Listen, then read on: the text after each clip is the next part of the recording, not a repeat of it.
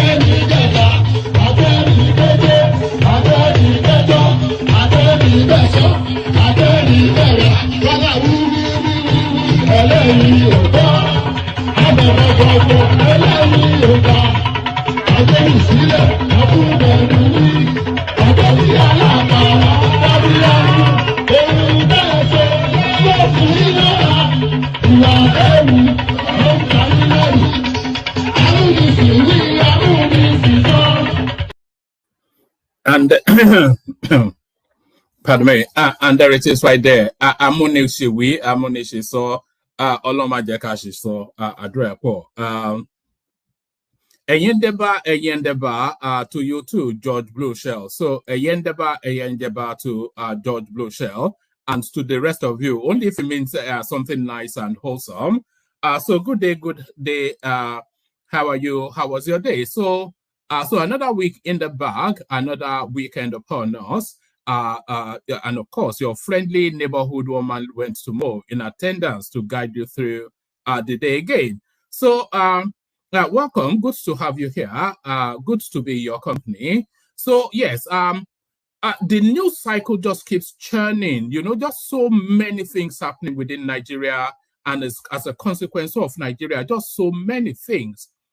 Where do we even begin is really the question. We could start from anywhere, but let's first start with the usual protocol. You can read on your screen, I'm sure, the white letters set against the blue background.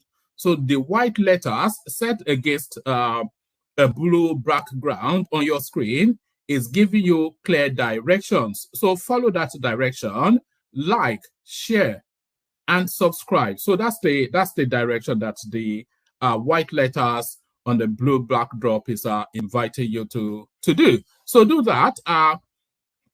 Click on the like button just as soon as you're coming in. And if you're not already subscribed, you should really correct that, you know, because that helps with the YouTube algorithm. That's just the easiest way to say it. So when you hear everybody, not just myself, or which platform have you got on YouTube that they're not inviting you to like and subscribe? So you already know the reasons why. So do that just to pad out the figures so that we can look handsome on YouTube. So make us look handsome on YouTube. So do that, like and subscribe. And then, of course, as you know, we're on this drive in search of new talents. And that drive, of course, is new voices to expand our conversation. You'll see all of the voices that we have been hearing. In fact, just look at how delightful the last 3, 4, 5. In fact, all the sessions are usually delightful, but the last 2, 3, 4, 5 sessions, I can't even count back. See just how expansive they have been. It's just that's because of the variety of voices and the variety of opinions are converging to form unanimity, to find an agreement point. So that's the whole point. So when I'm constantly hustling you, that if you've not been on the screen before, come and join us by clicking on the hyperlink, is really only to expand that conversation. So you bring that perspective that we may not have heard before, and then let's go through it to see how it adds to the mix. So that is what constantly freshens up the space. So the invitation for you to click on the hyperlink that says StreamYard is an open microphone session, and the open microphone, the hyperlink that says StreamYard. So click on that. And then, of course, the hyperlink that asks you to buy your host cups of coffee. I think only one person actually clicked on that in this week so far. So some chap on Facebook. So So click on that as well at your will. But really, the like button, the subscribe button, those are compulsory, of course. Only click on the subscribe button once, by the way. If the subscribe button is showing red on your screen, then you're not fully in yet. You've not fulfilled all righteousness yet. So if you want to fulfill all righteousness, make sure that the subscribe button on whatever device you're using is grayed out. So that way you are in, then you are a member of the club, you are part of the in crowd and all of that sort of jars. So do that. And then anyway, you have said it all. Click on like, click on subscribe, click on the hyperlink that says stream. You have to come and join us on the studio and continue to ignore the invitation to buy your host cups of coffee. So all of that. Let's go immediately to it then and kick it off with this. So now, imagine being Mariam Shettima. Just pause for a moment. You know, because sometimes these people that are so distant and far away, we don't often see them as human beings. It's a bit like we see celebrities or actors. We see politicians in the same manner. They're so remote and distant, you don't actually see them as human beings. But see her as a human being for one moment and imagine if she was you. Tinubu Dom's ministerial nominee, Mariam Shettima. Imagine that.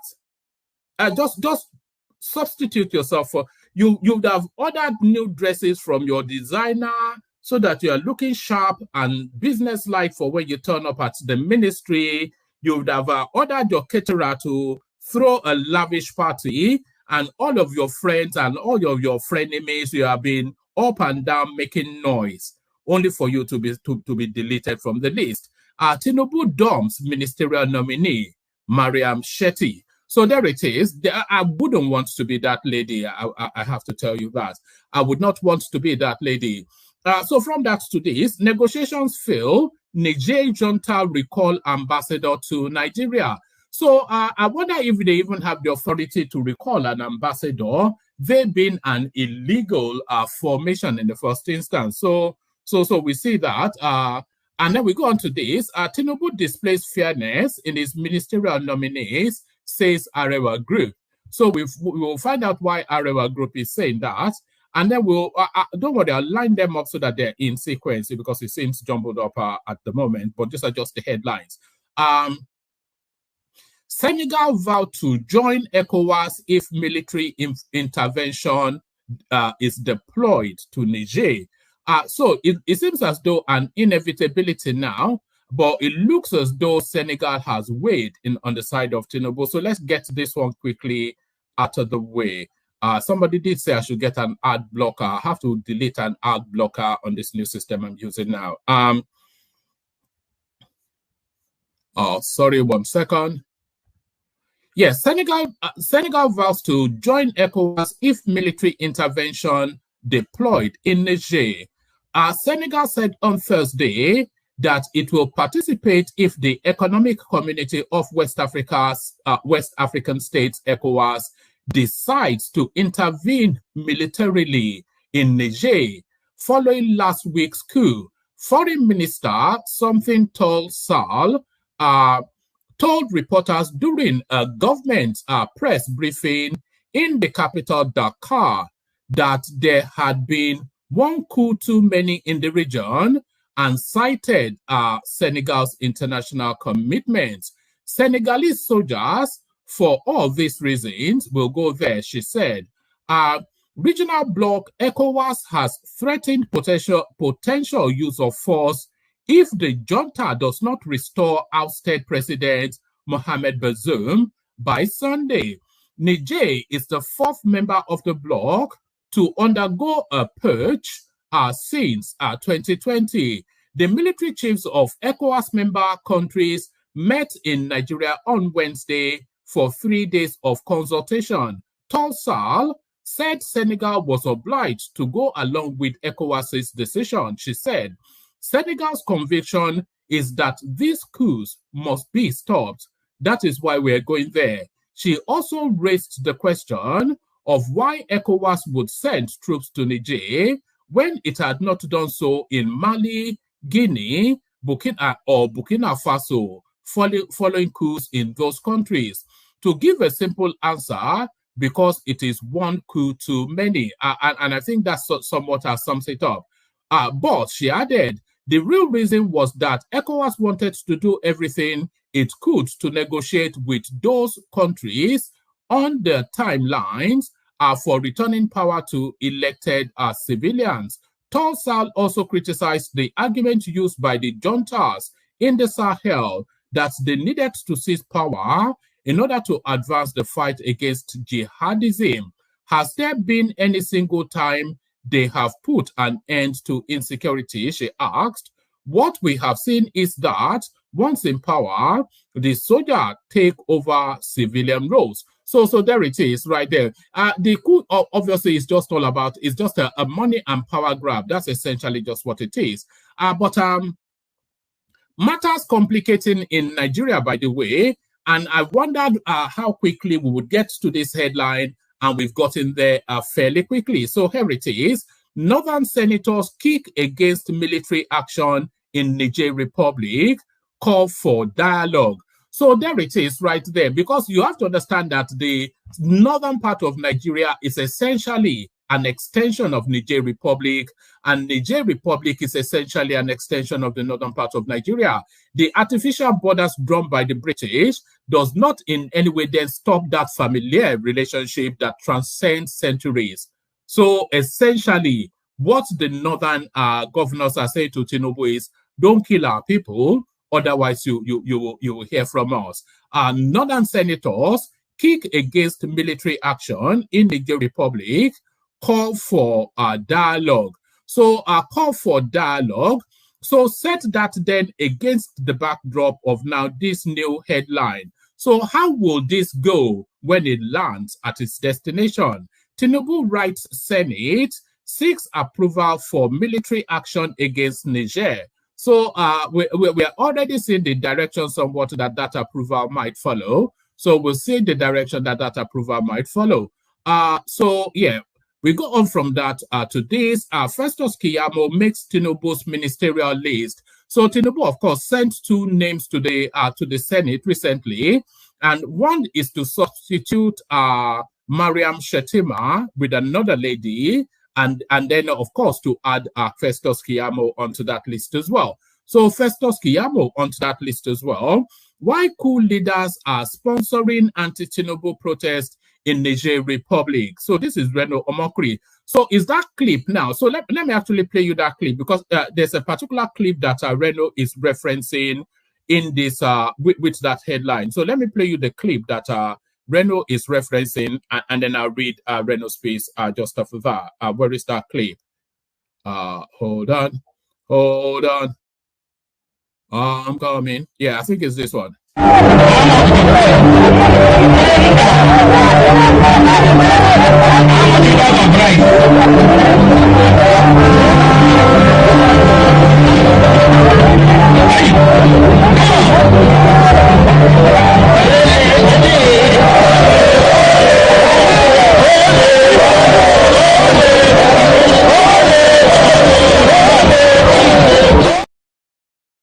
I beg your pardon, it's not that one. That was the protesters.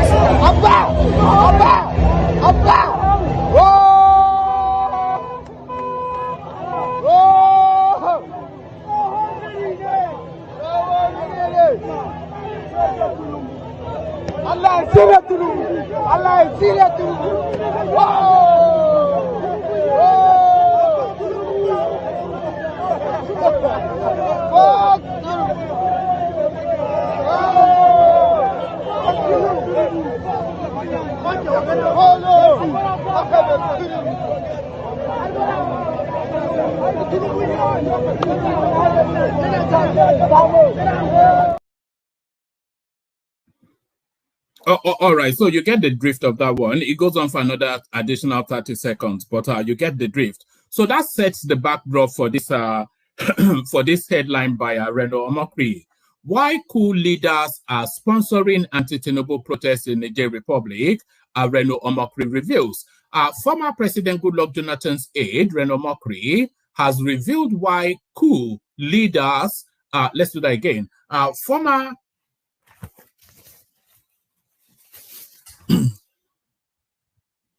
Former President Goodluck Jonathan's aide, Reno Omokri, has revealed why coup leaders are sponsoring anti-President Bola Ahmed Tinubu protests in the Niger Republic. Omokri said the coup leaders in the landlocked country are sponsoring anti-Tinubu demonstrations because they know the Nigerian leader threatens their dictatorial ambitions. So I thought it was going. I thought they had more meat than that. In a post shared on his verified Twitter handle at Omokri, he commended President Tinubu's action for shutting down power in Niger, establishing and enforcing a no-fly zone, cutting aid, and shutting land borders. So shutting land borders, that is to bring you the information then that the borders between Niger Republic and Nigeria has been formally closed. He said the junta in the Niger Republic are feeling the squeeze, which is why they are sponsoring anti-Tinubu protest in Niamey. For the first time, ECOWAS is asserting itself to defend democracy, and Nigeria is leading that defense, shutting down power to Niger, establishing and enforcing no-fly zone, cutting aid and shutting land border. Very commendable. And make no mistake about it, the Nigerian purchased are feeling the squeeze. That is why they are sponsoring anti-Tinubu protests in Niamey. That is important. They are not sponsoring anti-Bazoum protest. They are sponsoring anti-Tinubu demonstrations because they know he threatens their dictatorial ambitions. That is novel in West Africa. So that is novel in West Africa, and really, what you know, what is about to happen? Maybe a seismic change and a paradigm shift in what we know as African politics. What is about to happen in the Niger Republic is it's certainly going to be a seismic change and a paradigm shift in African politics. And Tinubu is arrowheading that. But we get into the details of that. And by the way, there's plenty of spaces on the platform. Anybody that wants to come and join should come and join. Otherwise, we just have to, say our goodbyes and leave. So yes, this already captured in that readout. Federal government closes all border posts with Niger Republic. The federal government, through the Nigerian Customs Services, has officially announced the closure of all land borders linking Nigeria with the Niger Republic due to the recent coup d'etat in the West African country. The NCS Acting Controller General Bashir Adewale revealed this on Friday, August the 4th, 2023, during a visit to Jibai border in Katsina. According to correspondents, Adewale said the decision for the total blockade of the borders was to comply with the Economic Community of West African States directive to suspend the movement of cargo until further notice. He added that as part of measures to ensure 100% compliance, they will sensitize the border communities. The acting controller general said the decision was taken in the interest of peace and stability between the two countries. Adewale said he had visited the deputy governor of Katsina State regarding the issue of sensitization. In a swift response to the military coup in Niger Republic on June the 27th, ECOWAS also enforced a no-fly zone over the country. So there it is. I cannot see any way that coup can succeed. It almost rings like an impossibility. Almost rings like an impossibility. Let me bring you, yes. Let me bring you this one, which is a departure from what's already been read out. Let me bring you this one. CBN forensic audit underway. Civil service payroll overhaul imminent. Tinubu. So yes, long overdue, that sort of language. And this one also a departure from norm. Japa, Canadian government invite Nigerian plumbers, carpenters, others. So they're just emptying the Nigerian space of anything that looks like skill. Everybody just grabbing everybody from underneath us. So we see what's in play there as well. So plenty to go through. Plenty to go through. And as I said, there's plenty of space on the platform for whoever wants to come and join. So there's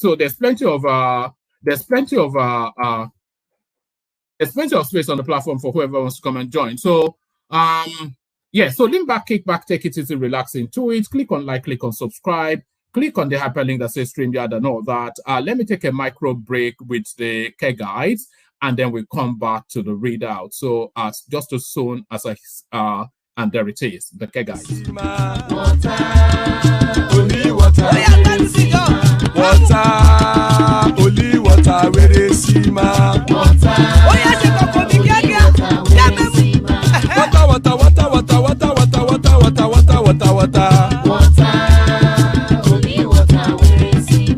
Hapa o naido. Hapa o naido. Hapa you don't come o.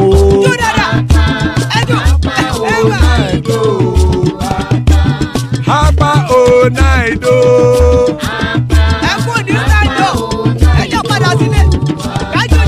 Oro keke elemu ye o.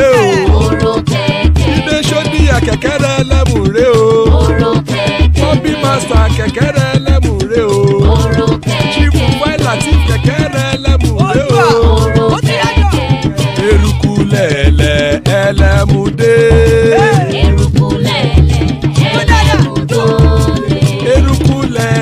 Ẹgbẹ́ ẹlẹ́mu dòdò jàre o. Eruku lẹ̀lẹ̀ Ghana ti dé ẹgbẹ́ bọ́dì o.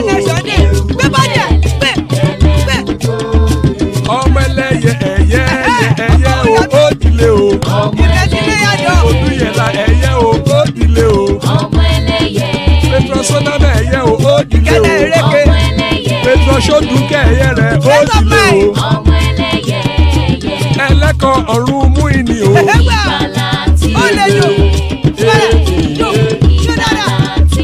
Àkùkọ ọ̀run mẹ́kọ̀.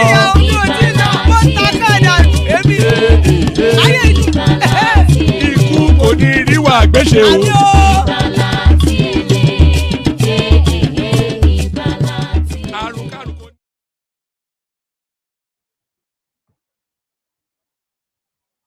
Our people must know the truth and nothing but the truth. France remains as a member of the UN Security Council and gets out of the continent from corruption. The question I have is, why has it been so difficult for us as Africans to say enough is enough? How long are we going to keep watching this carnage go on and we say nothing? It goes back to the mind. It goes back to that fear.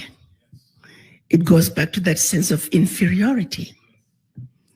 And I go back to the diagnosis I made when I went to Washington, that until we Black people understand that we are suffering from the legacy of colonization, that we are suffering from the legacy of slavery, that while we may have lost the shackles in our legs and our hands, the shackles of the mind continue. Until we realize that we are a wounded people and we need healing, nothing about our circumstances is going to change.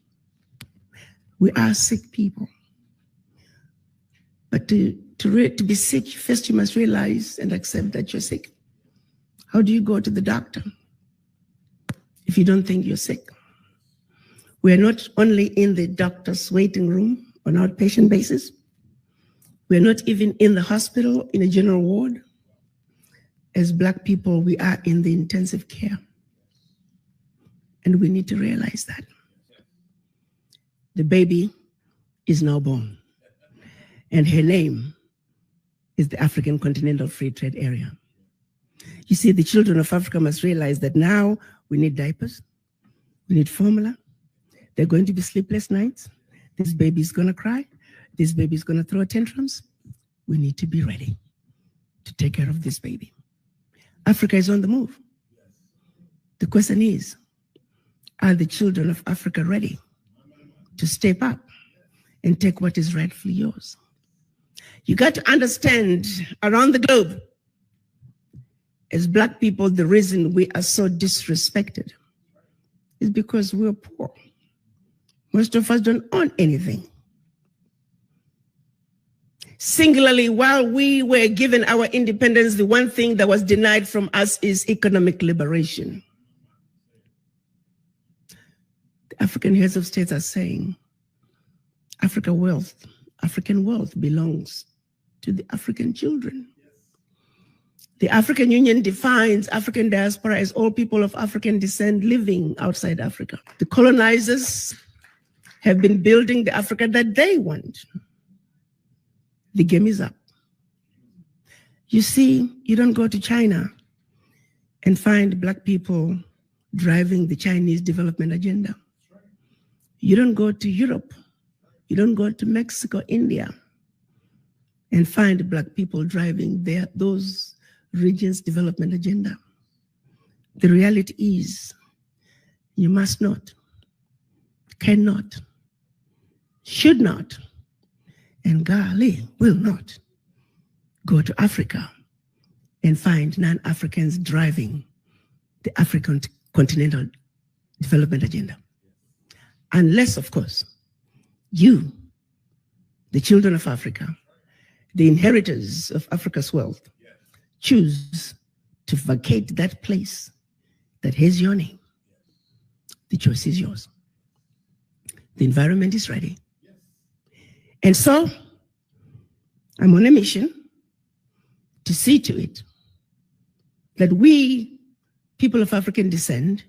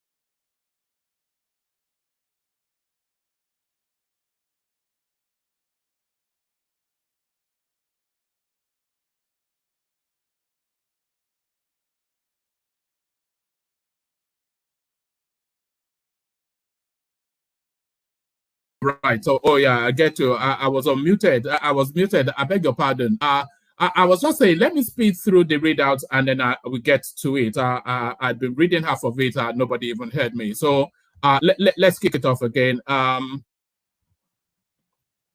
Tinubu writes Senate seeks approval for military action against Niger. President Bola Tinubu has written to the Nigerian Senate intimating it of the proposed military action and other sanctions against the military officers who seized power in the Niger Republic by the Economic Community of West African States, ECOWAS. Let me just check. So yes, okay, yeah, I'm unmuted now. ECOWAS Since the soldiers seized power in Niger on July the 26th, the leaders of the West African Regional Bloc, headed by President Tinubu, has been in discussions, especially on sanctions against the coup plotters. However, the junta has remained adamant. Not even a delegation by Tinubu yesterday could de-escalate the situation. His letter to the Senate was read on the floor of the upper chambers by the President of the Senate, Godswill Akpabio. The letter reads, the political situation in Niger, following the unfortunate political situation in Niger Republic, culminating in the overthrow of its president, ECOWAS, under my leadership, condemned the coup in its entirety and resolved to seek the return of the democratically elected government. In a bid to restore peace, ECOWAS convened a meeting and came out with a communique. Closure and monitoring of all land borders with Niger Republic and reactivating the border drilling exercises. So border drilling exercises is to say to roll out troops there. Cutting off electricity supply to Niger Republic, mobilizing international support for the implementation of the provisions of the ECOWAS communique, preventing the operation of commercial and special flights into and from Niger Republic, blockade of goods in transit to Niger, especially from Lagos and eastern ports, embarking on sensitization of Nigerians and Nigerians on the imperative of these actions, particularly via social media, military build-up and deployment of personnel for military intervention to enforce compliance of the military junta in Niger, should they remain recalcitrant. So there it is, short and to the point, and there it is now. So a hop, skip, and a jump, and Nigeria is at war. A hop, skip, and a jump, and Nigeria is at war, and that war almost an inevitability. So from that to this, negotiations failed. Niger junta recall ambassador to Nigeria.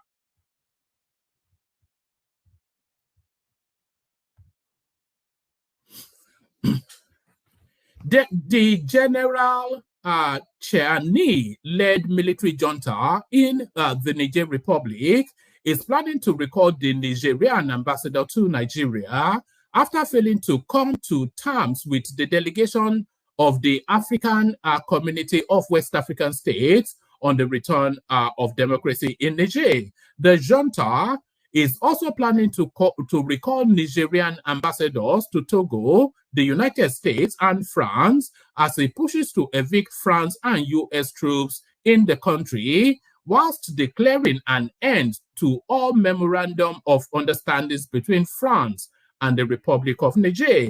Defense sources privy to the ongoing meeting in Niamey, the Niger capital, confirmed the development to correspondents on Friday. The ongoing negotiations have failed. The junta has declared that it will recall Niger's ambassador to Nigeria, Togo, France, and the United States. But I wonder why Togo especially. So what's Togo's place in this? An impeccable defense source said in a terse message sent to correspondents on Friday morning. The junta has just announced that it will evict French and US troops in Niger, noting that all MOU agreements between France and Niger has ended. Another source privy to the development noted. So that's the Russian space right there. So the ending of all MOUs is the beginnings of the signing of new sets of MOUs. So that is the uranium and the gold in Niger being transferred to the Russians right there. The military junta in Niger, led by Chiani, the former head of presidential guards to the ousted president, Mohamed Bazoum, detained Bazoum in a palace school on July the 26th, 2023, while Chiani later declared himself head of state. So we all know the rest of that. So we leave that. So we move on from that today. So the drumbeat of war is about, the only concern is that I have is especially how the Algerians and the Libyans are positioned. Because if the Algerians and the Libyans are positioned that this is the chance to seize Nigeria and destroy Nigeria's influence, then that war will be long and protracted. So, of course, Tinubu has already sent Babagana Kingibe to try and flank them off from the northern flank, to try and, cut them off from the northern flank, which will be Niger Republic, which will be Algeria and Libya, which borders them to the north. But depending on how those two countries are positioned, this could either be a quick kill or a long and protracted war, rather. Senegal vows to join ECOWAS if military intervention. Senegal vows to join ECOWAS if military intervention are deployed in Niger. So what does this offer? Did we read this already? I thought we read this already. So yes. Okay, let's just go through it anyway. Senegal said Thursday that it will participate if the Economic Community of West African States, ECOWAS, decides to intervene militarily in Niger following last week's coup. Foreign Minister Tal Sal, yes, I think we've read this. So let's just leave that because we have read that. But still staying with the coup in Niger, it gets now more complicated on the home front. Northern senators kick against military action in Niger Republic, call for dialogue. So this is where ethnicity now comes into play in all of this. So this is where oh God, I have to really download that ad blocker. This is just the Northern Senators Forum has urged Nigerian government to exercise solution and avoid use of military force against Niger military junta. Correspondents report that on July the 26th, a coup d'etat led by the commander of the Presidential Guard, or called the Niger Republic, the Nigerian government had called on the military junta to reinstate President Bazoum and threatened military action against the junta.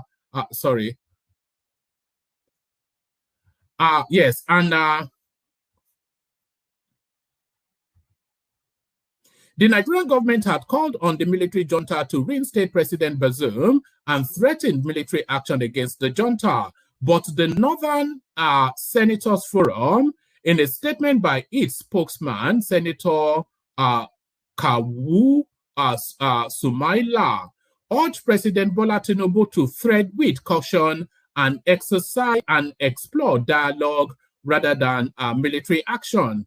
We, the Northern Senators of Northern Senators Caucus of the 10th Senate, under the leadership of Senator Abdul Ahmad Ningi, note with concern and condemn in its entirety the unfortunate development in the Niger Republic, where the military forcefully upstaged a democratically elected government of President Bazoum. The Northern Senators also take cognizance of the efforts of the ECOWAS leaders under the chairmanship of our dear President Bola Ahmed Tinubu in resolving the situation in the Niger Republic. The emphasis, however, should be focused on political and diplomatic means to restore democratic government in the Niger Republic. We also take exception to the use, so there it is right there. So how now this letter sent by Tinubu to the Senate is approved is really where it is. Because, of course, I think the largest complement of senators we have are from the north. Unless, of course, Tinubu deploys by executive order, we also take exception to the use. We also take exception to use of military force until other avenues, as mentioned above, are exhausted, as the consequences will be casualties amongst innocent citizens who go about their daily business. Besides, about 7 northern states who share border with Niger Republic, namely Sokoto, Kebbi, Katsina, Zamfara, Jigawa, Yobe, and Borno, will be negatively affected. So there is there is some validity to that. Even Setting aside the infiltration of subversives that will come under that space to enter into the Nigerian space, the refugees that will just wade into that space, they will overwhelm our social services or social amenities. We are also aware of the situation of Mali, Burkina Faso, and Libya, which may affect the 7 northern states if military force is used. There is serious implication for our country if military force is used without exhausting all diplomatic channels. As Democrats and representatives of the people, we are hereby urging our colleagues to observe due diligence in invoking Section 5, subsection 4A and B of the 1999 Constitution as amended. So that invocation, of course, is a declaration of war. So there it is. So that is how the northern governors are positioned. Let's go on quickly from there to this. Festus Keyamo makes Tinubu's ministerial list. I'm not quite sure if it's what reading the headline tells us already. Senior Advocate of Nigeria and immediate past Minister of State for Labor and Productivity, Festus Keyamo from Delta State, has been announced as a ministerial nominee of President Bola Tinubu. Keyamo was announced during the ongoing ministerial screening on the floor of the Senate by the majority leader, Senator Okoyemi Bamidele, on Friday. So there it is. There's nothing more to add or remove from that. Okay, let's capture this. Meanwhile, President Tinubu has removed Dr. Mariam Shetty from Kano State as a ministerial nominee that is built to be screened today. I think she actually turned up, only to be told. In a letter to the Senate and read by the President of the Senate, Godswill Akpabio, the President replaced her with Miariga Mahmood. So there can be no arguments there, because I think this Miariga Mahmood, she's not only female, but from Kano State as well. So it will be a burden only carried really by Mariam. Recall that President Tinubu had on Wednesday forwarded the name of Shetty alongside 18 other nominees. Just as with Keyamo, the number of ministerial nominees has now got to 48. So talk about slimming down the government. Nothing like slimming down the government. President Tinubu dumps ministerial nominee Shetty. So I think we've covered that already. Let's take just a couple more and then we come into the room. Tinubu displayed fairness in his ministerial nominees, says Arewa Group. The Northwest Support Group of Tinubu has applauded the ministerial nominees of President Bola Ahmed Tinubu, saying that he has displayed fairness and commensurate consideration. The group further hailed the inclusion of former Governor of Zamfara State, Bello Matawalle, in the second batch of Tinubu's ministerial list, saying that it was an excellent choice. So the bagman for Abacha is an excellent choice. So we already know how that is going. So let's go on from that to this now next one. So of all of the things that I've been looking to here, this is the space that I am more interested in. CBN forensic audit underway, civil service payroll overhaul imminent. So that's more the language that I was really looking to. How do I get rid of this thing? Unbelievable. All right. President Bola Tinubu says a comprehensive forensic audit of the Central Bank of Nigeria, CBN, is underway, while a thorough overhaul of the civil service payroll is imminent. The president disclosed this during an audience with the president of the World Bank, AJ Banga. So that's an Indian name, by the way, not a Nigerian name. On Friday at the Presidential Villa, Abuja. A comprehensive forensic audit is ongoing at the central bank. We are going to do very serious structural review of the civil service payroll. I can't believe in the numbers I am seeing, and I had that experience before at state level. The reforms are in tandem with Nigeria's ease of doing business program. We will block all financial loopholes.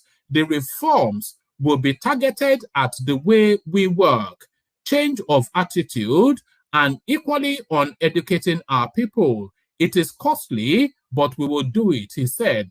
Highlighting Nigeria's resilience and intellectual prowess, the president implored the Bretton Woods Institution to view the country as a significant player within the global community, not solely as a struggling economy. We stand as a vibrant and educated society, seeking to avert chaos through strategic interventions. Your proactive engagement aligns with our quest for partnership, and together we shall pursue mutual benefits that enrich us all, he said.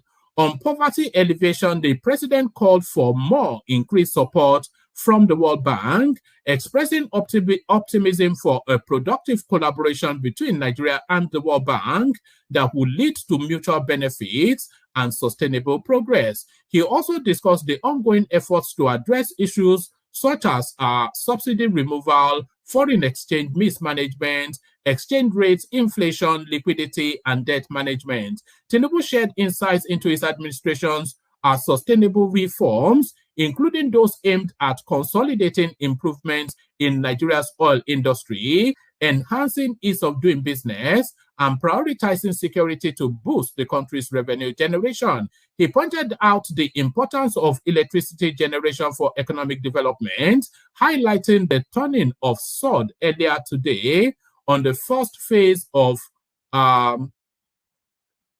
1,350 megawatt power generation project in Gwangwalada, Abuja. He explained that this project signifies the administration's commitment to a comprehensive approach which encompasses power generation distribution, energy transmission, and tariff adjustments. Whilst calling for a positive partnership with the World Bank, Tinubu emphasized key areas of focus, including job creation, digitization, and national identity management. He also requested the World Bank support in addressing the challenges posed by the removal of cross-sectorial subsidies, particularly in lessening the impact on the less privileged in Nigeria. In his remark, Banga commended the president for his efforts in addressing economic challenges of the country. Yes, we give money and our dollars are very important, but where we are really helpful is our expertise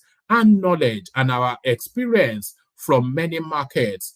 In that way, we will always be your friend and partner, not just with the money, but with our minds and our hearts, and you should be rest assured of that, he said. So that language is not usually the sort of language you hear from. Maybe it's because it's Indian. That must well be it.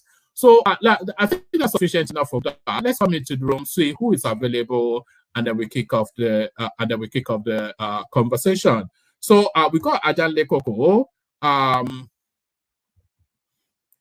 So we got Ajan Lekoko. We got Pansat joining us.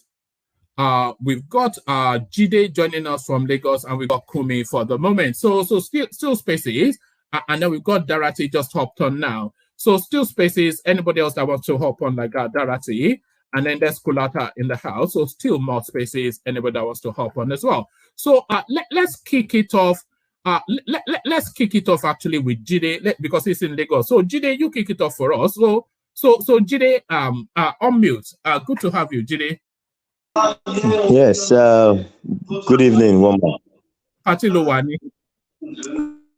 No, I was in my sitting room. I'm moving away now. Oh, all right. Are you ready for me? Do you want me to kick it off with you? No, you can move to Baba Janle Koko first. All right. If you want me to give you a moment to settle, because I want you're on the floor. I want to bring it in from Nigeria. So are you ready now? Yes, woman. Yes. All right. All right. So brilliant. The floor is yours. Bring us up to speed. What's the goings on? What's going on where you are? Woman, I think the major news that is bustling here in Nigeria that is making the wave is that of Niger, the position of the northern senators, and the new power station that Tinubu just laid the foundation today.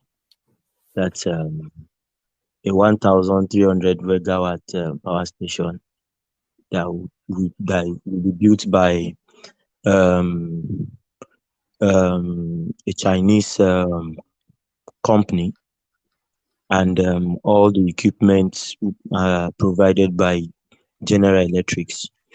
But the project is actually owned by the NNPC, and they also promised that after Lagos, after Abuja, they are going to replicate the same thing in Lagos and I think in Kano. So they are trying to think NNPC is now going into energy.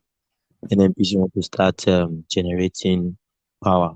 Is there a time scale for completion? Is there a time scale for completion? Yes. It's a 3-year project. And when the president told, because he was there, the president told them that the 3 years must be 3 years. He said it loud and clear that the 3 years of this project must be 3 years because they have to move to other locations. And he also said something like, why couldn't they do them all simultaneously? Why one after the other?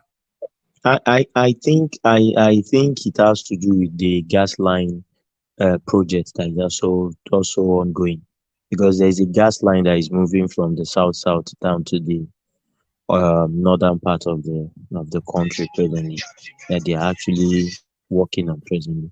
I think there's an Igbo man, an Igbo engineer that got the nod to go ahead with the contract. That one was done under Buhari, actually.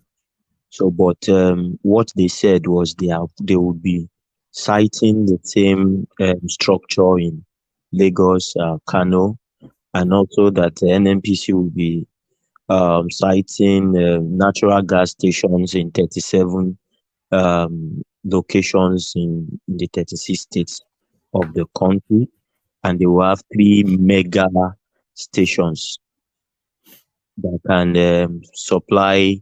What the president said was that they will be able to fuel 200,000 cars in a day. As in, I think those are petrol stations, you mean? No. Now the natural gas station, because they are trying to go to CMG driven cars and things like that. So that was what they were actually speaking about. And I think that project will soon commence, from what the NNPC where is it? That sounds like another round of white elephant projects to me. But let me take you quickly to what really is the news of the day. So the coup in Niger and the mobilization. So Tinubu has now written to the Senate. So it looks as though now this is now that seismic moment. This is now that moment that defines who Tinubu will be remembered as. So pick it up from there. What's the sentiment? What's the response? What is going on the floor? How are the people reacting? And the northern governors, they are saying no. So all of that today. Yeah, woman, everybody here in Nigeria feels that it's not the right approach. Majority of the people I've spoken with feel that the government should exercise caution. But there are some people too that have let's say an opposing thoughts as regards this topic, because they feel Nigeria should for once assert its authority on this case. But majorly, when I was going through the news today, the major thing that caught my attention on the case was a report from channels. I think the reporter went to Niger to report the situation there, and they interviewed some people over there, some Nigerians or Nigerians. I don't know how they call them. So those guys said that the sanctions from the ECOWAS state is already hitting hard on their daily livelihood. Is affecting business. I interviewed a business guy in the shop, and the guy was saying that it's affecting business. Cost of power to do business now is becoming something, and the guy is already begging that, as in most of those they spoke with were already begging that they should just end this. So are they suggesting that we could break their back without firing a shot? Is that we can break their back without firing a shot? Well, one man, Niger is totally dependent on its neighbors. So this for almost everything. Now they've banned the government has placed embargo on shipments from any ports in Nigeria for anything that has to do with Niger. And I think all other ECOWAS nations have done the same thing. All the assets in ECOWAS banks are being um, more or less being seized for now. So the way the J stands now is they find themselves in a difficult situation. And for me, I just feel the sentiment of they want to push out France, they are going towards Russia. I think it's all rubbish because I don't see the difference. You don't think that sentiment is shared by the everyday person in Niger No, Republic? no. In Niger Republic, most of the people they spoke with today, think like some of them were learned full folks, people that that they passed through the walls of the school, not those people shouting, those people shouting and cursing. Not the hoi pollois. Yes, yes. So some of them spoke like people that understood the meaning of sanctions, the impact of sanctions, and one of them even said that there's no difference between Russia and France. That it's just like you're trying to change hands, and was pleading that Africa should come together and unite. And for me, that is the sentiment I actually share. Because Russia is not doing anything different from what France would do at the end of the day. Yes, they might not have been known to be that notorious that like France in terms of extorting and stealing from people, but I know that they also have interest, and once there's interest, you cannot be you can't be neutral. You will always be biased, and it would always be towards your interest. So and the posturing by the northern senators who kick against military interventions against Niger Republic. How is that being digested, especially in a place like Lagos? What are people reading into that stance?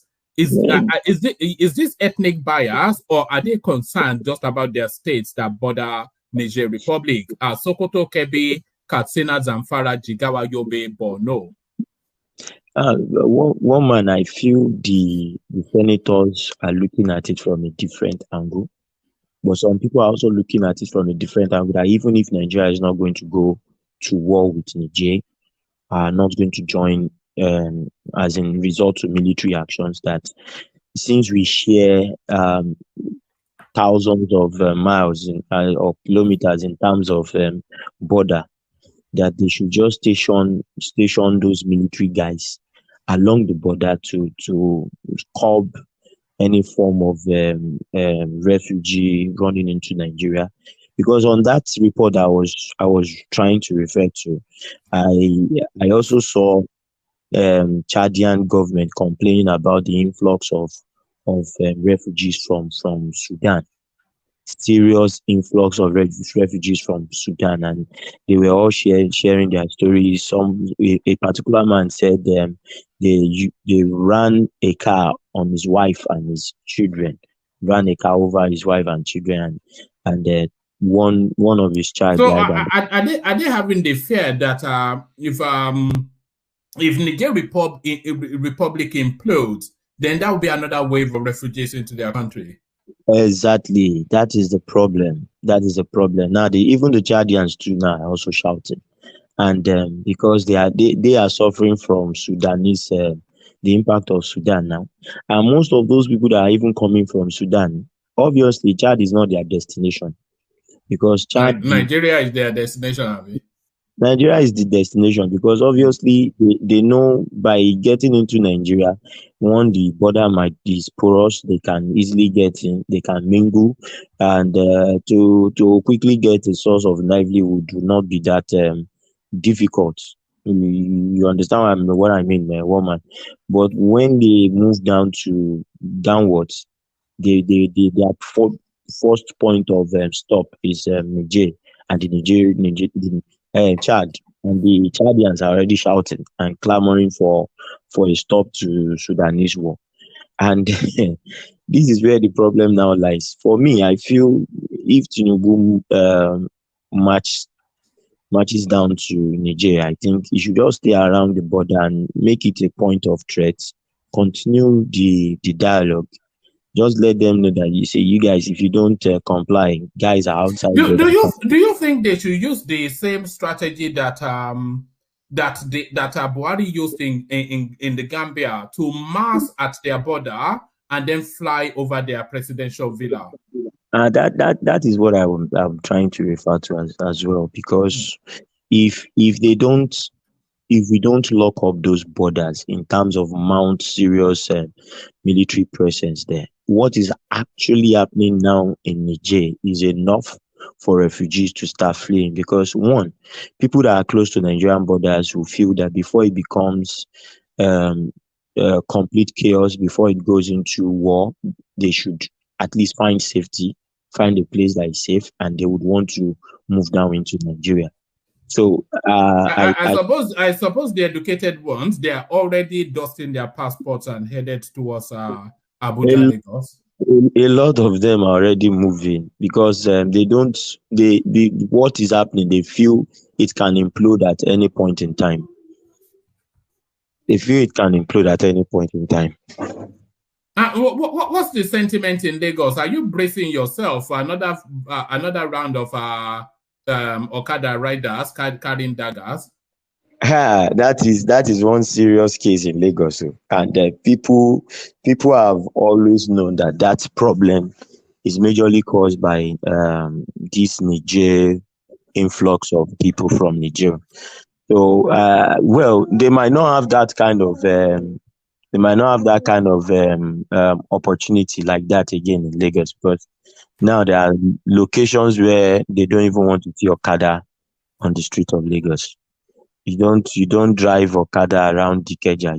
They would hold you. Even Lekki, you don't see Okada riders around those areas anymore. They are now trying to flush them out of the system gradually. But I feel should it implode, Nigeria would not be able to control the number of people that will be coming into the country. So, and then Tinubu's position should just be play the West, let them feel you are with them, mount your soldiers at the border, continue dialogue, and see if it gets us anywhere. And I feel the major reason why ECOWAS is that concerned is because they are keeping the president hostage. If, for instance, if they have the president with them presently now, maybe they grant the president asylum and the president was sent to exile by those coup plotters. Now, the noise will not be as much as this. But I feel the ECOWAS leaders feel like one of their own is being held hostage, and it would be an insult on them not to take action. And I feel this thing happened, and it's going to continue to happen if they don't stop it at one point, if they don't stand against it. Because now it happened in Burkina Faso. ECOWAS do you think that the Burkina Faso and the Guineans and the Malians, do you think that they feel if Nigeria and by extension their main Fridays in the ECOWAS, if they succeed to reverse what is going on in Niger Republic, do you feel that they feel that their time is also up in their of course those countries have military administrations. Do you feel that they feel their time is also up, and that is why they are now aligning with Niger Republic? German, like woman as Yoruba will say, "Ajibodo ma wa yan Quran." So the point is, they know should these guys be disposed and they are brought to book, like to give encouragement to ECOWAS to say, okay, now that we have Niger, we don't even want this thing at all in West Africa. And should Nigeria and the rest of ECOWAS march into Burkina Faso again, it will be threatening their own interest. But for me, and that's what I was saying, that my own opinion has always been the West or Russia, the two of them, they are the same thing, birds of the same feathers. Russia has been accused of stealing gold in Sudan. 2000, I think March 2004, March 3rd, 2004, 13 Russians were caught in Nigeria stealing crude from Nigeria. So it's not as if these people are different. They are all the same thing. Even the Chinese that were in Nigeria, I think there was the... do you think they should give those people death penalty? Those Russians caught stealing gold and oil? I feel it's just because of these military powers that they think they have, and these world power sort of a thing that they are ascribing to themselves. I posed a question to somebody today, and the question was, if Nigeria was as powerful as China and is the only black nation that is as powerful as China, do you think that Russia and US would be against one another? They would not be. See, in the scheme of things, behind the scene, most of these guys belong to the same caucus. They just come outside and start playing us. This is the way they do. The West will continue to rotate power. They will continue to rotate power. If they see that the whole world is complaining about France, they will move it away from France and shift it to Russia. Russia will continue for another 70 years in Africa. And when Africa starts complaining about Russia, they will stylishly come, play the game, tell us that, okay, Russia is bad, somebody is coming in to save Africa from Russia, then they will pass it again to... So this is what they've been doing since time, since for a long time. You know, the narrative of the coup plotters in Niger Republic, their narrative is a narrative that I'm on board with. But the personalities involved and the puppet masters orchestrating them, that's where I deviate from them. So that the narrative to kick out, and by the way, in one of my readouts, they've cancelled all memorandums of understanding with France. So that is to say, no more gold and no more uranium. So maybe in France, maybe by next week, they'll be shouting up NEPA in France because it's a Niger Republic that powers up the electricity in France. So cancelling all of that, I agree with. But the personalities involved and the people pulling their strings, that's where I depart from them. Yeah. One man. France has come out to say they have uranium to last them for 2 years in store. You must be joking. That's what they claim. Not you, but the French, yes. That's what the French claims, and Niger only accounts for probably 11 or 15% of their supplies. That's another thing. Then the third one is that, see, one man, they are cancelling with Russia and with France. They are entering into an agreement with Russia. So what is the difference? What I'm trying to say is this: the Kenyan president has been known to be vocal on this kind of matters, and he speaks everywhere.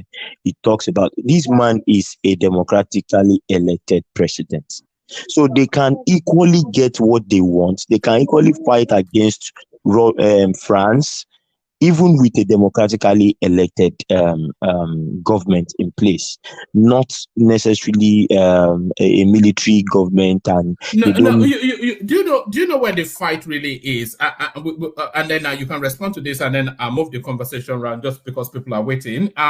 You know where the fight really is.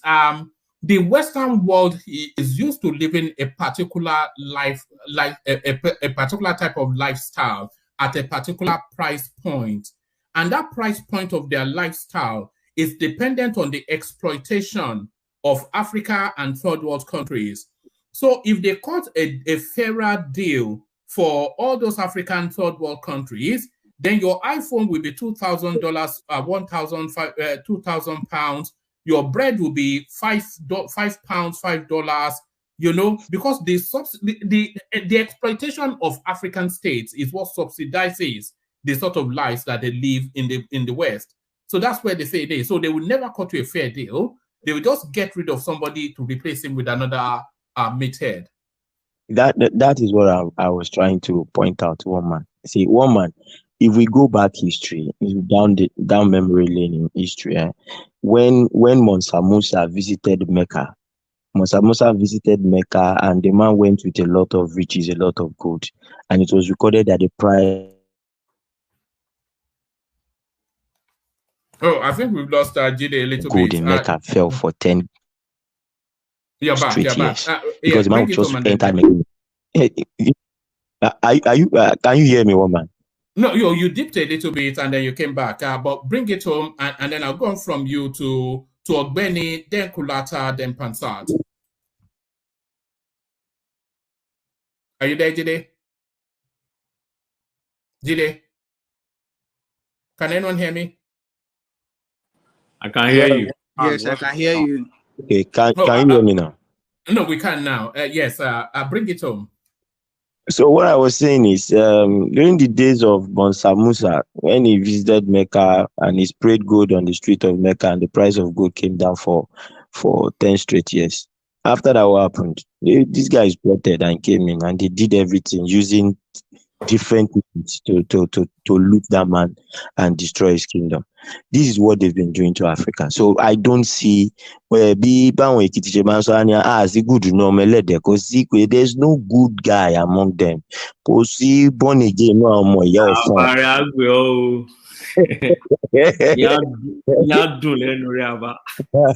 it's really about. So what I'm saying is, go see born again no more fun. Only ni gbogbo wọn. You see, woman, if they are changing from France to Russia is also you see the psyche of these Western countries just to exploit. Is just to steal. That is just it. So I feel at this point in time, even the ECOWAS nation, are you telling me that Benin Republic is not also suffering from French extortion and French is it colonization or slavery, whatever?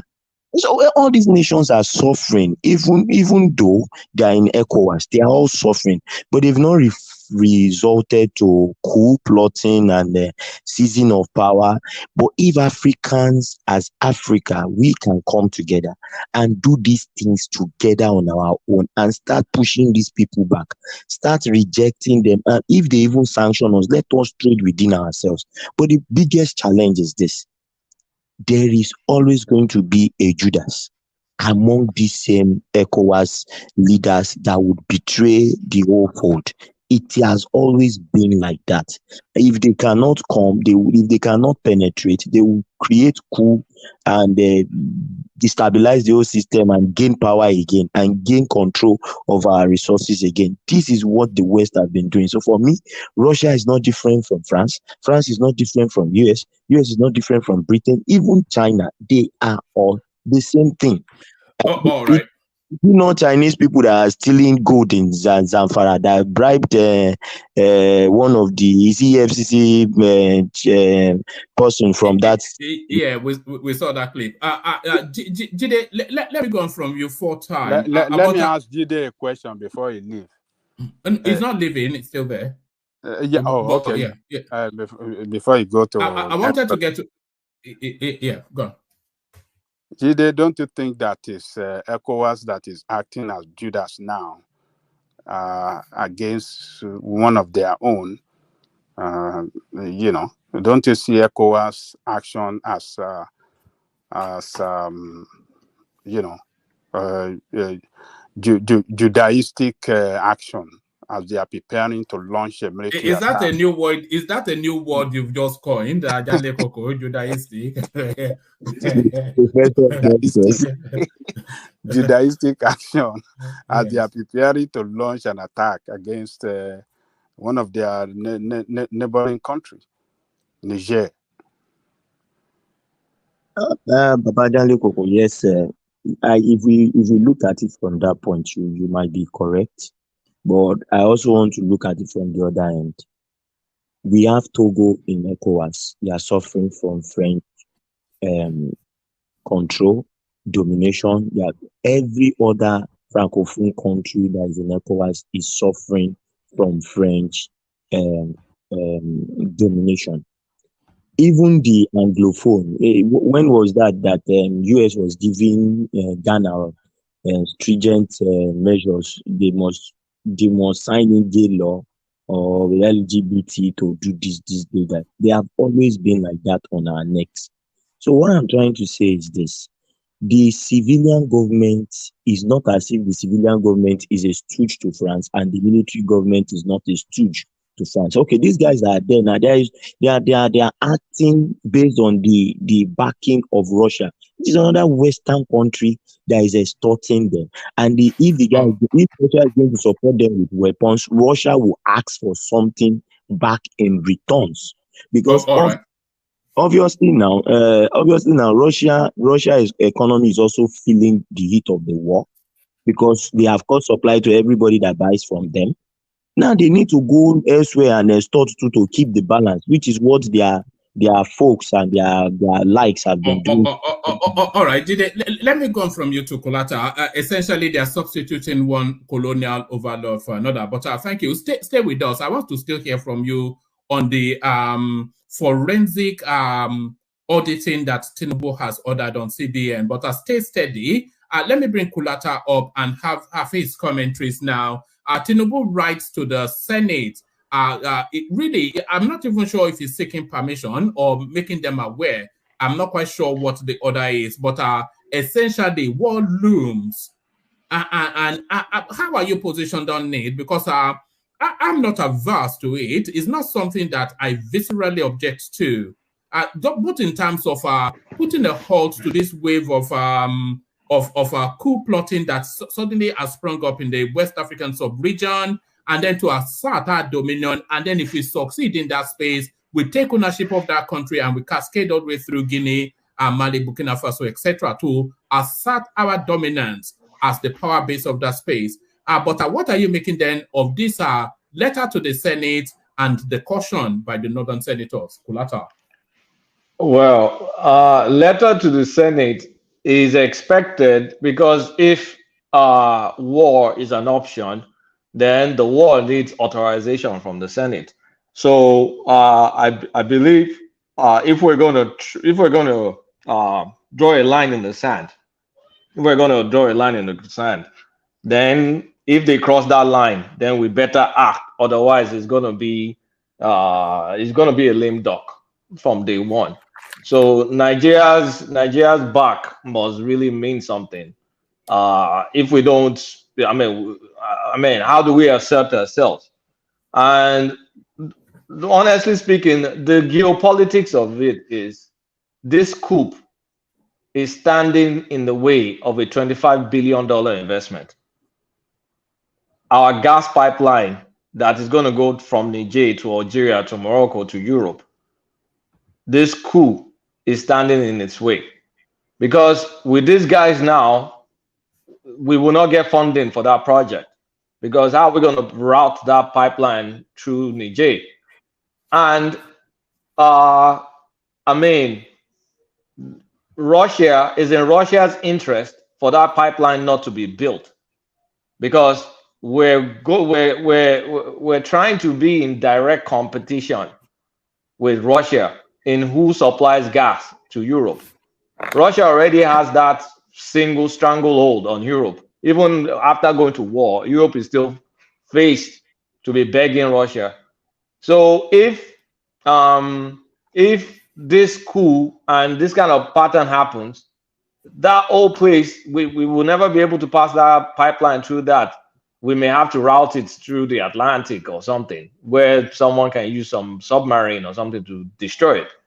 So there are actually 2 pipeline projects that I'm aware of, but this one is the one that I know is mature. I forgot the name, but it's an economic war. The gas is our next hope. Producing gas and selling it to Europe, sir. Sorry, it's called Trans-Sahara Gas Trans-Sahara Gas Pipeline. Ashiri, thank you. That is our next market. Like, I don't know why people don't see it. That's why Tinubu has to play ball with Europe, because Europe is going to be our customer. Let's not, I mean, forget about my brother's keeper, all that is bullshit. Foreign policy is based on your interest. Nigeria has a significant economic interest. The survival of Nigerian economy for the foreseeable future depends on gas. There's a limit to what we can do in terms of liquefied LNG. We need a pipeline that we have regular supply to Europe. And when we have that pipeline going to Europe, Europe will be forced to help us secure that pipeline and secure our interest, because if something happens to that pipeline, then they will be paying expensive. They will be buying expensive gas, or they will now have to rely on Russia. They are trying to remove their reliance on Russia. That's why it's in our interest to make sure we get this pipeline. Now we cannot let these silly military boys to get in the way. So I would love for there not to be a conflict. I pray there's no conflict, but I can understand the economic interest. Sorry, Kulata, if it was a quick kill conflict, would you object to that? Just as a muscle flexing exercise. The problem, I won't object to it if it's a surgical strike that can be sustained with continuity. Like, honestly, what I will love the most is for ECOWAS to sponsor their own coup. That will be the most surgical one. Get ECOWAS to sponsor their own coup. Kick out what's it called? Wagner. And also, I mean, I would love for them to be able to stick it to the French people, because the French people have used them for so long. But I'm from Nigeria. I care about Nigeria's interest. My own interest is for our own economic power to grow, and that's by diversifying into gas. And we need to build that pipeline. However, I mean, beg, borrow, still, that pipeline needs to be built. That needs to be our dollar earning industry, and we cannot let some raggedy ass coupies from Niger destroy it. So it is, I mean, they should pressurize, do diplomacy, combat or strike should be the last resort, the very, very last resort. It's only if, but the problem, there's so much, this thing is fraught with so much risk, because you can see Russia's interest now. Russia will not want us to build a pipeline. So if there's a conflict, Russia will get involved, and Russia will support Niger. So it's not going to be clean, because even this, I don't trust these Western countries to do anything. I'm not supposed to trust them to do anything. We only need them to be our customer so we can sell them gas and they can rely less on Russia. That's all we need the West for. I don't care about all their promises. I'm not jaded. I'm not jaundiced to think they love us or they want anything. They just want cheap resources from Africa, and they've been getting it since they discovered Africa. It's never stopped. Even though we are supposed to be independent, that never stopped. But if we sell gas, we'll sell it at market price. Some of those things are regulated. We just need to get that infrastructure in, because I don't think we can build so many LNG trains or whatever to supply just LNG. So that's the geopolitics. That's my own economic interest in this thing. Now, it's what else can we get from this? Because of that resource, we could negotiate to get better ammunition for our military. I mean, what stops us from buying? I mean, getting. No, does this window not actually offer a beacon for that negotiation? So this window now offers an opportunity for us to negotiate for some weapons from the West. Oh yeah, we can negotiate so many things, but we just have to not be our brother's keeper for us to be able to do it. Look, it's dog eat dog world. I mean, that's foreign policy, survival of the fittest. There's so many things I see us negotiating, but that is if we go to war, because that means we'll be doing someone else's dirty job. That's just the truth.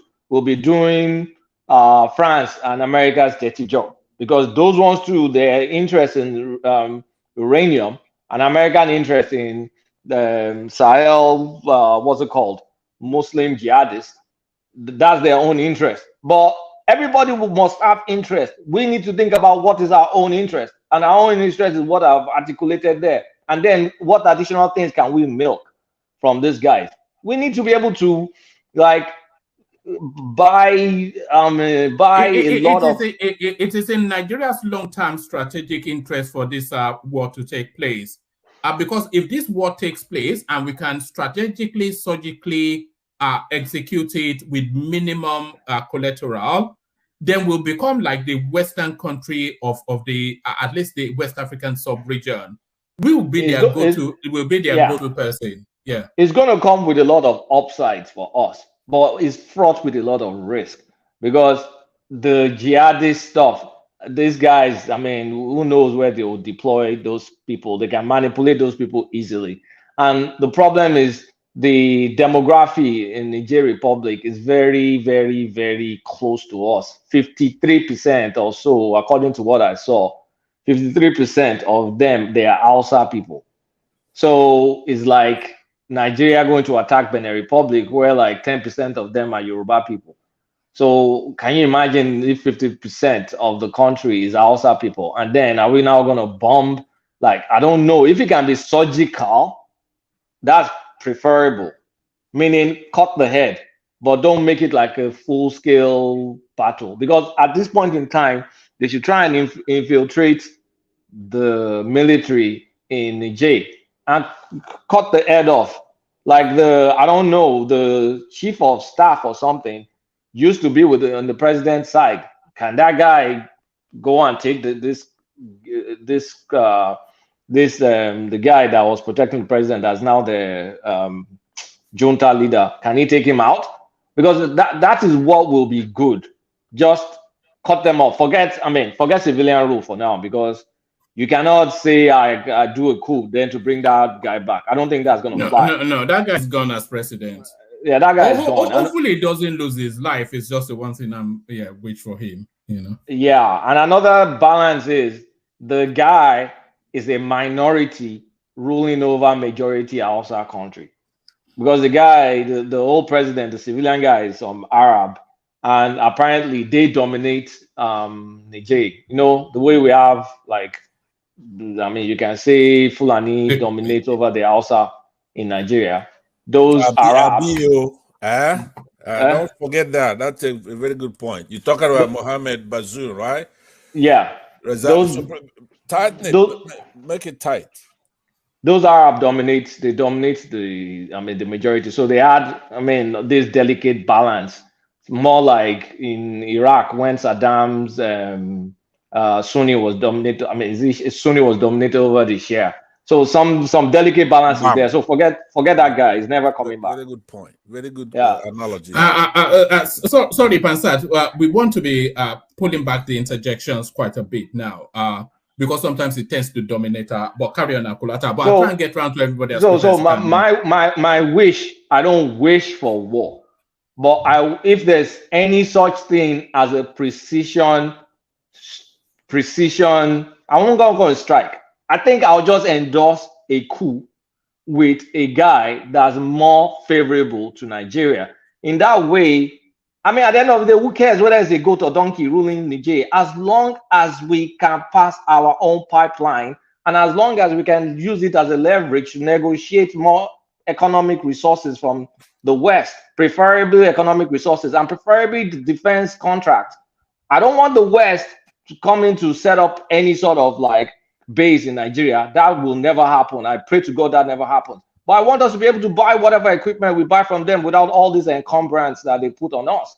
So if it's a gamble, if we do it right, there's a lot of upside. If we do it wrong, it's fraught with a lot of risk. The risk is so big if we mess this up that it could disintegrate Nigeria. The worst case scenario is if it goes into a long, protracted thing.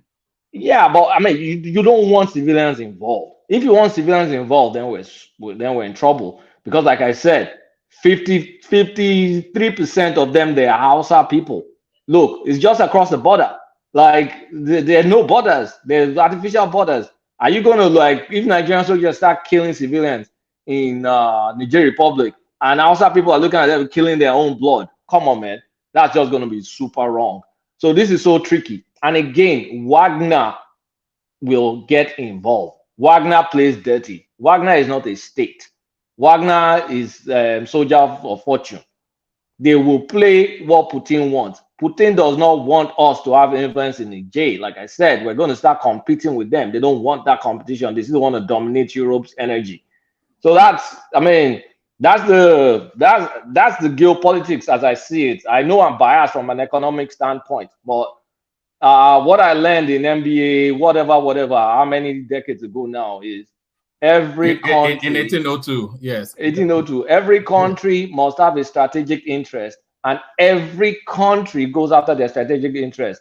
There's no altruism, there's no pity party, there's no brotherly love. That is very naive. Focus on your own country's interest and pray to God that you win. So that's how I read all this stuff. And I mean, it's a risk. I just pray they do it right.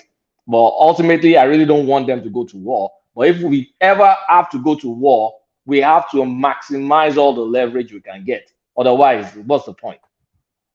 All right, brilliant. I still wanted your thoughts on this. Maybe I'll just take a quick thought from you, just in case you sleep takes you away. CBN forensic audit underway. Civil service payroll overhaul imminent. So this is Tinubu speaking to the World Bank leader. So out of everything that, the one thing that I have always wanted is that audit of that CBN, you know, just to untangle some of the mess that is in that space. If they carry this out, what sort of level of gremlin are you anticipating that they will find? Well, the truth is, if they carried it out sincerely, all the gremlins will not be made public. So let's dial down on our expectations, because the people that cashed out of CBN are super close to Buhari, super close. And it depends on how far back you go. Are you going to now also drag Jonathan's government into the picture? Like, it's too close to call, it's too close for comfort. And maybe the result of it will be reforms that prevent shenanigans from happening going forward. But if anybody thinks the forensic audit is going to cause them to create some sort of, I mean, make people accountable, taking them to court, going after, let's not delude ourselves. That's not going to happen. This forensic audit is just to now block loopholes, to put some, to transform the operations over there, business process changes, or the different audit checks, compliance. They have to just lock it down, put some regulatory compliance stuff in there, put some systems there, transparency. They can do that, but they cannot go back and start punishing people from the past. That's not going to happen. The best way to do this is just to find out. Is that not a recovery window, especially for the immediate past administration? Nah, it's not. Especially if you follow rule of law. Just forget it. Just forget it. Because the lawyers will frustrate the case in court. Tinubu will be long dead before you can punish anybody. So let's not fool ourselves. They should just go and find out, okay, what are the methods that these guys use? Block all of it. Put a lot of transparency into the process. Just prevent going forward. But that you think you're going to be able to arrest people backwards? Nah.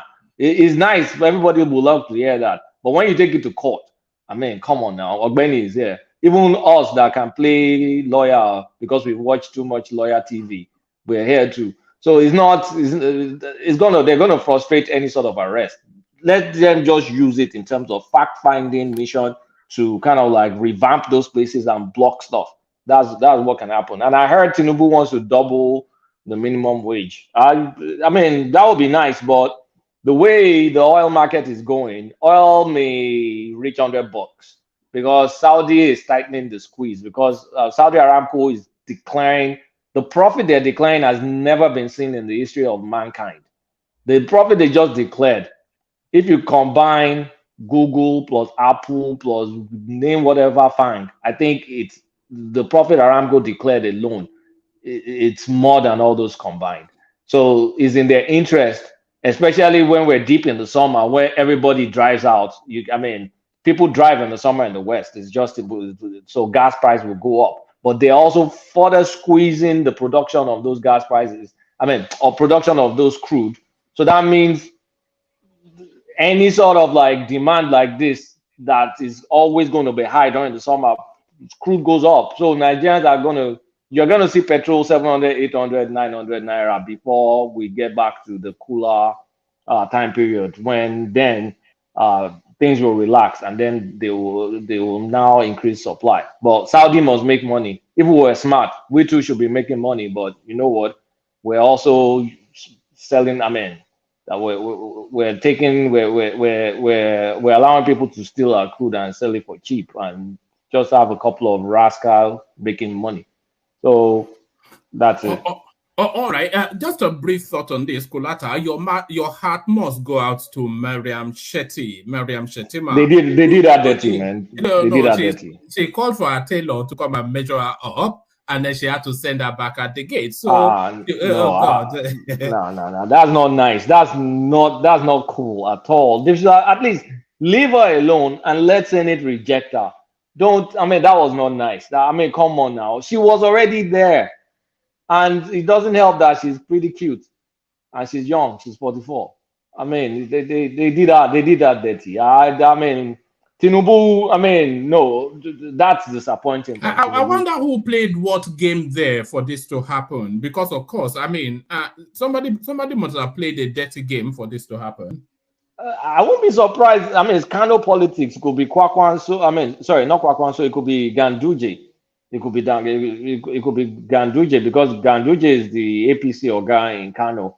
But that's just like, I mean, someone nominated her in the first place for her to be picked up. And from what I've heard, she's one of those APC loyalists on social media. And so everybody were elated when they nominated her. I mean, I looked at her profile, I was shaking my head at what's this girl going to do because the courses, she went to University of East London. I mean, you know University of East London now. I don't have to describe it to you. You live in the UK. I mean, she did a course, some moi course. She did some moi akara course in University of East London, and then she spent a little while in my area here in Emory, but nothing major. She doesn't have experience or skill, but fine. Water under the bridge. You've nominated her. Let her go through the process. You can tell Akpabio to deny her, but don't embarrass. This is embarrassing. They need to really compensate her with something. Like if she's not qualified, why did you nominate her? Tinubu. Look, I'm going to just say it flat. Tinubu screwed up with this ministerial list in a lot of cases. It was very some of it was too disappointing. Is Tinubu having too many screw ups now? Yeah, he's having a lot of screw ups. The announcement fuel subsidy is gone. The way he announced that has to be a screw up. You know, and that's a screw up. But I can pardon that screw up because look, that's an economic calamity we were facing. I mean, in the ideal world, you should have planned, you should have done this, but you know, in Nigeria, if you do this, the people that are making money, they too will be planning against you. So that one, I can understand that one. But now, I mean, okay, you first of all, you're supposed to like show some sincerity that you're trying to cut costs. Then you blow up the number of ministries to like 40 something. Aren't you supposed to be adopting some moratorium recommendation to just kind of show that, okay, I'm being prudent, I'm cutting costs, just even if it's an act, just kind of show it. Then you now have 40 something ministries, maybe 10 to 15. 49 now and counting. 49. Maybe 10 to 15 of them have 10 to 15 of them have their heads screwed down. Let's just say 15 or so. Then the rest are just political hogwash, paying party favors. It's obvious, just paying party favors. Yes, you want to win election next, but come on now, we still have a country to govern. So I mean, when this guy is messing up, we need to call him out. He's made some flops recently. He's made some flops, and he needs to course correct. And with this gamble that he's making now, this military gamble, he better get it right. Because the money we're saving, I hope to God we're not going to be using that money to fight war. America or France. I was thinking that, that all this 1 trillion naira that he announced is now going to... Is it war that we're going to use it to fight? They better be funding the war. Yeah, we'll go to use it to be chasing camel with the tents in Niger, like America was bombing Afghanistan. So we don't want that nonsense. So they better make it surgical. They better know what they're doing. But at this point in time, I'm not a happy camper with some of what's going on right now. All right, stay with us just as long as you can, Akulata. Let's go from you to Obeni, and then from Obeni to Pansat. So Obeni, you're up next. So as much as we yes, thank you for being here. As much as we bloviate and pontificate and all of it, the war is almost an inevitability now. The 7 days notice runs out on Sunday. Tinubu has written to the parliament. The soldiers are starting to amass. The juntas have rejected negotiations, so bombs will drop on Niamey. The northerners are up in arms. Ogweni, talk us through it. Okay, thank you, Oma. I've listened to one or two speakers that spoke tonight and Kulata, and I appreciate their views over this issue. Like my contribution yesterday still remains, and it remains that military junta is not a way out for Africa. You go back to our history, the military will always find a way to come into governance in Africa, most time propelled by forces outside Africa, in disguise of having something very good to offer us. But it has always shown to be a lie. And I wonder why we still have some people within our space supporting this military junta, or still canvassing that they should be left alone. And for the gullible ones in Niger Republic, who believes that they are moving from the West to Russia and they think something good is coming from there, good luck to them. The only warning I think I have for our government is maintain our border very well. Don't allow refugees to start flowing into the system. Let those Nigerians who rejoice to our military junta face the liability when it comes.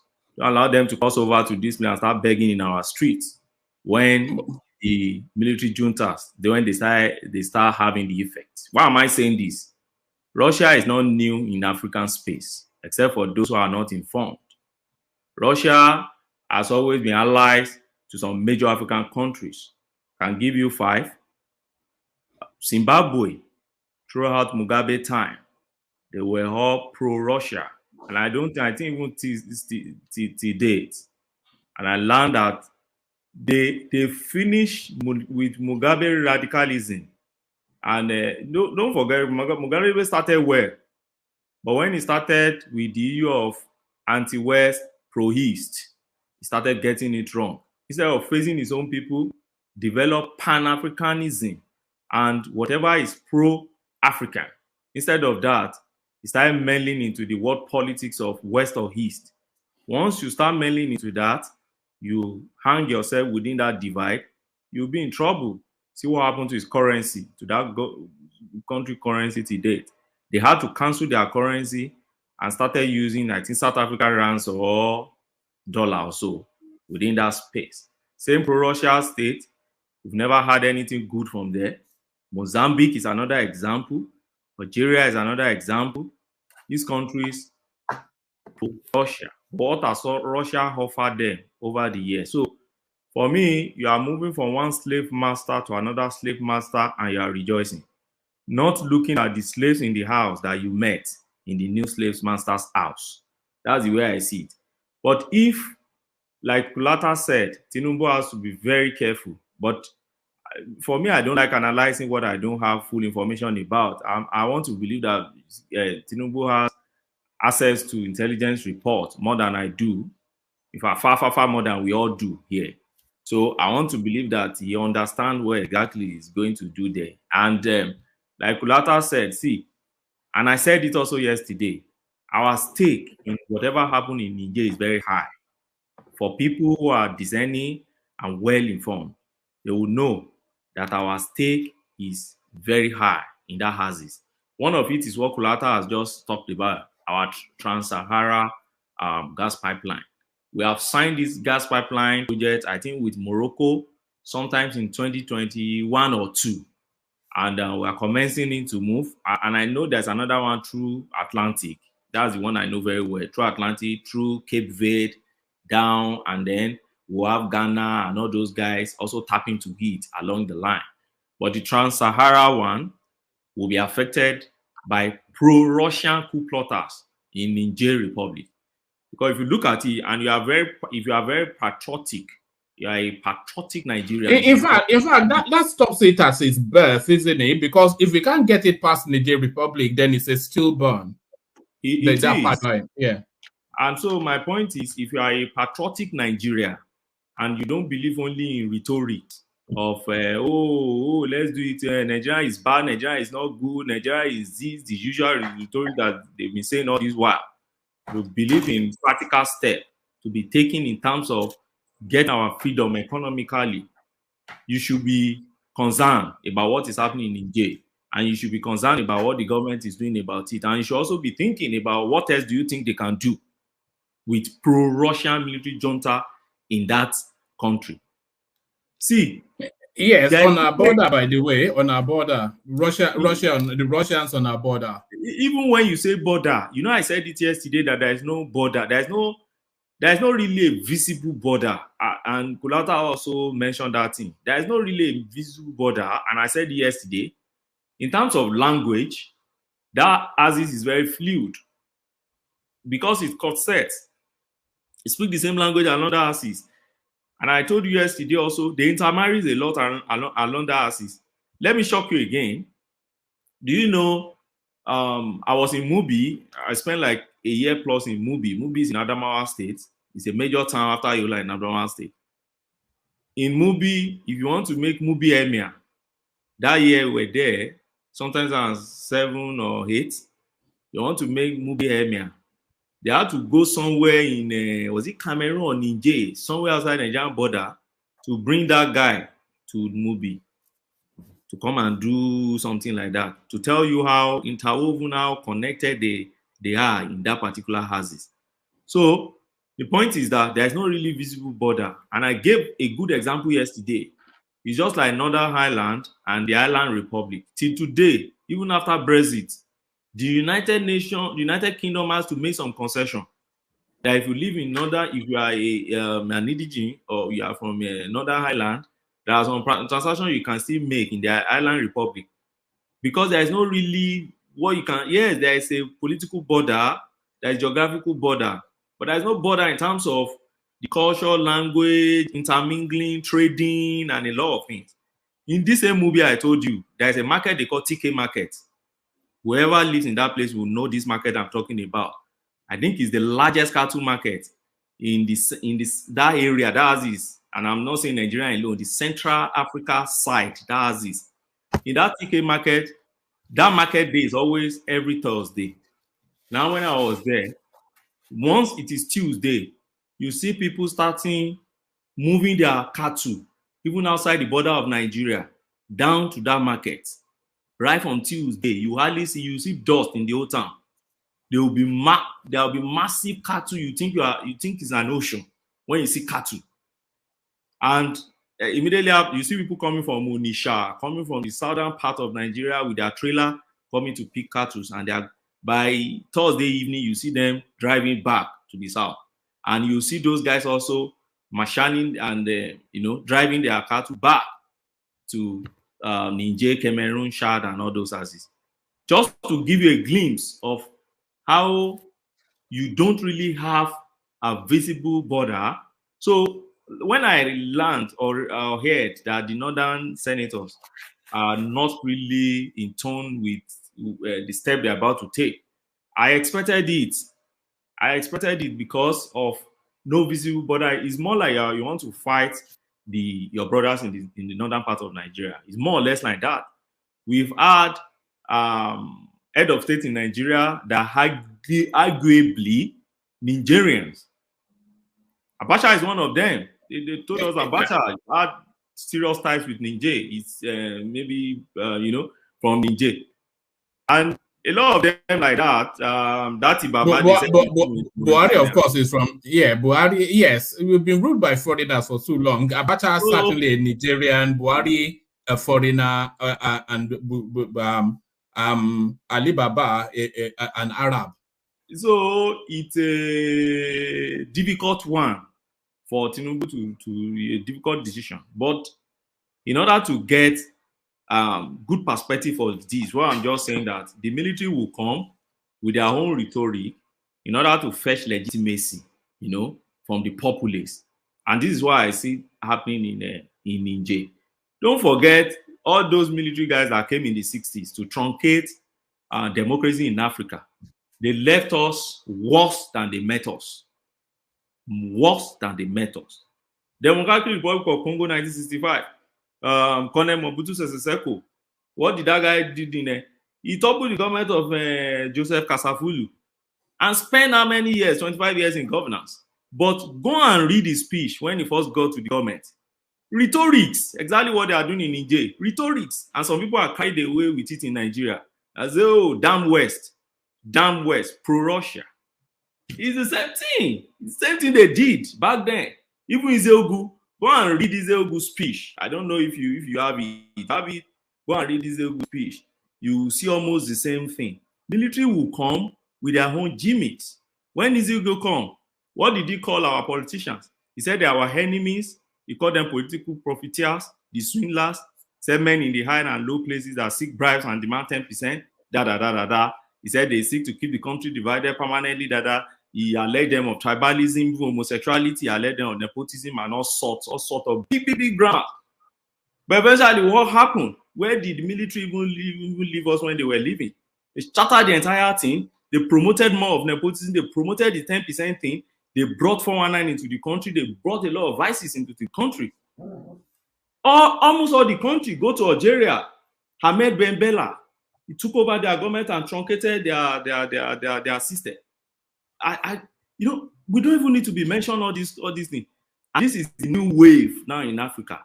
And you want ECOWAS to just fold their hands and be looking, except if you are not patriotic, you should be concerned, and you should also be following up without unnecessarily criticizing the government on the position they are making on this. So, what am I narrowing my point on? This is what I'm narrowing my point on. It's a difficult decision to be taken by Tinubu. He has pushed it to the Senate. Let the Senate do something. But what I know in warfare is this: you have to first push hard before you go to negotiation. Let me ask you a question, and you're not obliged to know the answer. Is he writing to the Senate as seeking approval, or just to notify as a matter of courtesy? Is it subjected to decisions by them in order to go and nuke Niger Republic? I don't think so. I expressed that opinion yesterday. But don't forget one thing about law, particularly our constitution, is it depends on your legal opinion and the view, the way you view it. So for me, I've said it yesterday, if Nigeria is going to war as Nigeria, for instance, the war we averted, Nigeria-Cameroon war, which was supposed to be our, what do you call that space now? That space that we later let it go. Bakassi Peninsula. If assuming assuming Obasanjo actually wanted to go to that war, you need to go to the Senate and get their approval. Then you go, because Nigeria is going to war. In this instance, Nigeria is not going to war. ECOWAS is going to war. Nigeria is going to join a standby team. ECOWAS has its own standby team already on ground, which is ECOMO. Even within the Nigerian military, they train them often and often as part of ECOMO. They go for different drilling when there were no war. And to dispatch them as the sea in sea, you don't need that. That was my interpretation of the Constitution. But Yeah, don't forget. Can I interject your Benny on that description of ECOWAS or Okay. that Nigeria is not one of them? Please. Yeah. Yeah. You can. What I wanted to say is that we have to be honest now when we're analyzing this thing, right? This ECOWAS we're talking about is it's 400 million people, 15 countries with 400 million people. But we know it's Nigeria. That's who it is. And this adventure, you have to understand the last time that ECOWAS interfered with another country, that was Gambia. That's the smallest country in mainland Africa with a small army. Niger is twice the size of France, and they're battle tested, and they have been trained by American forces. So doing a proper analysis like we're obligated to do here on this platform is very important. So I'm gonna let you conclude, because, and hopefully you come to me soon, because I have a different perspective. I'm an Igbo man, and I want to give that perspective, right? So Omega, I'm gonna let you finish talking, but I want you to be honest and precise when you're talking about ECOWAS, when you're talking about Nigeria, when you're talking about Tinubu's action. You gotta be honest. You gotta call it the way it is, because the consequences are dire. So I'll let you conclude, and I hope you conclude very soon so I could talk. Thank you very much.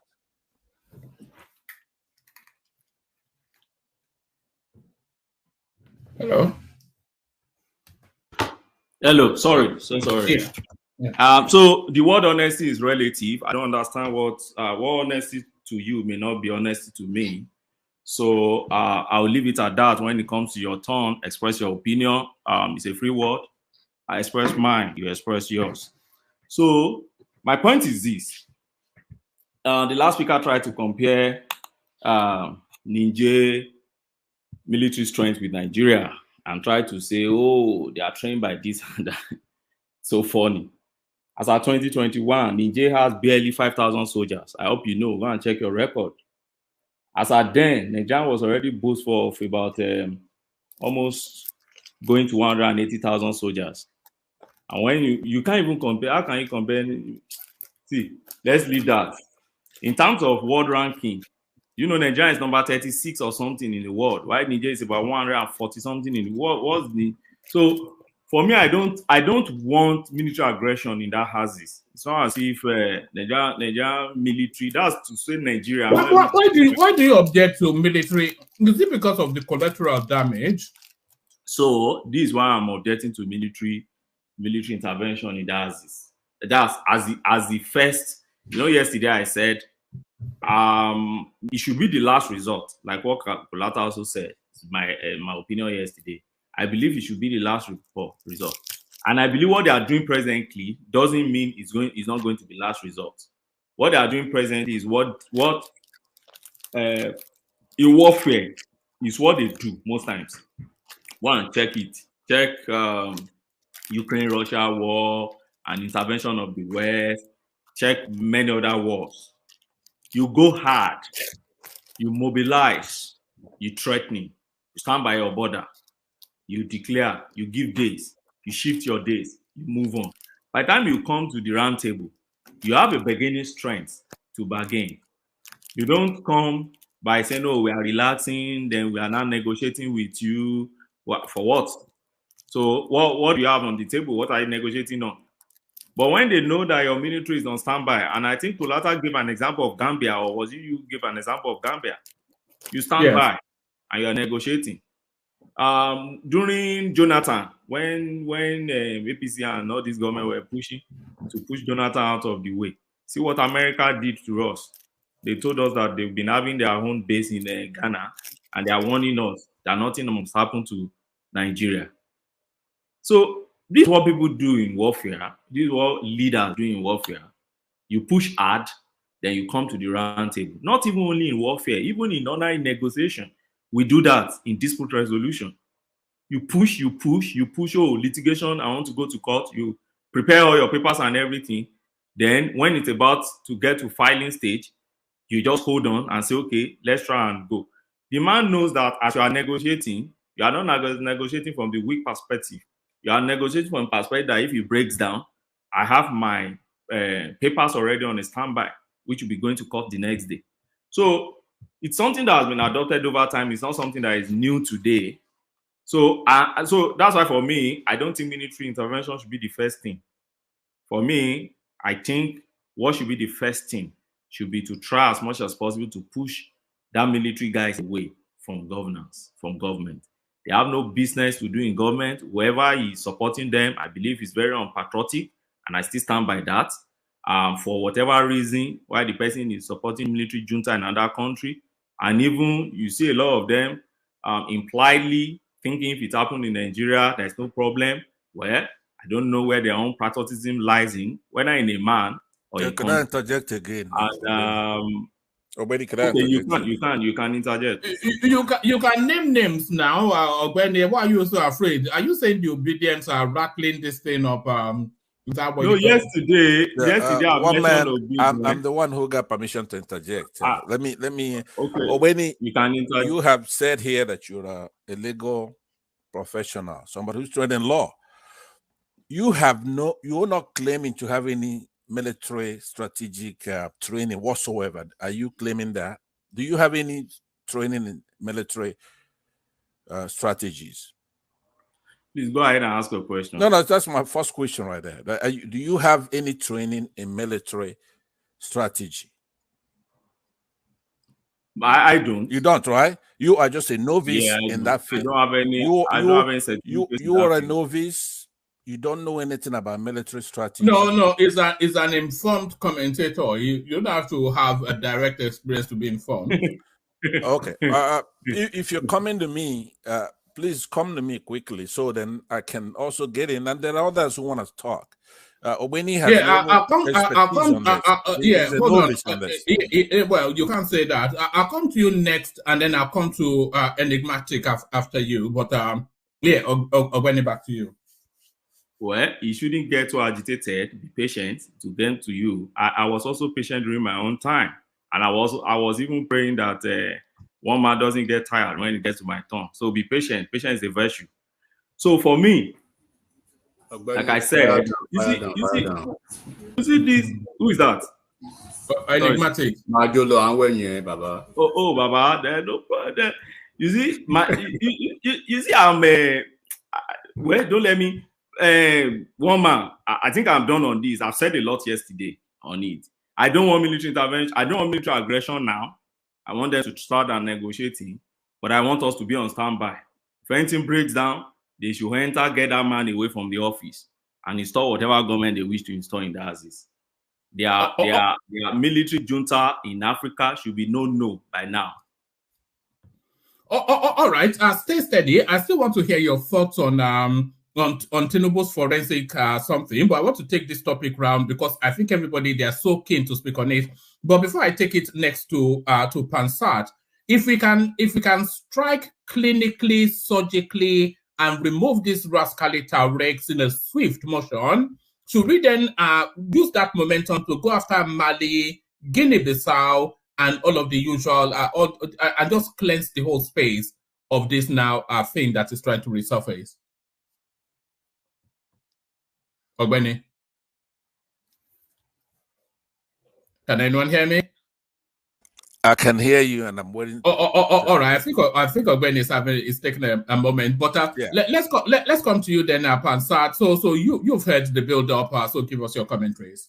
Yeah, thank you very much, and let me say hello to fellow panelists here, erudite panelists, lawyers, and all kinds of top professionals. And of course, more importantly, those in the comment section. I do monitor that area. We have a lot of smart people in that comment section. Someone like Oga or whatever, however you pronounce his name. He's a very smart guy, but I wonder why he never comes on the screen. I don't know. Yeah, wanted by the police. I don't know. But anyway, now I'm going to give you a perspective. As you know, all the time when we're talking here about things that shouldn't differentiate the tribes, you always say Southeasterners, Igbos, Biafrans. Well, here I am. I've come to you today as a Southeasterner, as a Biafran, and as an Igbo man. And all those... as opposed to how you've come to us previously. Exactly. Today, really? I'm actually coming to you that way because all right. the chickens are going to come home to roost for you today, one man. Okay? We're not all the same. We're different. And that's because you haven't been listening. We've been telling you, let's work together. Now, if this thing jumps off and this Tinubu, president of APC, goes to war, it's a war between the Yorubas and the Hausas. It has nothing to do with us. And at the same vein, as I'm talking to you, I'm also talking to Simon Ekpa and Nnamdi Kanu, because there's a time for everything. You have to be patient. If this Tinubu is doing us a whole lot of service, his illegitimacy is a dark spot in Nigeria, and therefore is going to bring him down. That every time Tinubu takes an action, people come and say, oh, the way his cabinet is not picking it right, or the way he removed the fuel subsidy is not right, or the way he's jumping in the war is not good. Anyway, you have to bring them together at one point, all of them. There's nothing he does well. He cannot do anything well. He has no mandate. So, but I want the first of all, let me calm down a little bit. So I'm very upset, right? So, but let me calm down. No need to. No need. Hold on. As opposed to how you usually come here. Look at this guy. Last time I was here, I spent almost 10 hours, and we had a cordial discussion. Yeah, no, I saw you bullying what's his name to Niger, but no. Yes. To Niger was holding his own. We all did very well. So a lot of people popped in. I have to speak to him to put you on SmackDown next. But carry on. Okay, today, so yeah. What I'm saying is that, look, it's inevitable. Maybe when we come here, we're talking. Nigerians don't make use of their best. The Igbos, the Southeasterners. That's the best you have to offer. The entire world. The entire Africa. So hold on. Pansat, they say the cream always rises to the top. Exactly. Have you heard that phrase? It is. If you don't. So how come you have not risen? How come you've not risen to the top? We are at the top of what? The top of what? Artificial. Well, you're gonna find out, because right now Niger is indistinguishable from. It's coming, Abi. It's coming. Okay. Hold on. Can I say something real quick? Maybe a second. Let me land. Pansat has the floor. Your horses, so I waited here. No, so that Pansat can continue. It's even for Pansat too, just for him to continue with. Pansat, calm down. Don't rush. Just chill. Relax your nerves, dude. Calm down. All right. So what I want to say now is, we are having more or less like a liberal conversation, but it's bringing ethnic to it. By the time we come back heavily and then we open the Pandora box of that ethnic angle, it probably comes. No, this is when ethnic comes in. This is actually when ethnic comes in. I just want to let you know. I got you. Listen, I'm for it. Right now, I want ethnic. You understand what I'm saying? One more, right? Hold on. So, hold on when it's your turn, then you talk, right? I just said it when I first. No, it's just saying to you that you are opening a window that is happy to come through. But carry on. This is the consequences of thinking ethnic, right? Mali, Burkina Faso, Guinea, all those people, they got coups going on, and in most cases, the Western countries don't give a damn. They don't. That's a reason why they care about this one, right? Now, me, I've come to you today, not as a Nigerian, I've come to you as a Biafran, as a Southeasterner, as an Igbo man. And I'm telling my own people, be ready, be prepared. These are the kind of blessings we're going to get. Maybe not with this Niger one, but very soon. Something is, you can't keep a good man down. You can't. These people don't know their mouth from their asses, right? So these colonialists, imagine somebody like France. Even Niger is like twice the size of France. You saw that lady that was speaking earlier, telling you how much money is being taken away from Niger alone. Billions of dollars. It's France Islamic? No. But these Islamists, they're all over the place, making trouble with Igbos, making noise because we're Christians. France comes there for almost a century, dominating them, taking their stuff. And they get along with them. So why can't we have peace in the Southeast? France is dominating you idiots. Woman, are we talking about Southeast? Yes, I don't know. Now, Pansa style now, you don't know. Let me land. It's only now that you want us all to be together, right? Every time I've come here, during the campaign, I say, let's be together. You say, no, Southeast. Today, you're talking Nigeria. That's your Nigeria. So get ready when because I'm saying to Nnamdi Kanu and Simon and anybody else, you got to be patient. These people are going to destroy themselves because there is no honor among thieves, right? So when you go there and start that war over there in Niger, be ready. You're fighting the Hausas. We have nothing to do with it. And I hope you know, Pansat, you should not be talking to Nnamdi Kanu or Simon Ekpa. The people you should be talking to are the Igbo contingent in the Nigerian army. Exactly, that's true. Because you have to be stupid to go there and get in their war, the war between the Yorubas and Northerners, right? We want it to happen. Hold on, it's gonna be your turn. No, this is not. This is Kulata. Calm down. I just wanted to give you. Pansat Farabale, don't you think this is a good opportunity now that if our military is distracted, shouldn't this be the time that Southeast galvanizes with Simon Ekpa, and then you guys start pulling your own stuff? Because you know when the military is distracted, this is when you can be the most effective, and then maybe you can get the Biafra, and they'll make you. That's what I said. That's what I said. Minister. Yesterday. I said yesterday. I think you should pull it off. I think you can pull it off. We can't pull it off. It depends on what happens. It depends on how foolish this Tinubu, president of APC, gets, right? And then what the Russians and their Wagner group does over there, right? And other countries, because not everybody is clamoring. You guys partnered with Russians before, so you can do it again. It's not the same thing, right? Right now, that war you're talking about, Ojukwu made a lot of mistakes, right? So I may go off on a tangent so that I could disabuse you of some of the errors that you get in your head, right? When Ojukwu, once he left on Nation, he should have started wiping out everybody he sees after that, because those are the enemies. Enemies is not just the Fulanese. We should have started off from the border, right? Because you have no respect. You don't want to do the right thing. You're not patriotic to say, look, Africans have to rise.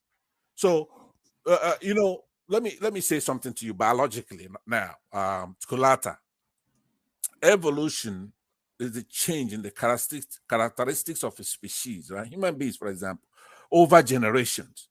But it relies on the process of natural selection, right? So you look at all those countries that we've named right now, and who on the tiny piece of Europeans holding them down, colonizing them, and they're not upset. The only anger you have on this platform and elsewhere is the Igbos, Southeasterners. You don't want to talk about that, right? And you think we're stupid.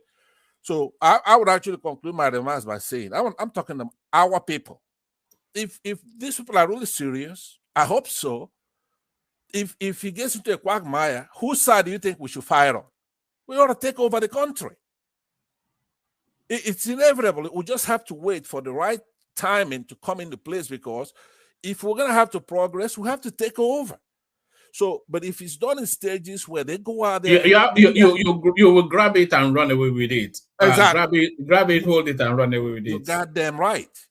Now, but if it goes in stages where Tinubu goes in there, because Tinubu's been doing a lot of good for Wait, I'm a bit confused. Are you grabbing Biafra or you want to grab Nigeria? Just a simple clarification. Nigeria is a part of Biafra. Let me finish. We got the independence. It's our country.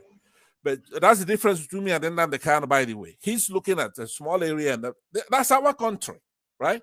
Biafra owns Nigeria.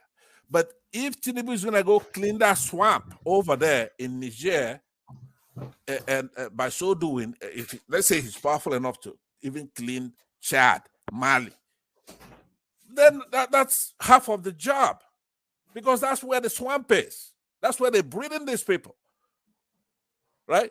ECOWAS is 400 million people, 200 and something million of that is Nigerians. You go to Chad, what is the population of the youth over there? Maybe 67% are youth, kids. And they've been under a French colony. You go to anywhere you have these Muslim populations, right? They no longer remember that they're Muslims. They're gonna let France colonize them and take their stuff. Just like you have the South, like this Asare Dokubo, right? They sit there, they're armed, but people from Fulanis come there and take their oil. Take their oil. They don't fight. They don't, pipe stuff from their enclave there, pipe it, and start going to Niger with it. Do you have thoughts on the topic that we're discussing, Pansat? That if you have a question, you could ask me. But these are the issue involved in this. That's what it is. Because how can you could talk all you want? The point is that America has over 1,000 troops stationed in Niger, and France has over 1,500. Now, let's make that 2,500. Those can always take care of anybody. African. Yes, but it's an African problem that requires an African solution. Yes, France can take that country, as can the United States, but the optics of it is a colonizer narrative. But if Nigeria asserts a democracy on that space, then it's an African solution to an African problem. I know, but some are there to squirrel the coup, but the others are there to ensure its success. Even the Africans themselves. It's not a monolith. Okay, so you have to look at the build-up. It's not just France and the United States, like you say. There are those who've had this. This will be maybe the 7th successful coup, or the 5th successful coup so far within that enclave, right? So, but this one is different. The actors are different. You can't. It's not Tinubu. It's nothing but what the hell you call it? Let me be nice. It's a puppet. When we are having that campaign and he's going over there in France, incommunicado, 30 days, 40 days, you don't see him going through intrusive surgeries with Western wicked countries such as Niger. They planning stuff in his head. They could push a button and he would do exactly what they say. All right. Are we back to is this a Jubrilist? Are we trying to perfect a Jubrilist narrative? Remember what I said? Was he gone over there? Hold on. Let me ask you a question. Did he go over there for like weeks? He went there for medical treatment now, so it took however long that needed. So what? Okay, so here's the next question. Just answer. There's 2 or 3 more questions for you on this. And when somebody goes over, a president of a country goes over and goes intrusive surgeries that involves all kinds of devices, right? Do you think France or any of these European countries have the technology, okay, to implant on somebody? Do you think they have that kind of capability? I wouldn't know. I don't know what technology they have. Yeah, you don't know. Okay, but do you think if France does have it, that they will use it? Do you think that wicked they could actually use such technology? The answer to all this is yes, right? France, all these people, they've been operating for a very long time. They know how to dominate, colonize, neo-colonize. They know those things is second. They have nothing. We have everything. So now they're shameful. They could actually do it in the open. Right before, they try to pretend. All right, you're taking the conversation to a ludicrous level. So do you want to bring it home and then we hear from Enigmatic? Yeah. Okay. Well, let me say that you could say whatever you want. I'm not speaking for you. I'm not speaking for Nigerians. I'm speaking for an Igbo man like me, right? And I am putting on the table today to you. At some point, we're gonna do the right thing in our eminent domain. since you don't want to listen, you don't want to do the right thing, we are going to deal with you at some point. You see that you're going to do the right thing and bring Africa up. How can I listen when you are telling me that Tinubu has been cloned in the same way you are telling us that? I did not specifically tell you that he's been cloned. I'm saying that it's the same thing. If France, sorry, on behalf of on behalf of people of Osun State, please spare Osun State from your domination. They just said that you passed that message to you. Thank you. Okay, thank you. Well, Kulata, everything is not a joke, right? Listen to this. If Russia, remember, Russia is not firing so they could take that uranium from Niger or whatever the portion that France. Remember, France gets 15%. That's what they admit to. 15% of their uranium from Niger to power their own country. Niger doesn't have power. Nigeria gives them power. You need that uranium to power. They don't even say, okay, let's power your country and then we'll take some. They don't do. They have no respect. They don't want them to get anything at all. Right? So, but the rest of Europe, maybe about 15% as well, they get from that uranium there. So the rest of the uranium, they normally get from Soviet Union. So what Soviet Union is doing basically is to go and prevent them from having that source. So they don't basically go and get the whole 100% from over there. That's all it is. It's like trying to prevent them from having another source, alternative, so they don't vote against them. You know, for a whole Africa, when I was born and I got to have some sense and I heard what these Europeans did, Pansat, I'm somewhat disappointed. I was expecting a more nuanced, a more high octane expected around it. Yes. Right, not reverting to type and doing Jubril. I understand, because it's not a Jubril topic now. Why are you doing Jubril at Sudani? You can hang your hat on that. I said a lot of things. That's the least of what I'm talking about. The point is that I don't have to please you now. If you want us to get together as a unit, maybe I overestimated you. Have I overestimated you, Pansat? Have I overestimated you? You have to be good enough to grade me. Right? All right. You don't have what it takes to grade me, one man. All right. So when you're here and when there's an election and we all campaign, you are graded by your utterances.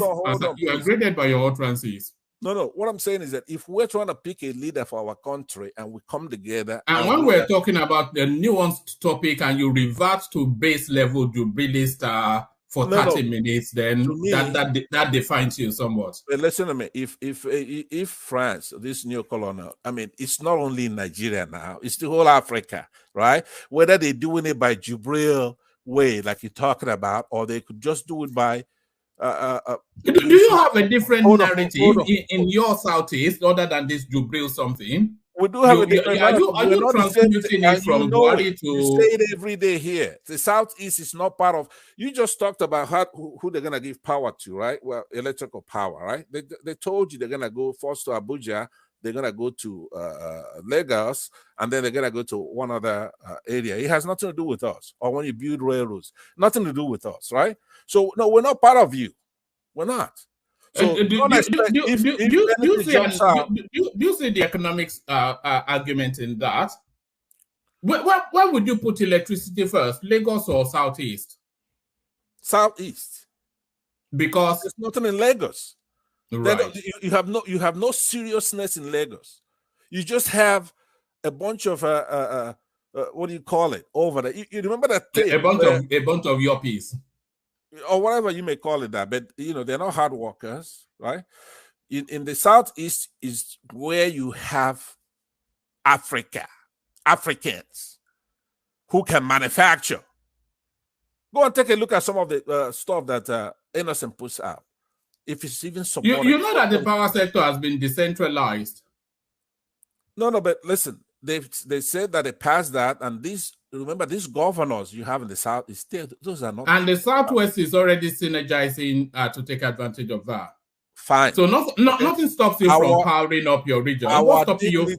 What's stopping you from our dignity and our genius is not in those kind of buildings. It's not in the. It's not empowering up your region. Esoteric stuff like you're talking about. Our genius is in our brains. Yeah, yes. Right? What does it require to power? Character, in our character. Hold on. In our fairness. No. One man. Don't run. One man. We have spent 40 minutes on this Igbo, Nigeria. Yes. Completely off point, the main point we are discussing, please. No, because this is a combination of all the shows you've ever done. Today, I come to you as an Igbo man, as a Southeasterner. It's not when we're campaigning and trying to make the country one. You kept talking about Southeast. Then today, when you got your trousers in a teaser with this Tinubu, right? There, you want me to talk the way generally like a Nigerian. Well, fuck that. We are here to tell you there are consequences to you not trying to do the right thing. You have to do the right thing. Else, if there's an opportunity where this thing really goes to and imagine to your long Joe Master or Southeast, and imagine Joe. Please. Possible now. Land. Hold on, let me land. It's my turn. Right? We heard from the Yoruba perspectives before.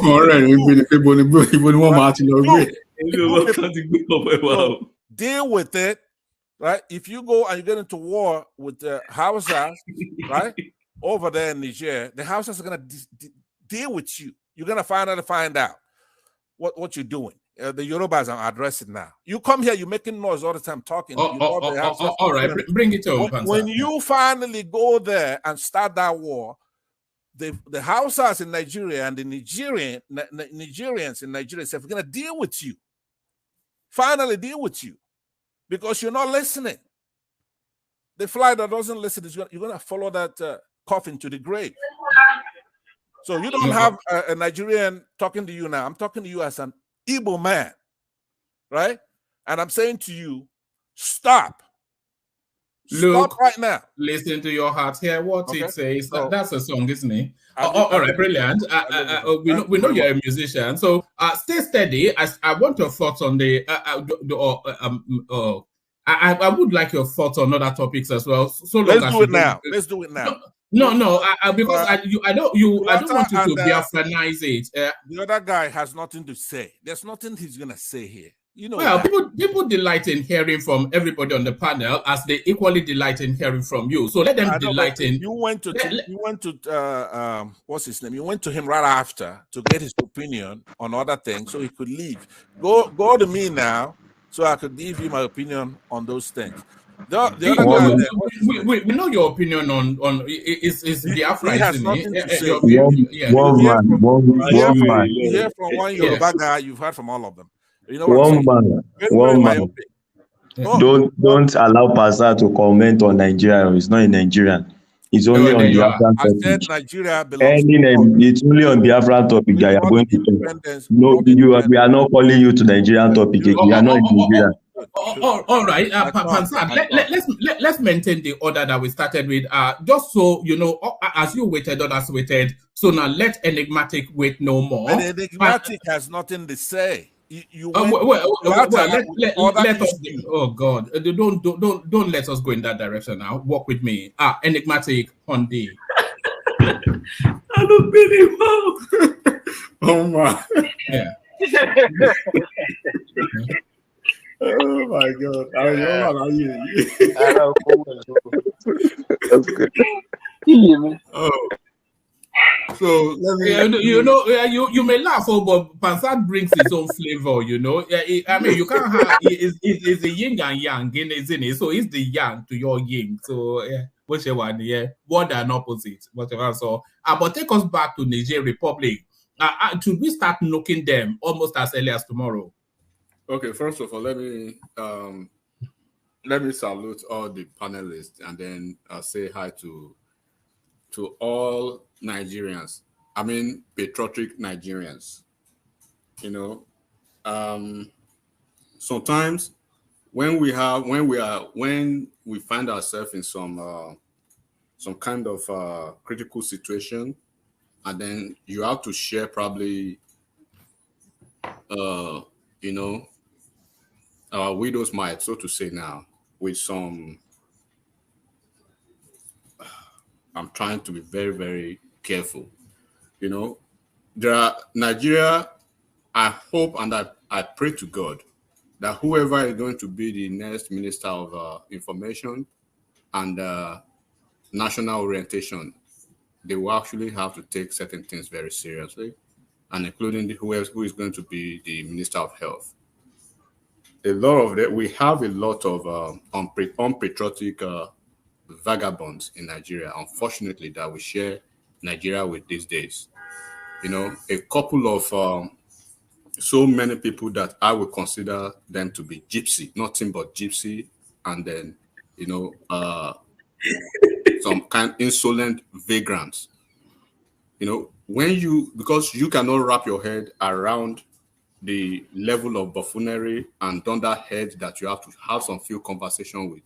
I mean, it's quite unfortunate that when we have to resort to this kind of platform, that we come over to share ideas, and then you just find yourself, you know, listening to some people with some kind of loose cannon, and then, you know, the only thing that can actually summarize it is you are dealing with people that suffers with a lot of hallucination, and then cover up with chimera of their mindset. They need appropriate and immediate and urgent, and I would say I would recommend very, very urgent, you know, care. People are losing their minds. It's quite unfortunate that we have Nigerians that they are praying, they are gloating, and they are bragging to have Nigeria experience war and coup simply because of an election. There's no way we will not talk about that. Do you want to consider those Nigerians? And you have a poster boy of one of those people. Of course, we can say poster boy now by way of expressing that word. But this is a poster grandpa in a state of apparition, and you continue to look at yourself in the mirror to say in such a delirious, you know, content, that are these people actually still living with their brains intact? Look at what is happening. ECOWAS is not Tinubu. Tinubu is not ECOWAS. Nigeria is not ECOWAS. ECOWAS is quite different from Tinubu, but because of this loathsome madness about an individual, you want to bring your country down? What kind of individual, what kind of people are you? Are we going to say that you should recuse yourself from the committee of human with their true sanity?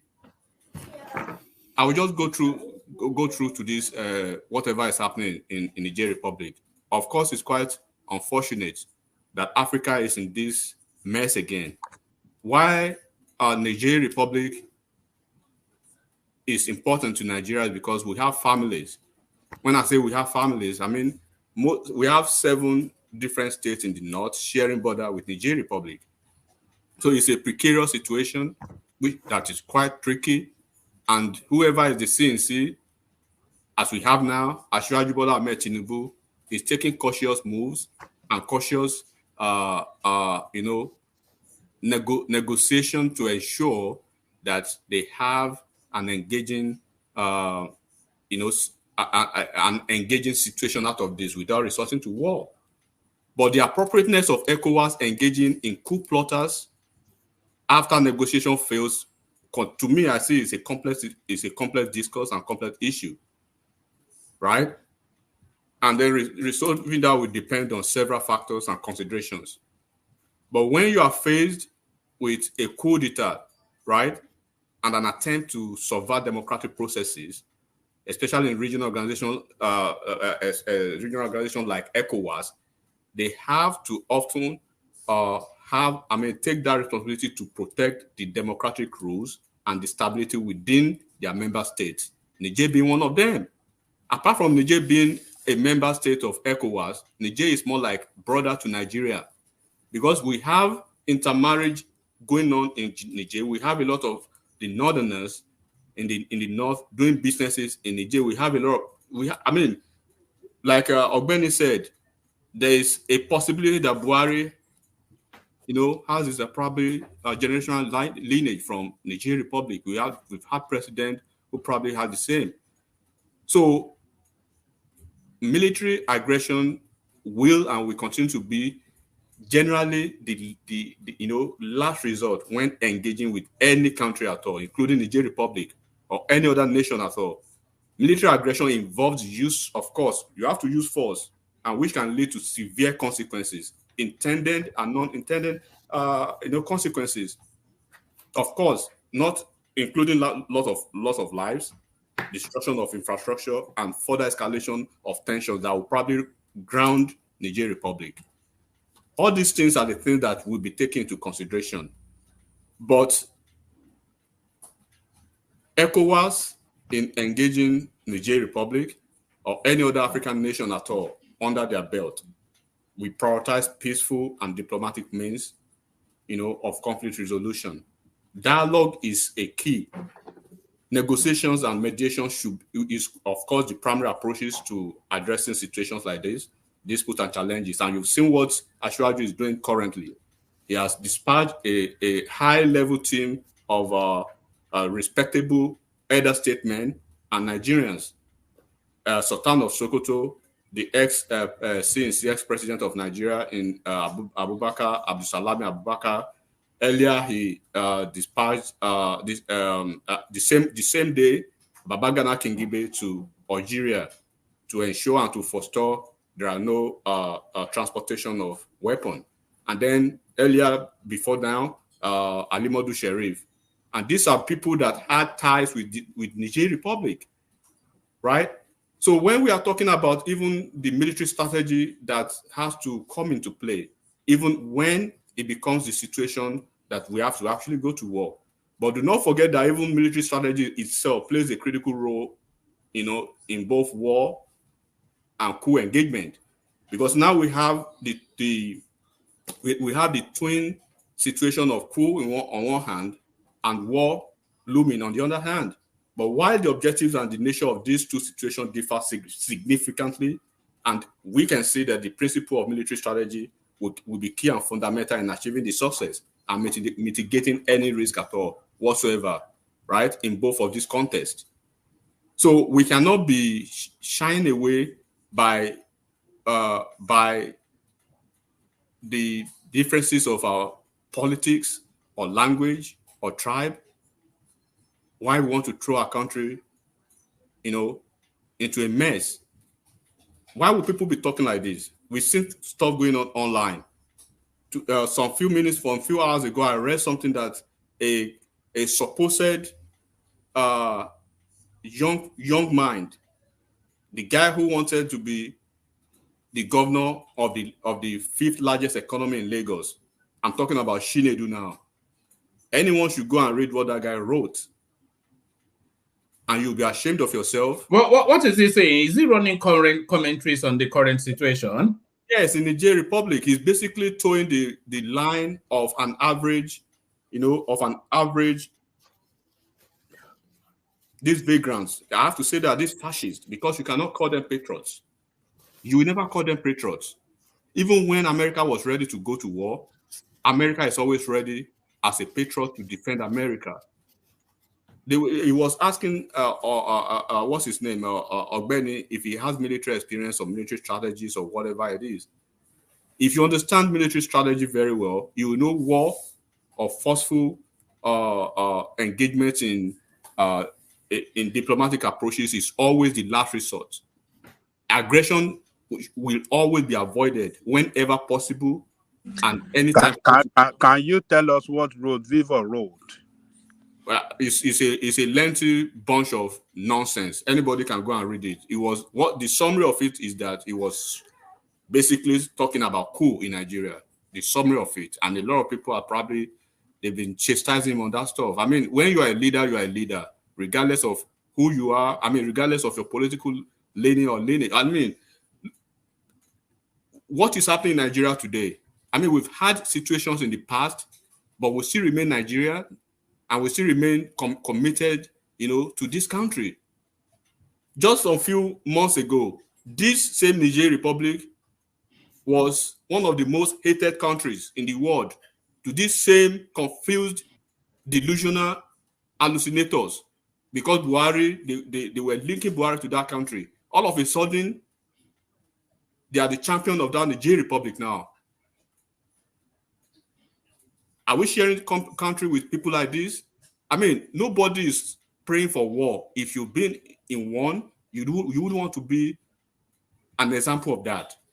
And he was talking about military or whatever. Even the American military that they are talking about, it's a proxy war, is this, is that. Do you guys have access, or are you guys privy to any classified information? Everything that is based on speculation. All you just want is, because of the face of maybe whoever is the president, then calamity should fall on the country. It's not fair, man. This is Nigeria for all of us. You stay in Nigeria, you stay abroad. Most of these people, they don't even live in Nigeria. Go back to Nigeria and stay there and call for war. Or call for Niger Republic to come and bomb Nigeria. If you have military experience very well, you understand that if, it's a very big if, because I do not see a war coming anytime soon. There will always be a way out of this with a negotiating capacity. Everything will be okay. But they sent back the delegation sent by Tinubu with a rejection, and they've withdrawn their ambassador to Nigeria, and they've pulled down the hatchets at their border, and Nigeria has closed borders against them. So there's almost an inevitability to it. On man, ultimately, right? The decision to forcefully engage coup plotters after failed negotiation is always very delicate, and it's always multifaceted. It's a multifaceted issue that requires careful assessment of the specifics, especially when you know there are options. Are there options? Of course. Look at what the ambassador of the Niger Republic said today to France. Said, you do not have the legitimate authority of government, of power, to order me back to Niger as Niger's ambassador to France. There is a democratically elected government that you have overthrown. So the only person who has the right is the president that you have locked up. It's a hostage-taking situation. So it goes everywhere. All Niger ambassadors, they are on the same page. They still have a government. The only thing happening now is that we have some bloody usurpers somewhere, quote unquote, as we have seen, right? Or probably as we are hearing or speculated that they are being supported by Wagner Group or whatever it is. If you do not have military experience, you have to be careful what you say about situations like this. First of all, Niger does not have forget about whatever they are talking about Niger or any. Do you know how many Nigerians get trained? I mean, Nigerian military officers get trained in the US yearly, annually? A lot of them. Yeah, one man, could I interject a little bit? Forget about the possibility of war. Let me interject. No leader, no country in 2023 will be so happy to go into war, except some enigmatic. I think Pansat wants to interject, but unfortunately, woman, I would rather end my conversation, but I will never engage such a lost soul like that man. I will never. All right, it doesn't want your interjection, Pansat. Yeah, I know, but you are the moderator, and he interjected. It's at his discretion. Just like I said, the speaker yields the floor at their will. I'm not going to interject him, but let me make a comment, and then he will continue. Well, should I continue? A lot already, so let me just. Well, it doesn't want to yield the space. Okay. Coming after him, carry on, enigmatic. Yeah. So one man, Nigeria is fortunately or unfortunately, as some people will see that Tinubu is the president or the leader of ECOWAS. That has not given Tinubu the right to make a unilateral decision on what ECOWAS does or doesn't do. So he's just the face of ECOWAS in the ECOWAS state or West Africa or wherever it is. There is a decision, and I can tell you, diplomatic approaches will always be the way until when you look at there's a rejection already from the Senate because there will be a parliamentary sign-off before any war will happen. Don't you think there could be even a game in the Senate when we write this letter to the Senate, you guys from the northern kill it so that at least we won't go to war, then we can continue conversation. There are several ways things happen behind the scene. No country will be open to trying to go to war in this 21st century, except some lost mind, like I've said. In case of peaceful and diplomatic approaches should always be the end game, even when the principle of international laws, right, which oppose human rights and then work towards it, they always look at working towards lasting peace and stability in the Niger Republic. So as we see it now, until it happens, right, I do not see any war coming through. There will be a way out of this. The international communities are already talking, and then what you are seeing is a democratically elected government. They are not yielding the floor for these usurpers. If you've seen maybe the ambassadors or probably those who were in Bazoum's, the president that is taking hostage now, those guys who were probably in his cabinet already shifting ground, right, or probably peeling off, then that's a problem already, because you now have a fragmented situation in your hands, having to negotiate with the usurpers, and then on the same hand, the legitimate government. The part of the legitimate government, joining the junta would become kind of tricky. But Niger Republic is too little of a country to shake Africa. If they are ready for Niger, they will wipe Niger out real quick. It doesn't take them anything. People should calm down. By the grace of God, there will be no war. There will be a way out of this, and things will move on easily. Ultimately, let me say this. Hold on, Enigmatic. Did you want to come in because you keep on muting? Yes, I wanted to add something to what Enigmatic just said now. Just to buttress his point. I was saying that Tinubu launched something today, a power project in Abuja. And the man jokingly spoke about Niger issue. And everybody laughed about it. He said, this Niger issue that has not, he just laughed. And everybody laughed. So I feel if it's something that serious that they want to go into war, it won't be taking it like that. There are so many things behind the scene, as Enigmatic is saying. Probably they have concluded to resort to instead of the war. So I think Bassat can put his mind at rest. Well, it's not only my mind that I want to put at rest. I want to be able to address some of the highfalutin comments made by Enigmatic and by extension yourself. So let me take this opportunity without objection. One man, I've not given him the floor. Let me first of all, does Enigmatic know? Just give him a micro window since you gave Jide the opportunity. No, I'm talking with a human being. Please exercise your powers. I do not want to restore to the level. He keeps insulting me, but I'm not gonna reciprocate. But just let me.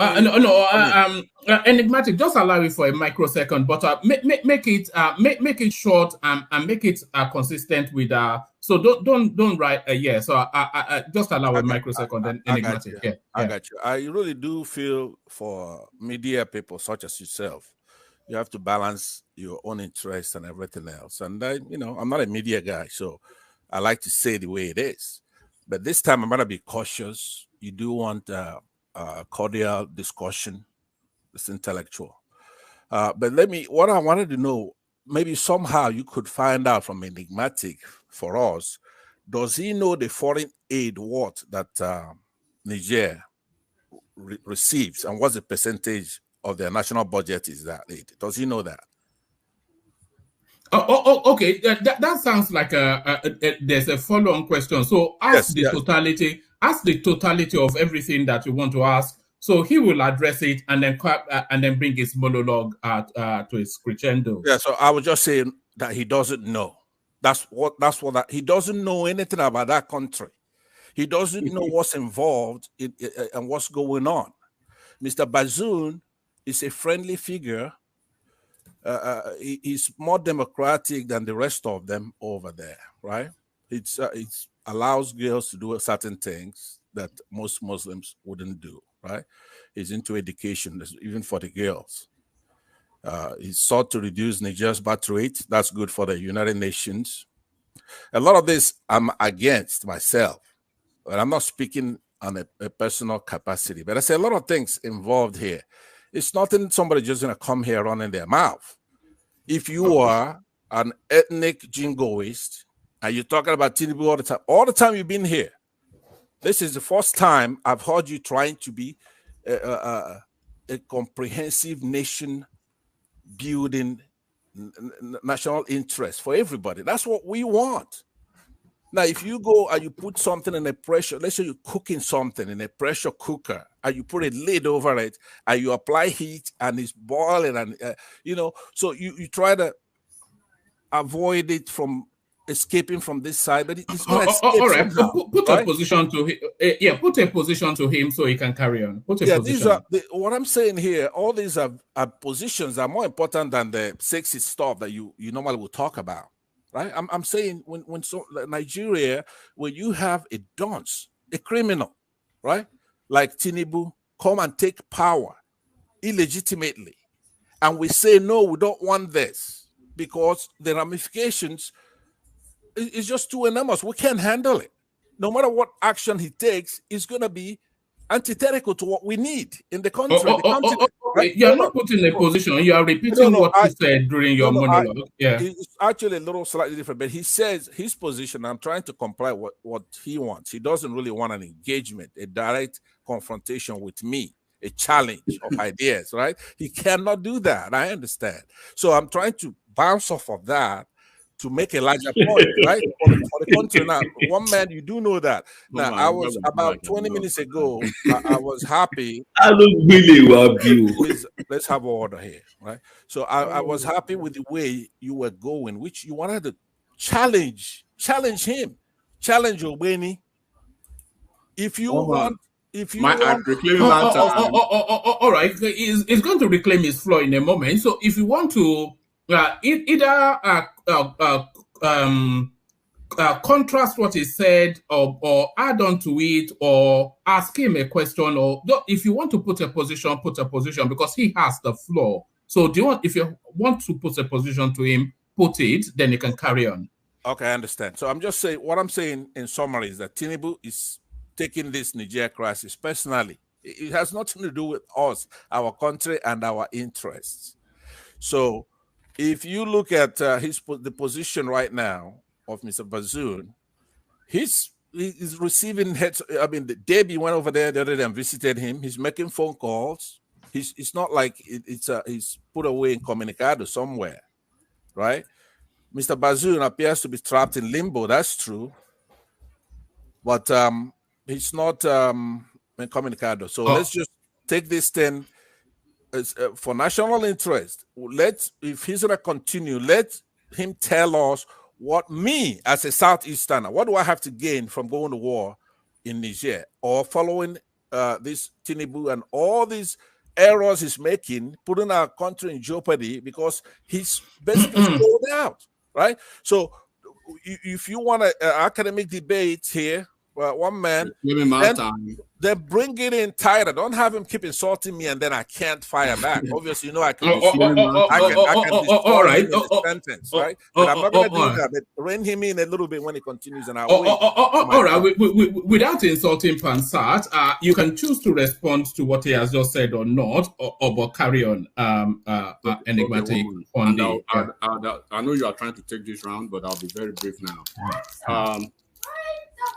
So what I'm saying, one man, right? Unfortunately, he's not a Nigerian.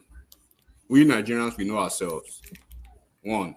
Number two, I try as much as possible because when you try to be civil but you are confronted with the possibility of having to have even the minute of conversation with a Sabler Rattler or a kind of a naturally schematic kind of people like this, that all they want is just division, and they are so intellectually discordant that they do not understand that nation building is different, quite different from whatever politics you are playing. Tinubu, legitimate or non-legitimate, we are not talking about that now. The court is there to do their job. As we speak for now, is the president that has been announced by the agency and the parastatal of government that is authorized by law to do that. So you have problem with that, you're already in court. I can't refer you to the court again. If you know what to do next, go to Bazoum and be with Bazoum or wherever you want to be. All I will say is that there will be no war by God's grace. Those obedience and their goons, right, calling for war and calling for coup in Nigeria, it won't happen. If you want it to happen, you know where you belong and you can go and do that in your echo chamber. Nigeria is solid and God will continue to protect Nigeria and its troops. That's what I want to say, one man. All right, one man, let me respond very briefly to that. Hold on 1 second. Now, you do know that we have a history replete with examples, but the most modern ones would be like Libya, right? You know what happened in Libya, right? The rebels took over that country. You know what happened. Sorry, who's the rattling noise coming from? If you're not in play, please stay muted. No, it was what please carry on. Yeah, okay, so we know that enigmatic is a liar, right? No, don't go in that direction. What I'm saying is that if you look at what happened in Libya, that's how it started. You have rebels doing their thing there, what's his name? Muammar Gaddafi is a strong military man, right? But that didn't work. When these people come in, they don't have to come in with, say, 101 Air Force Division of the United States. They will use rebels there to do the work.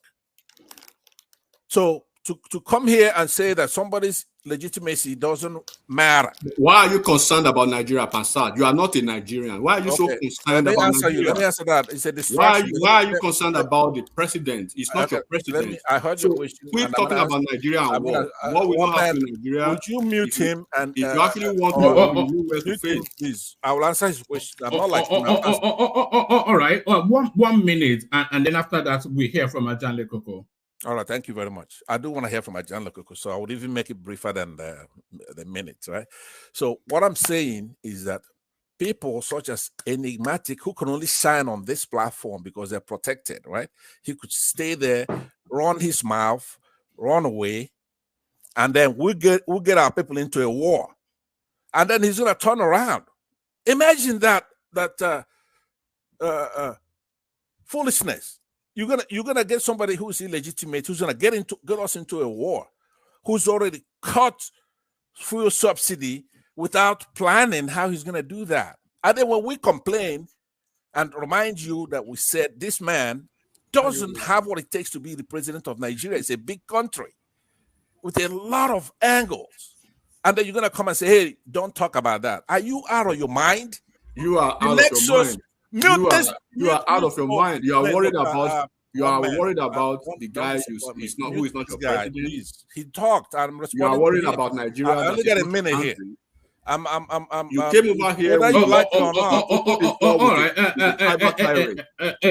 Enigmatic. You already know Pansad, so it's like Marmite, isn't it? So, but he had his floor already. One man. He said he wanted to speak while I was on my time.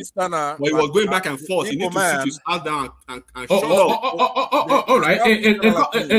A couple more seconds, but please don't reference him because then he will feel the need to respond, and then we hear from him. He don't worry about that. Platform and neither can you. But bring it home. I am complying with the rules. You say, all right. No abuse. Carry on. Carry on. I'm doing everything according to the rules of the platform. But all right, carry on. He has some kind of advantage over me because nobody has an advantage. It's a level playing field. Please let him know that. Make that very clear to him. And if he doesn't want to understand it, remove him from the platform. He has nothing to offer us here. So I was saying that a Southeasterner like me, an Igbo man, right? There are things that I'm looking for. We brought independence to Nigeria. We own that entire country. Right? People so are here whether he likes it or not, people here who want to listen to this platform. All right. Mama, good morning. No, good morning. Everybody, no, just hold on. Pansat, you don't have to. You don't have to go over everything you said 3-4 times. So if you have, because you know, a lot of people are waiting, and we've had plentiful from you. So if you have anything new and novel, add it. You like to the word pithy, so use that, and then we go on to Ajale Koko. All right, thank you. Like I said, I can't wait to hear from Aja, and that will make my remarks brief. If Enigmatic could just hold his horses, let me land, right? But don't bait him, then it won't. No, feel the need to. I am not even thinking about that guy. I don't know. All right, make the comment and then we move on. I said earlier that the first gentleman that spoke before him had I asked him, do you have any military training strategies or whatever? He said, no, I don't. Simple. It's not, is he saying that? That's all right, Pansat. We must move on. Thank you. Ajale Koko, let's hear from you. Wama, please, before I move on, let me quickly talk to my brother Enigmatic, I beg. No, don't. I don't want to open it's not about space. It's not about the space. Okay. Please, sorry. All right. Enigmatic, are you there? Enigmatic. Has he left or anybody can hear me? Yeah, I did hear, bro. What's in there? It's fine. Say don't remove your TikTok blog account from minister list now, right? What?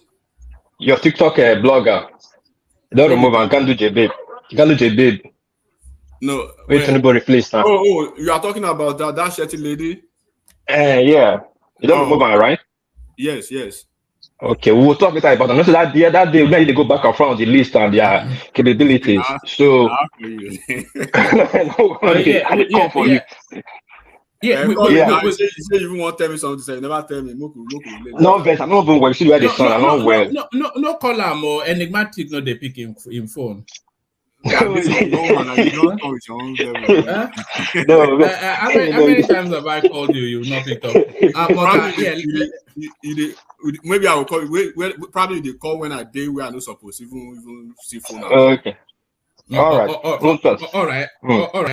Ajale Koko, you're up next. So Ajale Koko. So there it is. Just as early as a day or so ago, you were saying it would be an illegality if Tinubu did not seek the approval of the parliament. So it looks as though he has listened to your words, and that letter now has been read on the floor by Godswill Akpabio, the Senate president, to announce to the nation that war is afoot. But is this way to signal to the Nigerians intent, and then if they decide to call his bluff, what should he do next? So it looks as though our troops may be deployed. What says you, Ajale Koko? Thank you, woman, and greetings to our listeners around the world. Please click on the like button, share, and subscribe if you haven't done so. How many people have clicked on the like button so far, woman? Only 10 of them, and they are waiting for you to ask them to do it. And how many online right now? We are fluctuating between 160, 190, or it's going up and down. We are still waiting to hit the 200. There are quite a few of them in and out. You see the kind of people we are. So that's, if we are 10, that just means that all of us on the platform are only those that have clicked on the like button. Or maybe some of us on the platform already. I mean, some of us on the screen right now have not even clicked on the like button, but we can talk wide and talk from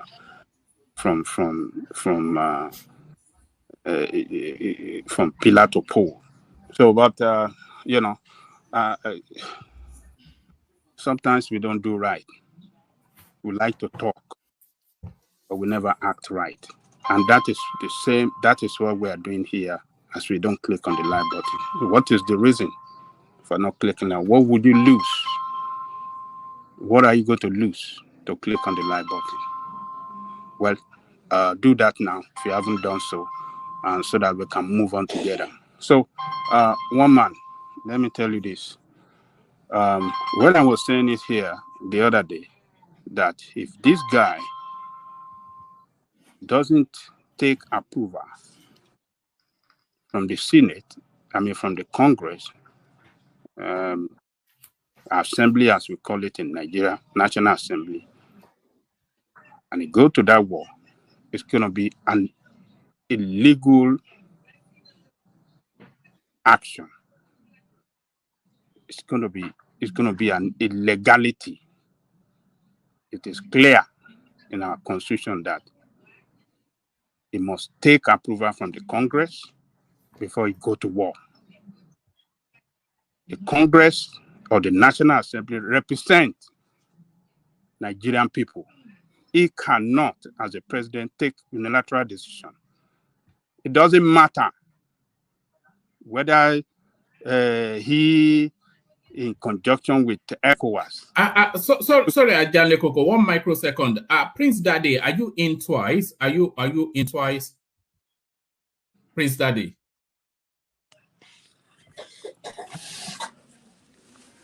I can see your name twice. So do you want to say something? Then I'll remove one. Prince Daddy. All right. Carry on, Ajanle Koko. I'm sorry, woman. Hello? Yeah, it looks as though you are in twice. Are you? Yeah, I was on my. Yes, I'm on my computer. I'm gonna log out real quick. Should I remove one? Should I remove the other one or what? Yeah, the other one, the new one that just came in. Yeah. All right, brilliant. Sorry, right. Ajanle, carry on. Yeah. Yeah. So it doesn't matter whether that decision to go to war is in conjunction with ECOWAS or regional body. You still have to take approval from the Congress.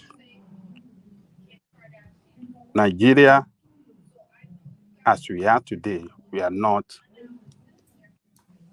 a truly secure country.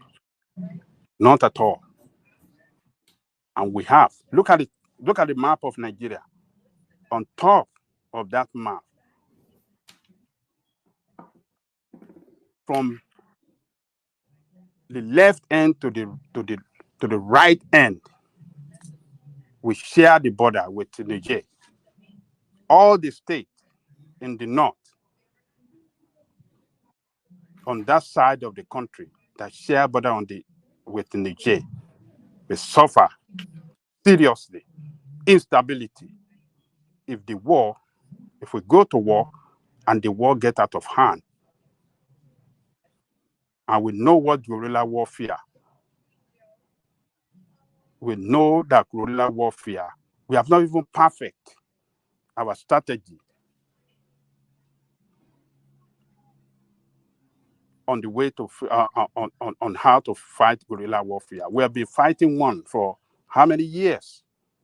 We have not defeated them. A lot of our people in Nigeria that are displaced from their homeland, from their villages, by banditry and insurgency, lives in Niger. Governor Zulum, I've traveled there several times to give money, food, clothes, medicine, material to Nigerian people from Borno State that were displaced, that lived there, that in refugee camp. We don't even think about that. How can we resettle our people? How can we resettle them in their ancestral homeland? Just because we don't have leaders that are very, very sensitive to the plight of the people. They are not. I've had people say, oh, we have economic interest, we are going to pass pipeline, gas pipeline, we have strategic interest. Really? Which people now me? Call my name, Ajanle Koko. Don't say people. Call my name. Call my name. Okay, Kulata and Benny. Hey, we have strategic interest. Call me too, Benny.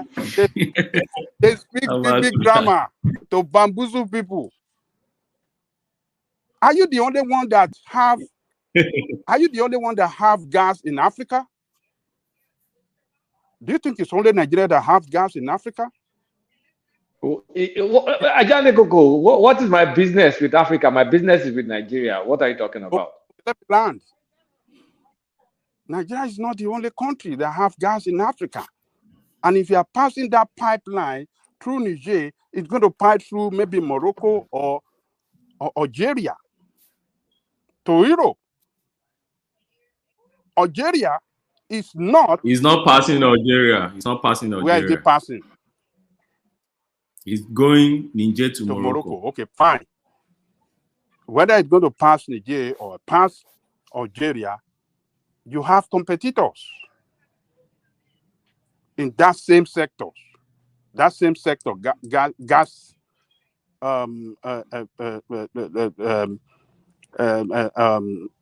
industry. Yeah, in that gas industry. Thank you, woman. So everybody going to. Sorry, Baba Danle Koko. Somebody just told me now that it will pass Algeria. All right, but that's what I read. So I don't. Yeah. So it's going to pass Algeria, and Algeria have said it categorically clear that they are not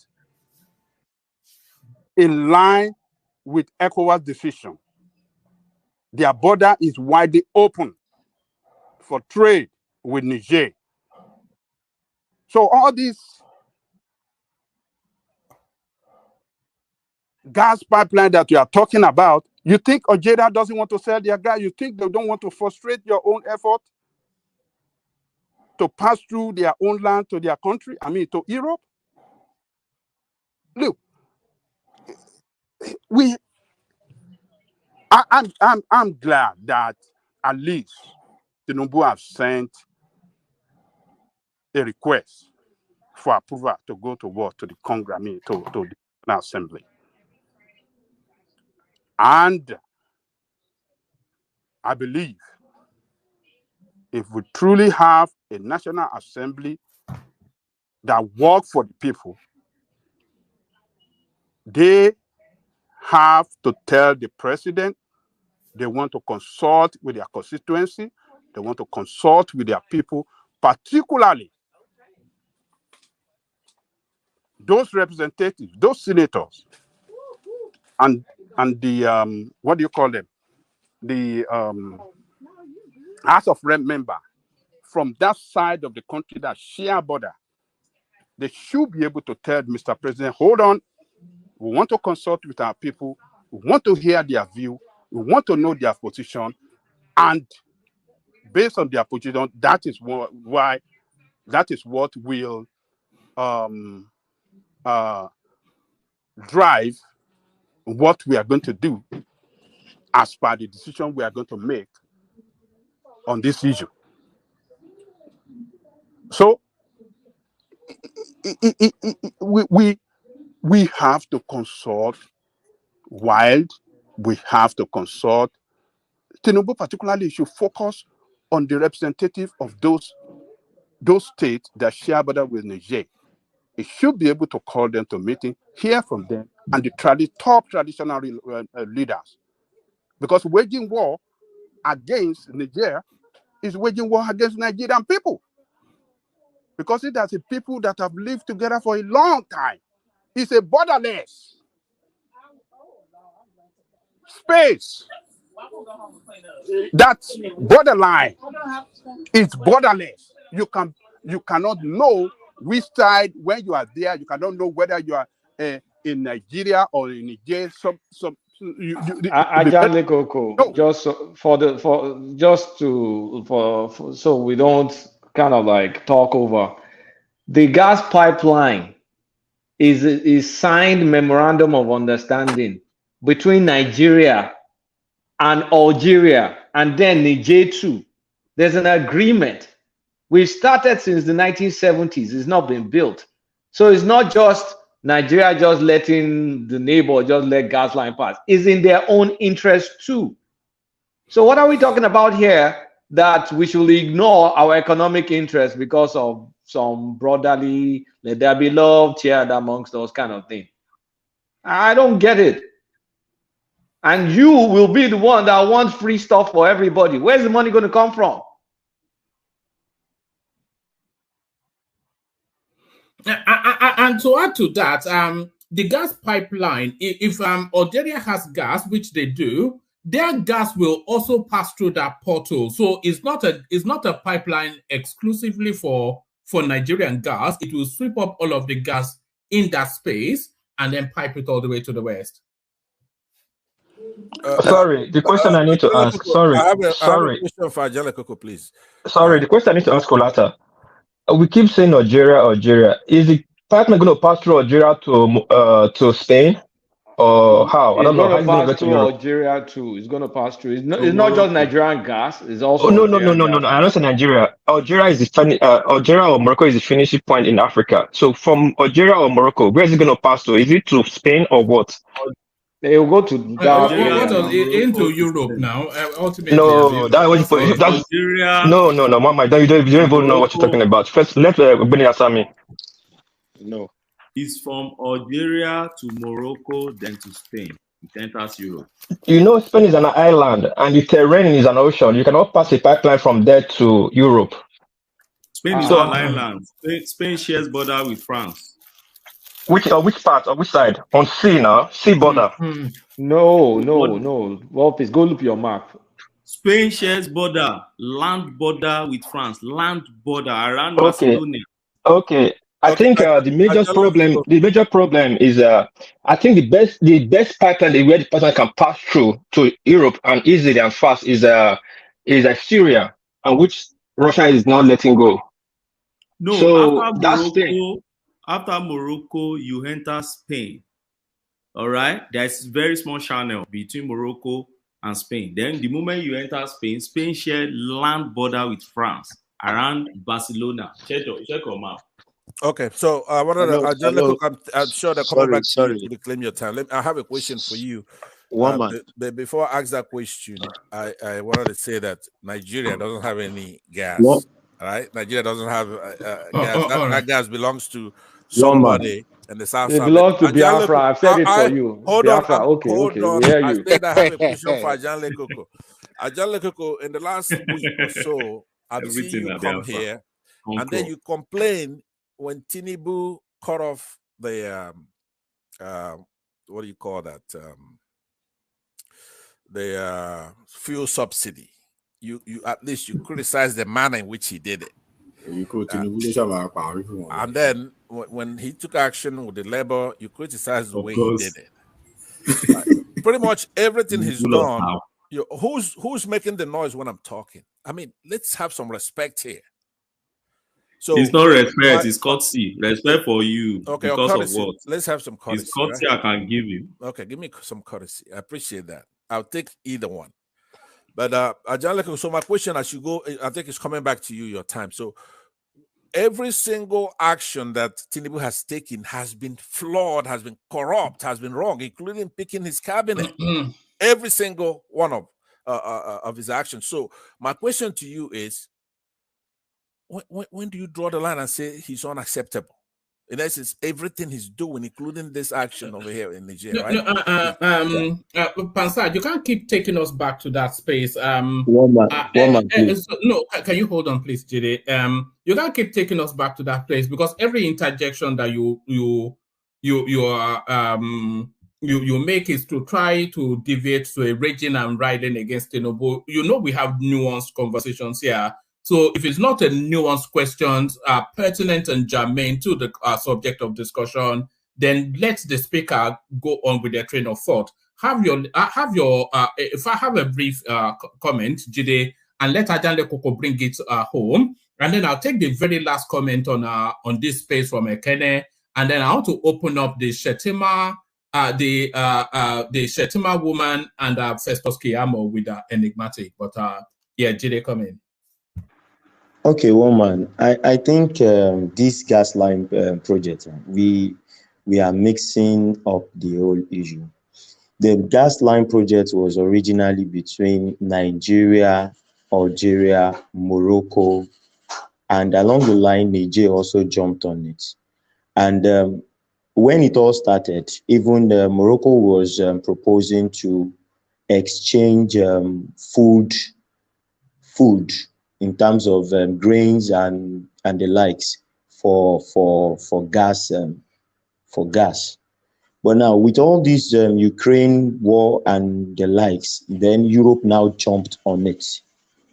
Europe now jumped on it, seeking to see how they can now extend it over to their own end over there. So to say that, like what Baba Janle Koko said, that would they allow us? They originally came to Nigeria with the proposal asking for gas to be supplied to them. So it's not a matter of Nigeria trying to sell its gas, but they wanted to buy the gas. Well, all right, and you work in that industry, of course. And no, I know about it because I thought you were. Are you not an oil and gas man? No. My field has cuts across everything. I'm into instrumentation and automation. So most times gas pipelines, the regulation, the distribution and all those things, all the controls on it, most times we used to go and fix issues on some refineries like that. So that's how I know a little about this space.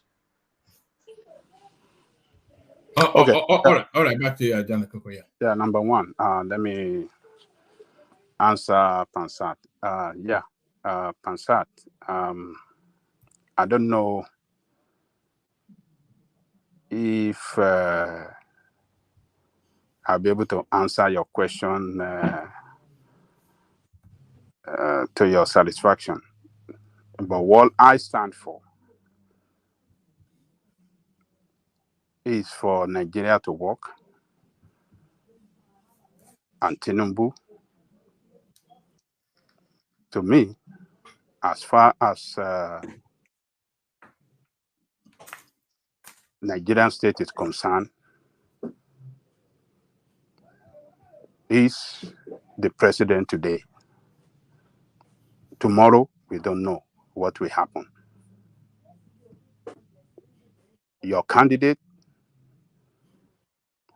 has filed a petition against his election victory at the law court, and I believe very soon they will rule to let us know if Tinubu wins the election or if your candidate is the winner. So we have to wait until then. I will not start to call him illegitimate, because whether we like it or not all Nigerian, but as far as the record is concerned, election result, he have majority vote above others, his fellow competitors. So let's be patient, Pansat. Can understand your feeling. I know it's not your candidate, but let's be patient. Let's wait until the final determination by the court, or maybe by the election, election petition court, and up to the Supreme Court. So let's be patient. So that one is clear. Then on the Morocco, this thing. Look, yes, what Jide said is right. I think there's some kind of agreement between them, Nigeria and Morocco, and maybe with Algeria as well. But agreement today could be revoked tomorrow. Somebody can say tomorrow that I don't want to be part of that agreement again. So, but as of today, they have agreement. And I know that Algeria have gas too. They want to supply Europe. So, but,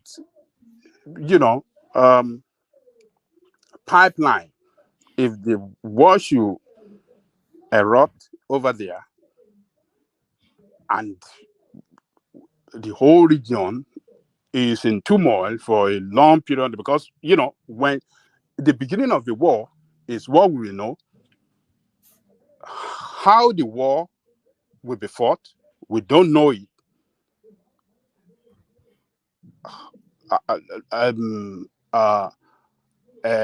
How long it will take, we don't know it. And the end of it, we don't know it. So, but we just, all I'm saying is that Tinubu must consult while there is time to do everything with our representative from the northern part of Nigeria that share border with those countries, with political leaders there, with the traditional leaders, because we share a long time history with that country, Niger. If not for colonial criminals that cut us into pieces in Africa for their own interest, all those places are the same. They are the same people. It's just of Nigeria, Yoruba land, and those Niger, those Republic of Benin. Do you know how many Yoruba that we have in the Republic of Benin that speak Yoruba, that have Yoruba culture, Yoruba religion, Ifa, and everything? So, but colonial criminal came and cut us into pieces, divided us to satisfy their own interests. So what I'm trying to say is that war is never a good thing. We cannot achieve peace by waging war against each other. So we can't achieve peace like that. It is the culture of the West to carry out war against smaller nations so that they can go and loot their resources. It is not our culture to do that against each other. So we have to be very, very careful at this time. So the president has taken a very good decision, a very good step, which I will commend, seeking for approval, and let's wait if they will approve or say, no, Mr. President, we are not with you. Pursue diplomatic diplomatic means. So I just think that if we follow what is going on there, you see that country, the military junta in that country have shredded the military agreement they have with France. They don't want to do anything with France anymore. And they recall ambassadors from various countries that they are perceived as their enemy right now, including Nigeria. So those guys really mean business. They really mean business. And they are not playing. And according to information, maybe they didn't even receive, the leader did not even attend, the leader of the court did not even attend to Abubakar, Salam Abubakar, and yes, they said they did not get to meet the actual leader. So even that image we were showing yesterday, I suspect the guy they met was not the real leader of the coup. Yeah, that's what we had. We don't know if that is actual true, but that is what some information that came out, that they didn't actually meet him, but they met some of the top general, that were team. They met them, but they didn't meet the actual leader. So Tinubu have done well. That is what I want to say, by seeking for the approval of Nigerian people, because sending that request to the National Assembly is like seeking for the approval of Nigerian people. All right, brilliant. Well said, Ajane Koko. So I think we've exhausted that topic. So I want to move on to another topic, but please, before you move on, I wanted to ask Ajiko one question, just a simple question, and just yes or no. It's just a yes or no question. It doesn't have to explain. Right. Ajane Koko, are you there? I do. Yeah. Good morning. I beg. I do fine. I beg, if you tell me other ECOWAS states members who don't send letter to the parliament say they want to go war, apart from Nigeria, if you name others. Who don't send letter to their assembly? Assembly, yes, they want to go war, as Tinubu do. You see any other ECOWAS members who don't do such thing. Same thing, Tinubu don't do so. That one I don't know. Okay, thank you. I don't know. The only thing I know that all those 5 the militarily governed country like Mali and Burkina Faso, Guinea, and all of them met their military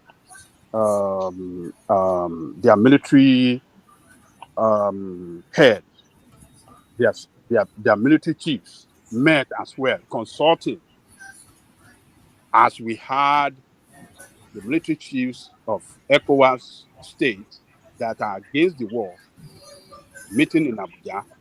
They were also meeting, planning their own strategy, and they have said it categorically clear that attack on Niger is attack on them, and they will defend, they will fight alongside Niger, to defend that country. And Mali today have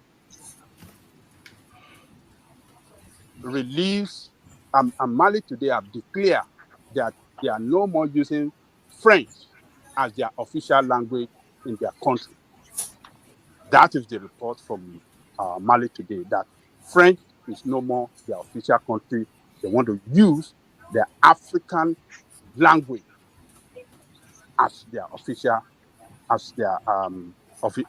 official language of running business. Running government business in their country. No more French language, and that's a commendable. That's a commendable development from that country. I really salute them.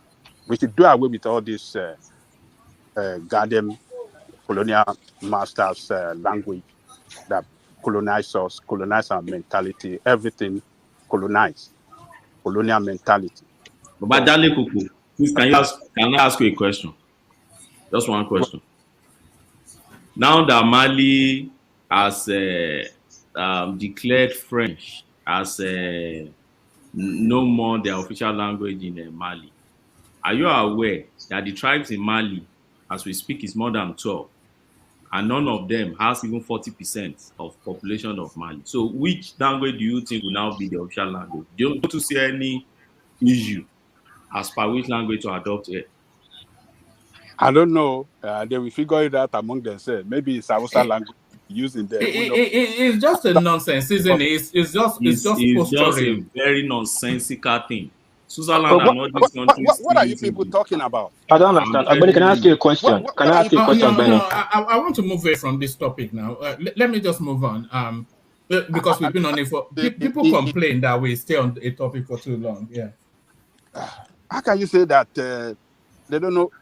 I mean, is it the pride?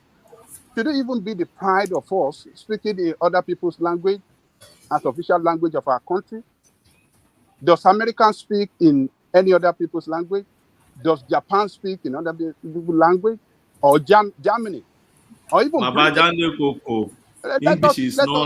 English is not the indigenous language of Americans. I hope you know. And they speak it proudly.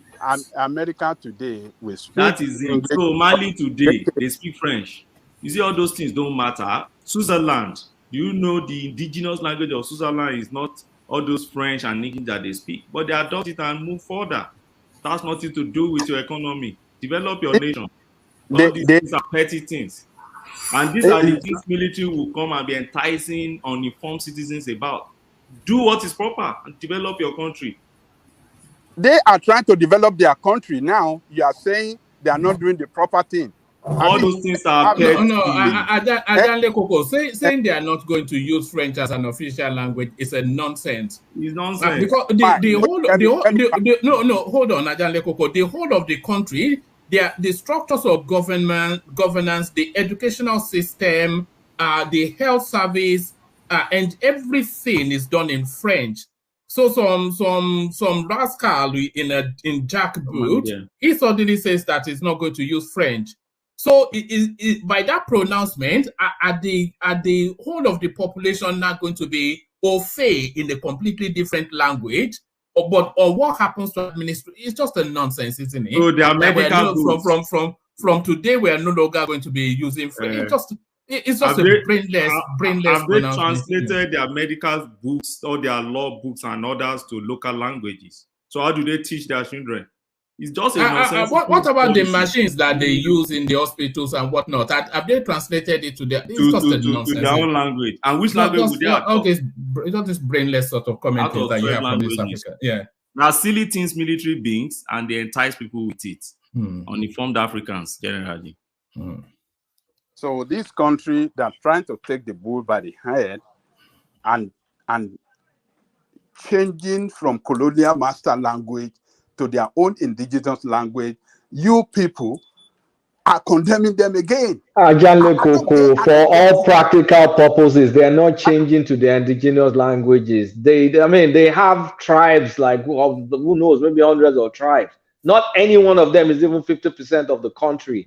So for all practical purposes, they're still going to be speaking French. Forget about all this. Like, it's like someone is tickling you and you're giggling. That's what these military people are doing. It's posturing, isn't it? It's so, just posturing. So if they adopt the most simplest language among all the languages in their country, everybody come together and say, okay, this is our official language now. How does that, I mean, how is that a problem to you, Nigeria? Condemning this now. It's not that easy problem now. to you people.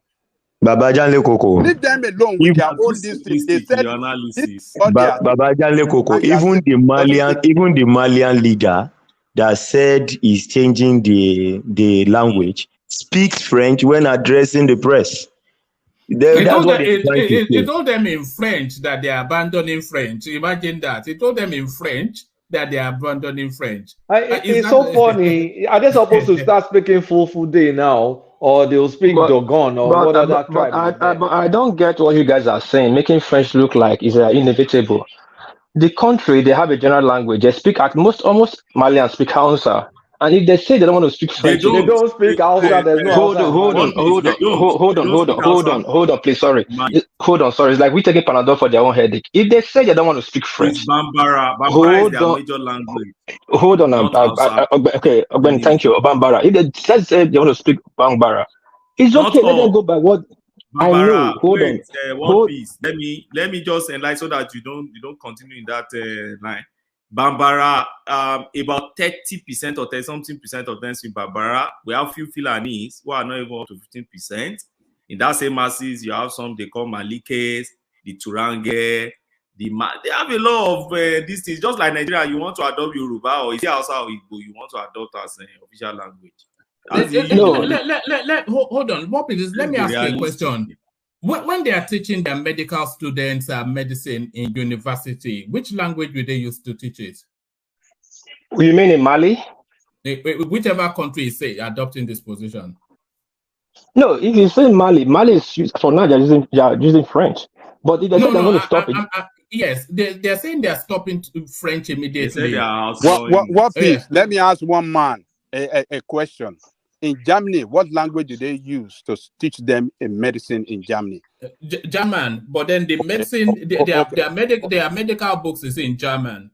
In German. It's translated fully hold on now. In fact, it's originally even written in German because they are a first world country, yes. Oh, okay. We won't even compare Germany now. In German. Yes. German. In German.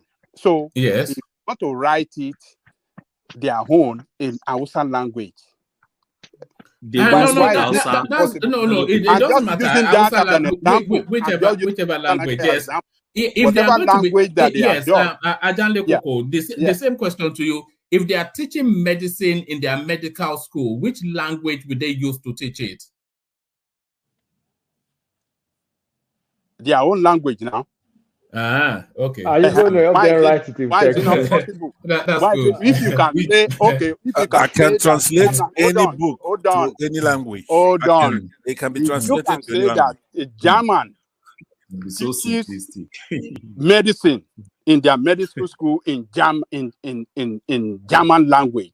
Why not possible for them to teach? Yeah, but medicine, you are going on the assumption that the the medical books in Germany were translated from English. They were originally written in German. Well, that does not tell me, but already the teachers in medical school in Germany in German language, and so yes, in because Russia, that is the original text that the books were written in. In Russia, in Russian language, in Japan languages. So, are you telling me that those countries' languages are superior than African languages? I don't get this. I don't get what you guys are talking about. So all the lecturers in the and as a matter of fact, these are the practice. Hold on, let me land. Let me follow up on it. Hold on, this. Hold on, let me land. You will say, even this idea of teaching in our own language, indigenous language, has been practiced in Nigeria by Dr. Fafuwa in Ibadan. It constituted a school where they were teaching them in Yoruba in all the subjects, geography, biology, chemistry. They were teaching them in Yoruba. English was just one of the subjects. At the end, the oldest medical books are from Egypt, right? Oldest, the very oldest, the Cajon Medical Papyrus. There are mentioned 4. The Ebers Medical Papyrus and the Horst Medical Papyrus. These are Egyptian, but they're the oldest medical books. Even in addition to that. And what language did they speak in? But you are making. Hold on, Ajane Koko. You are making the same German argument that Ajane Koko made. Those texts were originally written in that language. Hold on, one man. Even this oldest university in is it on the Mali, Timbuktu or something like that? It's in Mali, yeah, you're right. Timbuktu, yeah. Do you know that they are the first to develop medical schools, medical colleges, and all these things? I'm not sure about that. I thought medicine was. No, because I'm aware that medicine was. No, my knowledge is that medicine was actually discovered in Egypt by actually a black man. Wait, one man. What I'm telling you, in Timbuktu, that's the point I was making. University, they developed medical school right before even European country even know anything about medicine. I've got a question you ask one man. Sorry.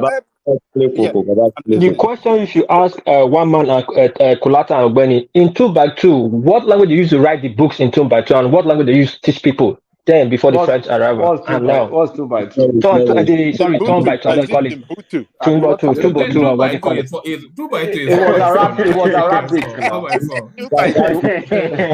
2x2 like 2x2, I don't call it. But what language were they using there, Kulata? It was Arabic. Okay, why you not making? Okay, so Ajale Koko's point. Sorry, 1 second. Sorry, why you not making it so difficult now? Like if they remove French from their What's the difference between French and Arabic? Is it no? Hold on now. You hold on, please. This is my question. If these people decide not to speak French again, what is the big deal about it? They can adopt any language. Okay, let me interject. Okay. Let's do this experiment. Let's adopt Yoruba language for Nigeria. It was done before. Why you guys? Okay, it was not done before. It was done before. Let me land my point on what I was saying. As the national language Ajale Koko, before you land, let me interject 1 second, please. Let me interject before you land. So, to your point, what you're saying, Ajale Koko, is definitely doable, right? But just like the African languages or Yoruba specifically is not that robust to capture all the things. What kind of mentality are you? Hold on, let me land. Not robust in my language. Hold on a second. Hold on 1 second. It's not. Hold on. What are you talking about? What are you talking about? Ajale Koko, my point here is that Ajale Koko, let him land the point so you know fully what you're disagreeing, or you may even agree when he lands it. But Prince. Yeah, I believe we can interpret the medical books into African languages, but of course it's not that robust. However, just like the Japanese and all the cultures, including the English and the French, they all adopt different words from other languages. So I can guarantee if we did ours, most of the medical terminologies will be in whatever language, be it English or French. So it can be done, but let's not pretend that we have all the all the words in English to translate in Yoruba or any other African language. We do not have it, but it's doable. We can do it. In Japan, they don't really have a word for computer, but when they adopted the word computer, it just like it's like transliteration pretty much. They call it computer. So we can do it. No, We can. not computer. It's not computer. It's called Pasoko. I don't know what you're talking about. Well, I know what I'm talking about. Okay, No, I'm there's more. telling you, it's called Pasoko. Yeah, Papa Pasoko Kite. I just spoke now. I'm telling my daughter to bring my computer. Papa Pasoko Kite. Hi. It's not computer. Those things you don't know, my brother. Well, you're making it. Well, you make it. Well, no, you make it sound like there's only one Let me word put my camera on. I'm telling my daughter to bring my computer so you can see. Look on the computer. It's called Pasoko here in Japan. It's not computer. You say the correction. I know, but I think it's making a wider point. So to your wider point, yeah. Yeah, to the wider point. Yeah, there's more than one word for one thing. Initially, just like the most of, if you look at the Chinese too, right? They literally like translated most of the English words they just made up things. They made it up pretty much. Initially, the Japanese also it's like you can say maybe like a broken English. They call it computer. In using their own Japanese accent or translation, but of course they're okay to have their own, make it up in their own language. So, but I don't know why anyone would disagree that if somebody like today, what do we have? The internet. What language is the internet? What language? What language is the internet? How do you pronounce internet in Japan? Is that word piece? We have word for Brother, internet. you are going too far. You're going too far. Let's go to the back. We have the word for internet in Yoruba. Do we have one in Yoruba? We have the word. Can we have one voice here? What is internet in Yoruba? Internet. There you go. A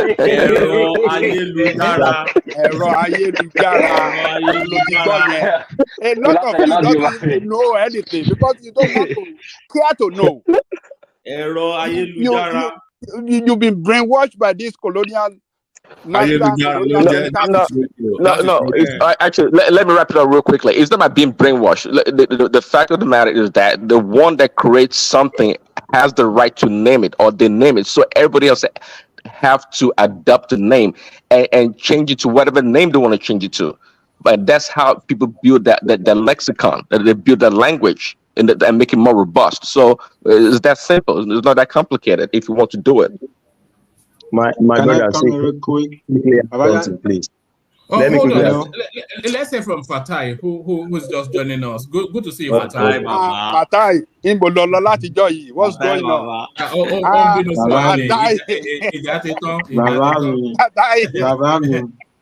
what's going on? Mo ti meet yín gan bàbá mi. Là ń wojú window máa wò ta Fatai dà kí ló dé àárí ẹ. Bàbá mi mo ti meet káàbọ̀. Bàbá mi Ọlọ́run ní pọgbọ́n lára yín bàbá mi common sense ti pọ̀ jù. Àmì àṣẹ. Fatai ìdíjàmá Yorùbá máa. Pàdí mi ọ̀gbẹ́ni kí ló ń ṣẹlẹ̀? Ìdíjàmá máa àdé. Anyway, there is no language no language is more robust than another language. You know, that's scientifically proven. Nobody talks about that any longer. That's a old century idea, understanding of language. Every language have deficiency, and every language have that's the generative grammar that Noam Chomsky brought to new frontier of linguistics. They call it the third wave of linguistics. But anyway, for instance, there is no what is jedi in English. I will actually the transatlantic. Yeah, that's pine is this ball thing. That's not jedi. The jedi go gone. You don't get pine now, but if you get jedi now.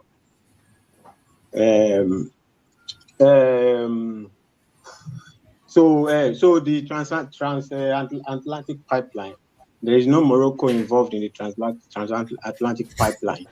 So that's another pipeline. Nigeria No, to it's Morocco. Trans-Sahara, not transatlantic. Trans-Sahara pipeline. There is no Morocco involvement there.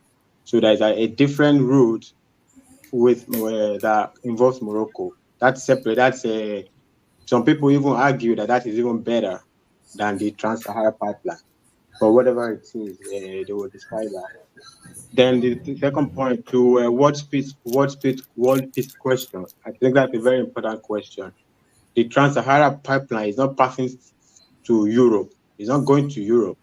It's stopping. The bus stop, the last bus stop is Algeria. Or Middle East, they already have a network of pipelines already.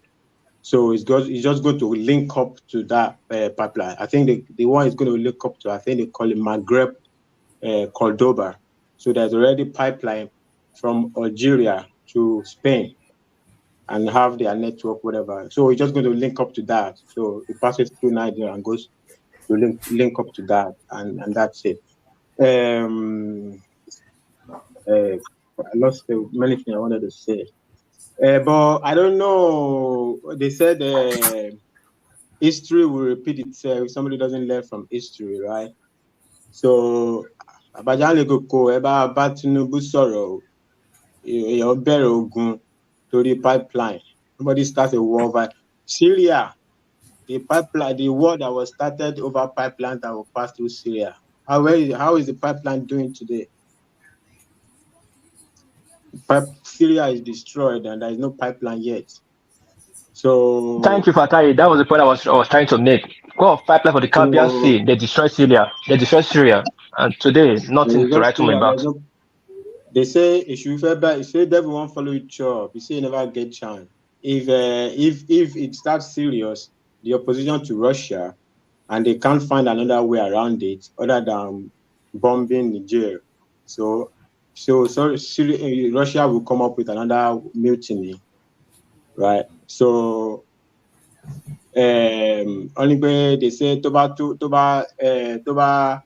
kọwájú sí ẹ kótá toba kẹ̀yìn sí ẹ kótá toba kó nìkan tó all those psycho fancy around Tinubu, you know. But anyway, na elderly man, he go know how he go. But I don't know me. I don't like war. Jelly me.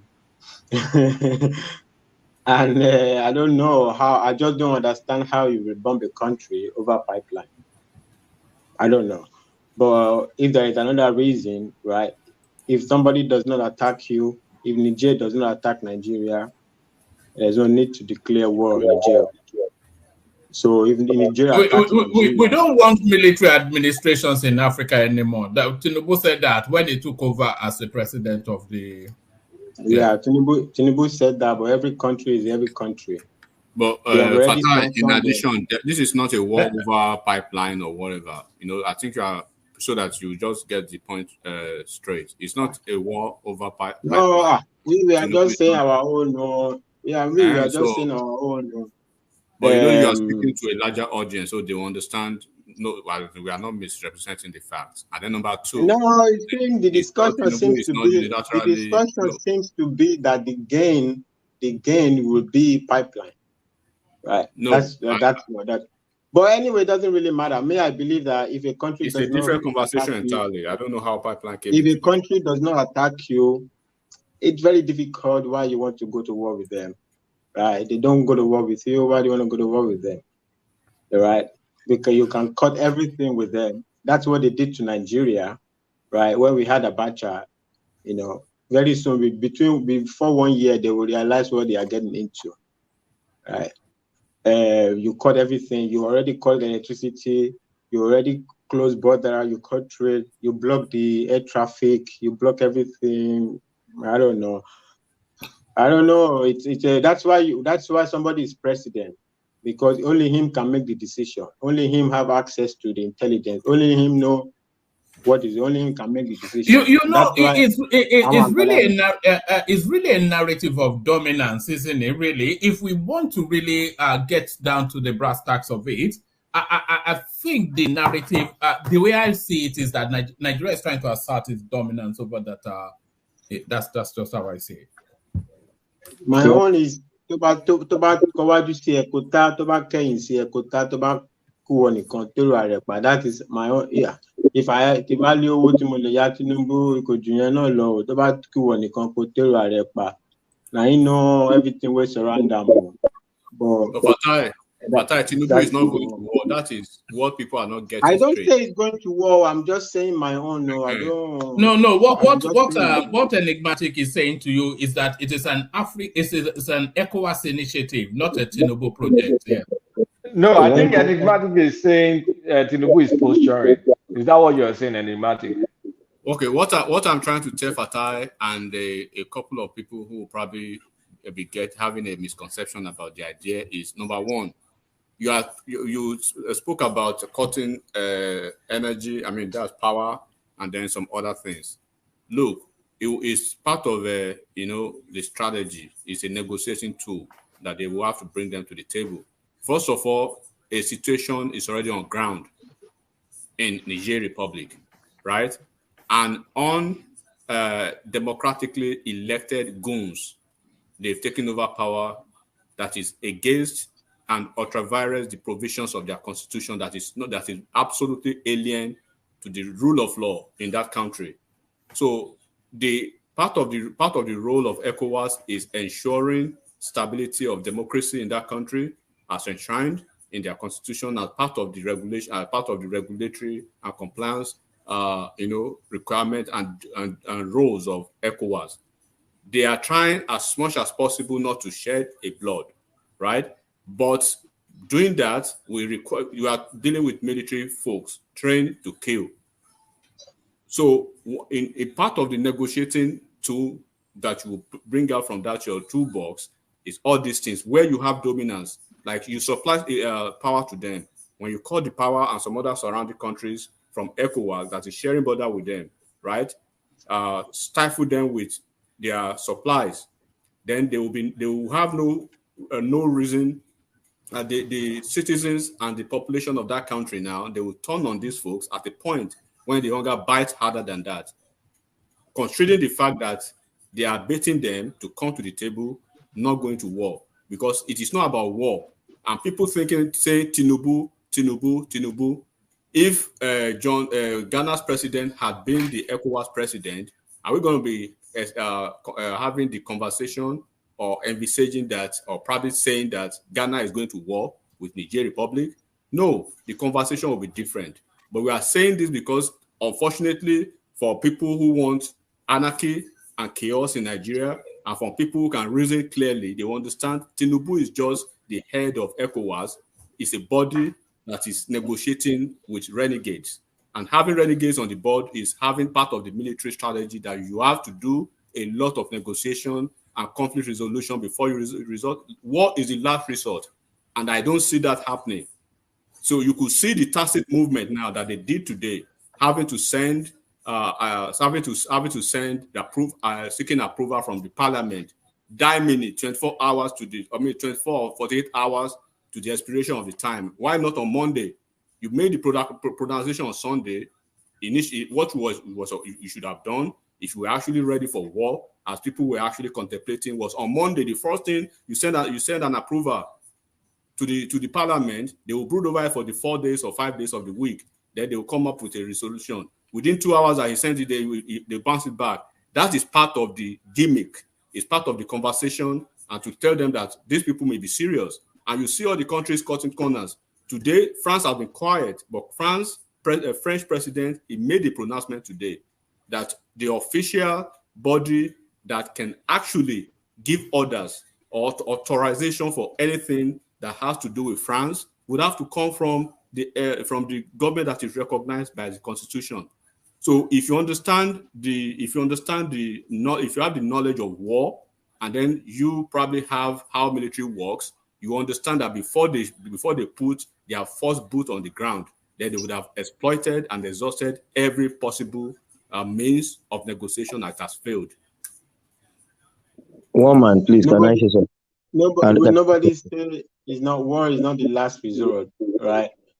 if the war of course always is the last resort, right? But if you think those military guys, they are going to leave power because you give them biscuits or you give them chocolate, it's like the people, Ogbeni Padimi, you suppose happy self for Niger. They don't get benevolent dictator now. You know, it's like people calling for benevolent dictator. Who takes power and wants to leave it? Nobody is going to leave. Those guys are not going. You know, it's reality that will dawn on them.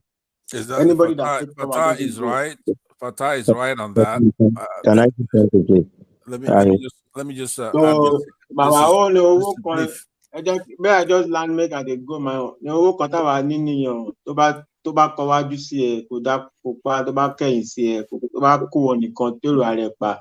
Na Tinubu na him go make the decision. We don't. Na him be Oba. Brother Pansah, you are a very sensible man, but leave this Obi matter. That one is gone. You make good points. If you minus that, you make good points. I recognize you as one of my fans lately, and that is because you listen to me. One of your fans? What are you? Are you Michael Jackson? When did you? What's the meaning? Are you Michael Jackson? No, on a serious note, let me say this. I know somebody was trying to interject a minute ago. Just give me like 30 seconds to a minute. Let me say that what we're talking about here, you hear, I try to listen to really see if we're having a serious discussion here or not, right? We're to be serious. There are regional issues involved here, regional in the sense of in West Africa, for example, ECOWAS. And then you also have Nigeria, tribal issues involved here. History can tell you there has never been a successful Yoruba leader that emerged at the top that doesn't go there and do something foolish, and then these Northerners will whack him, right? If you just look at all of them. So Tinubu is coming here. If he goes and does what he's trying to do here, I could tell you, first of all, he has no standing without these people. Buhari, the military, they're using him as a puppet. But if he goes and tries to do his own thing by having interest with the French and go to war with our neighbors who are they're not Democrats. It's not a democratic society, right? And it looks like this junta, they're trying to use nationalistic fervor to take back their country from France, being aided by Russia. And there's a lot of things playing out here. So if Tinubu goes to war with these people and start killing, you have body bags of Hausas and all kinds of people, he's not going to last there for more than a week when this thing starts, because he has no footing. He doesn't have, in the military, anybody else who's going to talk here should first tell us how is the Nigerian military divided as far as the Igbos, Hausas, and the Yorubas. How many Yorubas do you have in the Nigerian military? We don't want to audit that. You gotta deal with reality. This is reality right now. That's your reality. Let me land, please. Let me land, because you may not want to hear it when we talked during the. It's not relevant to the conversation. It's the whole thing. Yeah. It is the whole thing. From your prison, poke holes in what I said when I land. No, I'm not. I just want to move on from the topic. I really want to. I hope I'm wrong, and I'm not wrong. I'm trying to tell you that once he goes into this, because when we're saying this during the campaign that Tinubu is a disaster, you don't want to listen. But here is the aftermath. And I asked Ajale, can I get let this election matter rest? I beg. No. It's not over. Listen to me. We have consequences. We're talking about consequences of the election, right? So you can't come here. I listened to you for almost half an hour talking nonsense. You don't want to talk about the real issue. If this man goes to war, which is beyond his control, it depends on what France wants done. That's what he's going to do. You know what, Pansat? Enigmatic is about to take his leave, and you know he's very strong on all those ministerial stuff. So I wanted to hear his thoughts on the emergency changes and the additional ones. Okay. So let's hear from let Jide have that thing, And then I want to Don't play you this clip. forget now, Good I'm night, trying to one help her man. along, Baba right? mi o So, daro, Ogbeni Padi mi o daro. I will listen to you Enigmatic to Baba o make your job daro. easier, but reward me at the end of whatever enigmatic is going to talk. He's not going to say anything important. He's just going to talk nonsense, right? But don't come back to me so I could make the point I'm trying to make. It's very important. Can I say what I want to say now, please, Pastor? All right, did they carry on? Please. I don't like the narrative of Tinubu in this whole issue.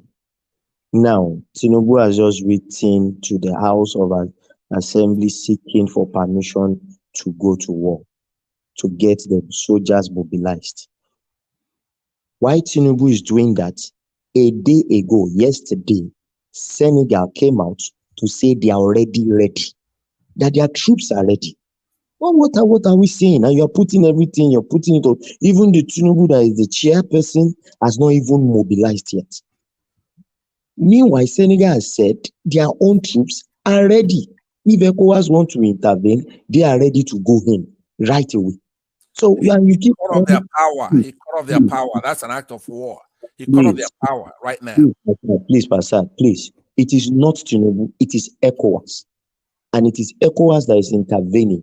That you don't like Tinubu or you don't like his candidature or whatever as the president of Nigeria does not mean that everything that happens in ECOWAS now is Tinubu's fault. If Tinubu had been a floor member in ECOWAS, just an ordinary member, I know you won't call his name, but just because he's fortunate to be the president of ECOWAS now, everything that happens in ECOWAS now is Tinubu's doing. Please, let's go away from this narrative, please. And you said something the other time that when they go to war, Sorry, leave the other time. I'm just going to move away now from that space. Apologies, but sorry, Jide, I'm not cutting you off, but I have to call time. No. I have to call time at some point, so I'll call time now. Let me play this clip that one of the subscribers sent in. This is the preparedness of the Malian, Guinean, etc. So this is just a moment of levity somewhat. I found it somewhat comical.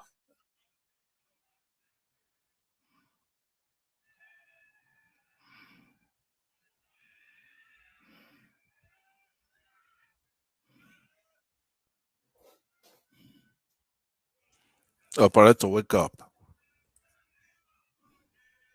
One man, this is Senegalese soldiers. These are Senegalese soldiers. I've seen this video before. They are Senegalese soldiers. All right. So Ekene, let's hear from you. So let's hear from Ekene briefly, and then we move the topic very swiftly onto the changes in the ministerial list. So apologies for keeping you waiting, Ekene. Let's hear from you. Okay, one man, thank you. Salam alaikum. I've been listening to salam. You see, my issue is I don't know what Nigeria will gain with having issue with this Niger Republic and this coup. I don't know what will Nigerian government gain. What is our interest?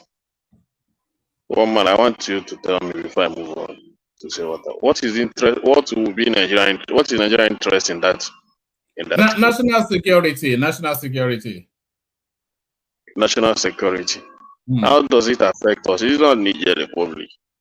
Is it not their own problem? You see, and another thing is this. You know, Tinubu, our government, we're talking about, we have a lot of issue in this country now. And even Tinubu taking that position of being the ECOWAS chairman, I didn't like it at all. Because now it's all about Niger Republic is having issue, Niger protesting against him and all that. And we are leaving our problem behind. They will do this thing, then before you know it, 4 years will come to pass, and this administration will miss a lot of things to give to Nigerians. And we'll keep on talking about the Niger Republic coup and all that. When I don't see any interest or what we as Nigerians are going to benefit from it. So what is all that? Why would he even go to take that position? We are still talking that we are still saying that. So sorry, Kenneth. When you say you object to him taking that position, is it because you think that they're going to make us? Is not they're going to use it to squeeze up money out of us? That is it, and not only that.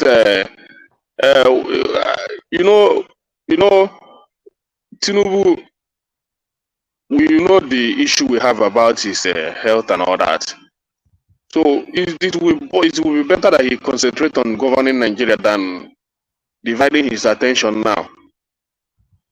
The issue of I feel that his attention is divided. He's listening to Niger Republic issue. He's also listening to Nigerian issue. How is he going to solve all of these things? So that position he has taken, I don't see the reason why he should take it.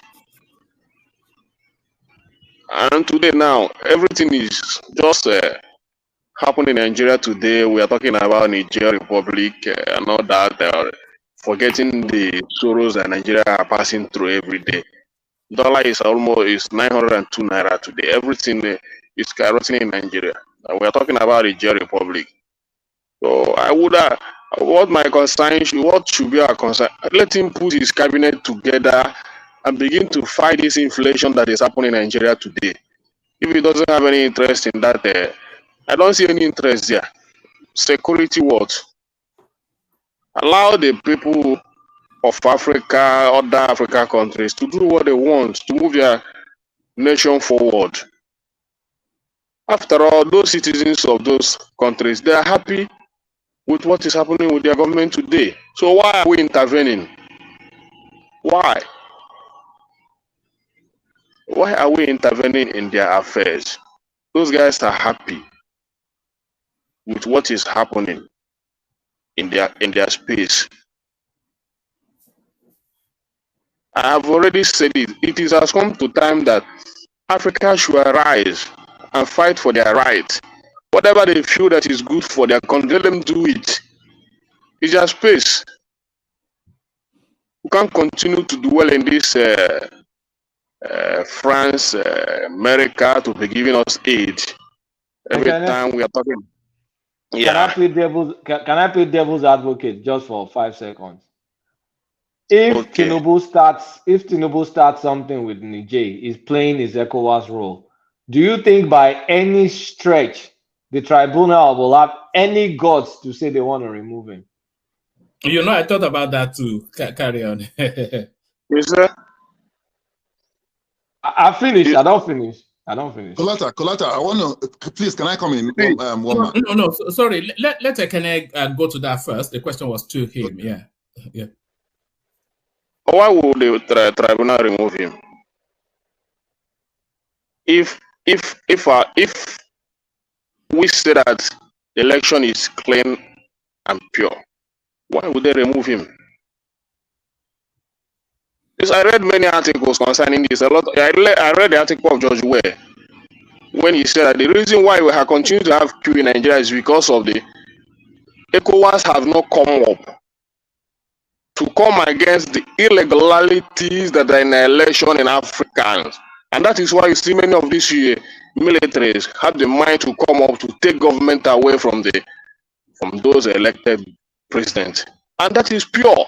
Anybody can come here and they say, speak English about it. You cannot be more intelligent than George Ware, who made that statement. You cannot. George Ware, the footballer? Yeah. Why do you say we can't be?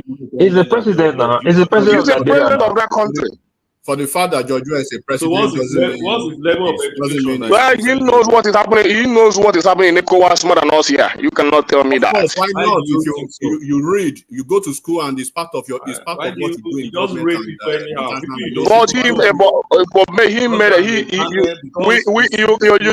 don't attend the ECOWAS meeting more than him. I don't need to attend that. He has already put ECOWAS in a very bad look. 8/4/2023, right? And then as what I know is when you open your mind, okay, And when you are not ambivalent to information, you understand things without being told. That's why that's why they have this approach of being, resorting to echo chambers, to the point that they just give them lies and upon lies almost every time, and they can't even get out of it. It's information out there. Yeah, but for me, I believe in more international relations that is so common to everybody who wants. I believe, and the enigmatic who cannot tell me that what he said he lied.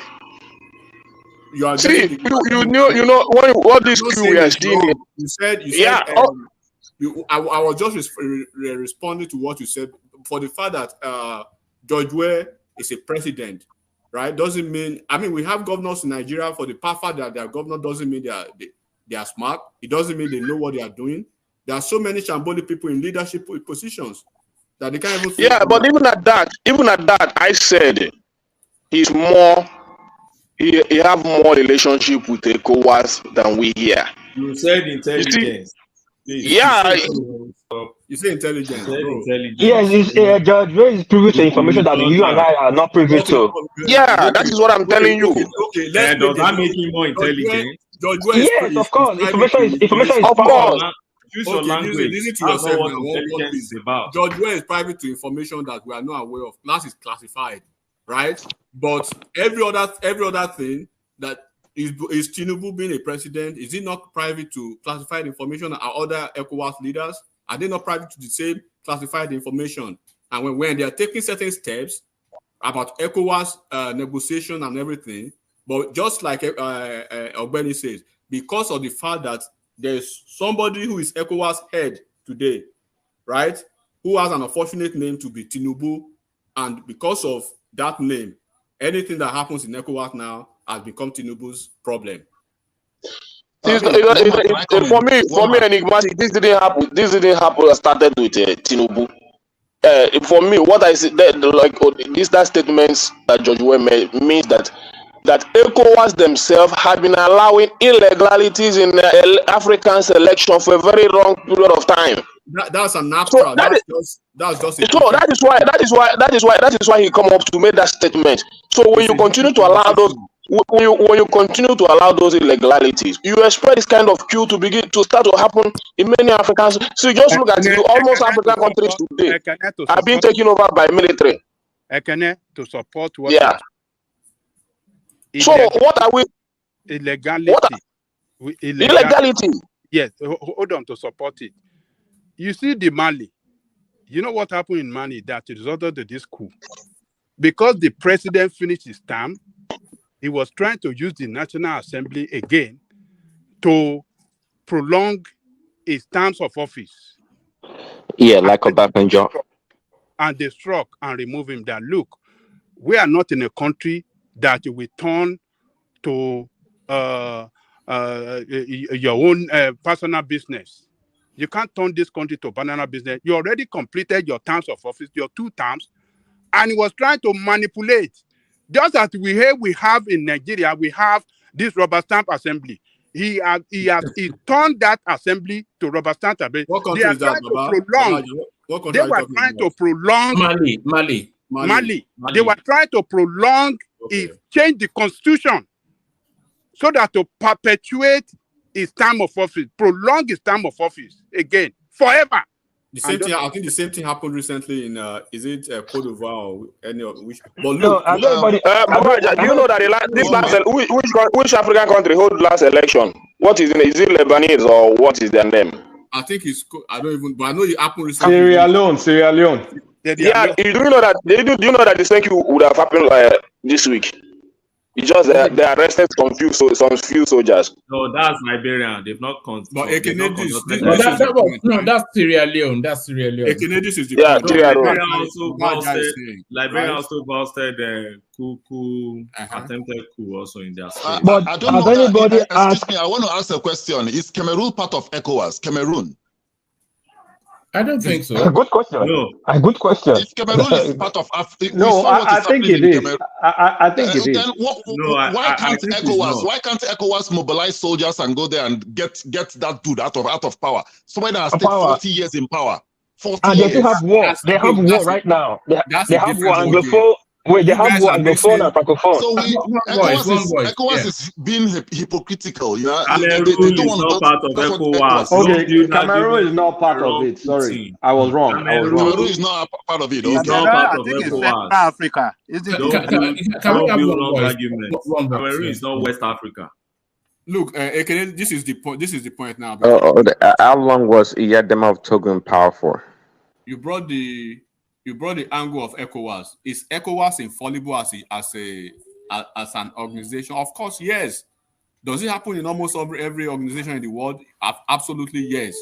But look, that's a different ball game. That's a different conversation entirely. What is on ground now is that they are trying to deal with a situation in a country that the president has been taking no step, right? What are the what are they doing within the purviews of international relations, and then within the purviews of law, and then ensuring that stability and democracy returns to that country? So what has happened in Mali or some other countries you are saying, or probably the maybe the nature or approach of ECOWAS, that becomes absolutely irrelevant now as we are speaking. People are clinging to, they are clutching to whataboutism now because Tinubu is trying to plunge Nigeria into war. Why is Tinubu involved? Why is Tinubu going to Mali? I mean, going to Niger? Why this? Why is that? Let me ask you a question directly, Ekene, now. And whoever is here, I want to put this directly, it's hypothetical to the two other political groups. You are an Obedient, you are a Peter Obi fan. Whoever is an Atiku person here who is a PDP, if Atiku had been in this situation, or Peter Obi, what would have been the what would have, and then Obi and two of they've been selected or elected, right, as ECOWAS president. What do you think Obi would have done differently? What do you think Atiku would have done differently? Anybody can answer that question. But let me say something. Let me say something here, please. Let me take on that. Please. No. Let Joe come in. Joe, come in. Yeah. You see, the bigger picture we are not seeing here is that France is controlling ECOWAS. France is controlling ECOWAS. All these things they are doing, they are not doing it. Hold on. Answer that question. That what you are saying now. Look, I want to focus on the law and international relations now. Forget all those. Yeah, let me answer one of the questions. All those echo chamber conversation now. Obi is a president. He's been elected. Peter Obi as the president will call it. Hold on a second. You have to be an obedient. Everybody hold. You've asked the question. Let Prince Daddy have a go at it, and then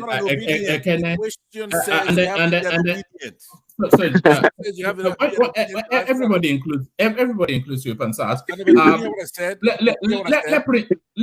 Prince Daddy answer that question. The question that wants it to be an obedient. All right, hold on. I don't want Pansas to answer my question. Before Pansas, I don't want Pansas to answer my question. Can everybody hold? Let Prince Daddy answer that question, and then after Prince Daddy, let's Ken answer it as well, and then we move on. Yeah, Prince Daddy. Yeah. Thanks, Mama. There's this false narrative because I'm not obedient, because I'm not from Anambra. I can't talk about Peter Obi. I can't talk. You guys are funny.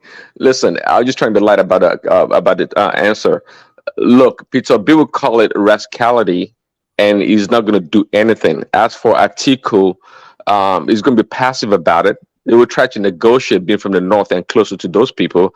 But in terms of having like real strategy to go about resolving the issue, I don't think either one of them have that capacity to do so. Okay, for me, first thing I will say is this. Number one, Obi will not take that position of being ECOWAS or trying to jump into ECOWAS. He will be looking at them or taking information from what they are doing. And even if it happens, then another thing he would do. Another thing he will do is I know he will secure all the borders. Instead of training armies to take them inside the Niger, he will train them to use them to protect our borders, making sure that nothing comes in Nigeria, at least he will deploy a lot of security men in our borders. See, all this, my annoyance is even that position that Tinubu is holding. We have a lot of problem in Nigeria. That is my, yeah, that's my answer. I disagree with you. The position Tinubu is holding doesn't matter anything. We're not talking about Tinubu being the. No, for me personally, it might not be an issue to anybody. But for me personally, it's an issue to me. It's an issue to me. That's to you, but to me, it's nothing. The thing is that the external forces are using ECOWAS to fight their brother, and it's for their own interest, not for Nigerian interest. Nigeria is not going to go digging uranium. Nigeria is not going to go there digging gold. It is for the interest of the outsiders. So we can't be fighting ourselves because of the interest of France. Joe, I've heard that argument so many times on so many platforms. Very lazy. It's very lazy. You just heard in the course of these conversations there were coup attempts in Sierra Leone, there were coup attempts in Liberia, successful coup attempts in Guinea, Mali, etc. So it gets to a point where the democratic spaces in that sub-region, they have to take a stance. I was actually reading. Hold on. Actually, let me. One man. Have you asked yourself what's the problem? Why are we having military interventions in West Africa? Why? Because of bad civilian leadership. They've shown they are not capable of doing anything. I don't agree with you. No, that's not the reason. In the 60s, that was the same petty nonsense.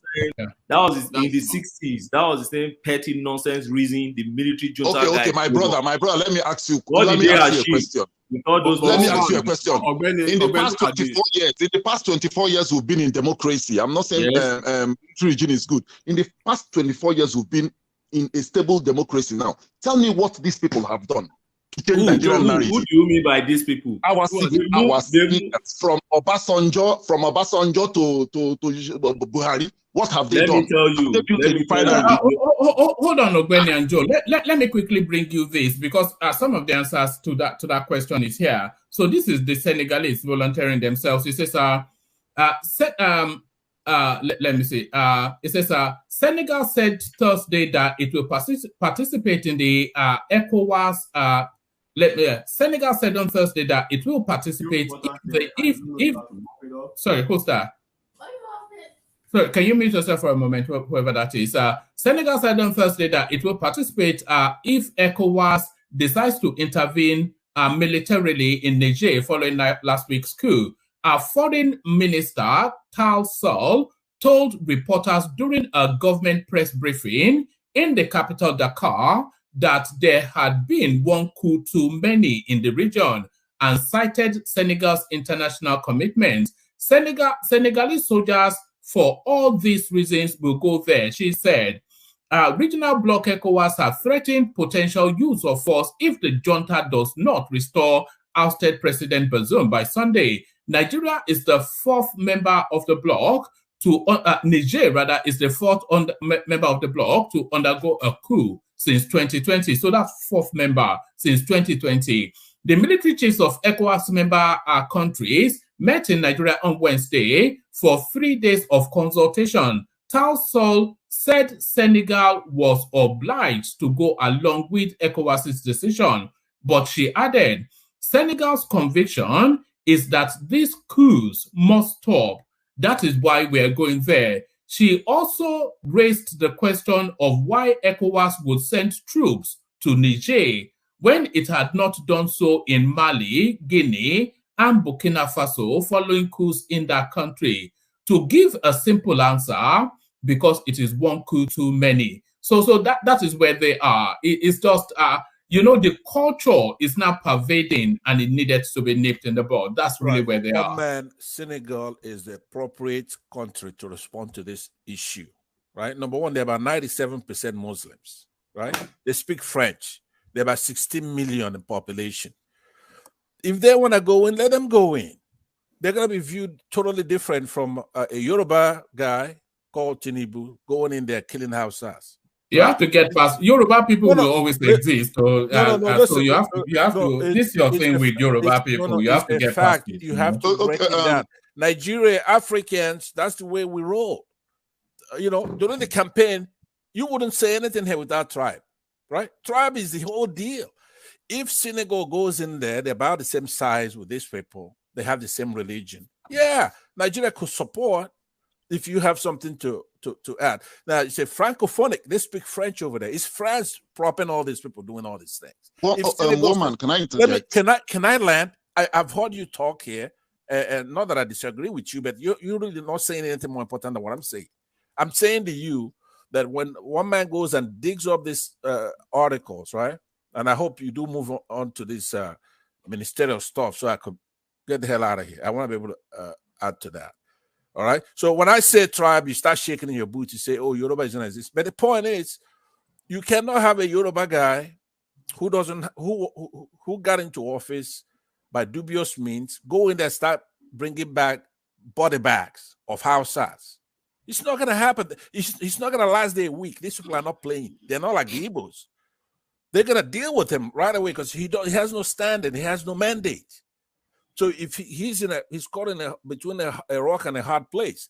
A war is not a joke, especially dealing with the kind of characters you have, Russians and the Wagner Group and France, and the United States, right?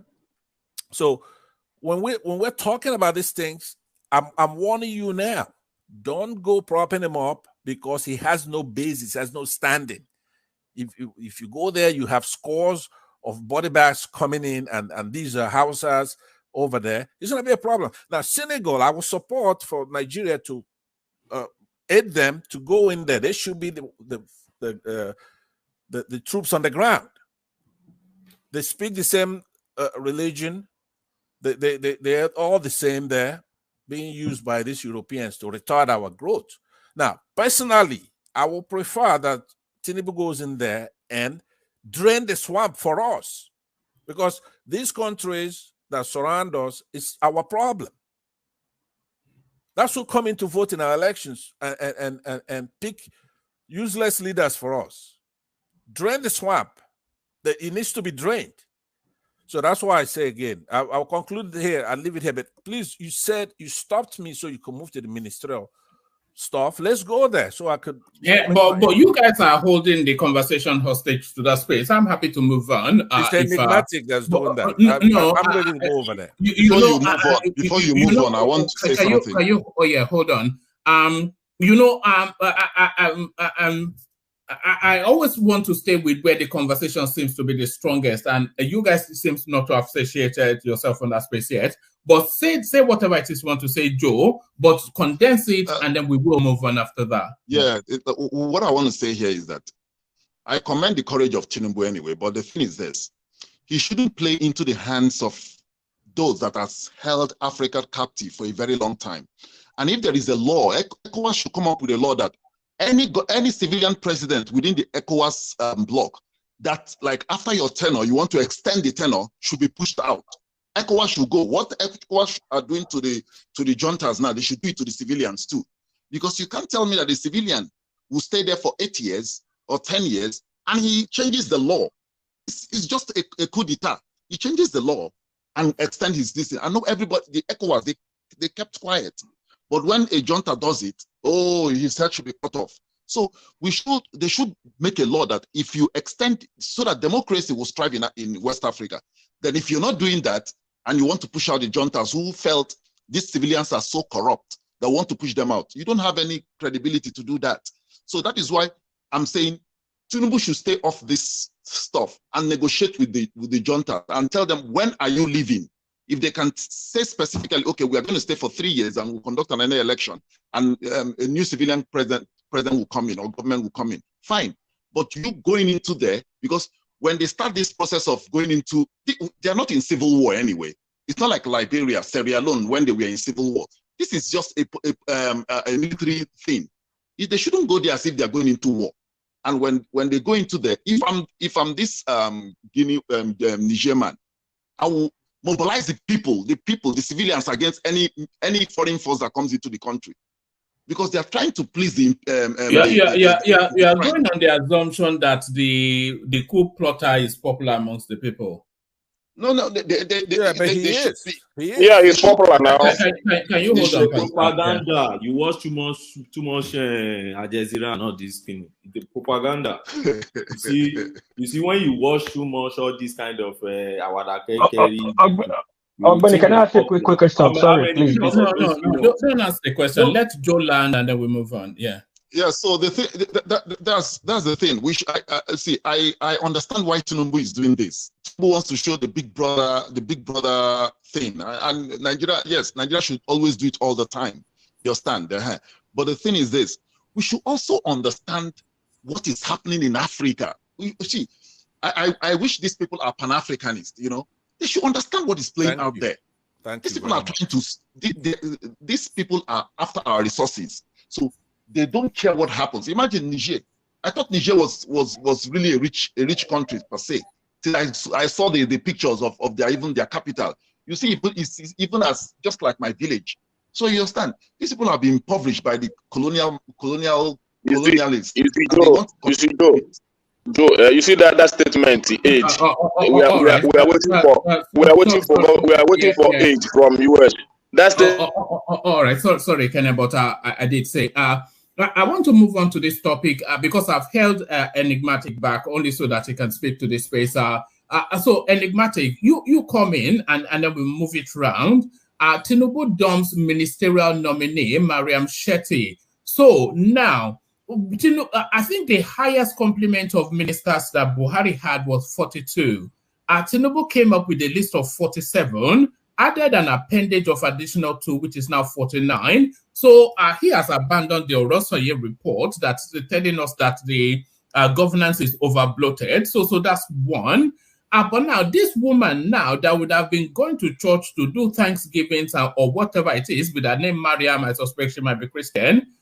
So can you just imagine it? But now she has been shuffled apart. At least she would have provided eye candy in the cabinet to be replaced by some rather gruff-looking Aboki from. So this is imagine this is who they replaced the woman with. Can you imagine that? That alone. No, one man they replaced him with another woman, not this guy. No, is this not the because I searched for the name? Is this not the Megari? This is a woman. It's a woman. Yeah, they replaced with a woman.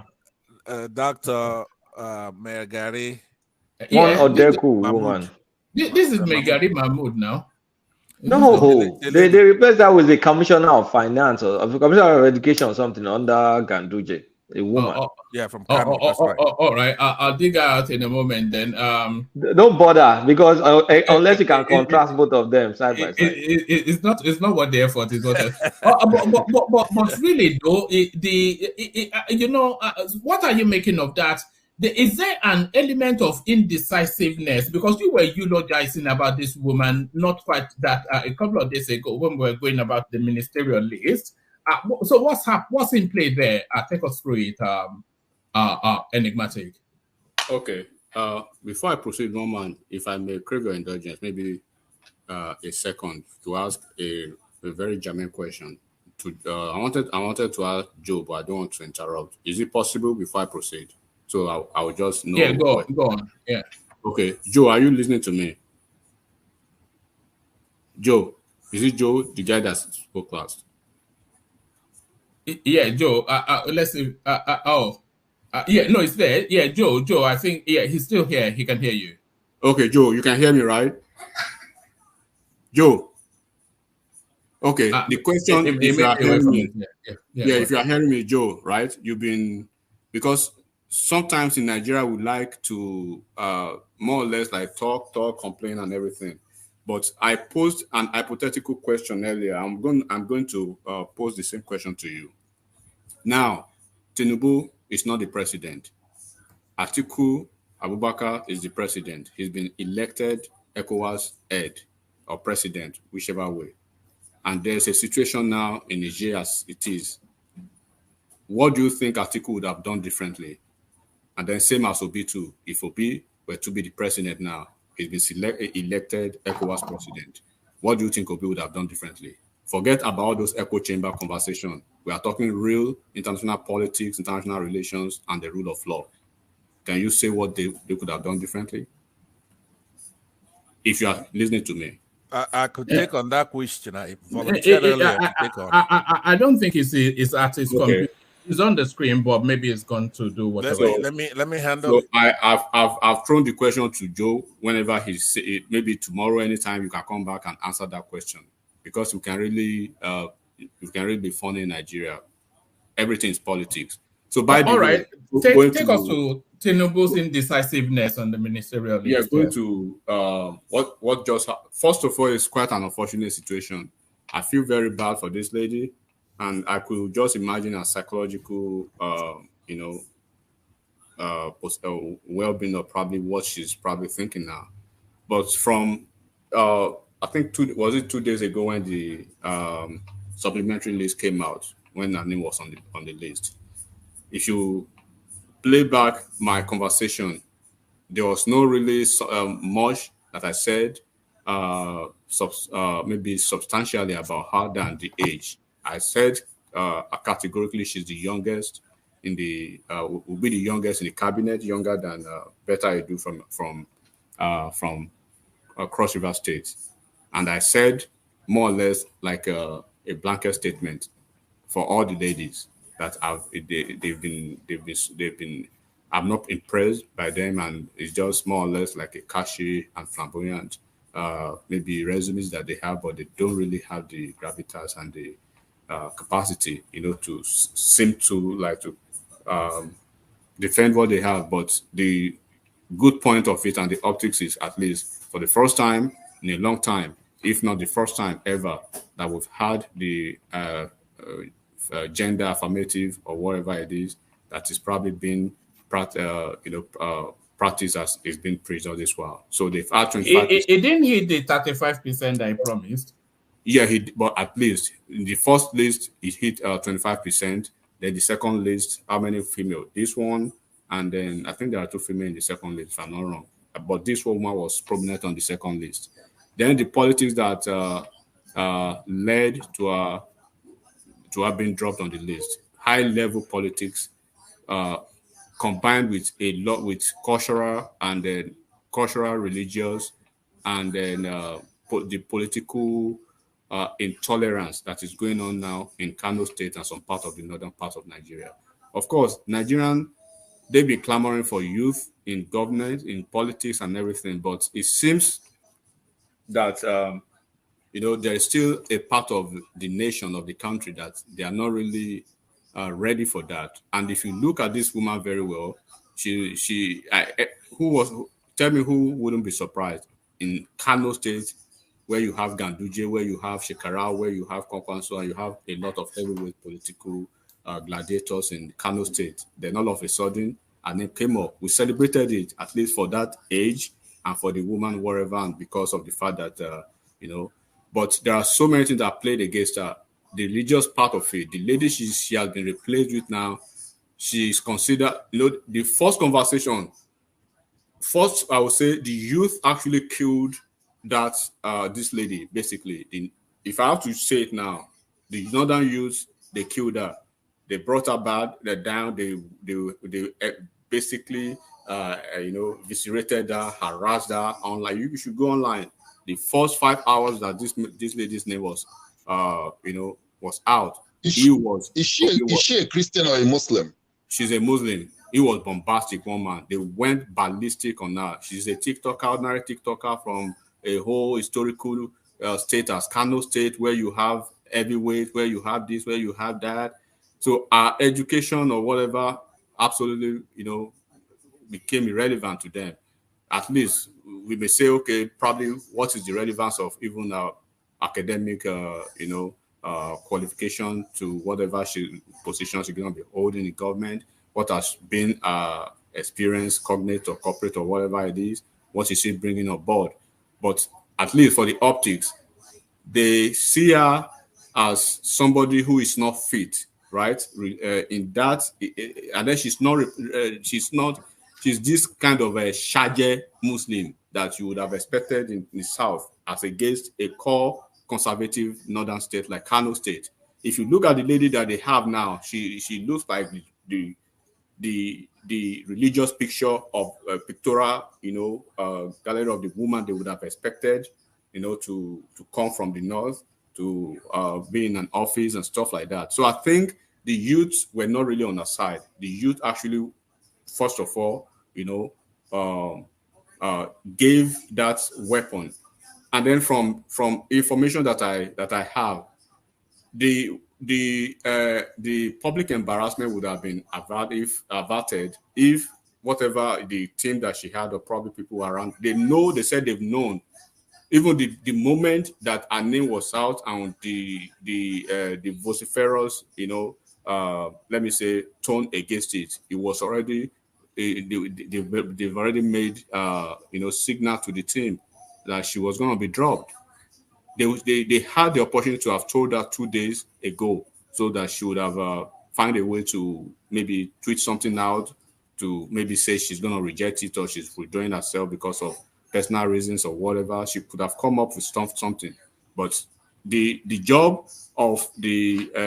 hold on. Why didn't they give her that opportunity? First of all...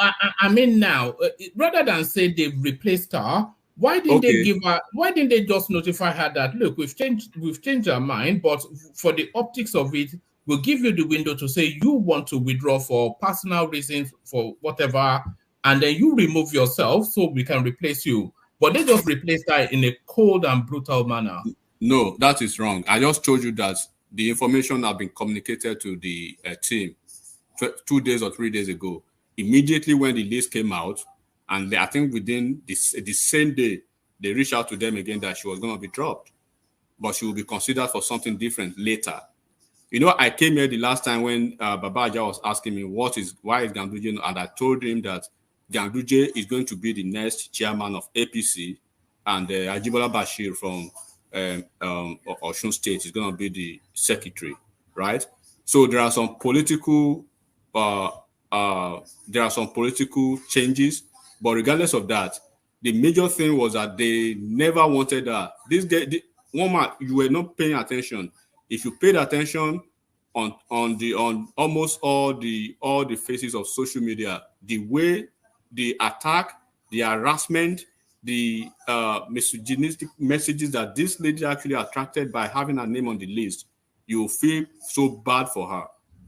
I feel so bad for her because, and then the team that she had, whatever the team was doing or whatever they were doing, they already gave them ample opportunity 2 days ahead to let them know her name has been withdrawn. So they've given them the leverage, right? And the soft landing to come out so that she will come out and say, I'm probably reneging my having to work for my country or probably withdrawing myself because of this, because of this. They would have come up with a very good, message. They didn't do that. So the team did not communicate with her. But another thing that I heard was that she knew too that she had been dropped, but she wanted to come to the Senate for the optics. So that is not what I can confirm, but I know that they communicated directly to them. When her name was dropped, of course, the president will say, due to one reason or the other, they have to drop her. Then through the chief of staff and the appropriate authorities, it was communicated directly to them that she's been dropped. But of course, she's a core loyal lady to the party, and then she's going to be compensated. But high politics played a big factor in that. But the major factor was the rebellion against a nomination from Kano State. It was wild, and there was no way they could have sustained having her on the list.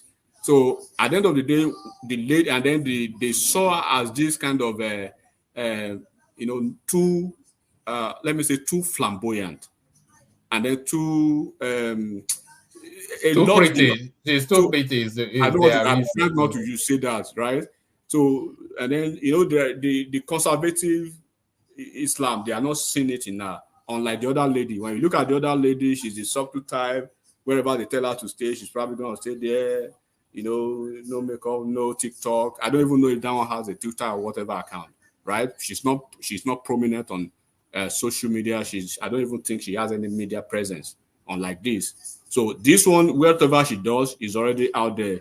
She's even at the time that she was coming to the preparing for the screening, through the time she was in her vehicle, she was going into the vehicle, she was coming out of the house, everything was on social media. So she's that type of person, and then actually that probably offended a sector of the religious part of this of that neighborhood. So, but when it's not your time, it's not your time. But I see that she has a very bright future because they believe in her. She's a core party lady, and then I believe they will give her something that for compensation at the end of the day. Then the other lady eventually she was reported to be Ganduje. She was in Ganduje's cabinet, right? She was in Ganduje's cabinet as maybe one of the commissioners or whatever. So she's the direct opposite of this lady. So, and then the political angle, right? Since Kwakwanso is not on the list and Ganduje is not on the list, they needed somebody who will be strong in Kano State. Unfortunately, the Kano contingent, when you look at the other guy, Guazo, I don't know if you've see his screening today or yesterday, his screening. Kano, they are not having a good show this ministerial because the Guazo guy is just down there, just man, he just there, nothing. So that's just what happened to this lady. But at the end of the day, she'll be compensated probably with a board or whatever, and then they can mentor and groom her to maybe be minister next time. But one thing that I know that will happen in this in Tinubu's administration is Tinubu will fire a lot of people. He will fire a lot of the ministers when they are not performing. It's not the kind of guy that will give you 8 years or 4 years flat to prove yourself. When you are not delivering results, you're going to be fired and be replaced without recourse to maybe having to discuss or whatever. Just like this lady that he made the decision that she's gone.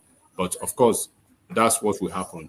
Then on the Keyamo, I was not expecting Keyamo to be on the list. How much did you think he paid Bajabi Amila for that, Keyamo? No, it's not about paying Bajabi Amila.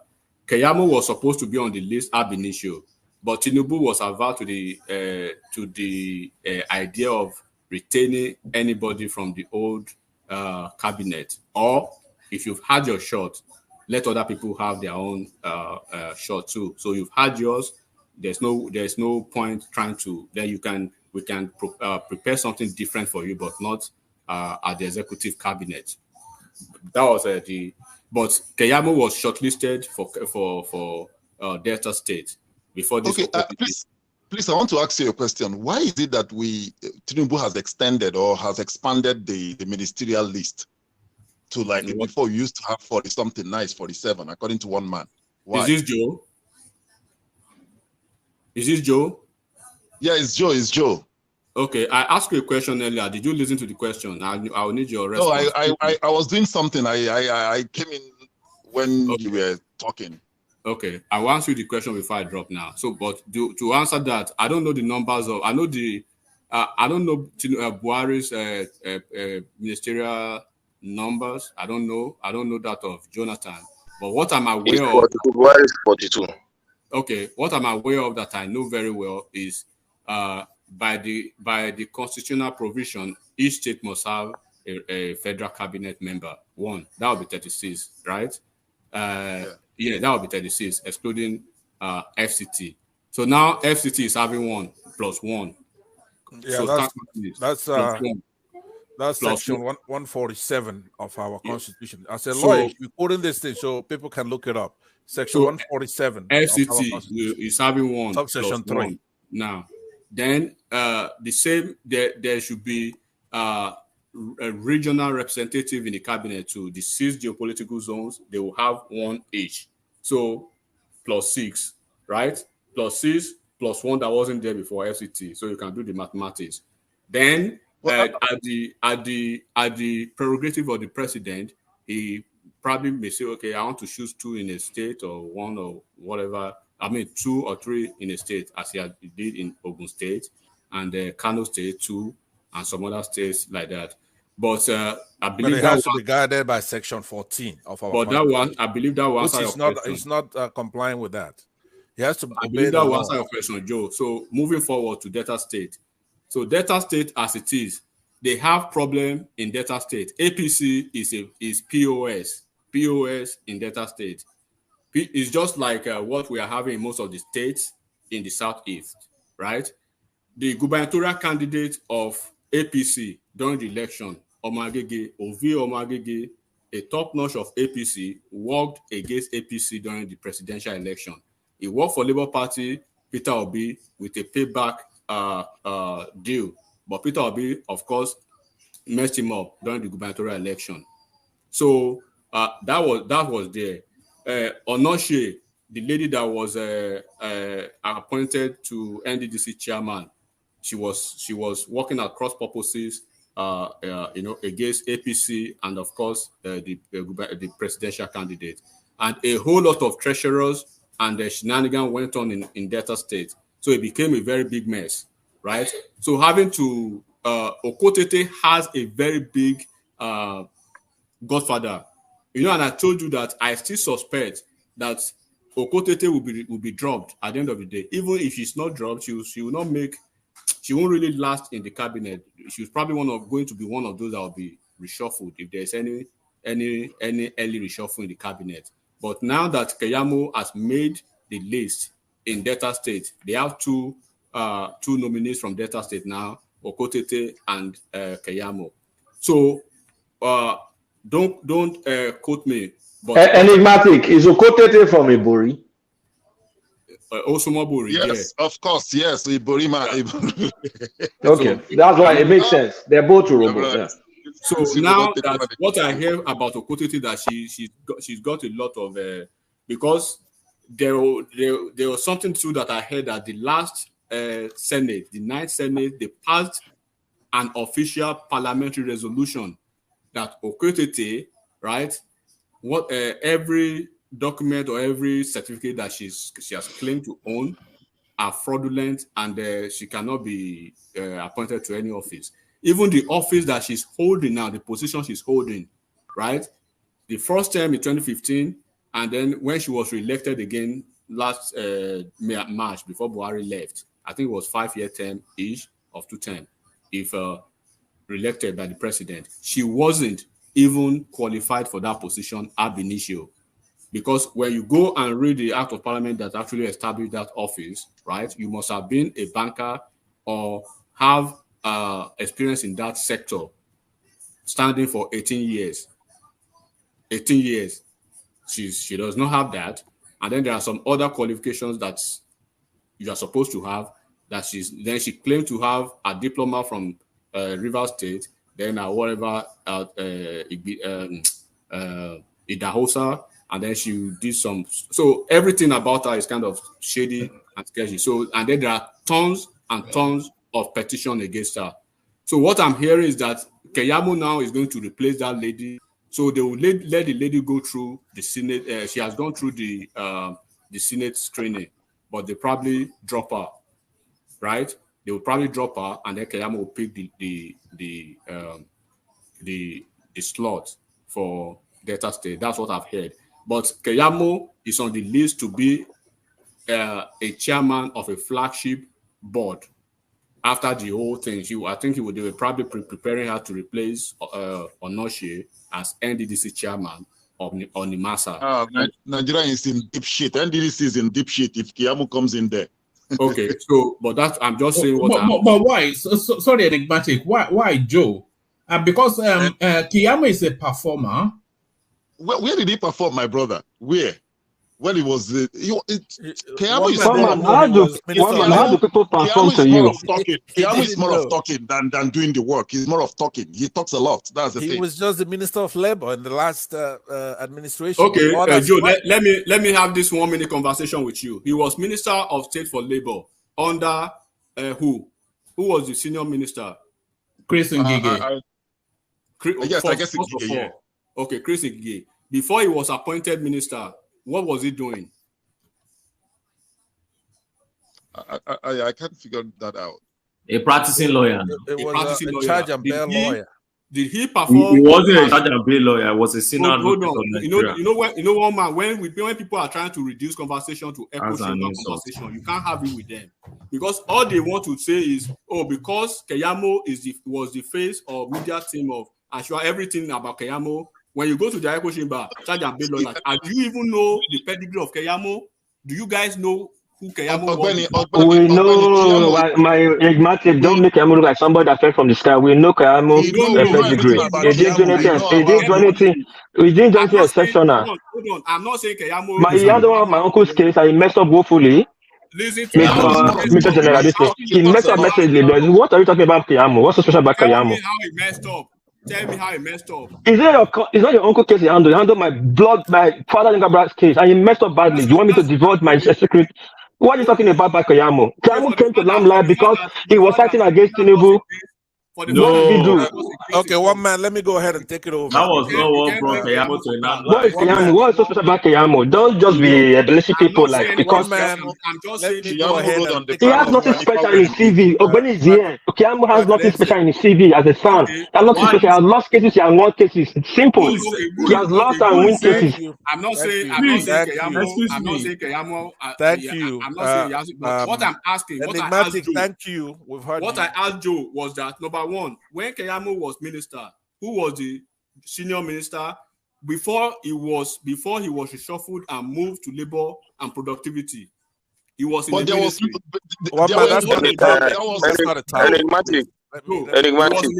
He was in the ministry before he moved to labor and productivity, where he was the senior it's not the minister. Hold on, enigmatic as well. Enigmatic. To try and navigate back to this lady, and then wrap it up, because I think Pansat wants to go to dinner, but he wants to give us thoughts on that space before he leaves us. Can I speak to you two on that Keyamo thing? Because yes, you will as well. But Pansat has been so keen to do. Let any. Of course. But I want to ask an enigmatic question, so that we'll wrap up. If you ask him, then he will elongate it more, and then Pansat. But he is in the right position to answer the question because he's an APC man. So I really want him to answer. What's the question? What's the question, Ekene? Enigmatic. Apart from politics, because I had your conversation via this ministerial race. It's all about everything inside and outside of APC. So my question number one is: are you satisfied with this ministerial list that Tinubu has rolled out? Are you 100% satisfied? That's a long. No, it's not a long. It's not a long. It's just for him to say yes, he's satisfied or not. Then who do you think will be the minister of petroleum in this ministerial list? That's it. Okay. Am I satisfied with the composition of the list? I answered the question the other day. This list is divided into three. If you want to be very factual, you have a list. No, I heard you. I heard everything you said. I heard everything you said divided in the year. I followed your conversation that day. So apart from politics, because we're talking about what they will contribute. Are you really satisfied? And who will be the minister of petroleum? I'm satisfied by the technocrats that I see on the list. But when it comes to the politics, because that's the way I will answer the question to you. I'm not going to say yes or no. That would be dumb and stupid of anybody who knows how to read politics. You can use percentages. Okay, on the list, this is how I will answer in one man. Okay, because even people are so emotional when they talk politics. Even in America here, one man, right? In America here, you have a list of technocrats and you have a list of donors that we support your campaign and you give them appointments. Those are called politicians that they will be the foot on the boot on the ground for you. So when you are talking about this, I say all the women and the chunk of the women, 90% of them, they are from the South and the Southeast. Am I impressed by the contingent, by the female contingent? When you look at the woman from Anambra State, from Imo State, from Abia State, or Okotete that I just spoke about, or the lady that is just replacing this lady now. So on the paper, they are all they have what it takes to man or to manage or to spread an office, right? But when it comes to the nitty-gritty of it, would they really do the job as I want? Absolutely no. On the list of the men, the technocrats on the board, am I really impressed with what I see, with their resume, with what they've had? Of absolutely yes. On the politician side, I'll pick out Wike and El-Rufai. They are top performers, and I put my money on them. The rest of them, they are part of the Fulefus. That's my answer for that. But to answer yes or no, I can't answer that. I'm not going to say yes or no to that. But that's the best way I will answer that to you. All right, my then. brother. The minister, who do you think will be the minister of petroleum? At some point, please. Okay, the minister of petroleum, so far so good. Let me talk about this ministerial thing and get the hell out of here, please. What I hear, I don't know how true it is. Because one man, are you going to wrest this thing from him? No, let him make that. You have to wrest it from him. If you continue to let him make the point, and then I'll come to you. I'm going to give him 30 seconds. Who are you to give me 30 seconds? Don't worry about that. Just carry on. No man, share no Benny. So look, the what I heard, I don't know how true it is. That is very, very sketchy for now. But I know that Olubunmi Tunji Ojo from Ondo State is being considered for that position. There was the contemplation that he was going to be the communication and digital economy, but because of the new guy that has just been brought into the fold, the Bosun Tijani, but I don't even know if they are going to drop that Bosun Tijani because that guy is so controversial. He has a lot of issues. APC, they are going ballistic about that guy. He is a top. One might go and check that guy out. So if they replace that guy, then probably Bosun Olubunmi Tunji Ojo will retain that position. But for now, it's the one they are preparing for oil and gas for. You know, Bosun is under the cosh for some of the commentaries that he made on Twitter a few years ago. I'm not sure if you follow that space when he was quite critical of Tinubu. Yeah, that's even not only Tinubu. Tinubu was even mild. Go and read at whatever his comments against Buhari. We know it's a core obedient, and it's like all this Biafra hip hop obedient that went deep with their. But isn't he not a Yoruba man? Don't you know that? Okay, there are so many Yoruba men. Look at Hundeyi now, right? There are a ton of them like that just went crazy and went astray. I mean, there is a room for criticism. You can criticize your government, your politician. You may not like their policy, but do not go to the rabbit hole of espousing the fact that people will understand that you tell people directly that you hate your country. This guy basically desecrated Nigeria. I probably will show you one of the most egregious thing he said, that Nigeria is a stain on his name. Nigeria's passport is so he missed it, and I don't know how they will do it. But if he actually get approved, I know they're probably going to set him up for failure. But basically, I answered the next question, and the question I put through to Joe. If you can put the question back to him, one man, I will appreciate it, because we can speak based on politics or whatever. No, but we have gone past politics or election now. This is the time of governance. But when you want to discuss, you discuss in a more rational manner that will help Nigeria, not bringing. Enigmatic, are you saying that these people that? All right, I'm asking question. No. Can I ask him question? No. Because Passat has been patient. I don't want him to have to leave without having to have that say, because he's waited so long to have that say. So, Passat, give us your commentaries on the additions to the ministerial list, and then we move on. Thank you very much. And the organization of the cabinet is a constitutional matter.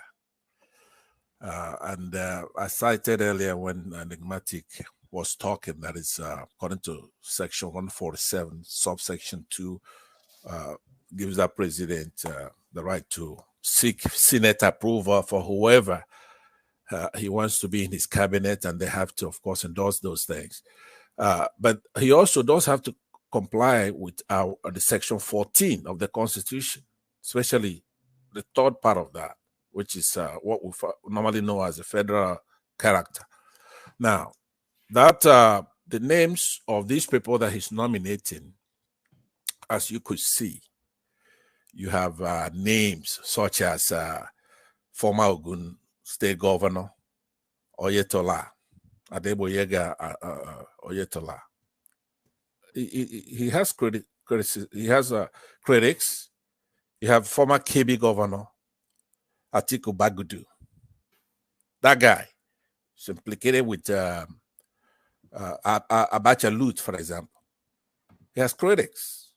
Plateau Governor Lalong. He's not a good character. He's not a good actor. Simon Bako Lalong. Zamfara Governor Bello Matawale. Yobe Ibrahim God damn. All these people. You've been waiting to say that. You've been waiting to say that, haven't you? But that sounds like a rehearsed line. That sounds like a rehearsed line. It's but anyway. So yeah, you do get it. That's why you're a media man. I have respect for media people. I'm not a media guy, but look, one man to remove that doctor and replace it in Kano with this Miriam. I mean, to remove Dr. Miriam Shetty the way they did. Right, just because some people in Kano like justified by people like this enigmatic, right? Say, oh, they're criticizing her. The youths are criticizing her, so you just remove her. You give Tinubu that pass. Those names that I listed, the men that were, I think they were checked out yesterday or so, or today. I don't know when I was sleeping when I was checking that out. So those people have critics. It's not fair just to support what somebody does, even though it's wrong. These are constitutional issues. You don't have any youth. They are both from Kano, by the way. This woman is from Kano, and the replacement from Kano too. Kano, exactly. He has to do that. That is according to that our constitution. Look, without the constitution mandating that you have to do one or two or whatever from each state, trust me, it will just be a bunch of Lagos and northern criminals that will populate this administration. He cannot go against that constitutional requirement on those things. So he has to do those.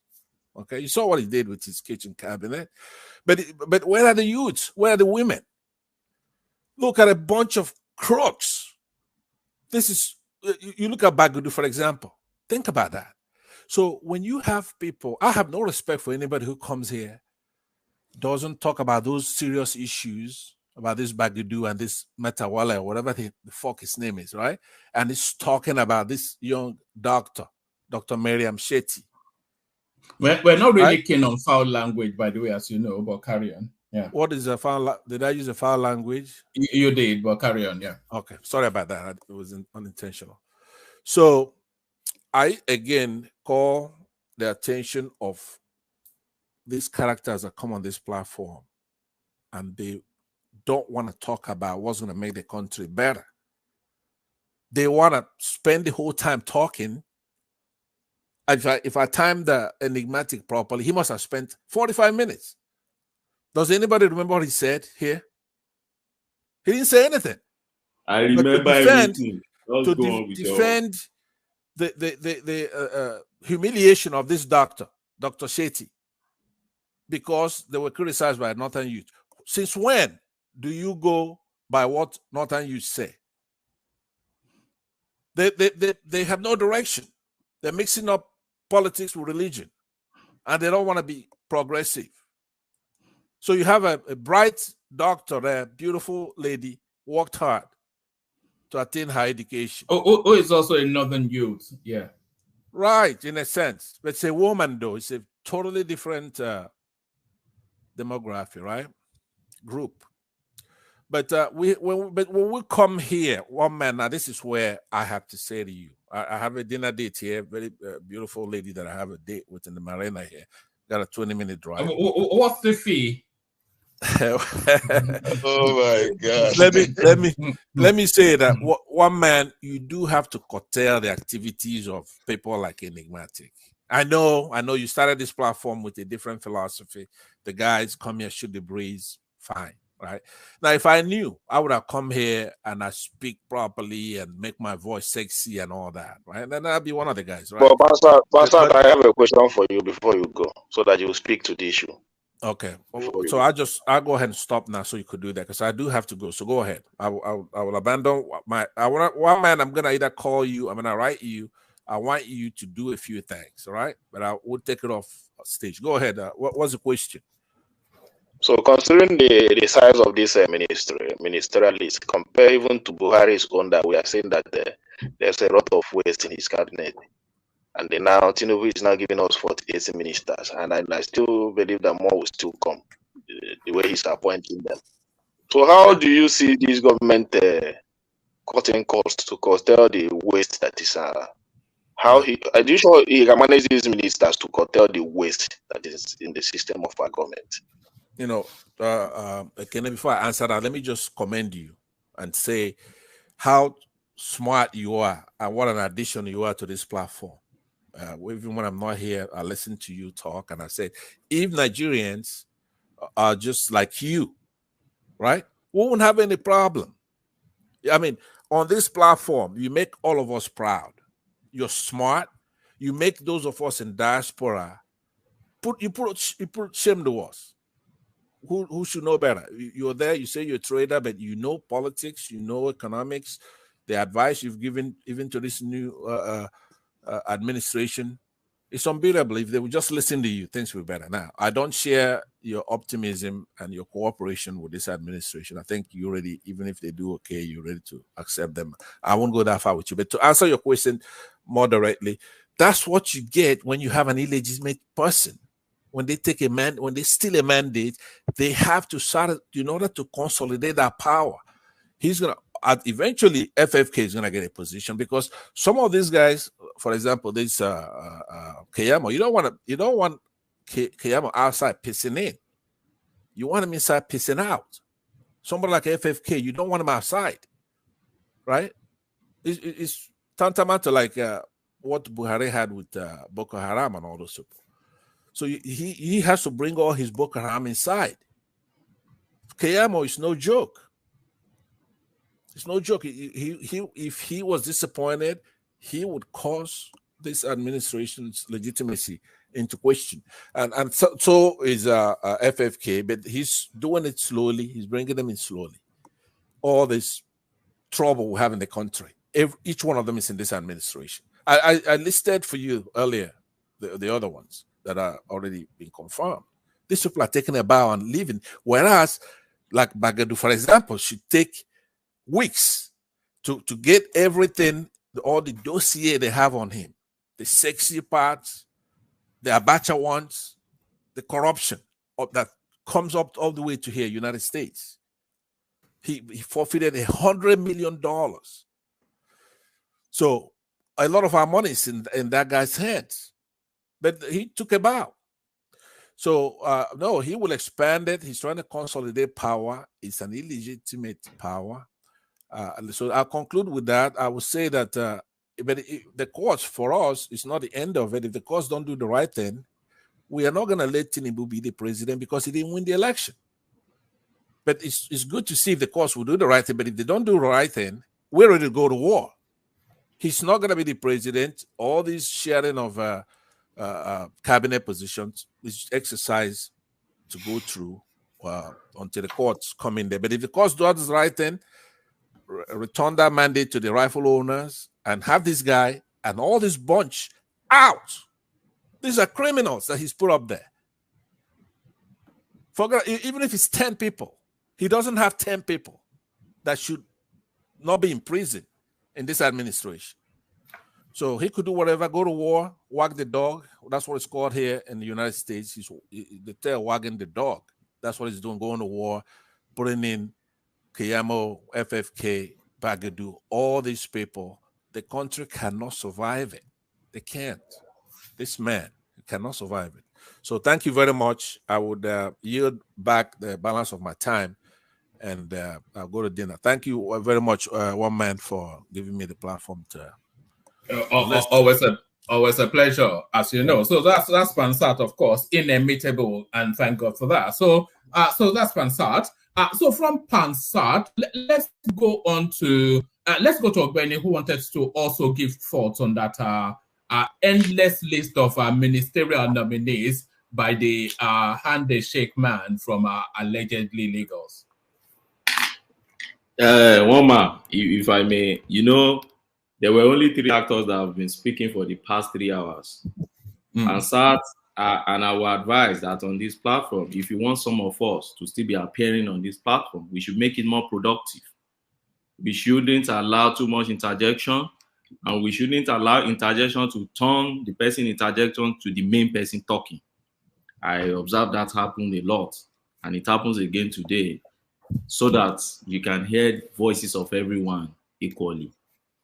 Some of us will not just. All right, I take that on board. I think somebody actually even said it earlier today. So yeah, that's something we have to address. Yes. Some of us will not just interject because we believe in civility and we believe in organizing things properly and following the rules. But please, before I go to this ministerial thing, let me quickly say something on the Keyamo thing, because I'm not Keyamo fans. I don't like the way Keyamo even does his own practice while in practice. But one thing you can't take away from Keyamo is his experience, his professionalism, and his practice. If you are not a lawyer, you won't know this. And that is why I speak only to the space that I really know well. I don't like speaking authoritatively in the area I don't really know. And I think, I don't know where Pansat gets his own expertise to talk about Keyamo and then use the word charge and bail lawyer. I don't know where probably is a lawyer and is practicing somewhere and you understand how charge and bail lawyers practice. But let me tell you, little I know about Keyamo. Keyamo has handled many landmark cases in Nigeria.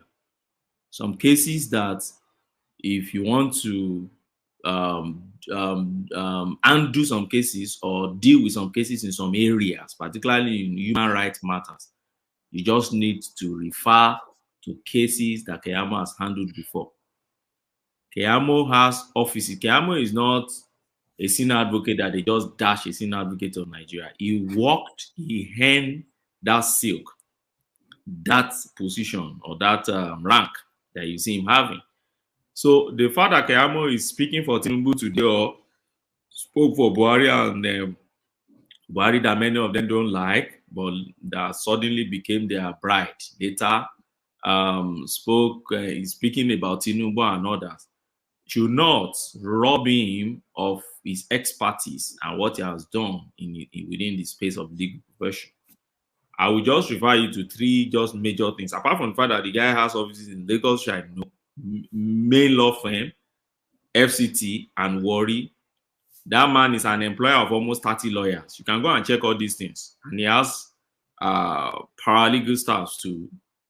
At least, if you look at his employment, what do you call it now, strength, he's an employer of labor in Nigeria. Many of those calling him charge and bail lawyer don't even employ, they don't even contribute to the Nigerian economy. But it's easier and convenient for them to just stay in their cocoon, in their comfort zone, and then be disparaging somebody who has put more than 30 years into a profession. Can I interject? Can I interject just a minute? No, please, let me just ask you. Is a question. No, let me learn, please. Is that enigmatic? No, it's not enigmatic. That's Joe. Joe, you just said him say about the interjection, so let him have his flow. I just wish to learn. I wish to learn, please. I wish to learn, please. That same Keyamo has fought many governments in the space of Nigeria, in Nigerian legal space, which we all know till today. Major ones I can remember, Keyamo fought Obasanjo on the issue of Bola Ige killing. Keyamo was the lawyer of that guy called Frayo back then. Don't forget. Keyamo fought Yaradua. I remember 2008 over improper selection of service chiefs. major case, landmark case. He went to court and he was risking his life all over.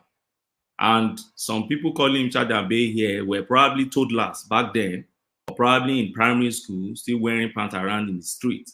But they could easily come on the internet because social media has allowed us, giving us that freedom to come and dismiss that man or just cancel that man on the internet because we all have the right to talk. It's good. It's a good right. You can express.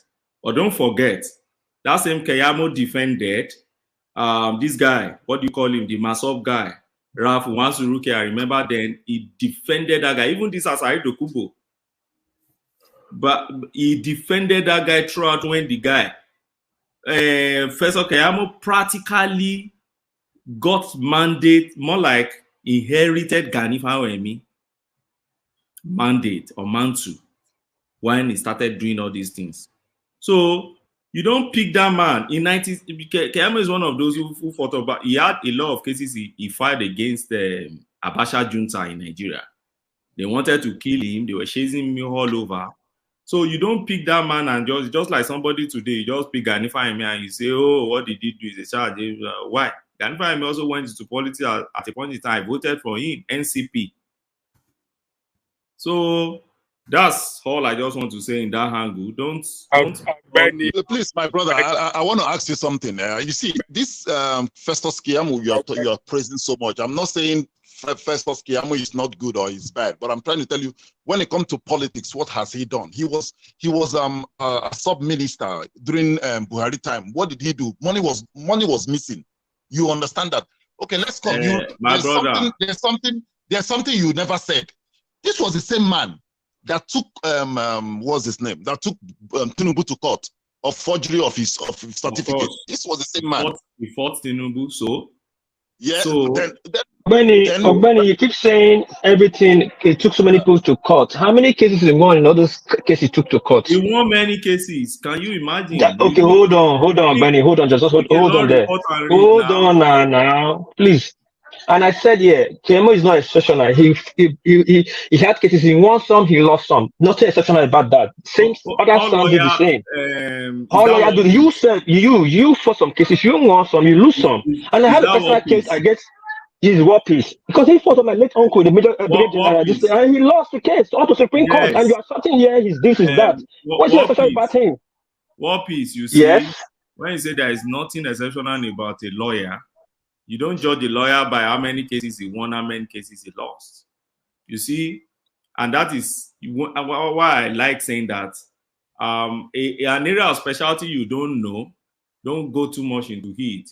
Don't assert as if you are an authority in that area. Try to be cautious in asserting. For instance, you don't say because of a medical doctor handle a case and later the person give up, therefore is no more an expert. Or you say a pilot flying an aeroplane and later crash, then you are doubting his expertise. Now you ask me, how many cases did Keyamo? How many of the cases have you read? Yes, I know you have a personal issue because he handled a case, probably in the way you don't want. But it could be the way, the best way, because you believe in his judgment. Just like a doctor. You commit your patient in the hand of a doctor because you believe in the doctor. You may be complaining later and say, the doctor didn't handle it well. But in the sight of his colleague, who are expert like him, they can tell you that is the best you can get. He made a good judgment. So that's the way legal profession is. Then secondly, the person who first asked me a question before what piece, let me tell you, when I started, I didn't talk about his performance in terms of politics. I reacted only to the fact that Pansat came out, opened his mouth, and said the man is a Chadabe lawyer. And that is the area I spoke to. You don't just come and because you have a right. I'm not Ogbeni, I'm not against what you said. All right, Ogbeni, yes, and then take us to the ministerial list. Yeah. Yes, I'll move to the ministerial list. Can I say something, Ogbeni? Ogbeni, what you are doing is what they say blood is thicker than water. How long? I'm not related to Keyamo now. Why do you think so? Oh, you are related to him one way by profession. No, by profession. By profession? What kind of relationship is that? Not feeding me. How long? Look at about 15-20 minutes you use to defend your senior colleagues. Kilo day, grammar. Baba Koko, see, if it is, let me tell you, if it is you tomorrow, and I see Baba Koko, if it is you tomorrow, and I know you very well, I know your expertise, I've read about you. I agree with you. I would defend somebody just come and say Ajale Koko is a non-entity. I would say, what do you mean? This man has been contributing. I've listened to him severally. How can you say it's a non-entity? That's just the point I'm just trying to make. And I salute your colleague for standing up for your senior colleagues. That is quite commendable. So you did well. Anyway, thank you, sir. Now I'll move to ministerial nominee. One man, see, Tinubu for me has the prerogative to pick, to choose, and to remove. He's the president. Now, he's still constituting his cabinet. He has not constituted his cabinet. He's still constituting his cabinet. A lot of pick and choose will still happen along the way. We may not probably have seen this before in the history of, political history of Nigeria. I don't know. With the little I know that I'm exposed to, the little I've read to of things that happened in the past, people like Babajide Koko who are older may know better. But I don't think this kind of case has ever happened in a political space. But does it make it illegal? No. There's nothing unlawful in it. You can pick, choose, you can remove and change the person and put the person to another position. I remember something very close to it was Professor Adeniran of Ekiti back then in 1999. Obasanjo picked him and he spent, I think it was the shortest minister back then, and Obasanjo removed him to another place. He was the first minister of education in 1999. He contested against Adeni Adebayo and then he lost and made it to under PDP, lost to AD and made it to ministerial list, and he spent just a few months there.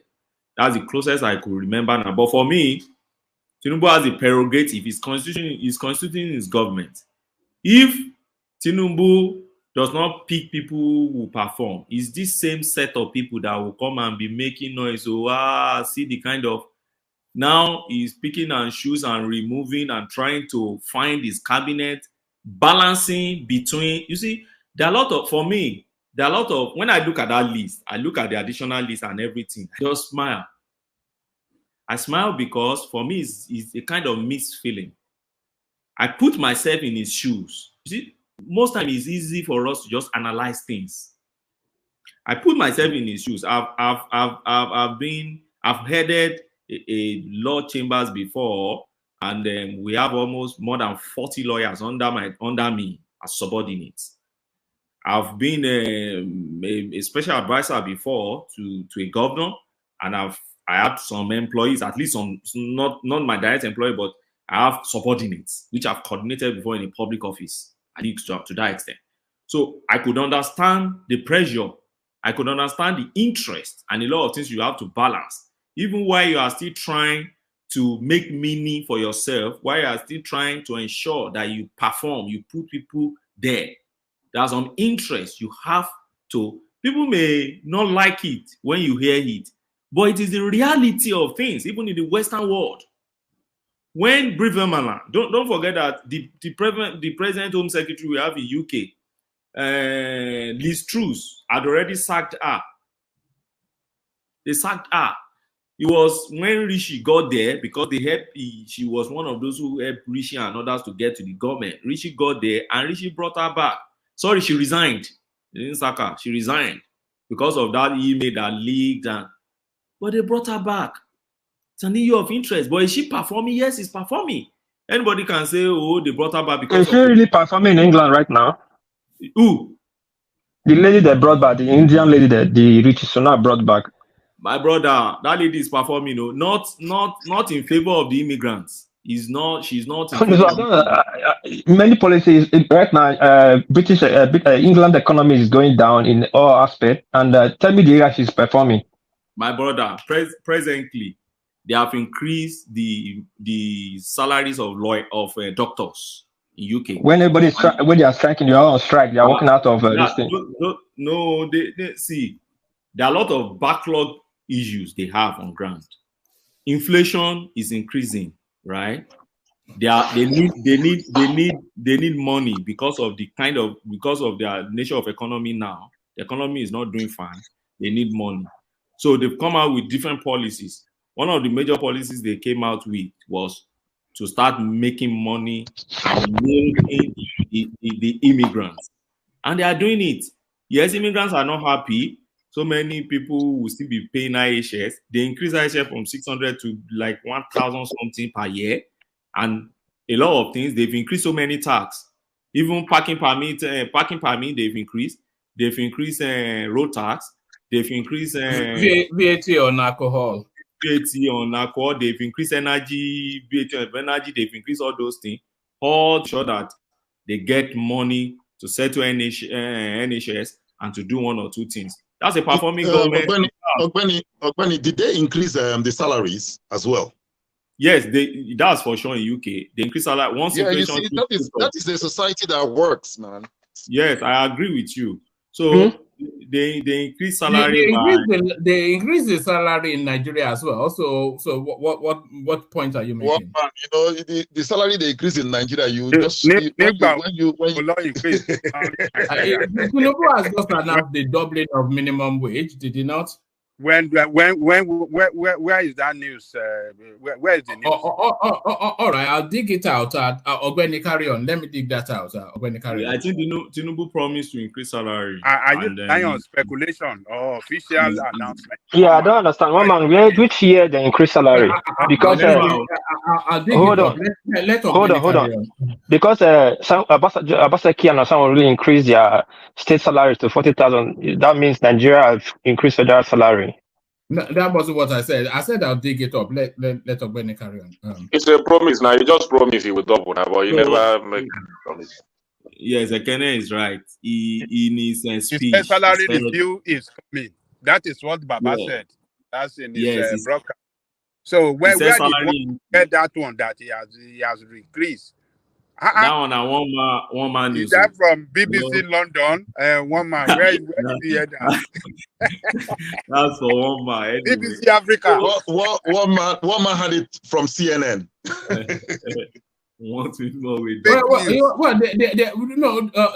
This is it. I says it's just I didn't want to deviate into this space. That's all. But Ogbeni carry on, then we'll come back to it. Ogbeni carry on.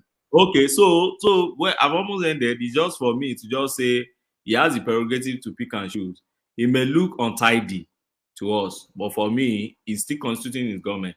And I'm not sure that they will remove this woman without our consent.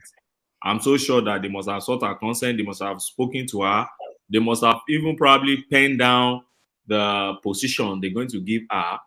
A lot of people, and I don't want to believe that was the reason why they exchange her for someone else. I think it's politics and interest that is playing out here. But if you go to some spaces, really, you see a lot of people vilifying her. They said she's not married, she's still single, she's this and that. Why would you da da da da da? But I'm not sure that's the reason anyway. I'm not sure that. Ogbeni, can I ask you a question based on this ministerial list? Yeah. Tinubu ministerial list. Okay, thank you. I know it's Tinubu. Which language will I use? It's his prerogative to choose anybody he wants. He can go pick up a madman, like Obi said that the best advice he got from a madman, which is not my business. But from a dramatic way, he analyzed this lady that the people they want the Kaaba, the people, Muslim fanatics didn't want this woman. That's why she was dropped, right? Now, and before now. Yeah, that's what Mani said. And before now, because I remember it's not here for me to question him, but before now, the Tinubu supporters and Spotify, they were strongly behind the ministerial list as the best of the best. And I believe it was just me and Kulata pushing back that the list here the Tinubu is presenting is the best, the super brain that Tinubu can work with. But now we are seeing people being dropped, funny names keep coming to the list. Are you going to agree with me? This list, as I stand on it, is just political list to pay back the political people that work with him, not the super brain we are looking for. Now, I won't agree with you completely. That's why I said it's a mixture of Okay, sorry, mixture of I know that. interest.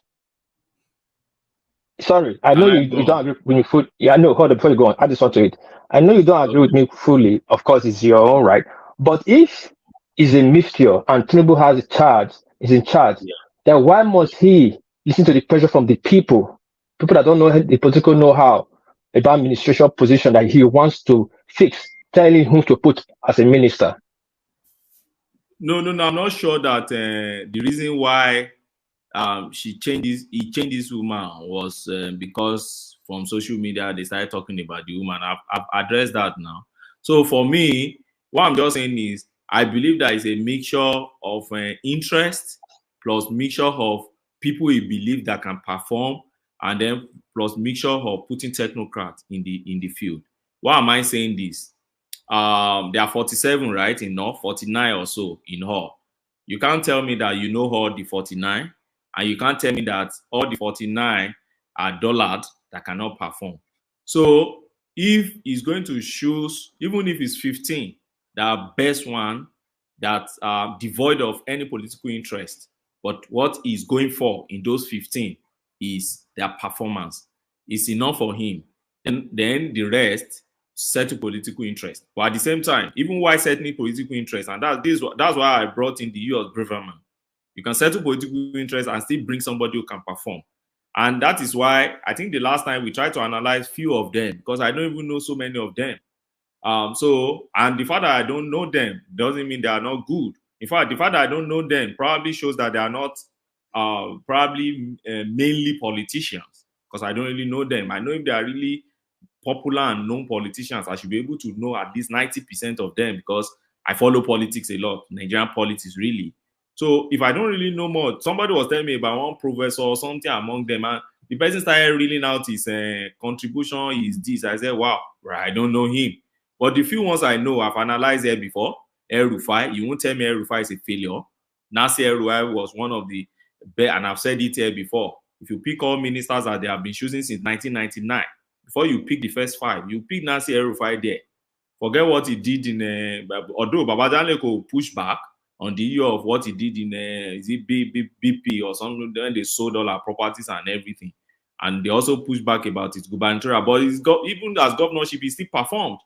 The people in Kaduna will testify about it. Somebody was still telling me yesterday, a lecturer from Kaduna, that if I know how he sanitizes the education system by sacking all those teachers that are not qualified from the space, that yes, it was so hard, but they themselves, the academicians, that they appreciate it because there are a lot of people are not really qualified and they are educating, they are teaching children. What kind of things are they teaching? That as it stands now, give Kaduna more years and you will see the kind of performance they will be performing from those years. So everybody, you won't roll everybody. Wike, you won't tell me Wike is not a performer. Wike, yes, you may probably embezzle money and go, but Wike did well. Excuse, Ogbeni, please, can I just, you've said a lot, and what you've said is true. You know, the thing is that when it comes to for El-Rufai, I will at least I will give El-Rufai a 50, because Kaduna is not a very rich state. It's not a very rich state. You know, they still depend solely on their allocation. Their allocation is not that much. But for Wike, when you come, if anybody praises Wike here, it's just being unfair to the people of Rivers State. You okay, understand? why do you say so? Let me give you Wike. After Lagos State, Wike is another person that gets huge allocation. What has he been? When you look at the construction, the things he did in Rivers State, and you equate it with the money he was collecting from the federal allocation and the internal generated revenue, you know that Wike did not do anything for Rivers State. It's just that because of we've been badly governed, so we are looking at it in that prism of, oh man, at all, Nahim bad pass. You know, that's the thing. Let me ask a question. Let me yeah. try to push a bit. In the last money they shared in April, Delta had the highest money allocation. Akwa Ibom has highest before Rivers. And that has been the trend even during Buhari time.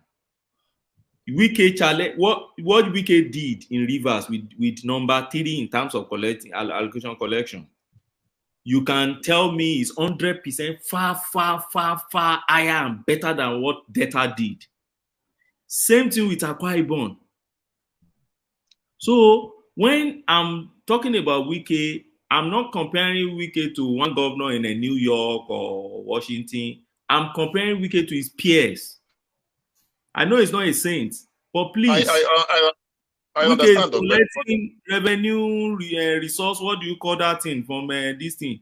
But he's spending his own. He even challenged others and said, the money Buhari released to us, spend it. You did not spend in data. You did not spend. I spend my own.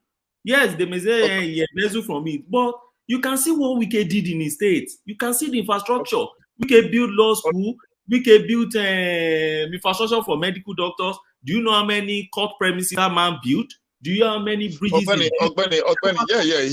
He did that because he's a lawyer anyway. You can't take it away from him. But so what of the hospital he built he built? Excuse me. He built a cancer. What was it? A cancer, whatever. Yes, research center. Why didn't he build a general hospital? What stopped him from building a general hospital? Nigeria. My brother, okay. My brother, Ogbeni, I like your submissions. If he built the general hospital, why did he build the barrack? Why did he paint it white? Why did he paint it blue? Why did he paint it blue? Why not white? One man, there's something I want to say here. One man, there's something I want to say here. You know, the thing is that we are speaking from outside. We've seen the standard that other countries have for infrastructures, for governance, for everything. We should also, if we're going to copy democracy, we should copy to its totality. Let's be judging this thing from what we see outside. You understand? If we are judging these people from the little things they are doing, we're not going to progress. That's the thing. We have to. Nigeria has the capacity to build a same society, an infrastructure that is equal. You can see anywhere in the world. We have the capacity. Let's judge these people like that. Let's not be giving them all this.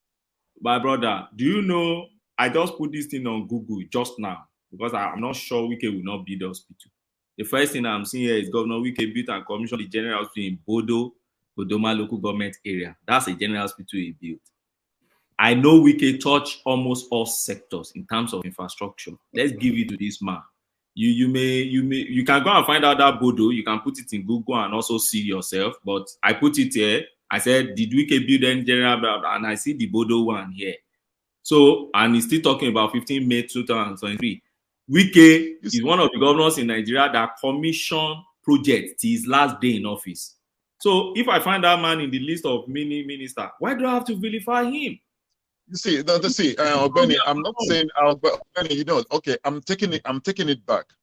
Okay, you know the thing about, you know why the Nigerian people, the Nigerian populace do not trust all these politicians again? Because what? I know, rightly so. They've told us we are going to do this. Look at Ajokuta steel industry. These people, these political criminals know that for a country to be workable, for a country to be productive, Ajokuta need to stand. You must have metal. You must have steel. I agree. These are things we need. And they just left it fallow like that for 40-something years. I agree, but don't forget that what we are discussing presently is very narrow. What we are discussing is looking at this ministerial list, who can we pick that we think has the antecedent and we are expecting to perform, or are they just ordinary politicians that we should write off? And my answer is simple. I said the few ones I know among them, I'm not a politician, but they are not really politicians, all of them. And I'm trying to analyze the few ones I know and check their past record, and then my expectation about them. We're all human beings. We can't know they are even... Another thing I would want to advise the government to do is this. Anytime they are picking ministers, they should assign the portfolio to them, so that when go to the Senate can have a question to ask. You understand? I watched the Senate hearing on this one. Yeah. There are some stupid questions they were asking because they didn't know what to ask. They don't know. Yeah. They don't know what to ask. But if you say like Edu is going to be Minister for Finance, then they can't, because the guy is sound. You cannot start asking him question on finance and he answers. If you say Wike is Minister of Works and Housing, how are you going to fix the deficit in our infrastructure? How are you going to do this? They'll answer. Not to take a bow. That is just that thing doesn't make any sense to me. Taking a bow. Take a bow for what? At the tail end, look at Fashola. Fashola, a lawyer, was given Minister of Works and Housing. If he had been in his line of profession, maybe he would have performed way better than what we're seeing today. That's what is wrong with Nigeria. No, I'm not sure that is an argument, Joe. How many lawyers do we have? Everybody's a lawyer in Nigeria, and Fashola has administrative skills, which are transferable skills. I know, but I thought the portfolio they gave him was a perfect fit. That's what. No. It's just that Fashola is a good administrator. If they had given him an administrative job in that cabinet, in this guy, maybe secretary to the federal government, some things that you see, Fashola could actually, but Works and Housing Minister. A minister is an administrative job now. You don't have to. Some ministerial job are technical. That's where Fashola lack it, because that was not his field. He's technical too. Unless you're a medical, unless they are making you the Minister of Health or something like that, then most portfolios, all they require is just administrative skills. Yeah, man. Fashola, I think even in that field they gave him, he still performed more than every other minister in that Buhari cabinet. So no other hold on. minister. I think Fashola first of all had power before he came. They now move him to housing. He didn't do well in power. He had 3 portfolios. Yeah. But in power he failed woefully because he was more technical, and he had to die. He does not have the technical know-how. That's why they're moving to housing, which anybody can do good, and he did his best, and it was the thing you can say it there. So that's the problem. There's some certain ministerial position you have to attach their portfolio to it, so you can really screen these people if they know what they're talking about. You are right, and I think during the constitutional amendment they should have put that in there. When they amended and said send your this thing within 60 days, what stopped them from just putting that proviso and say and their portfolio? Exactly, that's the thing to do. Put that in there now. Can I interject a little bit, please? I want to move on from. I'm done. All right. All right. Thank you, everybody. Thank you. Yeah. All right. Give that interjection, and then from you, I'll go on to Prince Daddy. Good to see you, Remy. Okay. I just want to interject about people saying that Fashola and also attaching portfolio. You are only looking at it in one scenario. What about this scenario? Even the attached portfolio, and at the end of the day, the candidate was not cleared. Most of the candidates were not clear because of the question they asked them. That means you have to go back again, and you have to reappoint another new set of ministers. That is one. And secondly, as an administrator like Fashola, he has been a governor for 8 years. If you're a governor for 8 years, you have administered a state for 8 years. That means you have experience in all ramifications of governance, and you should be able to fit into some position easily, except maybe finance, maybe anything that have to do with technology or ICT. Maybe it's not easy for you if you are not a professional in that field. For other aspects, I think you can fit the bill, because at the end of the day, look at El-Rufai. He has been a governor. He has been a procurement, before he was an F-16 minister. And before that time, he was also director of public procurement. I forgot the exact thing. So I think, to me, the Nigerian lawmakers took into consideration Nigerian context and cultural value before they said, okay, fine. Even if there's no portfolio, we can ask questions, because is that there? Maybe Tinubu said, oh, you are going to be finance minister. But after confirmation, you cannot say, oh, maybe you do not fit this bill. Maybe it's another person. Just the most important thing is that they put you into any position and you're able to perform. I don't agree with that. Look, what I'm trying to tell you is this: in politics, or in representative government that we are practicing in Nigeria, it's not only about technocrats. As you all know, when Tinubu was campaigning all over the country, where are the technocrats? They are not there. They are the politicians that were following all around. And some of them have been governors. And before they were even governors, they are also technocrats because some of them are architects, some of them are lawyers, some of them have also performed their own field before they become governor of the state address. So the assumption most Nigerians always have that, you are recycling the governor. They are also professional before they became governors. So okay, I want to ask you a question. I want to ask you a question, please. Why have they failed over the years? Why have they failed? Why have they failed over the years? That is your own personal opinion. You cannot generalize that one. That why have they failed? That is your personal opinion. Where we continue to pick one candidate or one person after the other, you cannot generalize where have they failed. If you are talking about generalization, if you are talking about people, Akpabio performed wonderfully well in Akwa Ibom. Umai performed wonderfully well in Bonny, and Wike has also performed wonderfully well in Rivers. When you just oppose Rivers State with other South states like Delta, like Edo, like Cross. No. Remove Edo. Don't talk about that.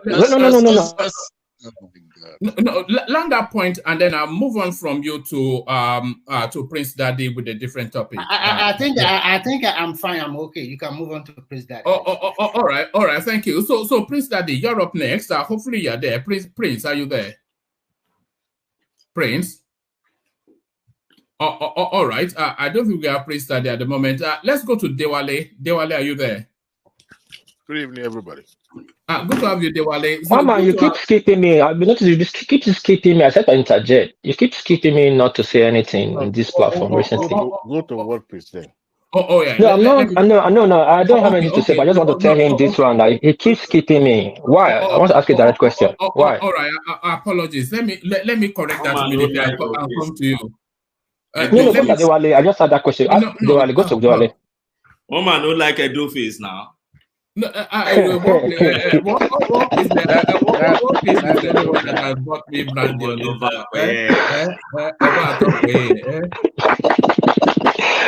One man, I'm party. Only they call me for behind the scene. No man, they call me.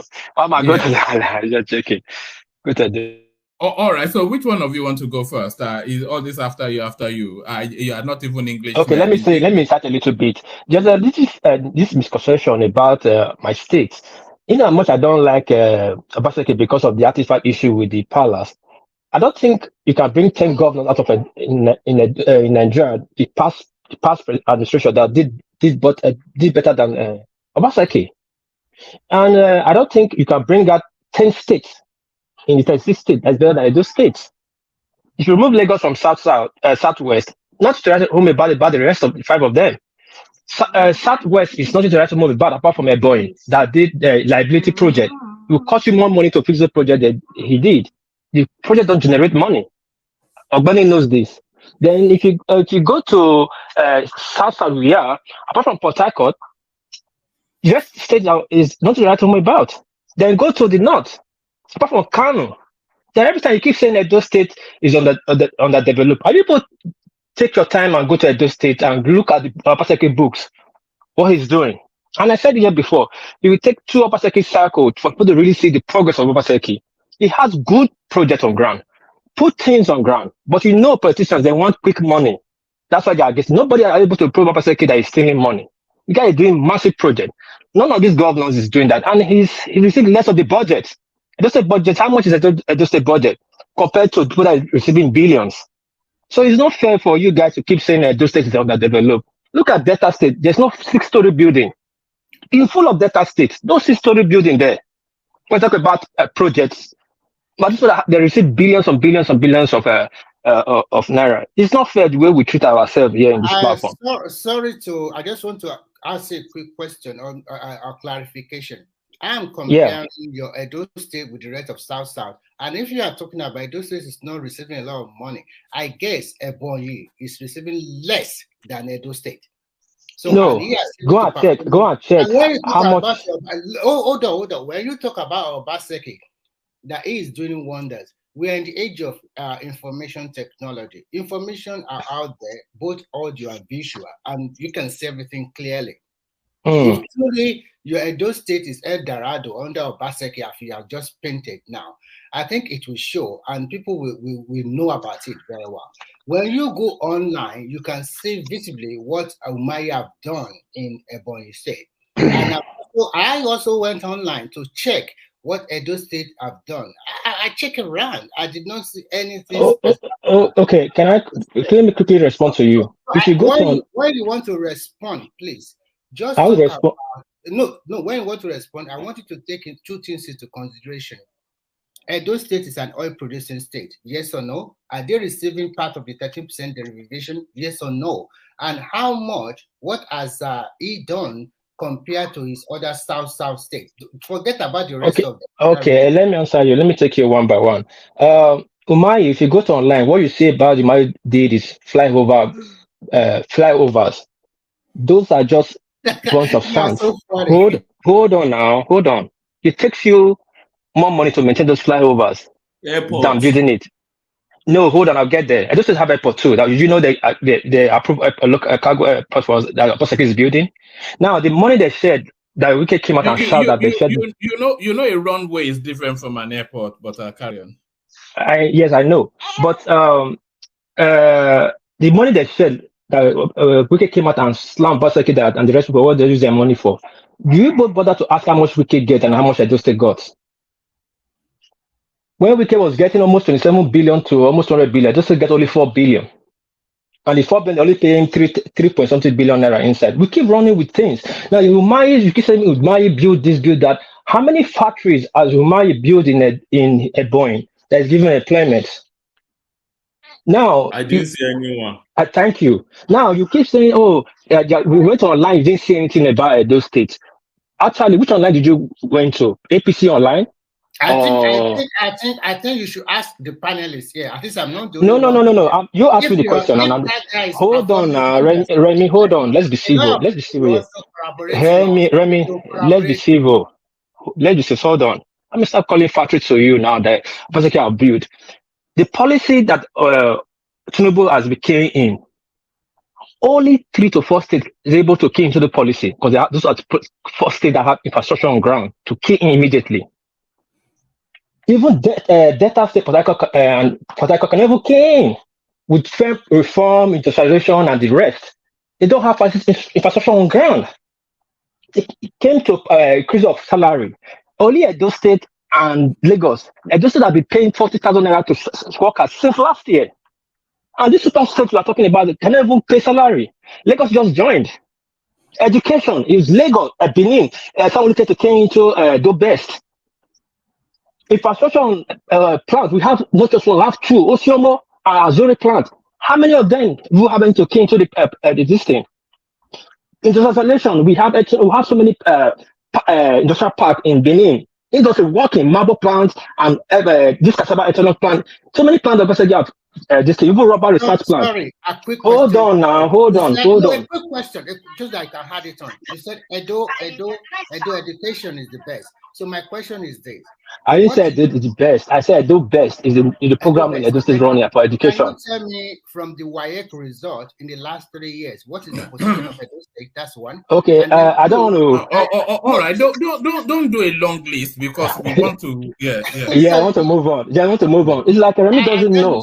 Hold on, Remy. Let me take. Nothing is coming from there. I'm sorry. Hold on, Remy. Don't talk. I think Ogbeni will be laughing where he's sitting right now. He does not want to be biased.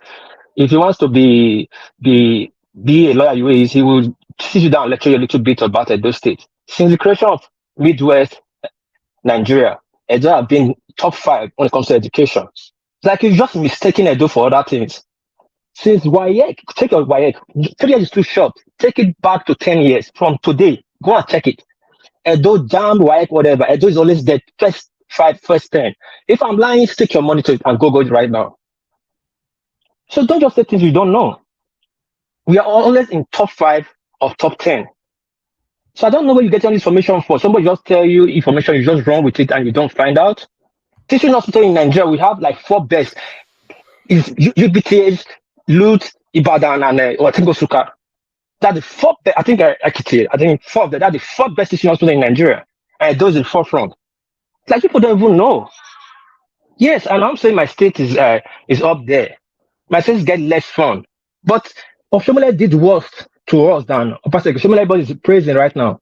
Obaseki is the only governor I've come to Edo State that have not borrowed money. And he says the debt of Oshomole left. Huge debt. And the guy is trying for crying out loud, but he's not perfect. He's an authoritarian. He's not perfect. He made a mistake by fighting the artifact. That's why he's unpopular. That's just his case. Not that in other aspects. No, not one APC. Even Tinubu men cannot even go after Obaseki, paying him a dirty deal. No. When you talk about taxation, that's the one you talk to. So if you appreciate what we have and learn from each other, not just trying to say this is that, this is that. Super brain is not normal to one part of the country. We all have our good and bad and ugly side of every state. But in Nigeria today, the policy that Tinubu is rolling out, there's only few states can key into it, and it's just Edo and the rest. The rest super states we talk about. That's your personal opinion. Not personal opinion. Life that is coming right now, how many states can key into it? It will take them 5 years for them to build and finish. Why only Lagos, Benin, and Kano already have a system of ground? And you are saying personal opinion. It's fact. Fact is numbers, and number doesn't lie. Right? Take it easy, man. I can move to the next person. So, sorry, I just want to correct an impression. No, don't correct any. Let me just move on. Let me go to Dewale. I'm going to go to Dewale, then hand over to Mike, and then you guys can just carry on. Dewale, please, one man, just for 5 seconds. Please, one man, just for 5 seconds, please. The guy that just spoken now, I am not fighting with anybody here. I'm always a calm person. I don't have any beef with anybody. I'm just talking objectively and factual. You lay your point there, I also lay mine here. And everybody have their different opinion. If you say your state is the best, fine. It's well with me. I don't really care too much because at the end of the day, I want the best for the country. That's my piece. Thank you, woman. All right, thank you, Remy. And sorry if I came across a bit abrupt. I just wanted to go to Dewale, hand over to Mike, and then you guys can carry on. So if I was a bit abrupt, then apologies. But Dewale, they say there are no permanent friends in politics and no permanent foes. Only interest is permanent. So I'm sure you can identify the guy on your screen, Dewale. That is Donyo Okupe. That is Donyo. Yeah, Bami Okukwe, you know, a medical doctor who has never held a stethoscope in his life. You know, he's never practiced. But this is that. Yeah, no, I think he never did. I don't think he's ever worked as a medical doctor. But this is now what Donyo Okukwe, the former DG of the Peter Obi campaign, is saying. He's saying, he says, cool. We must rebuke and condemn the demeaning of the Nigerian presidency. Niger cannot rubbish Nigeria. This is Donyo Okukwe, the DG of the Obi campaign. And this is what he's put out. He says, in this period of international conflict, all Nigerians and our political leaders must unite and collectively rise in defense of our sovereign state. It matters not who the president is. The true test of our patriotism is the ability to put aside our domestic differences in times like this and jointly condemn the effrontery and undiplomatic assault from Niger's military adventurers. President Bola Tinubu is fighting for the enthronement of democracy in West Africa. It is a commendable act. This has from time immemorial been the established focus and center point of our foreign policy. We cannot waver now, even in spite of economic challenges. We must rebuke and condemn the demeaning of the Nigerian presidency, especially from countries that we have labored and committed enormous resources to support the welfare and well-being of their citizenry. We stand with Bola, we stand with Bola Tinubu on Niger. So again, I have to remind you, that is the DG of the Obi campaign. Unbelievable. I am aghast. You know, flabbergasted even. I am flabbergasted. What do you make of Wale? That is your trademark. But yes. First and foremost, word peace. You know, I give it to you. Anytime someone seems to talk negatively about Edo State. No matter how or what peace will come out from wherever he's doing, whether he's drinking or driving or eating, he would defend Edo State to the last. That is one thing I'll give to World Peace. If World Peace is on Elon Musk's flight to Mars to go and explore, he will throw that shuttle Mars and come and fight you.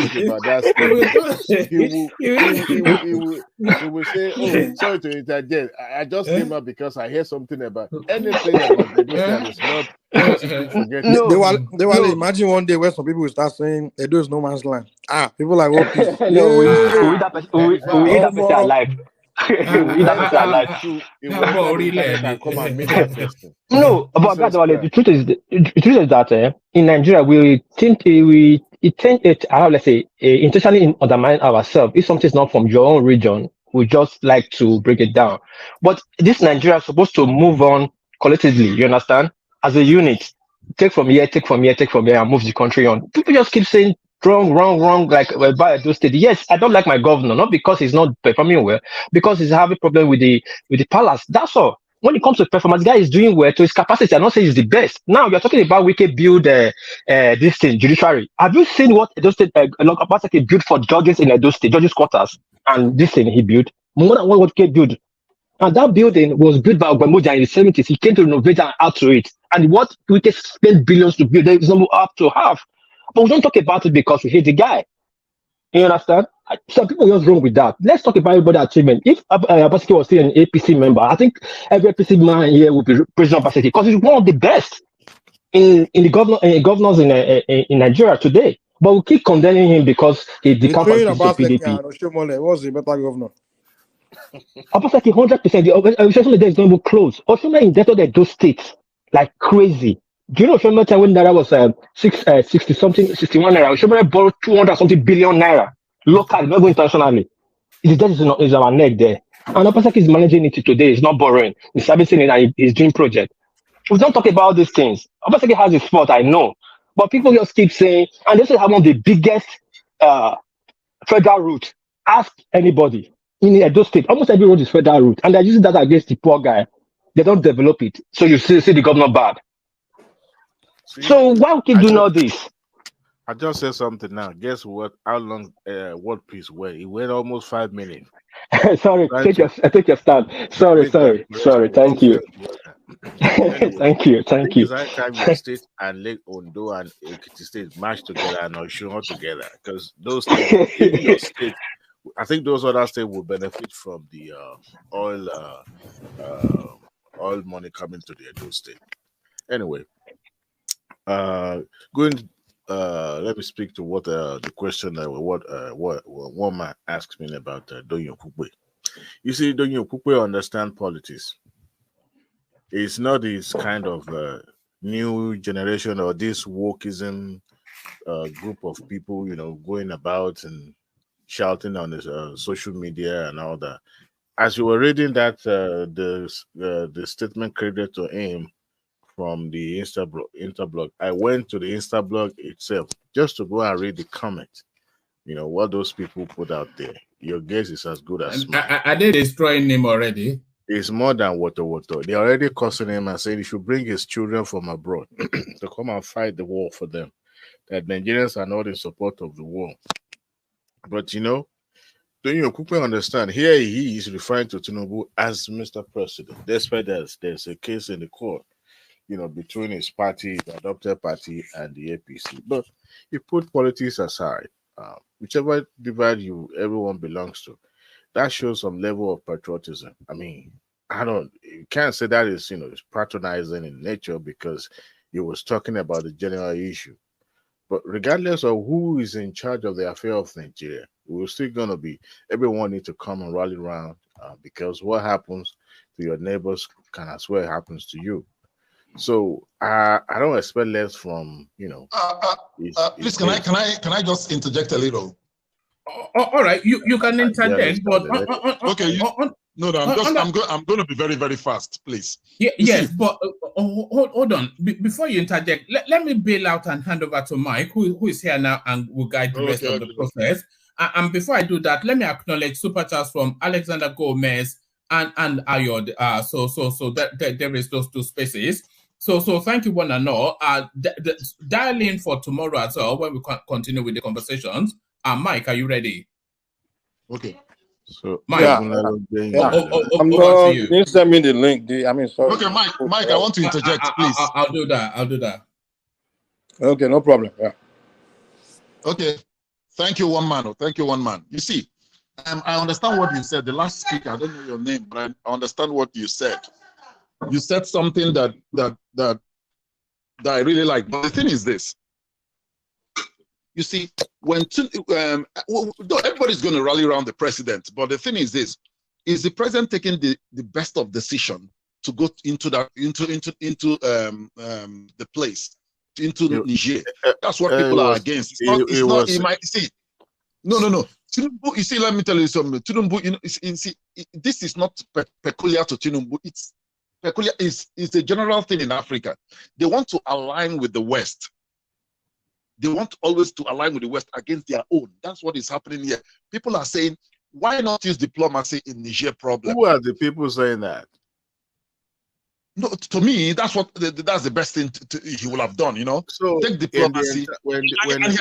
I must give him credit. I must give him credit that he's doing it now. Wait now. If the person representing your constituency has to wait for every time there's a critical decisions to be taken, has to go to his constituents and wait to conduct a poll for him to make critical decision. Do you think that is the kind of representative that befits such? No, you see,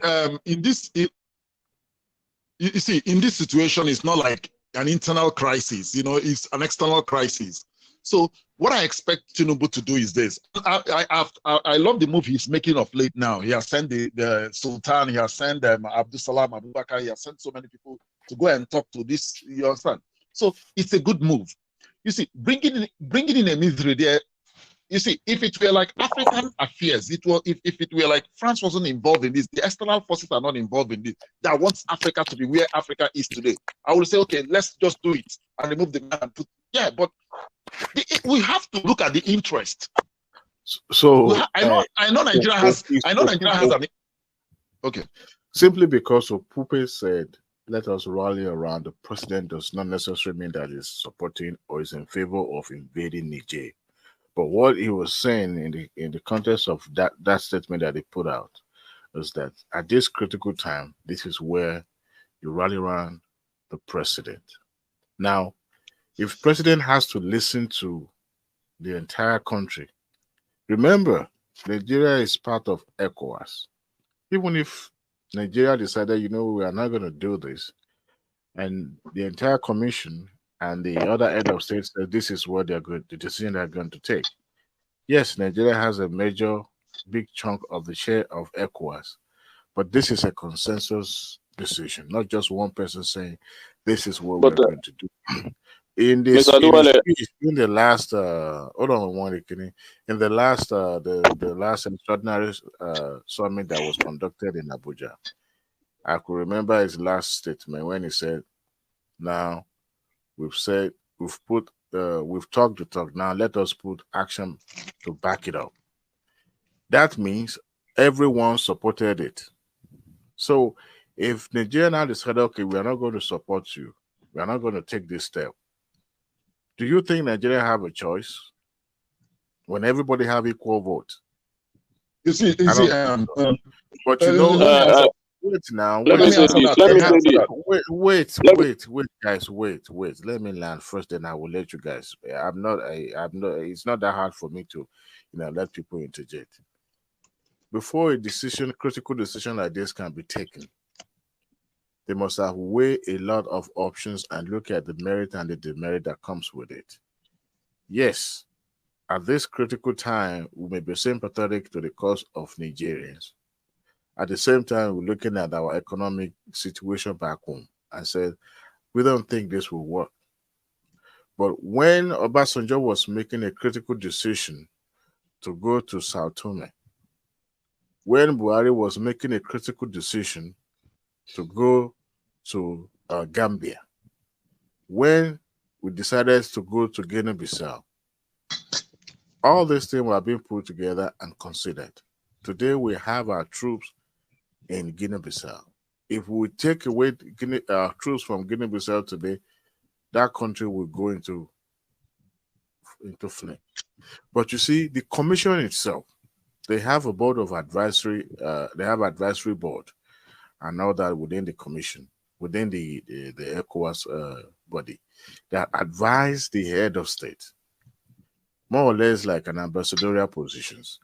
And these people give feedback, and also with the support from allies from other parts of the country, globally. And they weigh their options for them to have come out with show of force by invoking the biggest threat.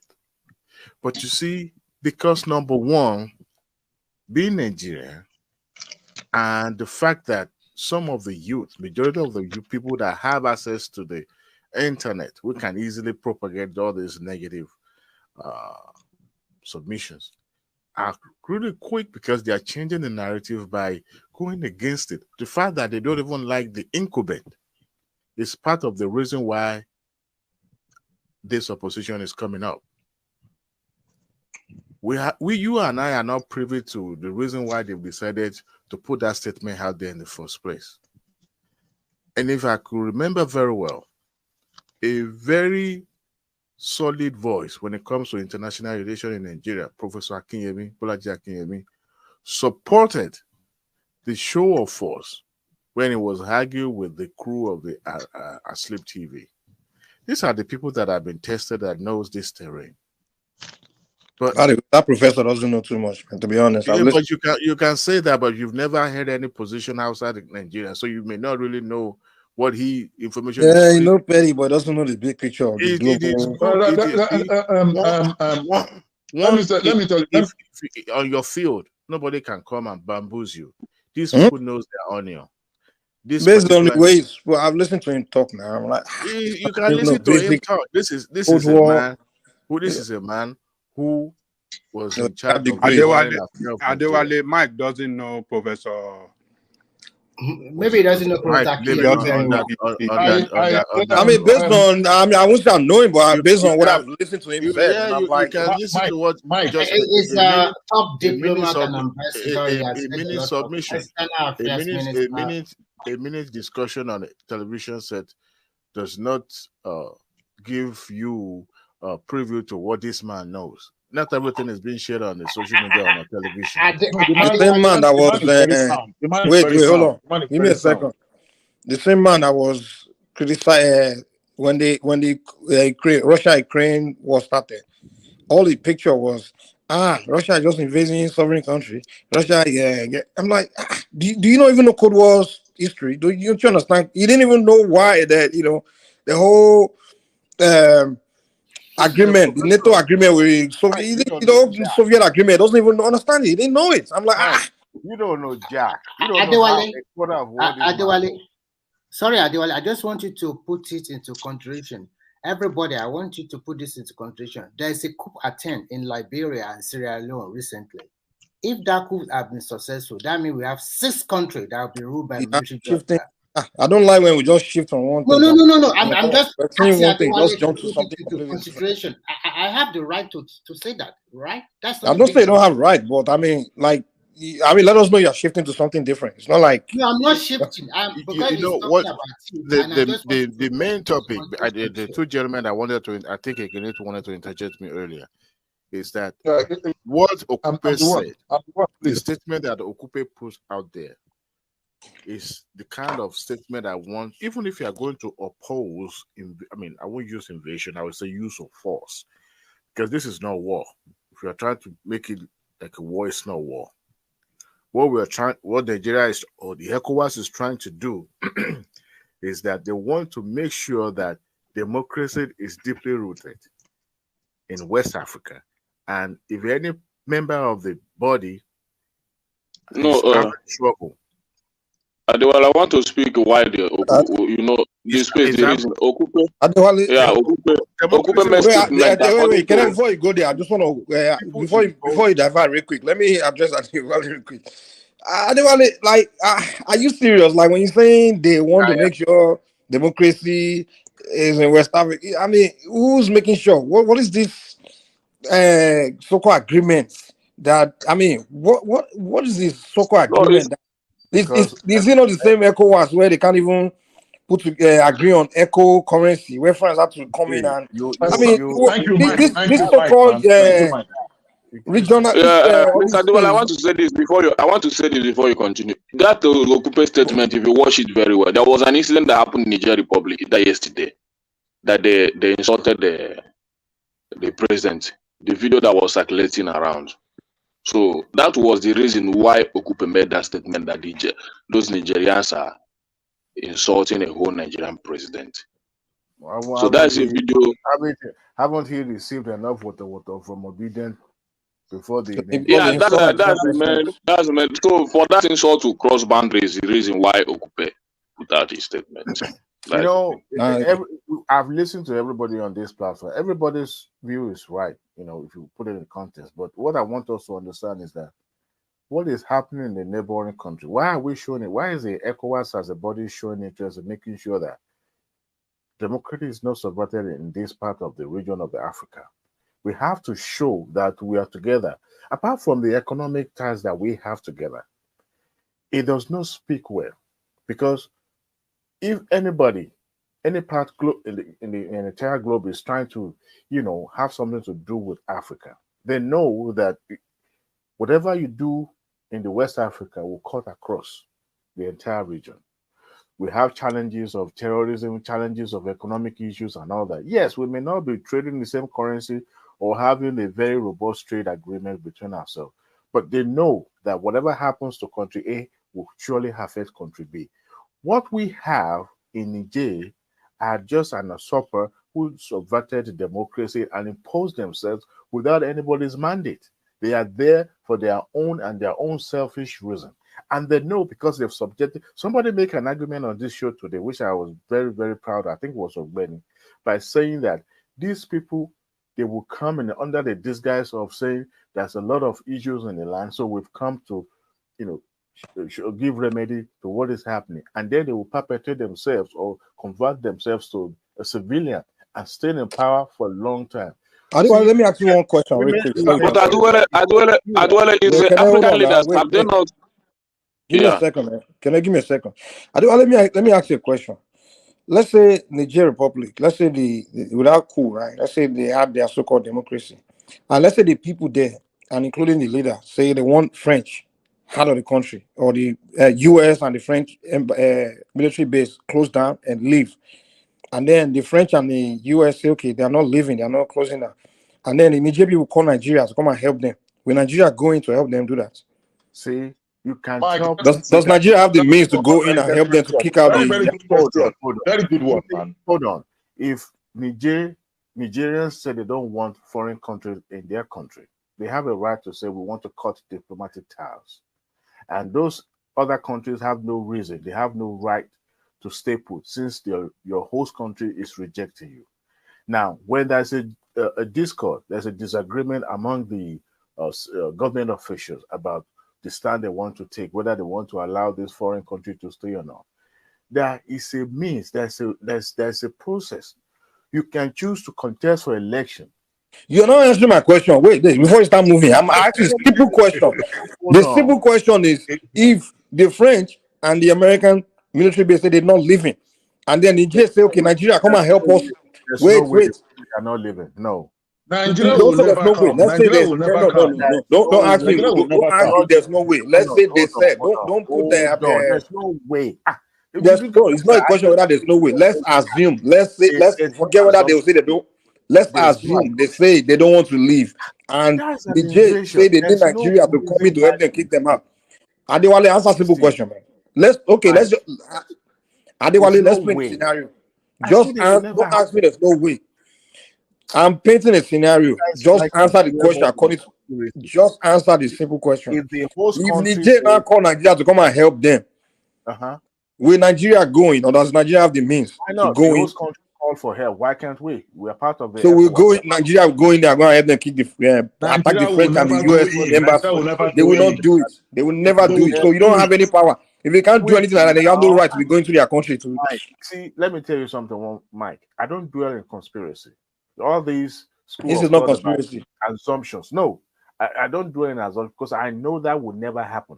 If the What do you mean it will host never happen? Are the people not already telling them to leave? Are the people happy that the US embassy is in their country? See, you elected a leader to be your spokesperson, to represent you. One of the primary functions of executive in under democracy is for them to represent the entire country. They make decisions on behalf of the country. That is why you are elected. Listen, my friend, my brother, United States have embassy in most countries in the world, and the people they don't So want them if there. they let But the they leader, the don't. leader is killing them, they should allow America, them they to. know they will not mess with the US. What I'm telling you is Nigeria. The fact that you don't have absolute control of that region, so stop flexing muscle about you want democracy. You don't have absolute control of that region. ECOWAS, so-called community bullshit. They don't have any freaking leverage over the Western, all these superpowers that are there. So you really can't be flexing muscle. You know, even the ECOWAS currency deal. Once friends put their foot in, that was it. Nigeria could not do anything. You couldn't do nothing. Exactly, Mike. Exactly, Mike. Just focus on your business in your country and fix your country. Leave other people alone. The theory you put forward. And that is my submission, Mike. Thank you very much. What are we doing? What is our interest? What are we getting? What are we gaining from in that Niger space? What is our gain? What are we going to gain as a country? You We have a lot of problems in this in our own country. What will Nigeria gain? I still ask that question. What will Nigeria gain? What will Nigeria gain by doing what? By going to Yes, Nigeria? by invading, intervening in this Niger Listen, coup and all that. When you sign up to be part of this community called ECOWAS, they have a charter that bounds everyone together. Yes, as a sovereign nation, you are free to make your decision and say, you know what, I'm backing out of this agreement. What is the agreement, sir? Oh, go online, go and Google it. No, tell us. You are the one telling us about agreements. You are the one telling me about agreements. Don't tell me to go and Google. Tell me what the agreement you're talking about is. ECOWAS was created. Mike, can I interject a minute? To help let him land and interject. Okay, thank you. ECOWAS was created to help strengthen economic activities of the West African region. It started from there, and the charter that created it expanded to other strata of life, politics, securities, and all that.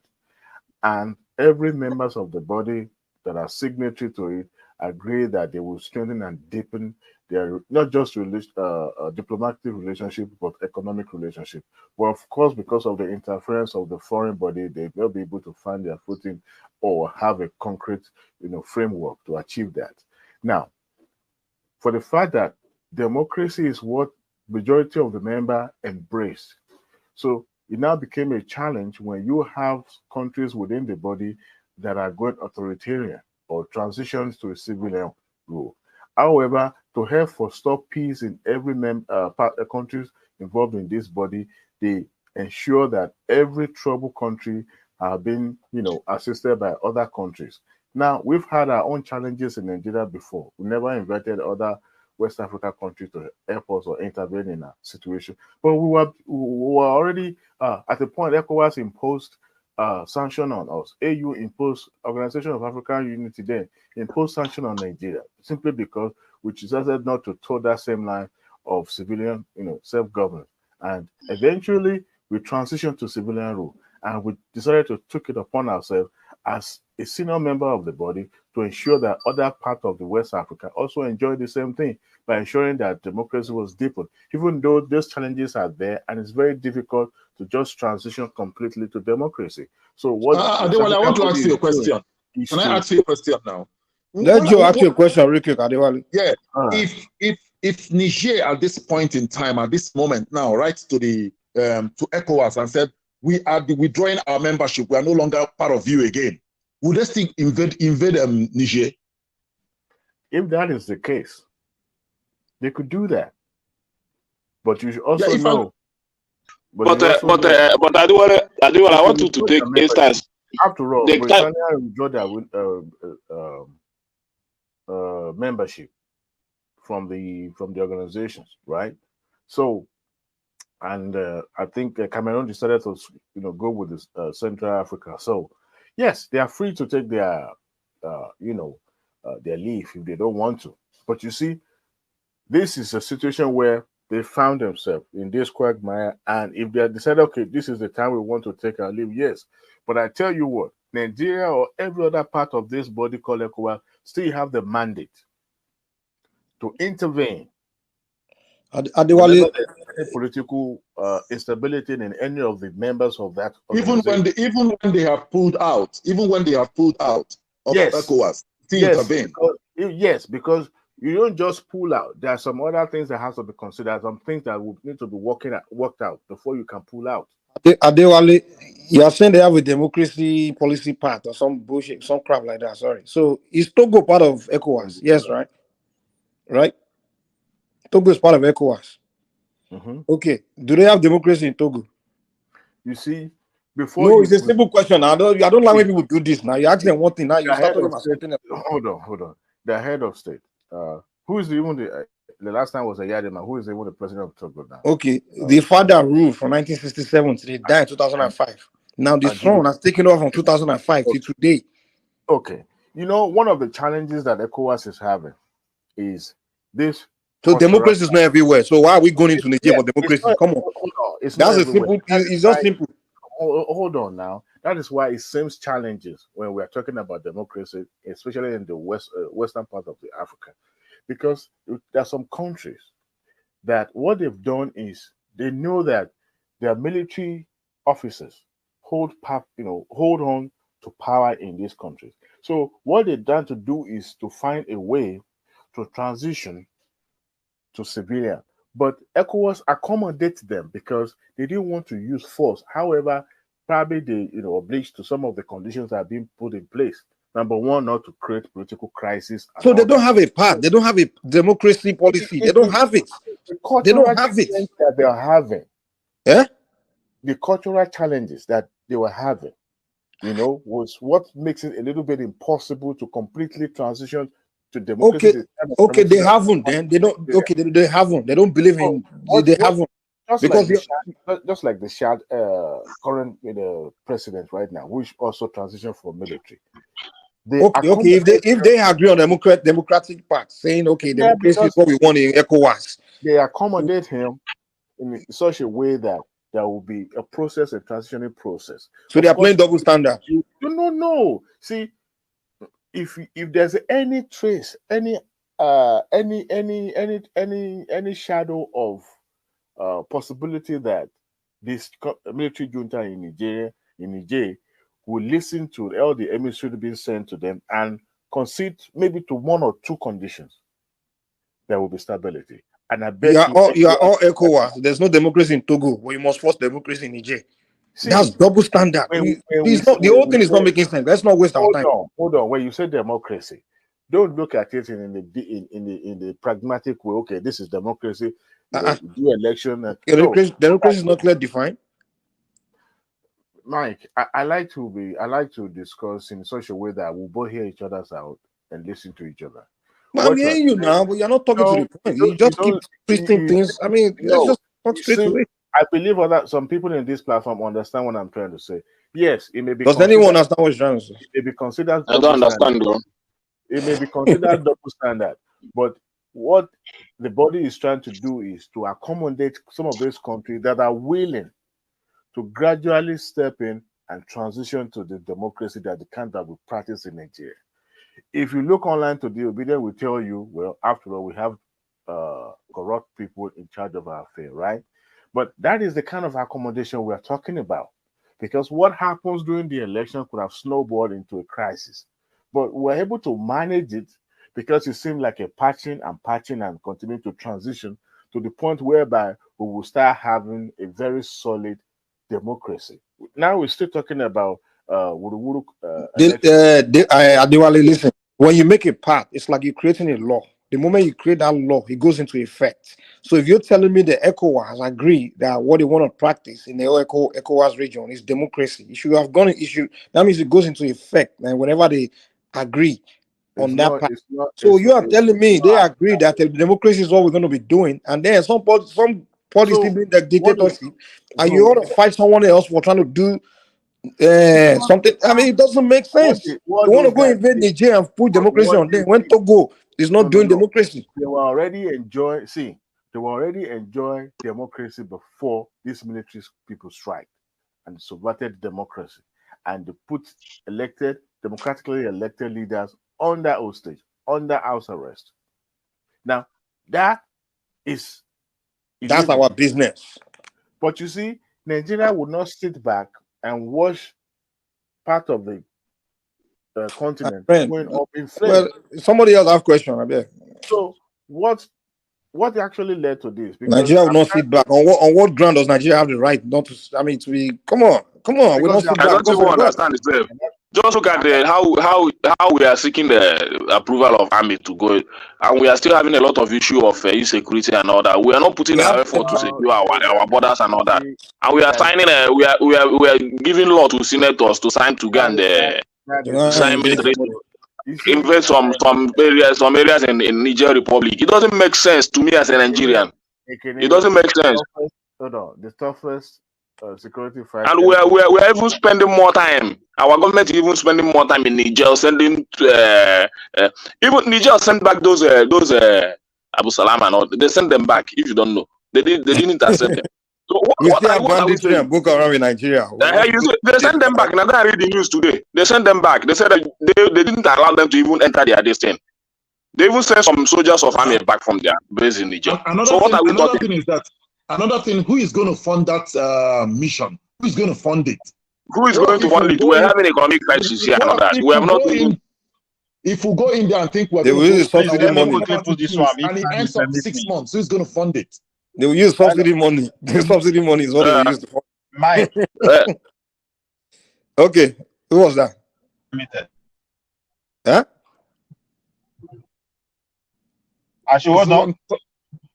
Okay, go ahead, read rest now. Go ahead. Yeah. Are you hearing me at all?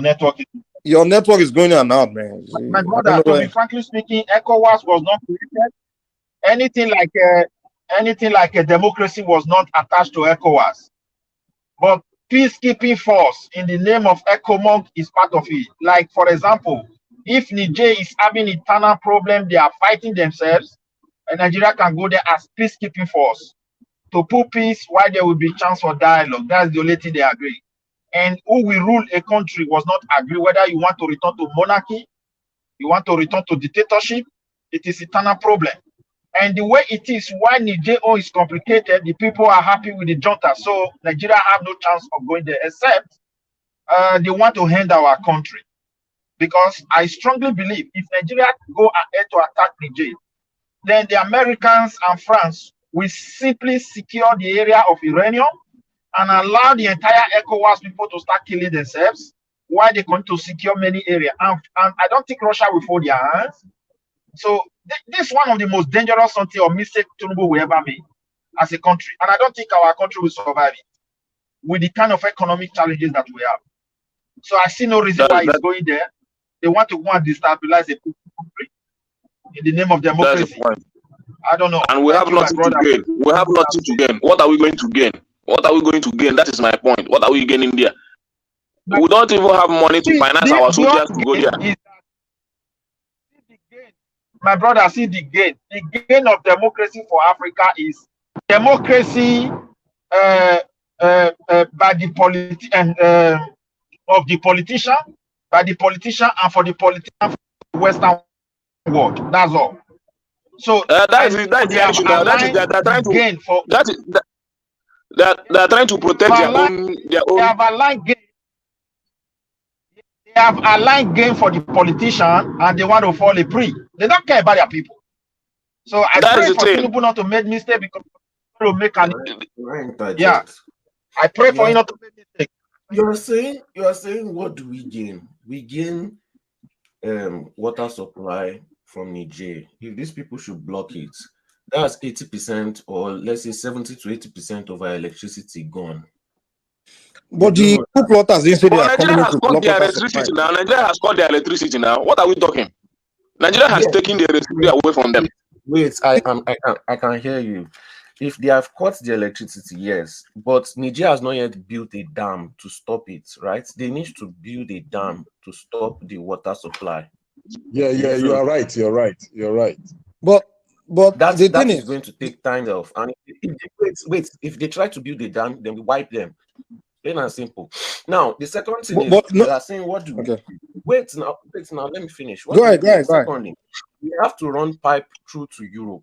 If we cannot run it through Niger, that is another avenue of business that we are going to lose out on billions, hundreds of billions of dollars that could flow Joe, into give me a the second. Joe, let him land. Let him land.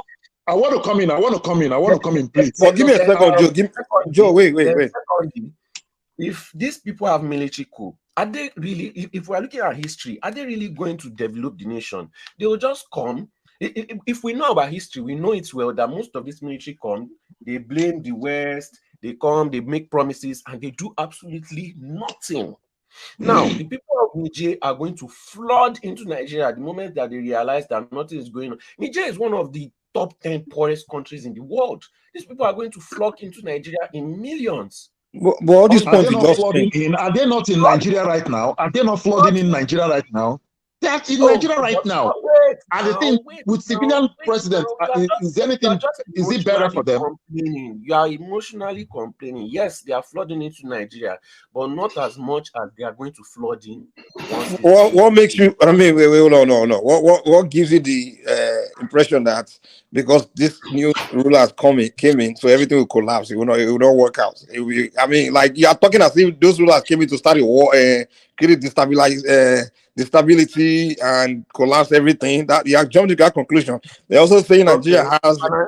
Wait, hold on. Let me land. You're also saying things about Nigeria trying to build pipeline. It's not like these guys have came here and announced that okay, we are blocking your pipeline, and you're talking about blocking water. Have they announced that they are doing all these things? Because if that's the argument, then we can say, okay, these people. Wait, hold on.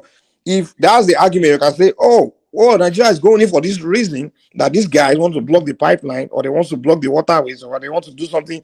Then that would be a valid argument, but that's not the case. Yeah, they haven't announced that we are blocking. You're right. They haven't. This guy it's just a regime change. Wait, hold on. You respond. Give me a second. You're asking the question like you don't want me to reply. You will answer, but let me just lay it down for you. Let me lay it down. Mike, you are the host, so let him answer. I haven't finished talking. Addressing what I'm addressing. Let me address. Like never say himself as you asked me like 3 questions. You will not even let you finish or answer any question. You are not giving me space to answer. You will answer, but wait, now you are not running anywhere. Hold on. Question on top question. I'm giving an for submit. It's not really a question. It's not a question. I'm just giving exactly. I'm responding to what you said. I'm responding to what. Hold on. Give me a second. I'm responding to what you said. Now, what happened there is just a regime change. Every country, every citizen have right of revolution. It's a sovereign country. They have right of revolution to revolt or whatever against top leaders, whatever. It's a right within any nation in the world.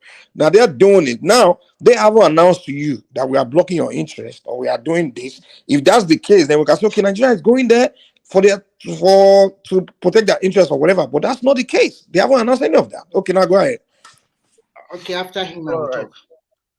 All right, so you are saying they haven't announced any of that. Yes, they haven't announced any of that. But are we going to sit down and wait for it to happen? No. We can't just, we have to assume the worst. That's why we've not jumped in yet. We are preparing to see what they are going to say and what they are going to do. Plain and simple. We can't just sit down and say, oh, they won't do it. No, you get your army, you get them on this. The moment they decide they want to do it, boom, you flood into the country. That's why we haven't jumped in yet. We are waiting to see what they... And you say, okay, they are doing regime change. If they are doing regime change, then they should put up a new leader. Why are they doing regime change and putting themselves as the leader? Secondly, Wagner Group, yes, they come in and they help with regime change, but they only protect the elites. They are not going to protect the citizens. They are not going to protect any of the normal people. So this thing is still going to flood into Nigeria at the same time. And that's not even our only problem. Our problem is that, okay, even if we send our army into Niger, are these northerners going to fight Niger people? Because Niger people are their brothers. There is a threat of coup in Nigeria. Because if this Nigerian government does not turn Nigeria into Dubai, within the next 1 to 2 years, if they don't increase that minimum wage to at least 120K or 150K, if they don't change the life of Nigerian citizens, Nigeria is next. Whether we like it or not, Nigeria is next. Because then obedience have given other countries plus Nigerians full armor, full weaponry in order to take over this country. They've told them the president is illegitimate. They've gone to go and beg for coup. They've done so many treasonable things to the country that all these other countries now have ammunition to come against Nigeria. These stupid people are going to be the downfall of Nigeria, and they are going to be the cause of coup in Nigeria. And let me tell you who is going to celebrate this coup. This same stupid obedience. And when these other countries are posting on the internet, Nigeria has coup, you will see obedience dancing on the street. So you will think that it's Nigerians that are supporting the coup. Obedience have made a they've put Nigeria on a platter of gold against for all these other coup countries, and all these other coup countries are going to point at Nigeria and say, you see, even their president is illegitimate. You see the people saying it. You see the people. These obedience are the dumbest people I've ever seen in my life. Majority of them, they are dumb, and they are going to make Nigeria. Wait, is it about obedience right now? Is it about obedience right now? Be about the danger that just going to face if we invade? I don't understand. I'm just getting carried away. Now, you just said something that struck my mind. I wanted to say this morning. What is that? I think Remy was next, man. Sorry, Remy, go ahead. Remy, go ahead. Sorry. I'm looking at it from a point of hindsight, because they cannot turn Nigeria to Dubai. Actually, they can if they want to. But are they going to do it? Are they going to help Nigerian citizens? Because Nigerian citizens are angry. You will not have coup in a country where people are happy. And the thing about obedience is, no matter what you do, even if you do something good for them, their excuse is, you are doing it because you are illegitimate president. Excuse me, Remy. Please, can I interject? In this country, in Nigeria, I'll probably give people a chance to interject now. Okay, Remy and let me interject. Please, let me interject. Just Mike, please let me interject. See, Remy, you want Joe to go first, or you want to go first? Let me go, please. He asked first. Now we have to go in order. Who asked first? Even Whoopi asked before you say. Remy asked first, and Whoopi asked. Then you ask. Let Remy go first. Or if Remy wants to let you go first, I don't know. No. I will go Remy, first. Please, okay, let Remy go and then you go. Remy, I beg you. Let me go first, please. Take a lot of time. I'm not going to just say.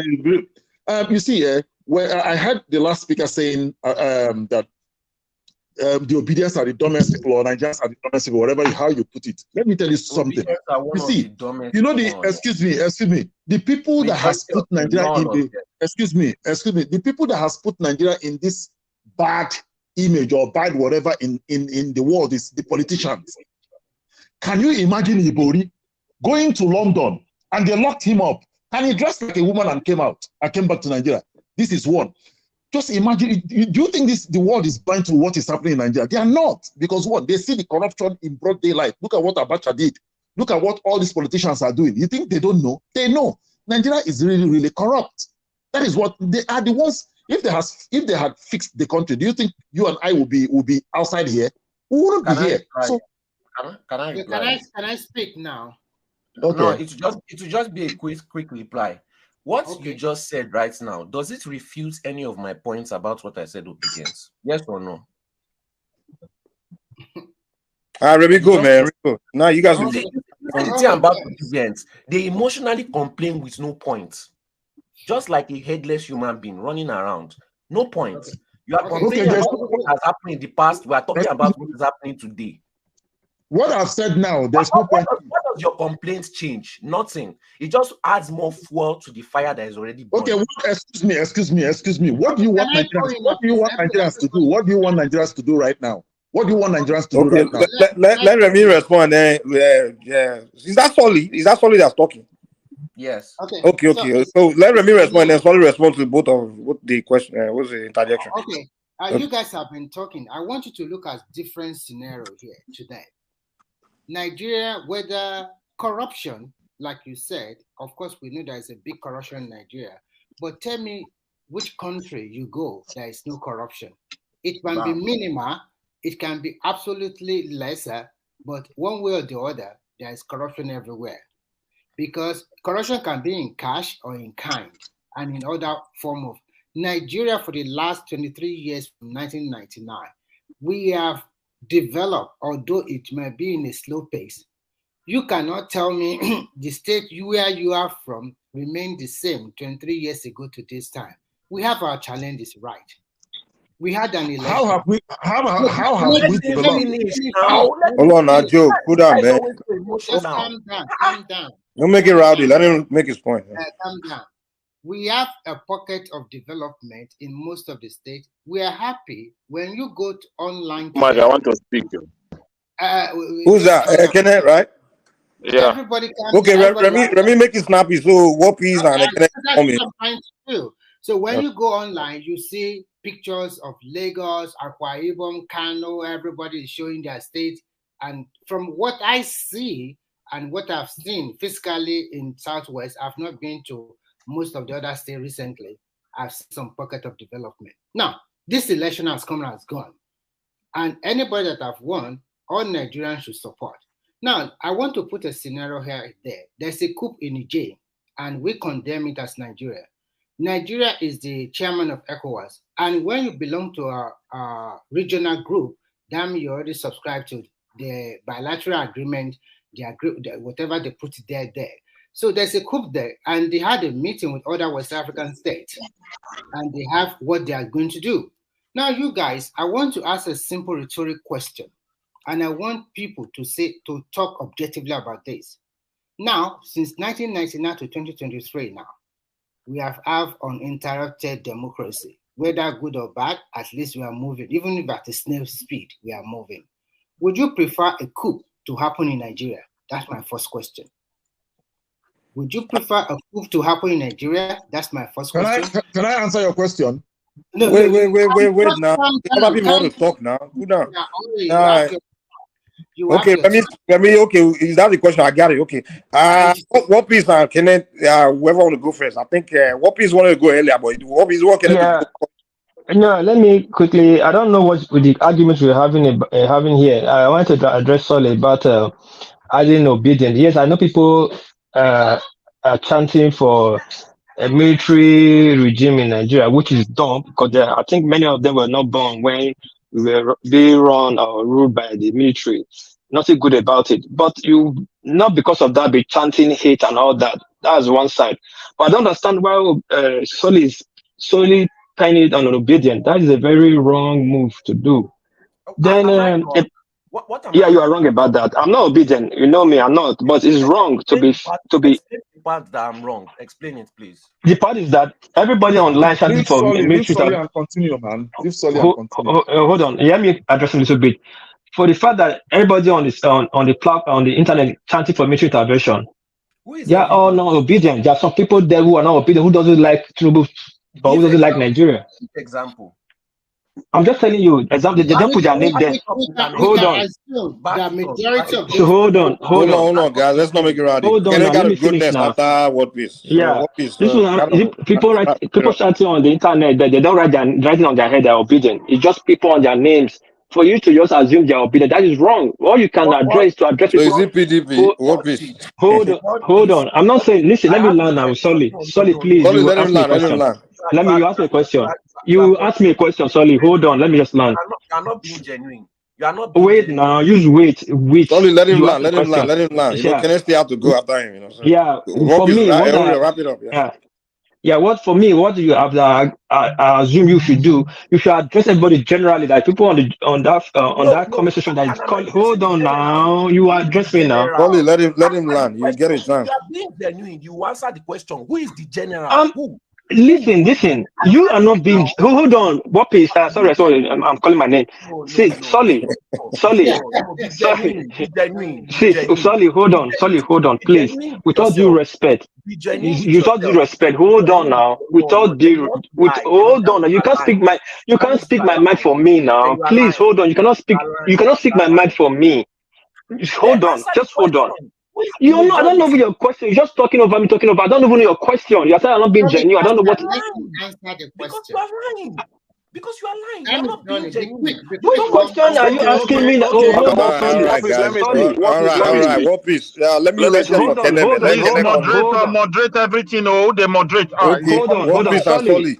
Okay. What piece are solid? Wait. What piece? Let's hear Kenneth next. Let's hear Kenneth. Can I go Okay, ahead? my point is this: the queue started in Africa during the time of obedience. No, we have queue in Mali, we have in Burkina Faso and some other before this one that happened that people are tying it to the obedience. So, no, there is nothing like being honest. So for me, Solly, allow them to talk now. Then you can respond I don't later. even know you don't even want people to talk. Solly, allow them to talk, man. Allow people to talk. You know, we have queue in Mali, we have queue in few other. Just let them land the point. Few other African countries.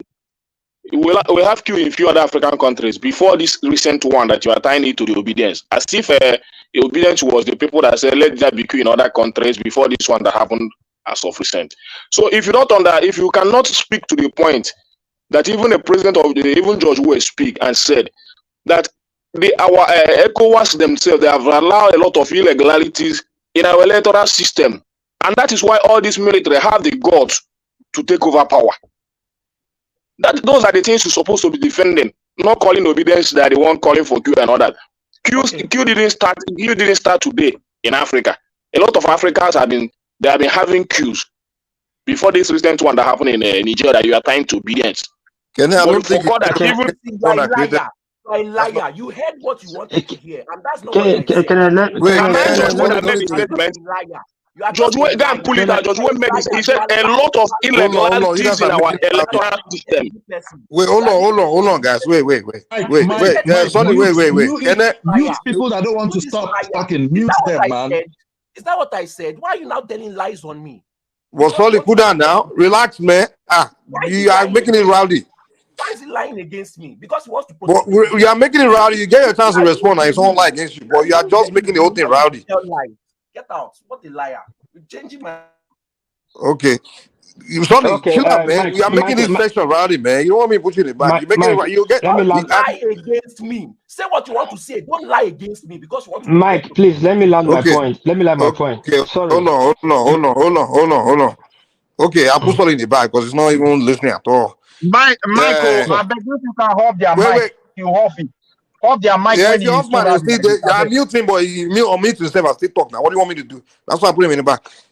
Solly, we get it. I even understand why you. I think what Solly said was that the obedience are the thing they are doing.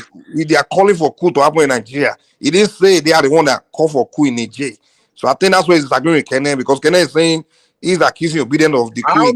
How many obedient are called for coup in Nigeria? How many? I don't care. It's not my position. That's his position. So wait, now, I'm just correcting where the what's the word is statement. His statement, yes. Statement. Exactly. Or can I accuse him of saying he's the one that called for coup in Niger? And that's what it's frustrating about. But he said it's because of obedience that people are seeing Nigeria and all that. Is it no. He said because of obedience are doing that. Hold on. Let's move on, man. I'm about to add Solly, but Solly, try to calm. I don't want the whole rowdy section, man, where you just talking like once people are still talking. If they say something, relax. You get your turn to reply. Just chill out, okay? Or you want to reply. Mike, let's move away from this Niger. Hold on. No, it's not about moving away. We can move to our topic, but if you want to move away, then you present the whatever I want to talk about, and then we jump from there. It's not me that will move away. Me, I just allow. Okay,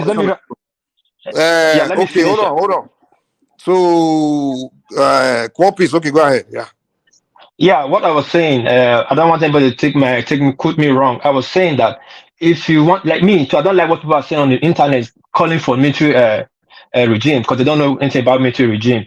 And I tag all of them the same, like they're all stupid, they don't know what they're doing. But I cannot just pin it on one section that these people that are not calling for it is wrong. That's my own opinion about that. Then come to what Solly was saying again, I agree with. Now, people who forgetting the elephant in the room. Now, the agitation in the north, or you people don't see that, or you don't see in the news. They are already agitating in the north that they should not invade the Republic. One piece. Let me ask you a question, man. If you have to, if you have to describe the people that are calling for military coup in Nigeria, how would you describe them? Who would you say are the people calling for military coup?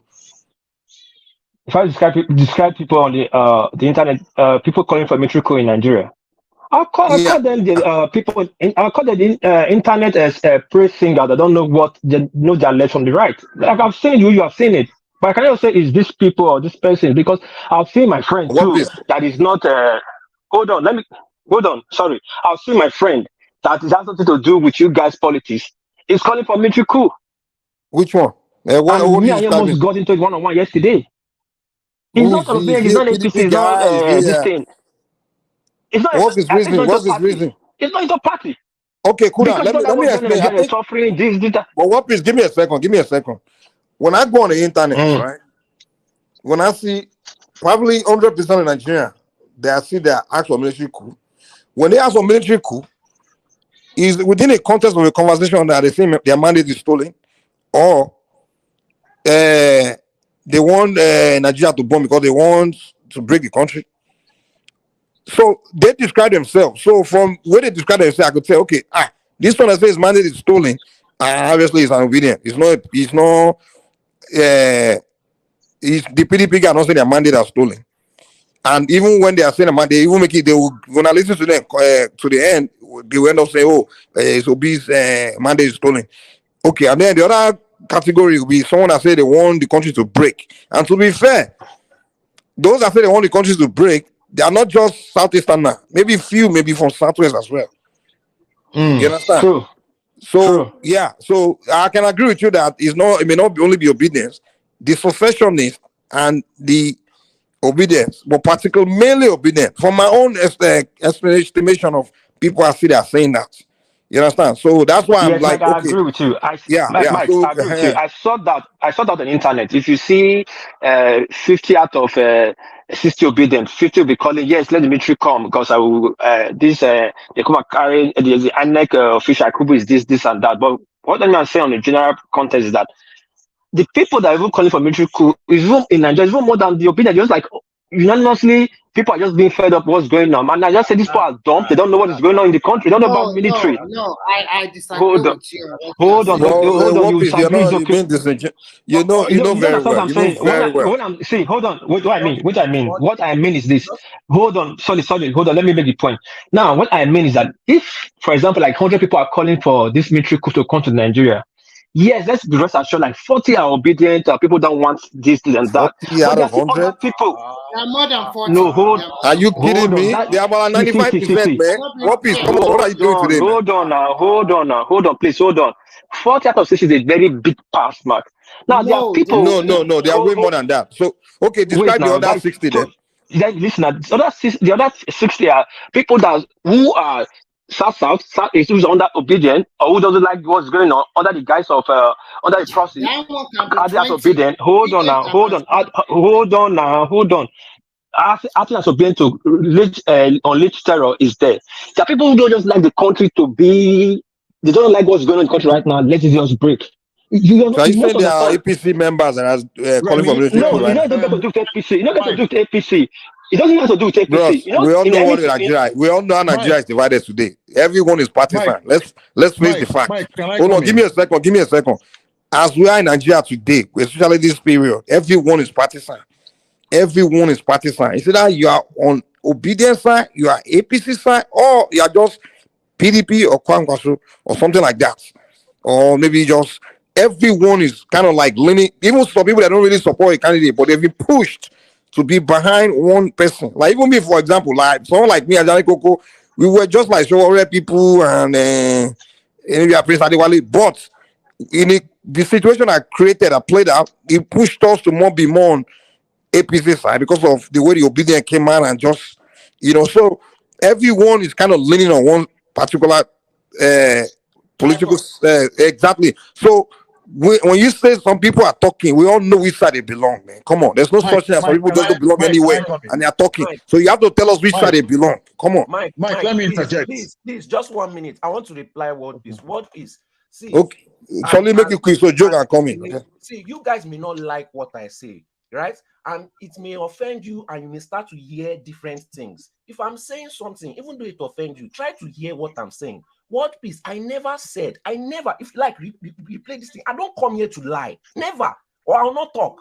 I did not say all obedience. I said majority of them are obedient. But when you were saying it like I said, all of them are obedient. I never said that. If what I'm saying, you don't like it, just listen. I don't like people misquoting me and telling lies upon what I I said. think, sorry, you're the one that misquoting me. You didn't listen to me. If you are listening to me, then you will not go to this route. Probably you are addressing a Kene. You probably no. Probably you are. Hold on. Probably you are addressing Kene. I said to you. I said to you. Listen, sorry. One at a time. Okay. Okay, guys. Wait. This is getting rowdy, man. Let's try to make our submission quick so others can talk because it's like so let's do this. Wait. It's only we are calm. Wait. Okay. I think Solly was landing his points, and let Joe respond. And what piece you go after that? Is that okay? I want to talk. Remy, have to talk, but we have to have Remy, please let me talk to Remy. Remy, you understand? I like your argument sometimes. You see, Remy, I want to ask you something. Do you think this democracy we are practicing now is of great benefit? Do you think we are gaining anything from this form of democracy we are practicing now? Do you think it's really good for us? It's really good or good for us? Can I respond? If you have been listening to me in this platform, I advocate our own grown democracy. I have already said it times and number that the democracy American will practice is too expensive for a country like Nigeria, where we have a lot of people in National Assembly and we have a lot of aid. The current expenditure is killing us. That is why Buhari continues to go hand at time and borrow money. And we are not generating enough revenue like before. Because the problem of the country is multifaceted. And I advocate that maybe we should copy part of American system, part of British system, and then we fuse it with our own system. So because no country will grow copying everything 100% from other people. When you talk about the Chinese, they have their own grown democracy. They still copy some part of their democracy from America too. And they make their lawmaker to be part-time. They only call them into the capital for 2 weeks in 1 year to deliberate on the law. Exactly. What they're going to do. That's what they do over there. And they put in more than 5,000 people in a big hall. They get them hotel, they get everything. But remember, it's a one-party state. Remember, it's a one-party state. Because the problem Nigeria have is this. Nigeria is open-minded. We are travel wide and wide, travel far and wide. We want a best of things. And Nigeria also, like everything happen, you go and report to America, human rights. Tell me, which country is human rights? If you want people to have total freedom, nothing will come up of it. The democracy we practice is too slow to take decision. Everybody wants a hand on it. All right. Please, Mike, let me ask you. I know. Before you go, I want to check if some people. Wait now. Wait, see, you're going next. I want to see if some people are still on the screen. Is Angelica still there? Maybe not. Okay, I'll remove you. I want to remove people. Some people want to come in, but because are they here? Because okay. Adewale, are you still there? No, how did they go? I want to ask Remy a second question, please. Okay, go ahead, please. Remy, I want to ask you, because I kind of thought about this. Go ahead, please. Or maybe network drop. Okay. I'm asking the question now, please, Remy. Okay. Do you think... who dropped? Mike himself drop or who? I don't know. Mike Somebody drop. Ask your question, Ask your question. One piece, you take control if Mark has been dropped out. No, Okay. Mike is Is Mike here? Mike I don't think Mike is here. Oh, sorry, guy. Can you hear me? Sorry. Okay, sorry. Accidentally, I'm trying to check. Can you guys hear me? Yes, we can hear you. Yeah. I think I dropped it somehow. Drop myself. I was still talking. Kulata, are you still there? Kulata is not here. Adewale, are you here? Okay, Joe is back. Adewale is not here. So let me remove Kulata and Adewale, and then some people want to come in. That's why. Yeah, okay. Mike, let me ask me my question. Okay. Go ahead, please. Hey, Remy, what I want to ask you again is this, because we are all learning here, you know. What I want to ask is this. Do you think if the resources of the states are given back to the states and they pay a kind of a tax to the center, or the percentage they have to pay to the center, do you think it's going to reduce corruption in the governance of the country? That's what we call resource control. That's a very good question. But the problem we have in Nigeria are so many. I advocate that first, we should give it to them gradually, because you know that a president does not have a power to control a governor how to spend his state resources. So how can the government, for example, I advocate that first, if you have resources in your state, first maybe at 50% of what you get go to you, and the rest 50% go to the federal government for the next 10 years first, or for the next 5 years.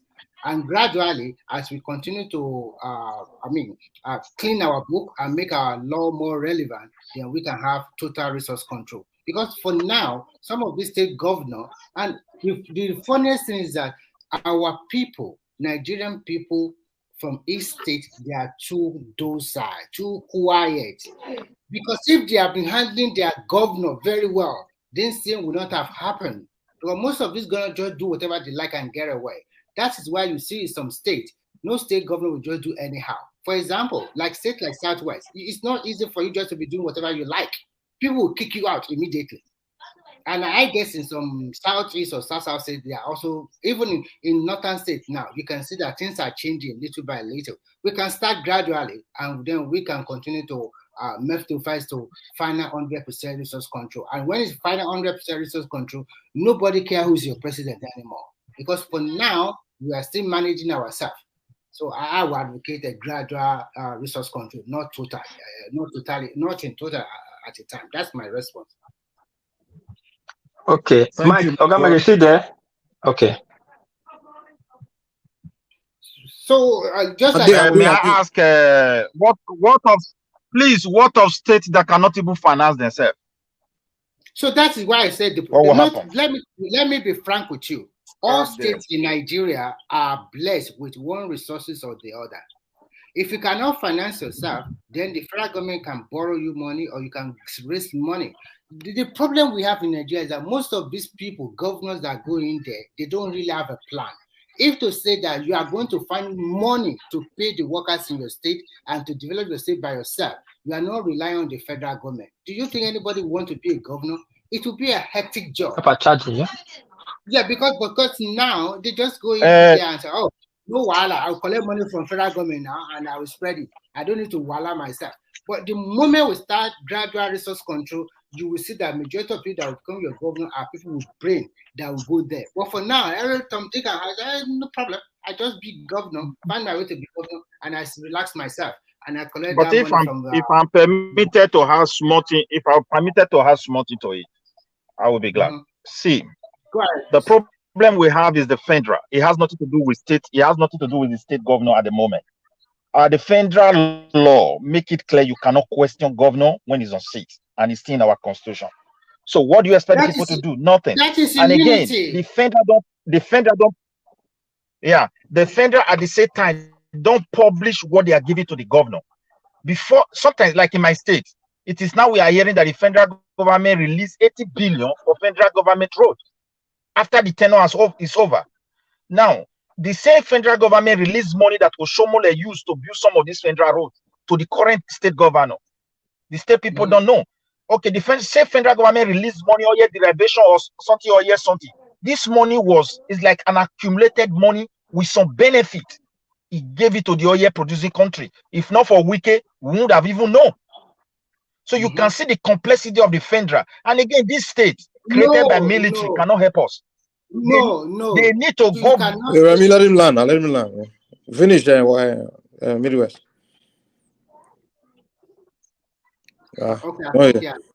Maybe dropped. I think you cannot blame Buhari or federal government for that. These are accumulated money from the time of maybe Yaradua or Jonathan or Obasanjo. I don't even know. It spans like 10 years. What are those governments doing? They don't pay them this money. And once they pay them this money, no, the thing is whether they pay, they don't see my point.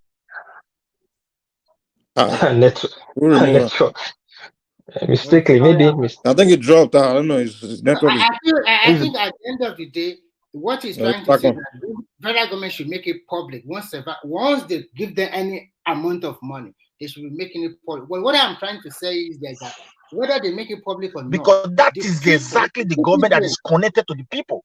As it is in Nigeria, the citizen in the state, they must hold every governor accountable by themselves. Because it's how can I hold someone accountable when I don't know what is given to him? That's what I'm trying to say. That even if the government make it public, what about the Nigerian people? They just fold arms. So, Father, if it's my brother, Remy, let me put this one before you. I agree with you. Let me quickly land this one. Please let me quickly land this one. The way forward. One at a time. Remy, wait. I agree with you that you are right that everybody should be producing what they give to the federal. The good thing is this: once you introduce this system, that is when accountability will begin, because it is only accountability that the federal government will now ensure to get its 50%. So because it will no longer give this open hand when you spend money and you don't give account what to spend it for. So they will start coming with platform that will now put this local government, state government, and even the federal into accountability, and there will be transparency, because the state governor that is giving them is also expecting something. And the federal is also expecting. This is how Europe is viewed. Remy, give me 1 second. Let me say something. This is the only thing I know. What is, you know, where I agree with you? Where the fact that people don't know, sorry, not what is Midwest. People don't know what's given to the state governors, and things are not transparent. Where money is coming in and things like that, and so it makes it difficult for people to go out to figure out to hold the governors accountable or hold the state government accountable. But one way I think people can do it is to go out and demand that the states make law that whatever comes into that state, they make it transparent, they post it and things like that, or whatever or even the federal government can make it compulsory. Maybe they can make the law for the state. Like, listen, everything you would do, have to be posted or transparently. People can go and look and see what's going on, which money coming, and what plan you what project you plan to do, or what you plan, what your maybe 6 months plan, 1 year plan, or something like that. To be posting their progress, the work they are doing. They must give the people maybe monthly report or yearly report and things like that.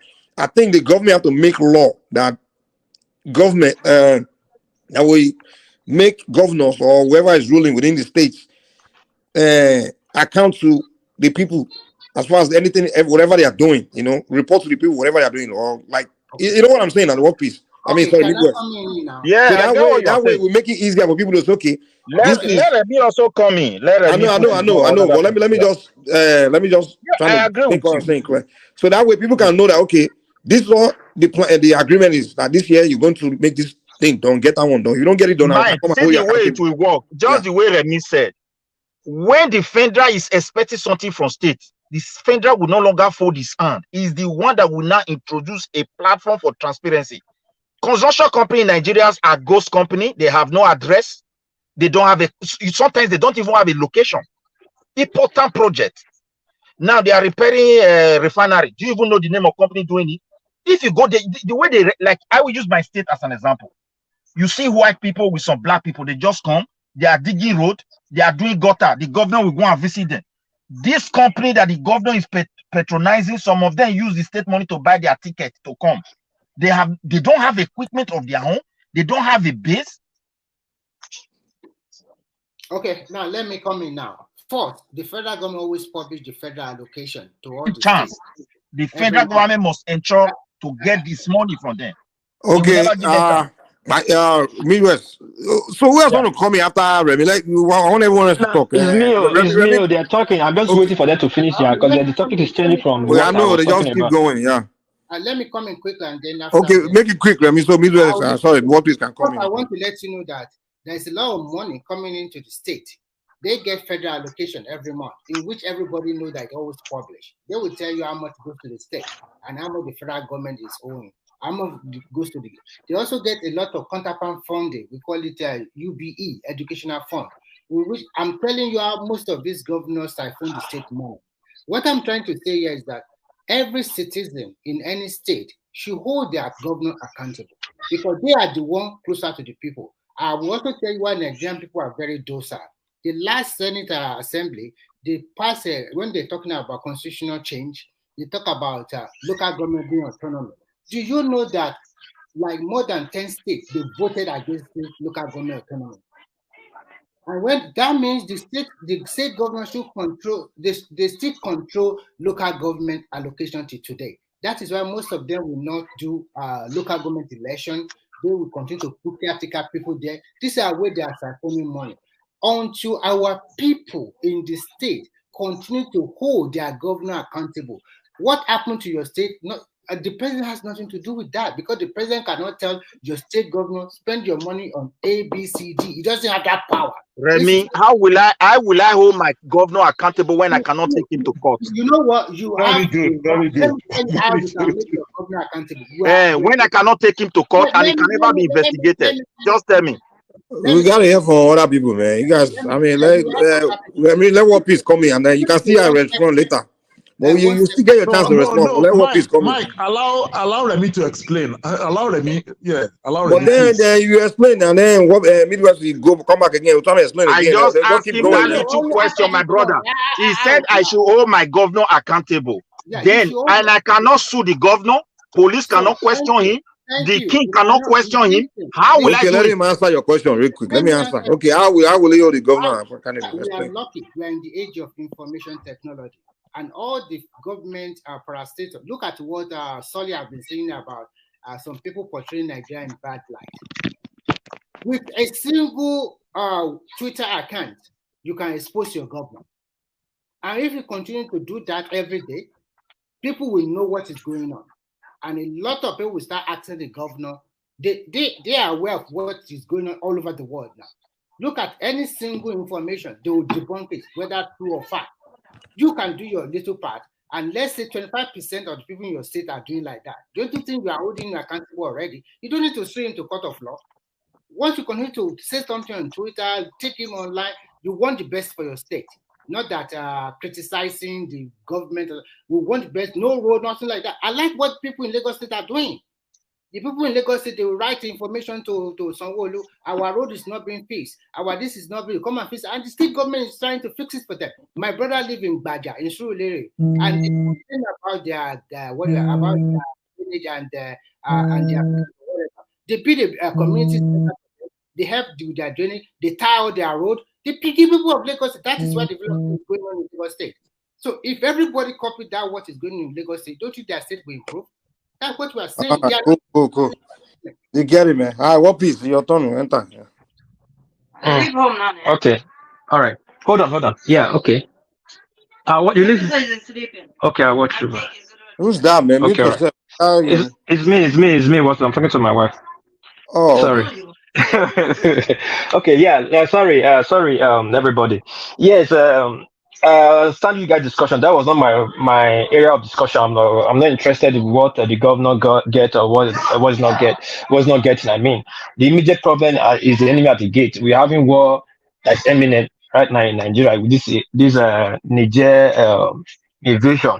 But before I move on quickly, sorry, I wasn't attacking you, but my point was that if you group everybody together, that is yearning or calling for military intervention, and you address all of them together as a unit.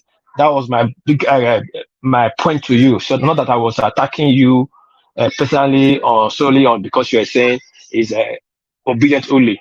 So I hope we are clear on that. Now, this Niger, this thing that we are going to, Tinubu is going to. Can I reply that? What I'm saying is, I didn't group them together. If you listen to what I said, maybe you were just acting emotional because of what I was saying, but I didn't group them together. I clarified exactly who and what I was talking about. Okay. Thank you. Let's move forward now. I agree. I cannot be disagreeing with you in everything. But at least sometimes let me agree with you. Let's, for sake of a conversation, this war that is raging right now, this that is raging right now, it's going to affect us in all fronts. Right now, you need the will of the people to go into this war. We should not pretend about it. If we attack Niger, we're going to get disapproval for a lot of northerners from the north, because these people are closer to them. Some of them have their cousins there. It's not the way we are saying it, they are saying it. We have to put this one into consideration. What please? Yeah, I'm talking as if they are going to attack Niger citizens and be killing them as if war against No, Niger. well, you cannot predict war. You cannot predict war. Wait, listen. War. No, they are going after the military junta that's there. I'm not saying I support you all know my position. I'm against they are going there anyway. But what we are saying is if the ECOWAS is going after the military junta to remove them from power and restore their elected leaders, I don't think the population, the poor people who say they're attacking our people is that kind of situation. I don't think that's what it is. So yeah, thank you. I understand, but that's the notion everybody have. When they were going to remove Saddam regime change, they didn't say they're going to attack the citizen. They said they're going there to take out the military installation and take out the regime. That's what they always say. It's military. You are a military personnel. You know that. I know. It's going to turn into disaster. You don't know that. Yeah. It's going to turn into disaster. Casualty must be there because the military guys you are going to attack know very well. They know their strength. And they know they cannot withstand you. What else will they use? They'll use human shield. They'll use humans as human shield. That's true. And that was a problem. Yeah. So it will become a problem for the winning force to come in. At one point, they will get tired of waiting because they'll be taking casualties waiting. The lesser force will be using human shield to manipulate their way. So at a point, this will get tired. Military will get tired and attack. The attacking force, the invading force will get tired and attack some certain group of people. And the other day, they need to take the bad side first and spread it. Hey, they are killing innocent people. Of course, you understand these people they don't have the mind to fight Nigeria. I'm not talking about NATO and the rest. So they have their strategy too. Probably they want to use human shield and propaganda. Say, oh, these people came in and killing our people. So we don't need that casualties first. And Nigeria is not benefiting anything from this. This is a Western war, French war. When Agbagbo, they want to remove Agbagbo, is it Cote d'Ivoire? France actually sent boots on ground to go there and remove Agbagbo. What did the ECOWAS did then? Exactly. We fought around to be looking, and they took that guy out. They put a nonsense guy there that ruined the economy. And they came back and brought that guy after 18 and said, "Oh, we are sorry, we didn't find anything wrong with you." What a new nonsense. They released Gbagbo. Yeah, after 8 years, they brought him back and said, "Oh, we didn't find anything. And what we accuse you of, we were wrong of it." So he spent 8 years in prison in France, have you? In France, after they released him, after 8 years, they said, Can you imagine? Can you imagine that? They said, "Oh, sorry, what we arrested you for was wrong. It was wrong information. We didn't find anything wanting on you," and they released him back too. They kept you in their country for 8 years. Yes. Come on, man. So what are we talking about now? Now we are coming. We see Nigeria is facing 3 wars. Nigeria is fighting inflation. Nigeria is fighting recession, and Nigeria is fighting depression. So you say we're going to war. I want to go and solve another country's problem. Problem. But Mike, you are a military man, you know. The whole thing doesn't make sense to me, to be honest. It doesn't make sense. The first thing you need in any country is a country moral support. When the country is hungry, people are already angry about your regime, and we're trying to stabilize the regime. I say a certain community is far better than a disorganized country. Have you not heard that term? That's true. Can I ask you a question? World peace. Yeah. Who is the leader of ECOWAS? There's no leader, man. They make you a chairman doesn't mean you're a leader. It's a rotating position. Okay, what is the position? Or I didn't hear what you said. What is the leader of ECOWAS supposed to do in this kind of situation? He's going to lead down like a leader of countries. Diplomacy. Is that not what we are trying right now? After diplomacy, what is next? No, we are doing diplomacy. After diplomacy, we allow a sovereign country to decide this issue. After all, they are not fighting. Exactly. They are not fighting a war. How can I don't know what, my brother? You want a Nigeria to go and stand in the middle of a fight of Russia, France, and United States? Tell me any war that is going. Let me explain something to Solid. Excuse me, I want to ask you a question. Tell me any war that is taking place today that is not a proxy war, that never involved proxy war. I asked you a simple question. At any point in time, did I say I want them to do that? No. Don't personalize all this conversation. Okay, sorry. You know. Sorry, you asked me a question. Oh, that was Midwest was answering you. Can I still hear myself? I'm asking actually. Okay, yeah. Okay, let me respond to you, Solid. Good question. For now, at this present right now, Tinubu is the chairman of ECOWAS. And for me, I expected Tinubu to use diplomacy, and diplomacy failed to use that diplomacy. Again, it's diplomacy, because they have already sanctioned these people, which will take effect. Then you wait for that sanction to work. Not boot on ground. Please, let me jump in real quick. You guys need to understand something. ECOWAS is dealing with country member, not the leader of the country. ECOWAS is dealing with nations, not the president of the nation. So Niger is a member of ECOWAS, not president, whatever that name is, not the president of Niger. So whatever happening inside of Niger internally, it's not ECOWAS problem. It's not ECOWAS issue. Now, when it can become ECOWAS problem is if there's an internal crisis in Niger, and the leadership of Niger now call on ECOWAS to assist. That's when ECOWAS now has a mandate to go into Niger to go help. You understand? Yes. So in this case, what's happening? In fact, the president, the person in Niger that has the mandate of the country in ECOWAS is actually whoever is in charge right now. No who's been deposed. You understand? So the whoever is sworn in right now is the one that has the mandate of the people to represent the country in the ECOWAS meeting right now. Not the one that's been deposed.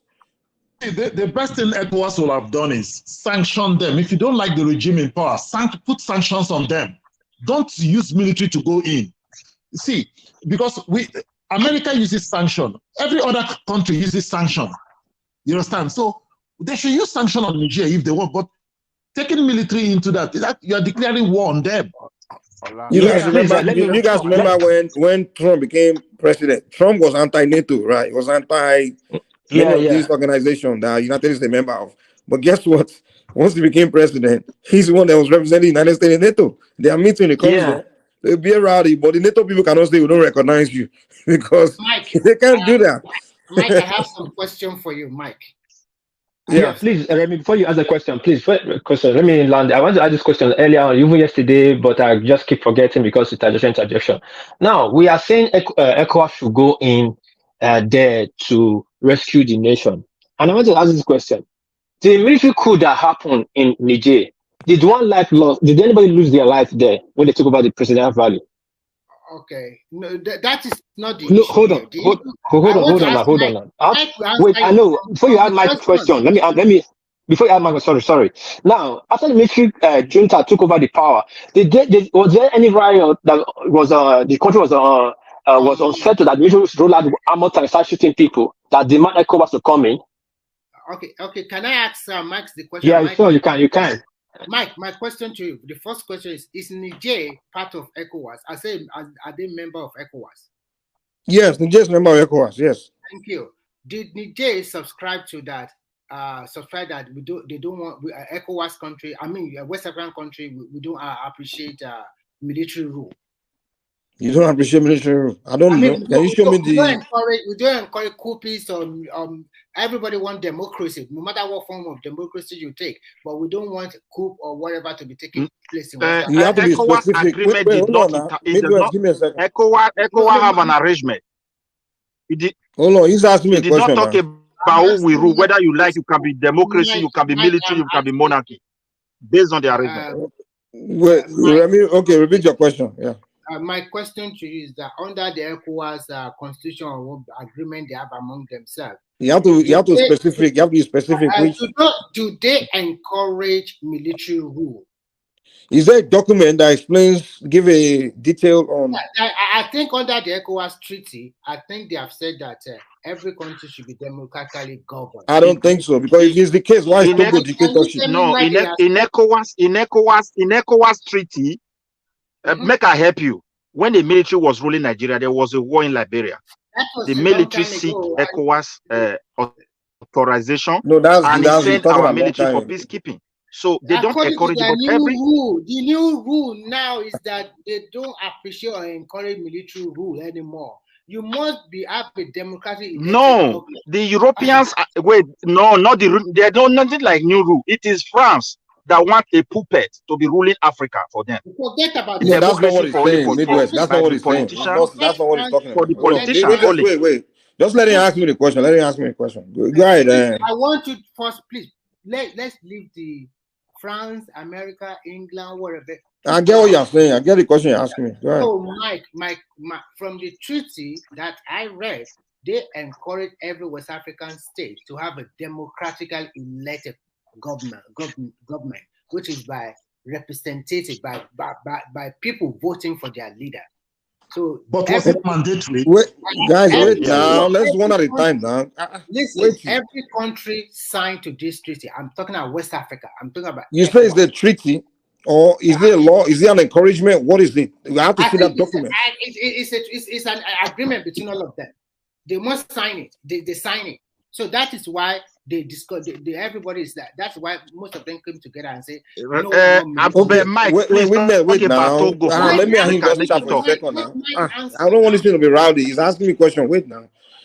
So, Remy, so if there was a treaty, which I don't know about, so why do we have dictatorship in Togo?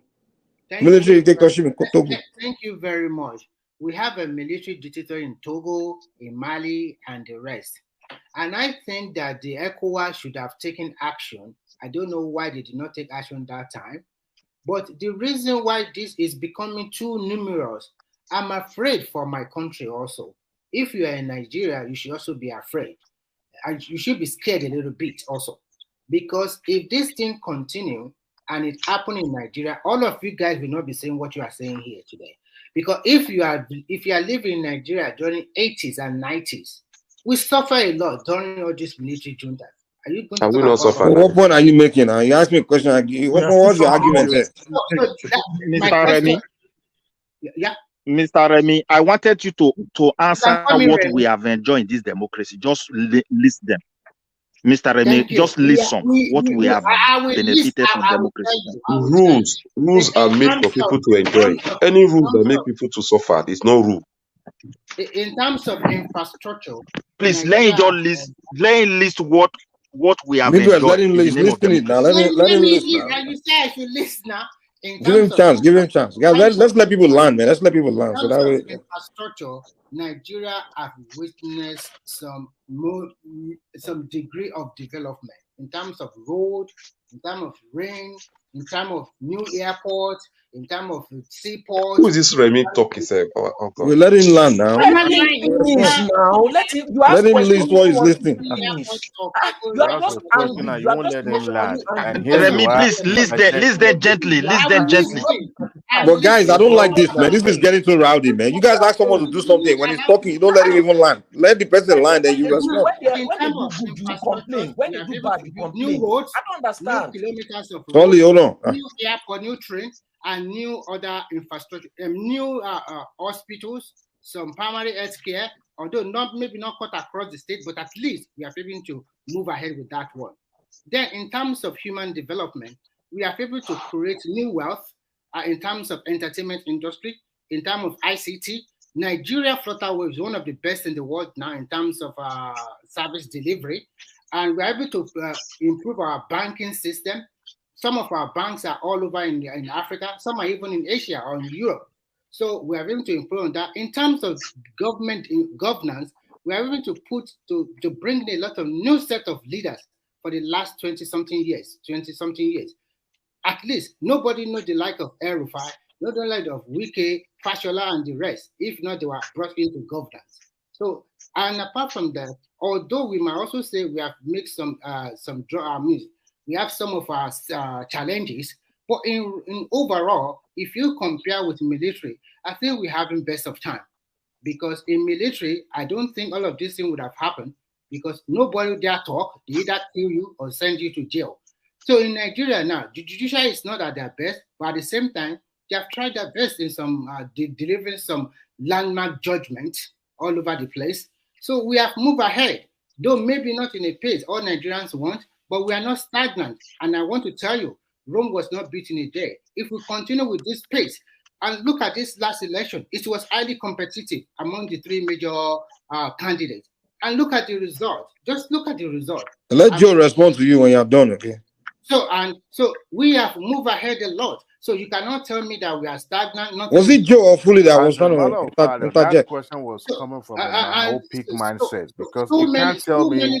So many things have really happened in that country in the last 23 years that we have returned to this democracy. And if we can have another 23 Okay, years, Remy, let me also, Remy, can I help you to also list my own? But Midwest, we have to hear from all these other people. Like we have Fully, we have Joe, they're trying to interject too. Right? You and Remy have been going back and forth like for so long. Okay, let's do this. Let's do this. Wait. Mike, wait now. Eh? Wait. Let him list the yeah, that's what I was about to say. That's what I was about to say. So give me a second. But what I want is when he lists the Remy, please wait. Don't start responding. We have to let other people come in and then you can respond later. Because I don't want it to just be you and Midway just going back and forth. Everybody else hasn't said anything.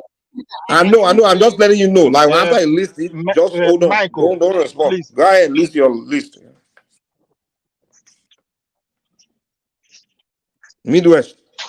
You want me to list? Please. I'm not do your listing list to come to power. But I want my politicians to know, that they are failed Nigerians and they need to wake up. One, when the military hand over to them, $1 was around 200. Today is 1,000. Now, when the military hand over this country to them, we don't have Fulani bandits. We don't have Boko Haram. We don't have IPOB. We don't have IDP camp where a citizen is homeless. Their village burned down. Now, as we speak today, Nigeria multimillionaires, you hardly see the source of their income, how they make their wealth. And therefore, the youth are being misled, trying to make money very fast. Instead of working out, they believe you can hammer money. And our conduct all over the world, many countries are rejecting us. There are countries that say, even smaller, we don't want to see people of this type again in our country. So please, our politicians should know that they have failed us. Economically, as we speak today, Nigerians are crying. Most of us are in abroad where food is not our problem. But there are families of web professionals who cannot even feed their children as we speak today. So for me, I think our politicians should wake up. They have mismanaged every opportunity to develop the life of Nigeria. And we are on a last bus stop. They should look what is happening in Niger. The citizens of Niger are behind their leader. Those will be ready to be trained to defend their land. And if my leader made mistake to be a kind of I don't know the kind of words. I have to respect him. Any decision he make, but he should understand that. All right, let's hear from Fully then. Can I just interject quickly if possible? Okay, sorry. I do want to interject and then Fully. Wait, is Fully even there? Wait, give me a second. Is Fully there? Can I reply the last person? Wait now. Let's wait. Is Fully there? Yes, I'm here. Okay, Adewale, after Adewale, then do you want to? You have something to say? Well, not now. Adewale, because I haven't said anything since he came on. That's why I'm asking. I think Follow is speaking from Ekiti. I think in Nigeria, I think his network is not that strong. I think you should give him time to speak on time. Attacking Ekiti. Can you imagine? He's attacking Ekiti now. Adewale is from Ekiti too. Adewale should be the one to let him go. Let his brother go. Just go and ask your governor first if their network is you guys are brothers. Okay, Adewale, go ahead. See, Midway just spoke now and said things were good compared to what we have now. And at the end of the day, politicians are really bastardized everything. I agree with him to some extent, but let us take this myopic mindset out and actually compare our journey from the military era compared to what we have now. The degradation of our society started from the military. During the military era, there was a drug push. As a matter of fact, during IBB era was when drug peddling was at the peak. During the military, there was corruption because they ruled by decree. Some of these things we couldn't even seek for public document. Don't talk about freedom of information. They gagged the media. Second, most of the achievement we think was recorded during the military were just a landmark structure. And today, if you look at those structures, they are no longer functional because for a long time they've neglected those infrastructure. But where we now compare to now, yes, we have those instability, we have those insecurity of the thing. But during the military era too, armed robbers were terrorizing states like Lagos, some big state. What is it called? Which one is okay? Kogi State. They were Operation Sweep. terrorizing Nigerians during the military era. During the military era, there were bombs going on. We had instability as well. We knew militaries were corrupt as well. But you see, when we compare the past, we speak about the past in a very glorifying way. Because we compare the past and the present, we say, well, we haven't made any progress. Even you yourself, personally, you can't tell me you haven't made progress in your life. It may seem so you haven't become millionaire maybe among your friends, but you know you've made some good, impressive progress in your life, whether personal development or family-wise. But you see, what we have now, even the democracy that we copy, that we are kind of benchmarking our own democracy with, they are struggling. They're having their own internal struggle, despite that there's been over 200 years. They've had this experiment called America. They themselves are struggling with their own democracy. Yes, they build institutions, but you can't tell me American politicians are not also corrupt. They're making today. Republican will challenge Democrat. Democrats will challenge Republican by saying you haven't done enough. But every day, every year, they make historical changes in the society, and the society is getting better. Yes, criticism strengthens country. Some of these things may not be for now. I mean, we can speak of what Buhari did when he was there now, because when he was in government, we couldn't see what he was doing, whether good or bad. But you still can't compare now to the military era, because some region in Nigeria probably would never speak evil of military. That's one thing I know for a fact, because what you're seeing will be 6, others might be seen as 9. The people of Southeast probably will not speak evil of military. The people of the Northwest will never speak evil of military. Even the Northeast, because the entire North region will enjoy because they have their people in government. But who were at the short end of this equation during the military era? The Southwest people, the Middle Belt people. Even some part of South too were at the short end of the stick where military was in government. That was the reason why it looks like the people of the South and Southwest were the one leading the path for the clamoring for democracy in Nigeria. So now we can now say, well, what is it about democracy anyway? But we've forgotten where we're coming from. If you had been at the receiving end during the military era, you will not be sitting and comparing what we have now to what. As a matter of fact, you dare not even challenge the military administrator, because they report to the CNC. The CNC was in power, the de facto. He has the absolute power. And they make decree. The decrees, you and I don't have input. As a matter of fact, you can go to your representative from your own state and stone them and firebomb their house. You dare not do it during the military era. Who's that? Please, can I interject? It's Who's Joe. that? It's Joe. Okay, Joe. Go ahead, Joe. Yeah. See, Adewale, you've spoken really well. You can never compare military government with a civilian government. A civilian government is far, far better than what we have in the military. You understand? And the military, the incursion of the military into governance is what has led us to where we are today. The military incursion is what has brought us to our knees today. Hello? If you're not talking, mute yourself, man. We're hearing bunch of noise. The thing is this, is that when you look at the crop of, and we got it all wrong. You see, the Buhari, after the first intervention in 1966, the second intervention in 1984 was a big mistake, because one, we still had the Awois, we still had the Sikis, we still had the Ahmadu Bello people that came down. You see, people like Latif Jakonde, people like Ajashi, people like Bola Ige, people like Samba. They were still these old nationalists that came down. If we had allowed our democracy to move, because those ones were building things, we could see what they were building. Now, Babangida came in and corrupted all these guys. Now, all these lieutenants you see in the political space now are what are the handwork of Babangida. So look at what he did. So now these people are not even thinking about the people, what they're going to give to the people. They're thinking about themselves. So far, if they sit down and now gang up and collect the resources of the people, is okay. They just give us some crumbs and we shout over it. The thing is that if we have to get it right, this set of politicians must go so that bright minds, maybe from diaspora, will come in and build a country. And that is why I support Showore. A revolution must happen. If a revolution doesn't happen, these people will take us for granted. A revolution will. Well, you can vote them out now. You can always vote them out.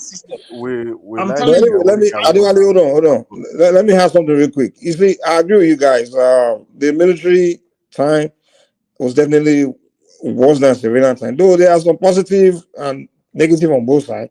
The military time, yeah, they kind of trying to enforce discipline kind of in the people, you know, just indisciplined behavior we have, you know, you couldn't really do it that much under the military. Though crime was still there, just like Adewale said, they were drug dealing and things like that.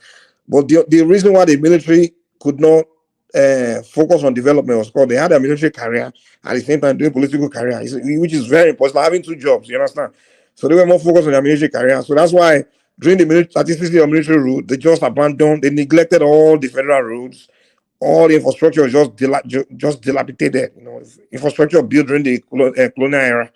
But the civilian era has been more working on those things, though they are working slowly. Now, as for some governors are doing quicker jobs, some are slower. But we have to say, when it comes to development, the civilian time is way better than military time.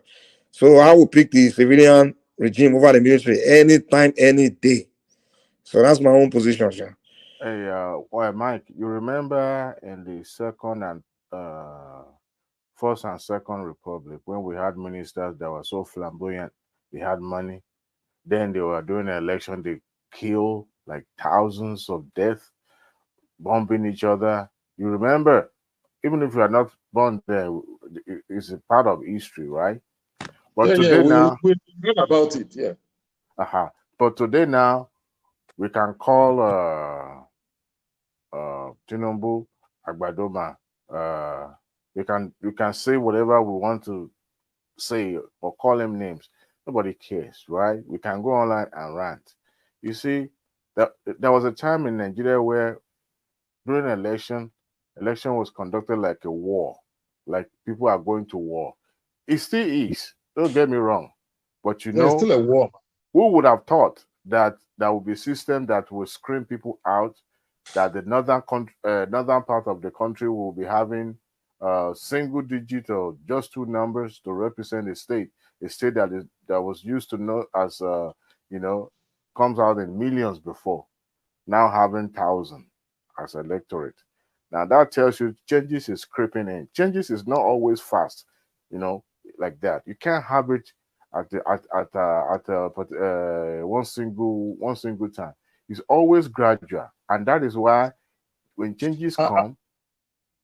Adewale, another thing is this: if you see, are the people ready for the changes? Because if the change is so slow, will the people kind of endure the change, or the time you're going to? Because I feel I know democracy is good. Nobody is saying democracy, because the people have to come out and say something. The people have to come out and elect their leaders. You're already expecting if it's a corrupt system, but at least we're managing that. When and you can always put your leader out after 4 years and things like that. Exactly, so, yeah. That's like, but the thing is, they just appoint you a governor, a military governor. When Nigeria and Africa is concerned with is economy, building the people, developing the people. You understand? Putting money in the pockets of the people. That is what our leaders have not been able to do. You see, reviving the economy to the extent that a poor man, you see, if people can go out, work, earn money, people will not be tearing themselves on the street and shouting this and that. You understand? We need economic development, not only political development. We need economic development too, so that the people, you put a lot of people out of poverty. That's the thing. Sorry. We want to know. Sorry for interjecting you, because I want to go at what you are saying is not that very clear to me, because you came on the premise that what has the democratic government done for us, and it was as if you are promoting military. But what you are speaking to now is different from your initial listing. You didn't get me. I said, when you look at both sides of the coin, you understand, you still, the civilian regime, civilian governance is still better than the military governance. I'm not supporting military coup or what I support is a revolution to clear up this criminals. No, you know this thing, this mentality. Maybe I'm very sorry to use this word that the Sowore has already that Sowore has put into his own group of supporters. I don't know, because we are talking of revolution. You cannot have revolution in a developed world. But are we matured? Are we ready for revolution in Nigeria that will not turn into war? You see, if the politicians, I hope Tinubu works things out so that people can, like, his government can do something to elevate people from poverty. Because let me tell you, if you push people to the wall, there will be a time they will resist. I was a fan of Joe until they started that revolution dumb stuff. Because first of all, the people are not these people themselves, they are not on the same page. Are you telling me the Southeasterners are on the same page with the Northerners or the Southwesterners? So how do you do revolution together? You will conflict, you will bump with each other now. What kind of revolution are you doing? 4, 6 different revolutions? Because you are talking as if Sowore has everybody in Nigeria is supporting Sowore. I think absolutely right. And then we need to hear from all these. We need to hear from AY and other people. Can I finish up? I will leave you. You can say something. You see, be quick. Don't get these other people can talk. Yeah. Sorry. Don't get me wrong. I'm not saying we're not making progress, but this progress is really, I don't want to use this, really slow. Can you explain that your revolution, that you are talking about? How can we achieve a peaceful revolution in Nigeria? Because people have kept on talking about this revolution. Tell us how you can have revolution in Nigeria where we have divisive mind, where everybody has their own agenda. So I think that the agenda of Sowore is the best one that that everybody will keen into. Tell us. Okay, let me tell you something. You see, I know you don't like Sowore for anything. I know. It's not about liking. It's not about likeness. It's not about likeness. Let me come in. Be quick, man. Be quick. Yeah. Let me be quick. You see, revolution. I know I know the country is divided now because of what the political class has turned us into. They've turned us into each other. But the thing is that when somebody is speaking to the people and the people understand, because one thing that brings the people together is suffering. When that hardship in the country, when that catastrophe in the country, when the country now breaks down, like people are now hungry, they will come together as a common force to fight the people at the top. Because our enemy is not, my enemy is not the Yoruba man. My enemy is not the Hausa man, it's not the Fulani man, it's the man at the helm of affairs stealing the money and keeping the money to himself, and has refused to develop the country. That is those are who are get the point. Get the point. Let's hear from AY, man. Let's hear from AY. But some other people, you are their enemy, sir. I want to chip in just 2 seconds to say something. But wait, now these people haven't said anything. Now they've been here. I understand. I mean, they can go ahead. It was been here for like almost 15 minutes. I hasn't said a single word. No, I don't mind. I'll wait for them. Yeah. Is it there? I don't think it's there. Okay, you can go ahead. And when I was doing my MBA, one of my professors said something, which I always trying to apply. Changes is something that is not always easy to embrace. It's always facing resistance, one way or the other. It's not possible to wake you up tomorrow and say, Michael, Adewale, you have to wake up, start coming to work 7 a.m. tomorrow every day now because something happened and this and that. First of all, you will resist and I said, no, why must you question? But gradually you start embracing it. So he taught us about it during the leadership class there about unfreezing and freezing. And what do? You let people see the benefit of what you are introducing to them. They will buy into it. That's how changes happens. It's not always going to be sudden. It's going to be gradual. But when you have a government that is distant from the people that they are governing from a distance. Number one, they will not trust you. Number two, they will feel that they are not part of the decision making, no matter what you do. But when you have a government that is always bringing into your notice before they make any changes, that it's not going to be sudden like Buhari did during the monetary policy and all that.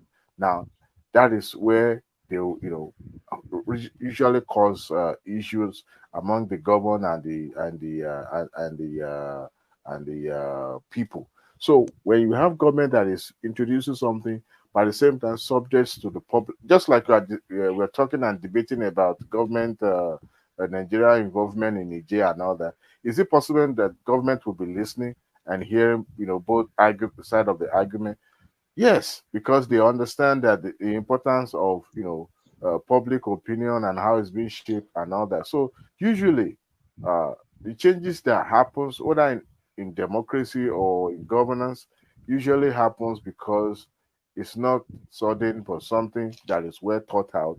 And at the end of the day, gradually people's orientation will change and people will buy into that idea of the changes. So that's what I would say that so far Tinubu has been in power.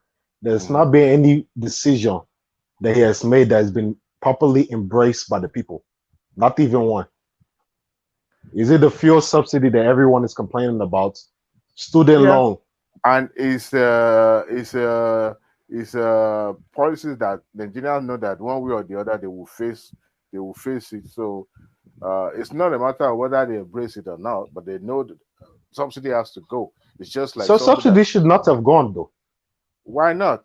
Because the people who are stealing the money, if he went after them, the reason of subsidy is to reduce the cost for the people. So the issue was not with the subsidy, it was with the people who are preventing the subsidy from reaching the masses. The people who are stealing the money. But you have to do what you have to do if that is the case, because some people are placed in Nigeria. Why not go after the people and leave the masses alone? Mr. Dewale, please let me quickly put this one. I want to put something here from Permit. You have problem, you have to govern that way. Yeah, the revolution, people who are talking about revolution, they should cancel it as far as Nigeria is concerned. You can't say that though. Let me learn, please. It don't have to be violent. Just by voting in correct people, you can have that revolution. There are fundamental issues that is drawing Nigeria back, and Nigerians don't want to address it. And that is tribalism, tribal men, or what I call ethnicity. Let me just break it down. Now, today we have Tinubu is the president of Nigeria, and he's from Southeast. Southwest. It's from Southwest, I mean to say. I am from Edo, like a Midwest, not like the one they call South now. If you are doing revolution and it threatens Tinubu's life, I'm not going to join that kind of revolution. I have to tell you, I'm not even a pure Yoruba person. I will not join, because a Northerners cannot fold his hand. You do a revolution against a Northern leader. So there are fundamental issues that is holding us. We love to cover it, but it's biting us. One of the fundamental issue we have is we think these politicians are better than us, or there's some kind of God appointed. Whether they are better than us, they can't look. What I cannot do to my brother, you cannot allow to happen to your brother. But they're doing it to us every day. Happen to my own brother. But they're destroying the lives of the people every day. You can't say Tinubu life is more important. We understand. That is why I said this issue need to be addressed if we want to move our country forward. Who is talking about revolution? We do that. Revolution is going to, like that my brother said, I don't normally agree with him when he talks, but he just asked a very intelligent question. We are not civilized enough for that. But we can demonstrate, we can force them to change the way they operate. Because even the worst democracy is better than the military rule. But why are we talking about this today is that they should know that something is coming so that they can change the way they govern us. You see the way Niger people, they were left with nothing. Now they have no choice than to support a regime that come junta. So they have no choice. So like Nigeria today, inflation is biting our people. Like as you also said about these subsidies, under normal circumstance, though he is a president of the country, letting you operate with his policy, he's supposed to go after these guys. If he is after them like the way he's dealing with the Mayfield, he will have the trust of Nigeria more than removing it. We have to be sincere.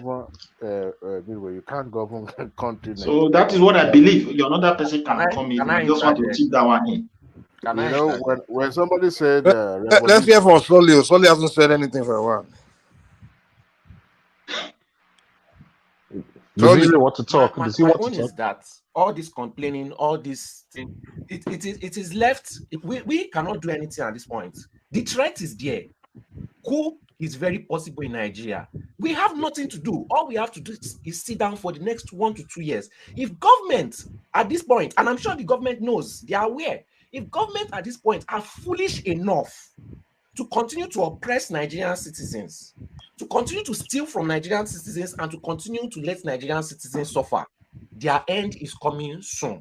Coup is not possible. Let me finish. Thank you. But revolution, the poor people going against the politicians. That is possible. You hear what Tinubu said when he was addressing everyone. You guys, let's only finish his point. You know, it's not good to just cross on. Let him finish his point, and then God will respond. Citizen can do. This fight is between military and the government. There's nothing you can do. You can complain, you can scream, you can cry, you can roll on the floor, you can protest. Nothing is going to change. So the government has to do something for the citizen. All these things you are complaining about, just sit down and watch. If they don't do it, their end time is coming. You don't need to cry, you don't need to complain, you don't need to protest. Just sit down and watch. If they don't change Nigeria within the next 1 to 2 years, they will be out. You don't even need to wait for the next election. Surely they will be out. So we just let our guy respond to let our guy Cyrus. Well, that is entirely possible. You see, this government right now, they're forgetting that the majority of people voted against them. They don't have majority support. Which majority? The people who actually voted. They won the election, and you said they voted. Yes, it's possible that some part of the country will vote for. No, I think what he's saying is that he won by 33%. But where you are coming from, you are not even coming. You are not putting a very. You people should land. You should allow him to land his point. It's not about landing. It's not starting well. If you want to put an argument. Simba, I think Midway is right. You're allowing to land because maybe the majority is talking about. Allow him to land, even if he's not landing well. Yeah, allow him to land. If you check the past elections like Buhari now when he was in power, you will see he won the majority. The people who actually voted, he won the majority. But with this election, with a 3-horse race we have not seen before, Tinubu, even though on paper they say he won the election, right? But if you check PDP and Labour Party and even Kano's this guy in Kano, Kwankwaso Party, if you combine the votes of them all together, it's more than what Tinubu won. In other words, that Tinubu is not as popular as he may think. So when they continue making all these decisions and people are getting so angry, it can be an eruption, a big eruption coming in the very near future. So I think this government must bear that in mind, because all these decisions, even the war they want to start in Niger now, is unpopular. Most people don't want it, but they're still moving forward with it. How long will Nigerians accept this? That's all. How long will Nigerians accept this? Barcelona plays in La Liga with 19 other teams. When they win the league, my point is everything has a limit. They should not take us for granted. Does it mean that the other 19 teams love Barcelona? No. But they will accept that it's the winner and they move on to the next season. You will not even have all the points. You won't see them rioting on the street. You won't see them calling for the head of Barcelona players. You won't see them say, since 19 of us don't support Barcelona, give us the cup. You what you are saying doesn't even add up. It's just from an emotional stance. That is a fair system now, though, that everybody How is is more that or a less. failed system? It's a Somebody fair, won. fair Somebody won. system. Somebody Oga, won. do you want a military So, coup in so Nigeria? You want to see? the question we have asked him is How this: does that make if sense? his Mhm. candidate has won, Mhm. will he be saying the same thing he was saying now? Exactly. But we don't know who his candidate is now. Oga, who's your You know candidate his now? candidate now. You know his For me, the best candidate was Sowore. But do you after him, think I would say Sowore will win that Obi. election? I would say Sowore- after Obi after him because he doesn't have as much controversy as you are that lying. one. Obi is your candidate. Stop. Don't. I'm telling Don't be rude now. Why you guys always forcing candidates on people? I So don't know. if somebody's not wait, hold on, sorry. So if somebody's just against Tinubu or somebody's not for triple death, totally is obedient. It's not fair now. I tell you I the know it's a truth. joke. I know it's a Agree with joke. what I know it's a please. joke. No fair. If the guy says candidate is Sowore, let's accept it now. Sowore Can't stop him. is the best candidate because if you compare Sowore to Obi, at least Sowore is completely fresh. Obi was in know in your PDP, mind that keeping Sowore quiet. cannot Well, come on, Remy, chill out, man. You can't accuse him of what he happened. Obi was in PDP, keeping quiet. Obi was an Abga, keeping quiet. Sowore was always a contrarian. It's completely fresh. But after Sowore, you have to say Obi, in terms of moral standing, is miles better than Atiku and Tinubu. You don't have that baggage. So for me, I would say Obi was a better candidate just on that alone. I don't even Mike. understand what that means. Yeah, who's that? It's Joe. It's Joe again. Joe again with his problems. Okay, go ahead, man. Okay, see, I understand where Sol is coming from. You know, and everybody has spoken well. The thing is this: we have our democracy. I know intervening in Niger, we shouldn't even look at that. But already they've decided. Even if we roll ourselves on the floor, we'll do anything. If Tinubu has signed that he's going to Niger, he's going. So we just have to just watch and see what happens, the aftermath. The only thing is that it shouldn't be a situation where we go into that place and we are stuck into that place. Then we are going to be the people funding the mission, just like what we did in Liberia and Sierra Leone. So if ECOWAS is going there as a body, ECOWAS should also fund that thing as a body, not Nigeria taking all the whole bill. And you understand? That's the thing. And the president should tell the House how long am I going to take? How long is it going to take me to live there? If it's going to be an intervention for 1 month. If it's going to be an intervention for 2 months, you mustn't go there and sleep. And our soldiers are being killed and endangered. You understand? So everything has to. We should have a framework of what we're going to do there. Oh, we're going to install this man back, or we're going to put back democracy there. Then this is the period we're going to stay, and we'll stay there. We leave the country because when you stay there too long, you spend more money. That's the thing. And another thing I want to say here is this: if we want to stop military coup in Africa or in West Africa, we must our elites, our political elites, must do the right thing. You see, they are worse than these military guys that are coming in. They are worse than them. You can't tell me that. Look at Cameroon. Cameroon poses a great danger to Nigeria because we share a common border. But nobody's talking about Cameroonian man. He has been there. He's just like a ghost moving around. We've had so many leaders there in West Africa that have stayed over there. They've stayed beyond their tenure, and they're still there. Nobody's talking. You understand? So West Africa ECOWAS should have a policy that if you do your tenure and finishes your tenure, you must not go and amend the constitution to extend your tenure, just like what Obasanjo wanted to do then. So we have to have this so that we'll stop military coups in Nigeria.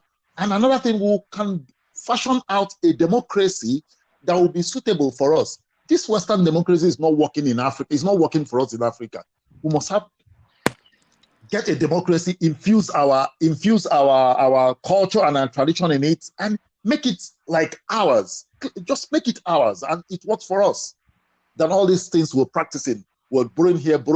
Look at the what Nigeria is running, the most expensive democracy on earth, and we are comfortable with it, spending money. The money that should have come to the people, we are giving it to just a bunch of criminals in the National Assembly. It's so bad, and it's really hurting our economy so badly, and the people are not happy with it.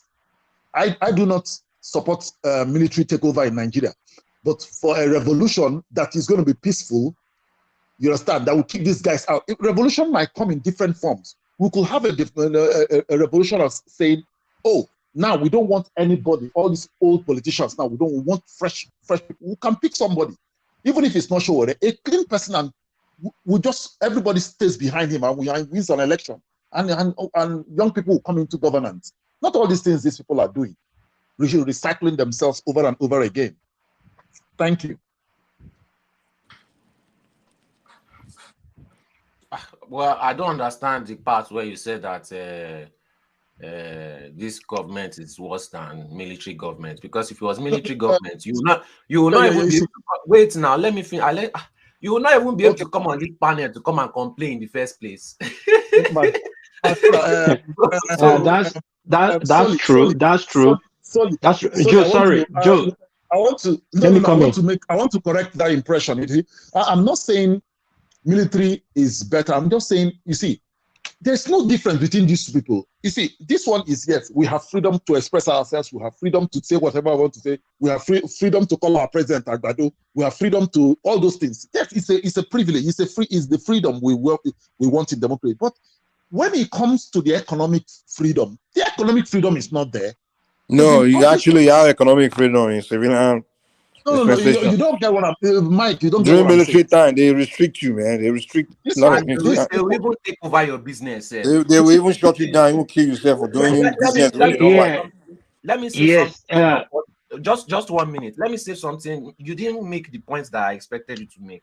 Now you can. This is the only point that I see that is a positive for military regime. Let's say in normal government, you have like 1,000 people stealing. In military government, you have like maybe 20 people stealing. That's the only advantage I see. True.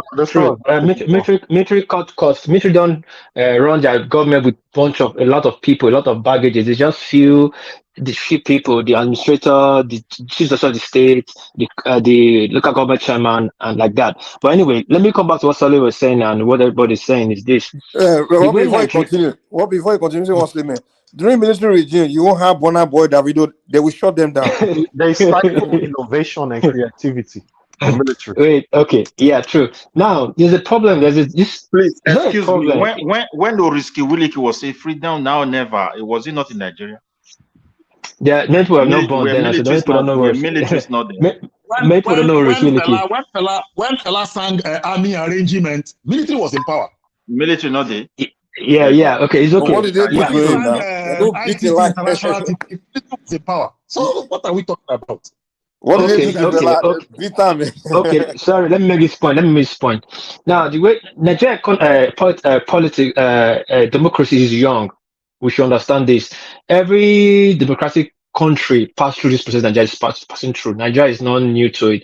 But the problem is that Nigeria is passing through it at a time where we have a technology advancement and economic sabotage and interest. So people have interest. There are vultures that is picking us off behind our back and us eating us. Now, but the problem is this: we Nigerians are never helping ourselves. If you look at our politicians today, look at the House of Assembly, look at the House of Rep, look at the ministerial position. It makes you lose hope in government and in governance. El-Rufai's son is the head committee, is chairing a committee in House of Rep. Ibori's daughter is chairing on that one. Galejo's daughter is chairing this. Their friend is being appointed.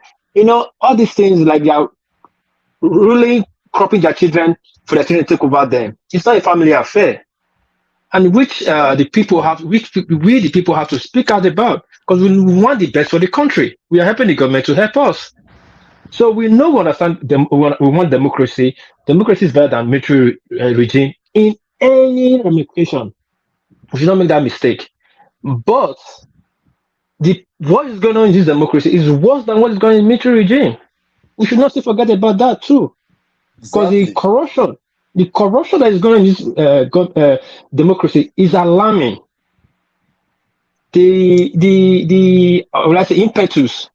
Would you agree with me that the part of the corruption that's really killing the country the most is those ones that are happening within the parastatals, like from small areas. Yes. You understand? Yes. It's not really Yes. the money that guy on the very top stole that's really killing the system. It's not the corruption of the guy on the very top, but the corruption in every pocket of the Yes. system. Yes. I So agree what with I'm you, but saying is why? that during military time, those things were still was going on too. Pockets Yes, of hold on. the Yes, true. parastatals, But let and me tell then the you why. military didn't What? have. It was even worse. Wait, hold on.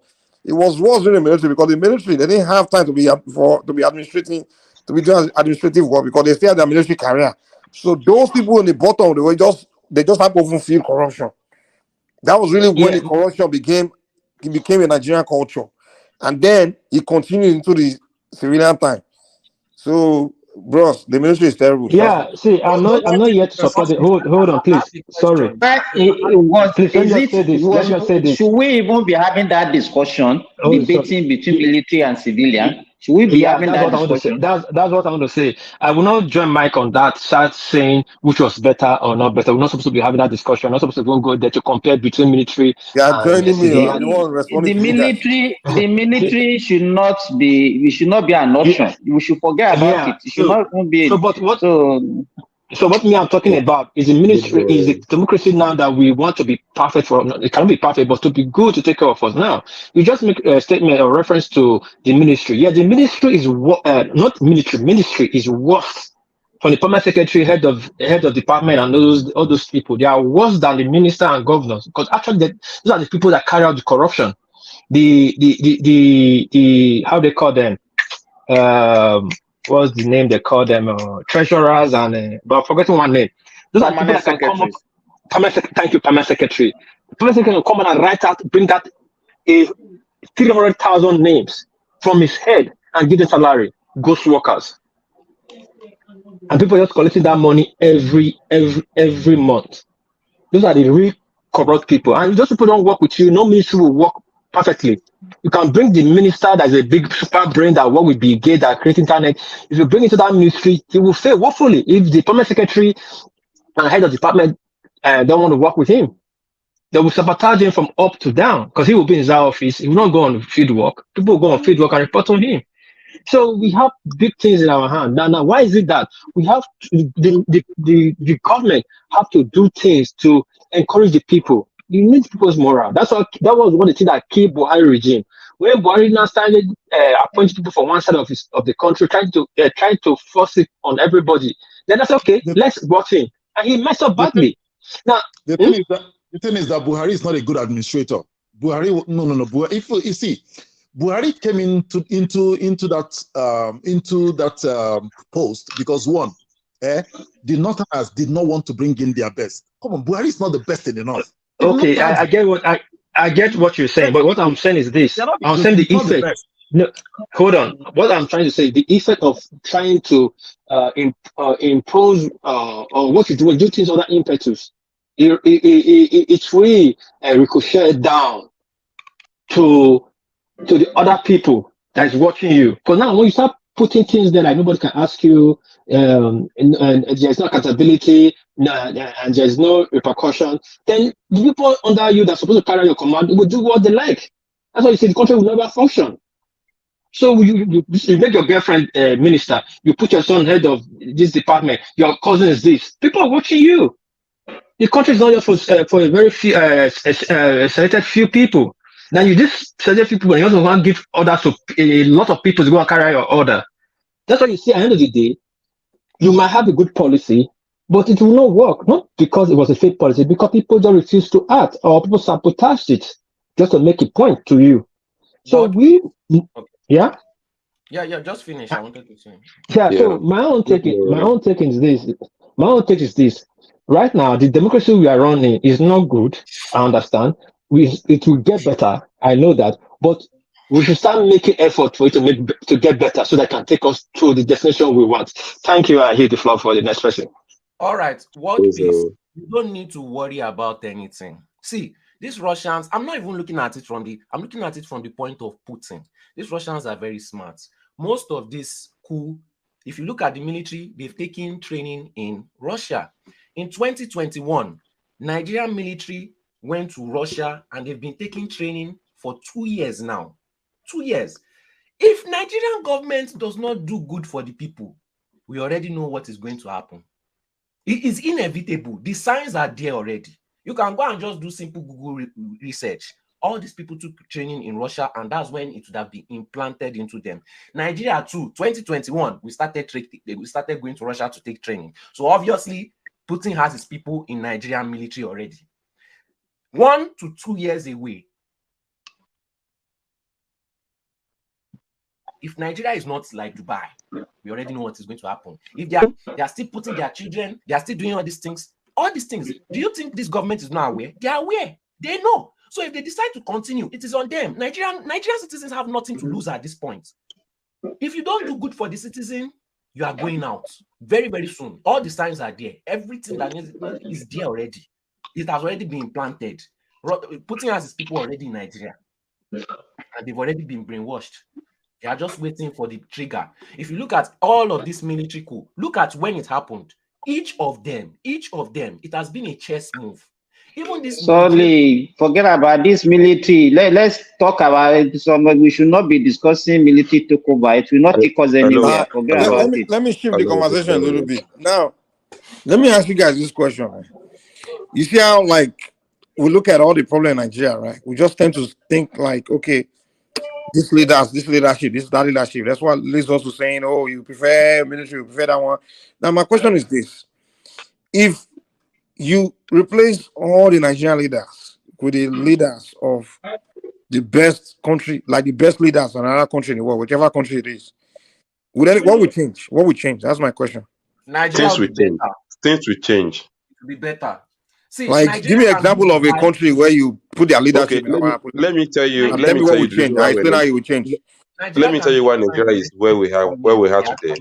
No, that's not the question. Tell me how things will change. I don't want to hear about something else. Let me tell you now. The reason why we are where we are today, it's not like we don't have the guys. We don't have the materials that can govern this country.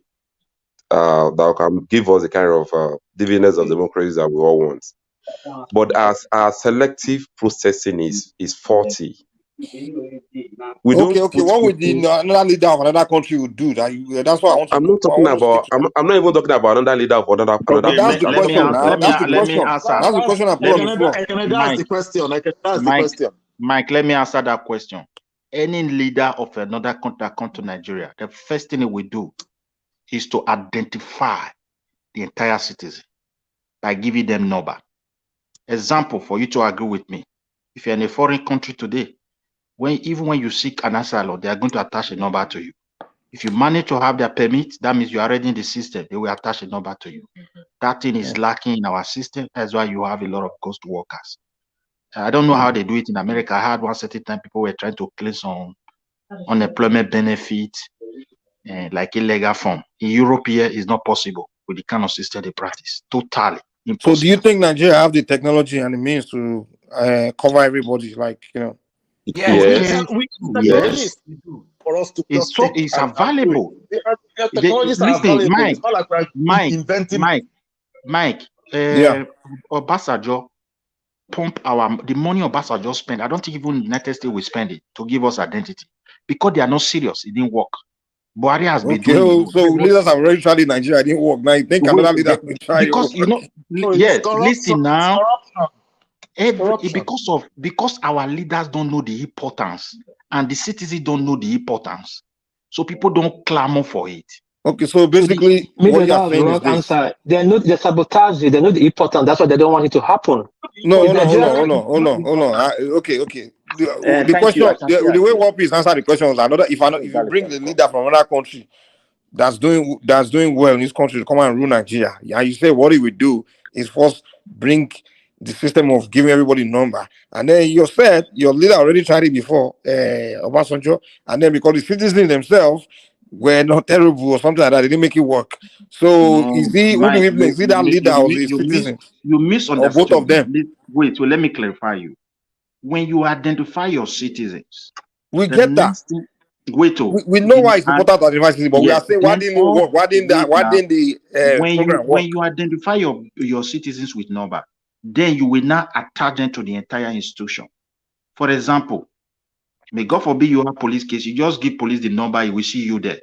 If you want to get admission for your child because he has a number from birth, he go to school. But Midwest, we're not disagreeing that the numbering system is bad. That's not the argument. Without We're it, you can't arguing even that govern. why did Any it? society that doesn't have it will never progress, and that's why we are where We we get are. it, Midwest. I don't know why you guys do this, man. We get Sorry, the point. We why do agree we? that we need it. But what I'm Sorry, why asking do is we why even need? didn't it work? Mike, Why didn't they cover everybody? Why did it not work? Mike, let me. Why did not work, Mike? Recruitment Why, processing is Mike? what is 40, not leaders from anywhere. Our So recruitment it's not the process is leader. what is 40. It's No, not the leaders from anywhere. it's also it's Our also the recruitment leader. It's process is also 40. Mike, can I come in? No, Mike, can I come in? it is the leader. It's not the people. The Mike, leaders, can I come in? listen, because Who's of that? corruption. Michael, let me It's quickly Jones. land. Because of Okay. corruption, when the federal government release money, just as you said, they put their men in position. So once the money reach there, the first thing they think is how to steal this money, not How what to the steal, money is made for. not for the So at the people. end, they will not steal the money. They will not be looking for way to do it To anyhow. And cover at it the end, up. everybody will now abandon it. That is it. There is Okay, no Joe, good policy. let Joe Yeah. enter. What was he trying to say? I quite agree with the first speaker. Corruption is one of the problems we have in Nigeria. Corruption. Another thing is this: if you see why developed countries like outside, the system seems to be working is there is punishment for corruption. Punishment for corruption. In Nigeria, there is no punishment for corruption, and that is why these people can actually do it. Why is there no punishment now? Give us why. Because the corrupt people are the one govern you. There won't be Exactly, punishment. they do not have the. You see, if I were Tinubu, I will not remove oil subsidy. You see that system? Heads must roll. Heads go roll. Head must roll. I'm telling you, I will clean up that system where we say if they give you bribe, you go to run. You understand? The thing is that it is the willpower to do these things that our leaders don't have. They But Tinubu doesn't have power to prosecute now. I mean, like to make it. He will create institution to make it happen. Where is the man? It doesn't have power. Where is the Mephiele? Mike, that's judiciary doing the work now. Mike, let me tell you something. Do you know Akpabio? Akpabio stole from NDDC. Today he's the Senate president. Why is the judiciary not prosecuting him? Because it's the friends. They are friends. They are the same caucus. They won't prosecute him. So the question now is: if we replace like our president, parliament, all of them with a president and parliament of another country that's doing that, we believe their leaders are better. What will change? That's what I'm trying to know. Like with these Nigerians, though, these Nigerian people that we have that's here. what I'm telling you. We don't even need anybody from. We don't even need anybody from outside. Let's begin to. No. The reason why I asked that question, don't say we don't need. The reason why I asked that question is because we believe that our problem is leadership. Now I'm saying the reason why I say that is if we create situation where we have that so-called good leadership that we want, what will change with the same people? By the time they create the system, they were running over outside there. Here in Nigeria will get it better.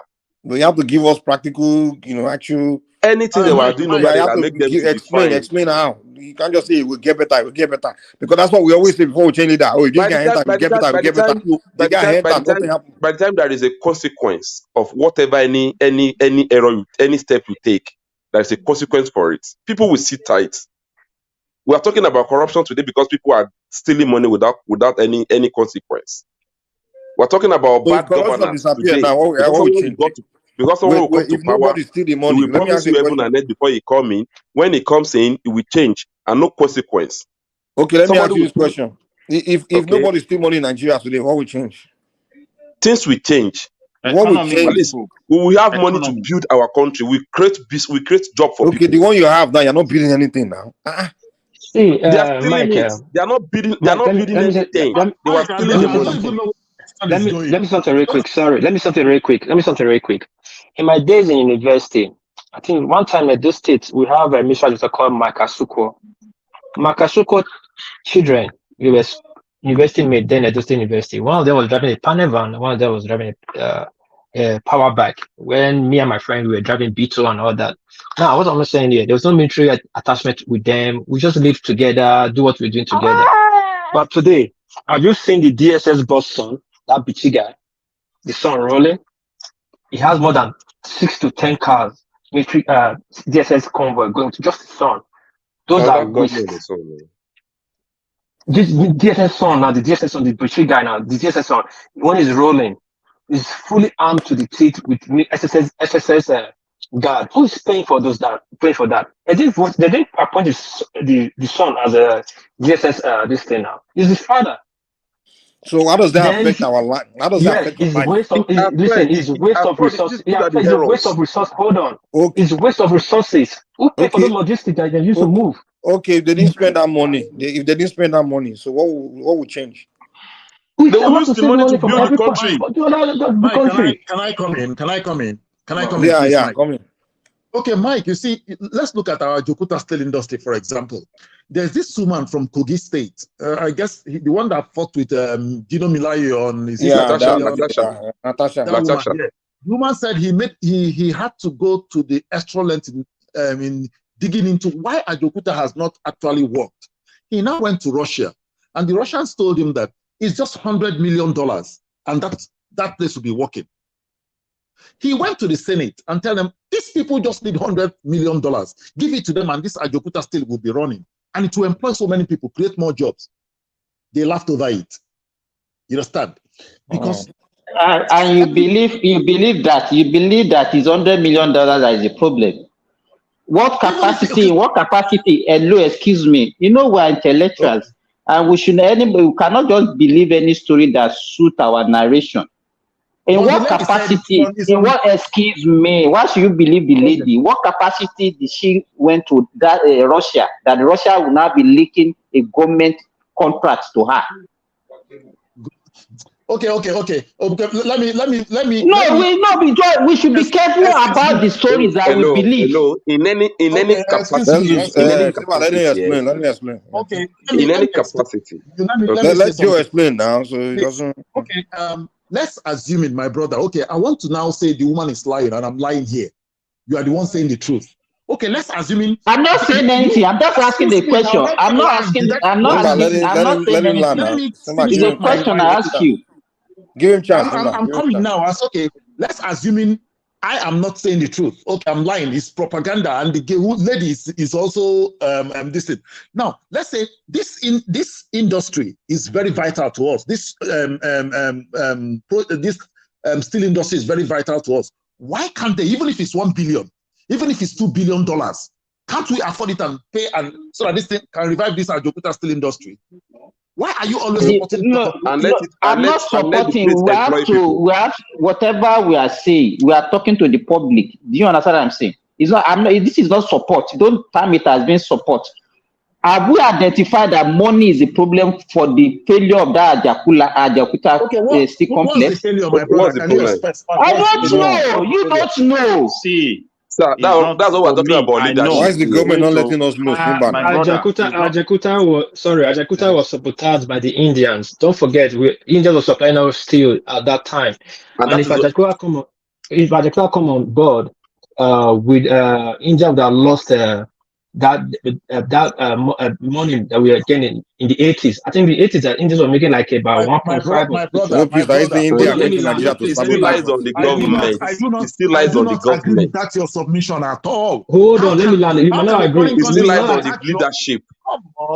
Let him land so we can fully understand. Please go ahead. See, I think explain how India sabotage us. Yeah, you go look it up. In the 80s, I think Indians the steel were imported from India. A year revenue was like money we spent about 2.5 billion or 1.5. But please go check it out. I'm not too sure about that. Now, if that will have come on board, of course we'll be making our own steel. Then India will not be making money from India will not making money from us. But it was sabotaged. It was sabotaged based on delay. So by the time Batujo came in, the technology we had at Ajakuta is already phased out. You cannot go and start fixing Ajakuta today with 10 billion. It won't work because the technology on Grand China, the Russians used then in the 70s, it was I think diesel technology. Now we have gone past that. So there's no way you can make Ajakuta work now today. So what this girl was saying? Are you telling me if resources that you have in Ajakuta, if it's in China or is in Russia, Are you telling me that government will not make sure that that place is working and they were making their revenue from it? Okay, let me answer you real quick. My cousin, I've said it many times. My cousin is secretary of World Bank. Is it World Bank? IMF Africa section. My cousin, you can look his name, you see his name. Yeah, I do contract. I had to contract sometimes. Business consulting. They have gone to Jakarta. I've done analysis on Jakarta. He has traveled a lot. He has been in Japan. He came with some special mission. Now, what he told me that they have checked. They want to sell it off. I thought ambassador didn't want to sell it. People don't even know when to sell it off. When the foreign investor came, the technology there was very old technology. They're like Bende Bureau in Benin. They want to sell it off. Nobody's buying because the technology there is old technology. I mean, get new ones. Let me tell you, that is it. That people don't understand. If you want to build new one on Jakarta, it's like you are building like that. The skyscraper in Ireland that 1001. If you buy that skyscraper on 1001 and you want to build it, that means you have to first of all destroy it, which is a lot of money, and you spend all that money again to build it. That's Jakarta for you. That's why you see every government that comes there. What can they do? Sorry, is the resources there to hire more workers and to produce No. Truth to be told, if Nigeria government going to Jakarta, it's going to be waste of money. We have that money is not supposed to do other things. Okay. Do we need steel industry in Nigeria? That's the question. We can build our own steel industry, but not refixing Jakarta. That's going to cost us more money to refix than to rebuild. Excuse me, One Piece. You see, I've listened on this platform where even people that lives in the US and people that lives in other countries like Canada and all those, they said there are refineries in the US that is older than those refineries we have in Nigeria. Is it not so? There are refineries in the US that are older than the ones we have in Nigeria. And they are still working 100% today. Yes. Ask yourself this question. Wait, ask yourself this question. Sorry, before you land. Did Jakarta ever even work? That's the question you have to ask yourself. The thing is this. No. Do you know the capacity they built at Jakarta before they abandoned it? Or what capacity was built before abandoned? Jakarta was started by... Jakarta was started by... No, at what capacity they stopped? At what stage they stopped? That's what I'm asking. What stage they stopped? I think we need to stop defending the failure of our leaders here. I'm telling you, man. We have textiles here that we are not saying they didn't fail. I didn't say they didn't fail. I didn't say they didn't fail. Yes, they failed at Jakarta. But the big problem is if you want to go to revive at Jakarta, it will cost you 10 times that money. So there's no point reviving at Jakarta. Well, are they going to be making money there? Is it going to employ people? Nobody's looking. See, let me make it an example to you now. If you see that turbine Ambassador John bought, that turbine you bought that is in a wharf, rotting away. Nobody's going to buy it from us. We cannot make use of it. They just sent it at Jakarta. Jakarta didn't even finish. It didn't even get up to like 70% capacity before abandon. What we are saying here is this. Let's assume that is today we discover Jakarta as a resources. Can we just start and make money from that place from today? Let's stop talking about the past.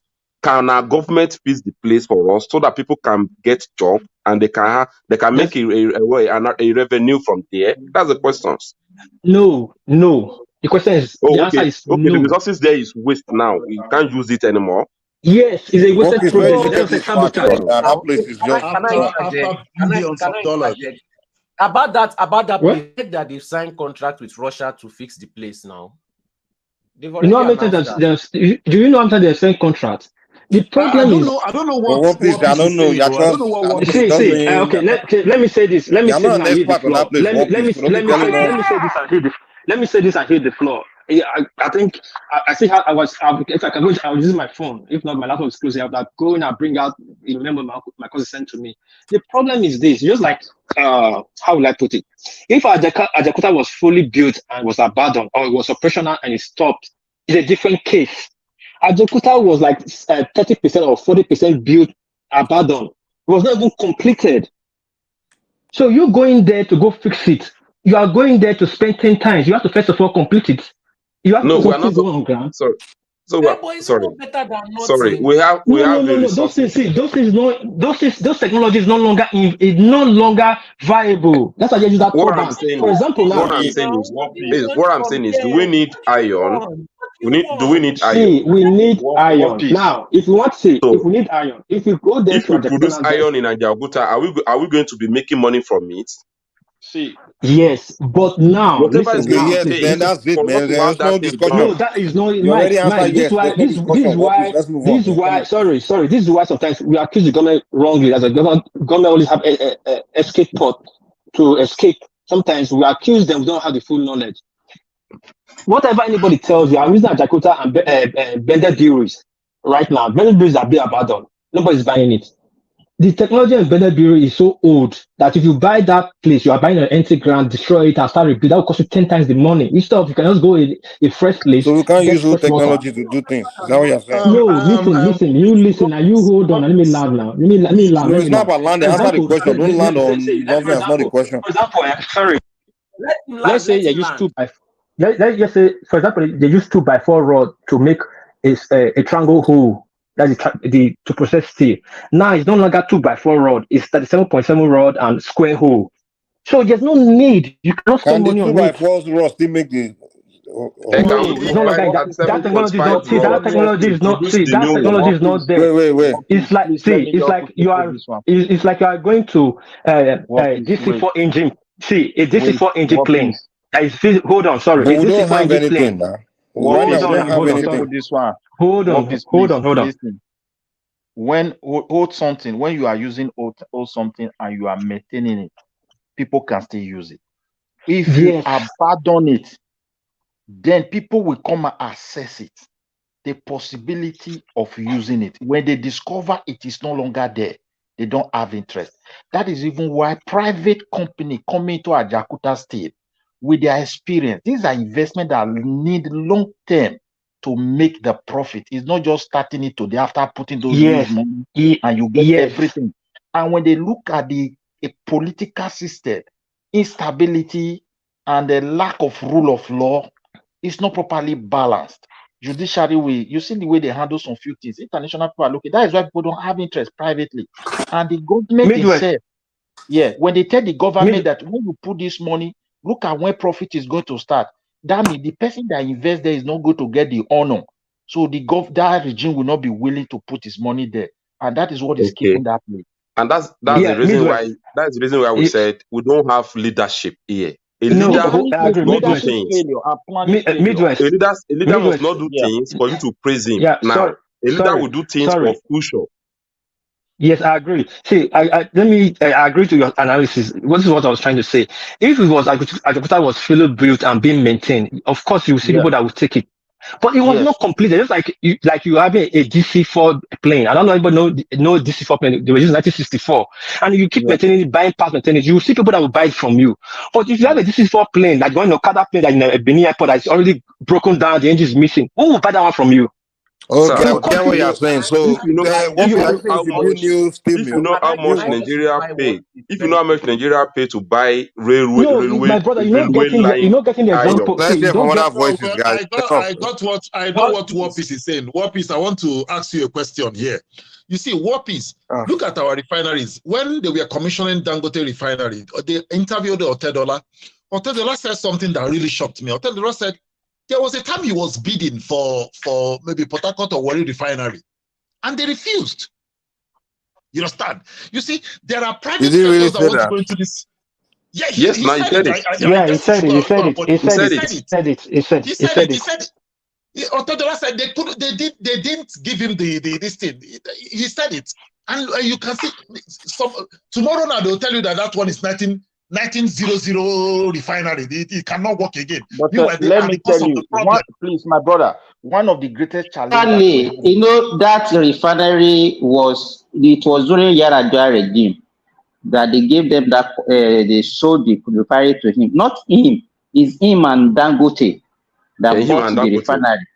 Yes, it's him and Dangote, and it was Yar'Adua that refunded the money back to them. They said they are not selling again, and it was because, let me tell you, the people behind it are these NNC Pengasan people. They are the one that said no, it's Nigeria assets that they should not be selling the refinery. The Labour put a lot of pressure on the government that time, and the government rescinded but their what decision I of know, sending the Yes, refiners. let yes. me that is quickly where put this You don't one. I know blame. leadership comes into place. see, You wait, stand my your brother. ground. Let me just You quickly stop. put this one in there. With Simba. We as a Labor, Nigerian, sorry the guys. thing, Sorry. waiting Simba. our leader need to learn. Labor cares about his union members, not Nigerians. I think we need to clarify that. Labor is fighting for its members, not necessarily Nigerians. So just be aware But of what that. I want to put is what I Sorry, want to put in there is this. First of all, Nigeria government doesn't know the ethics and methodology of capitalism, so they cannot run all those projects. That one is very clear. The institution that's supposed to help us to handle those things, they are not even in existence. And even if they are there, they don't even know the functions of those institutions.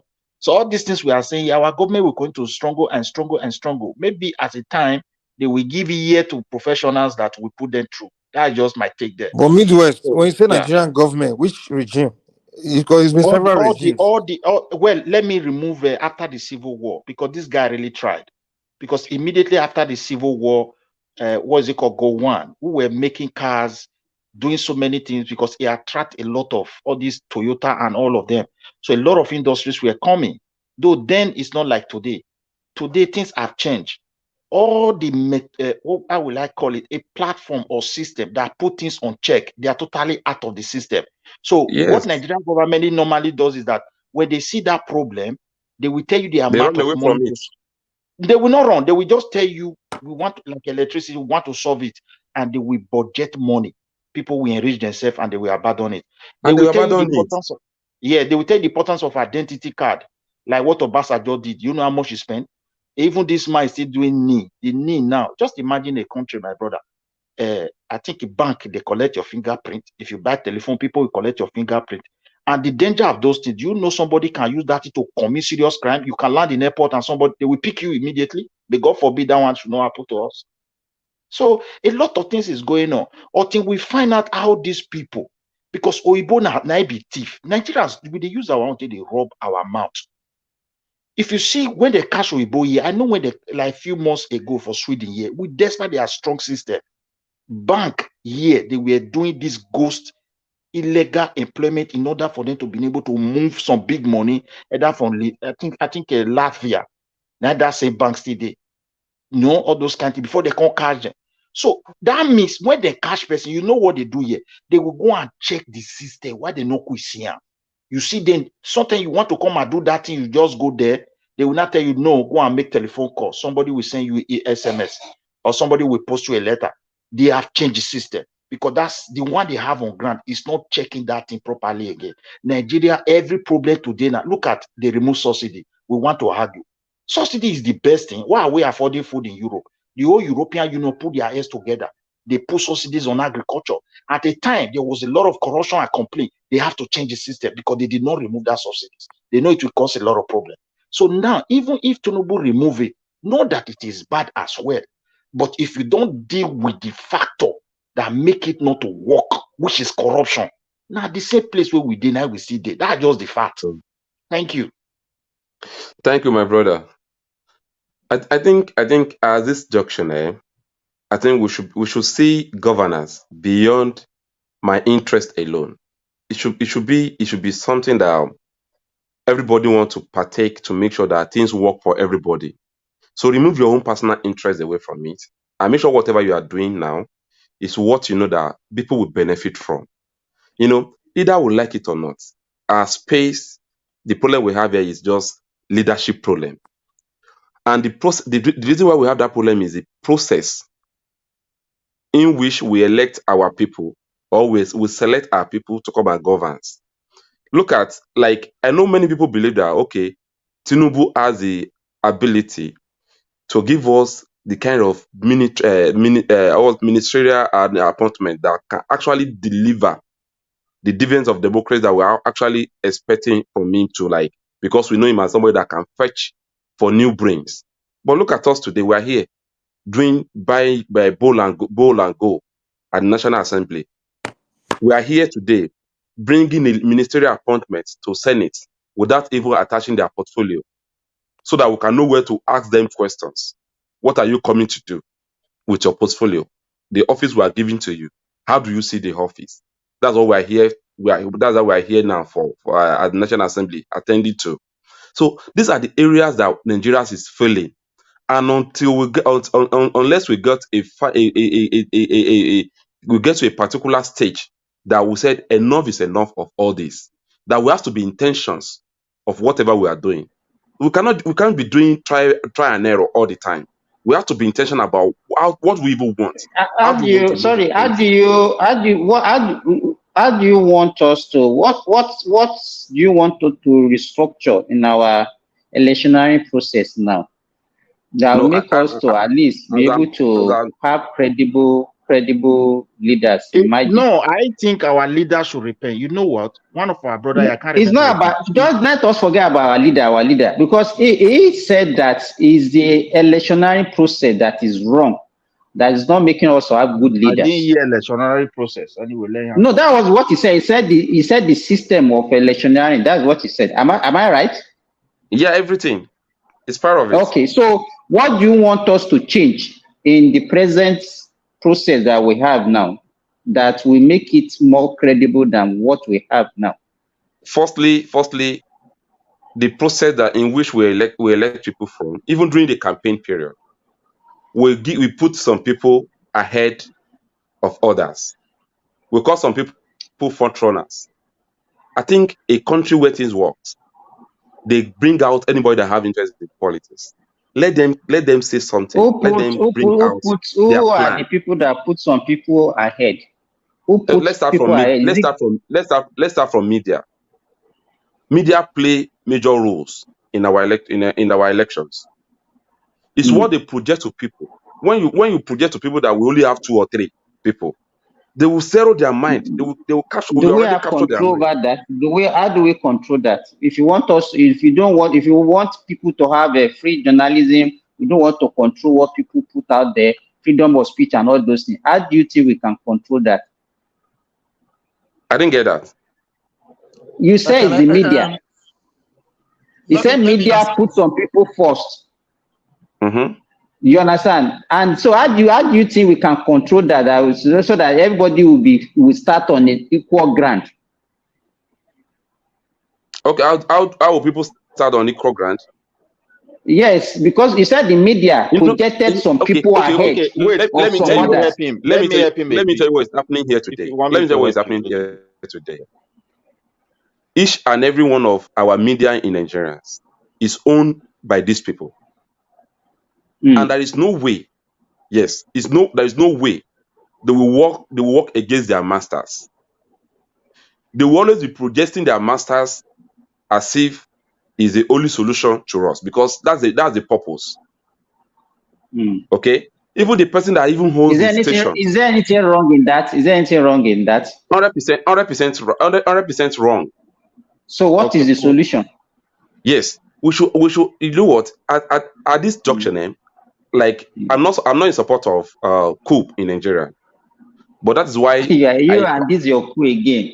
That's not. You are talking about media. Why are you coming to coup? I'm not in support. I'm not in support. Let me quickly suggest one thing. They should stop sharing of money during electoral period. It should be a law. No. The midwives don't change what we are talking about. Forget about it. He's not sharing. He's talking about media. So let's get from the guys. Let me say something, please. Who's that? Wait. Before you say something, let's hear from engineer Francis, I guess. Okay.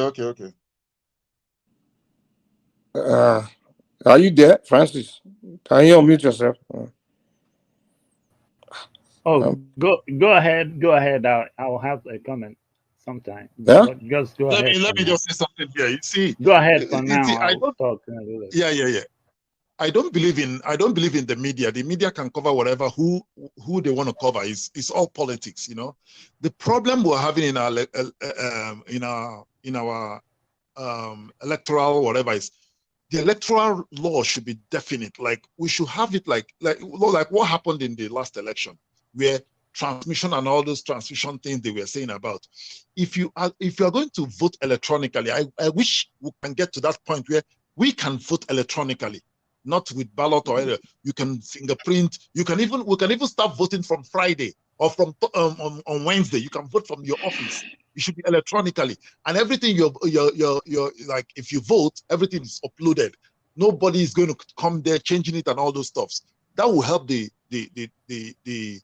will help our But election. whatever solution we are trying to provide, it should be something practical. We should not be wishful thinking. But I think the number one thing, my brother, excuse me, let can I them come stop in? this sharing of money in the electoral No, period. let me finish. It You should cannot stop. You cannot stop money from election. You cannot stop it. Let me come. You Okay, see, in America, is that how they share money? That like they will be excuse me, giving money? let me land. Do you know how much they spent last election in America? They spent $4 billion. What are you They talking do about? lobbying and all those things. Sharing of money. You can't stop sharing money. They share money in America as well.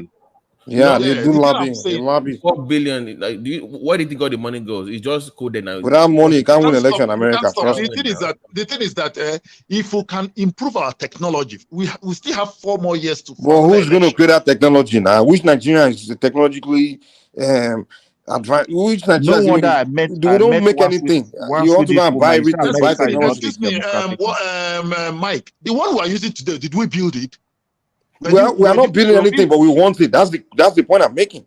We can go and acquire it from where they Why do we have to go and acquire everything?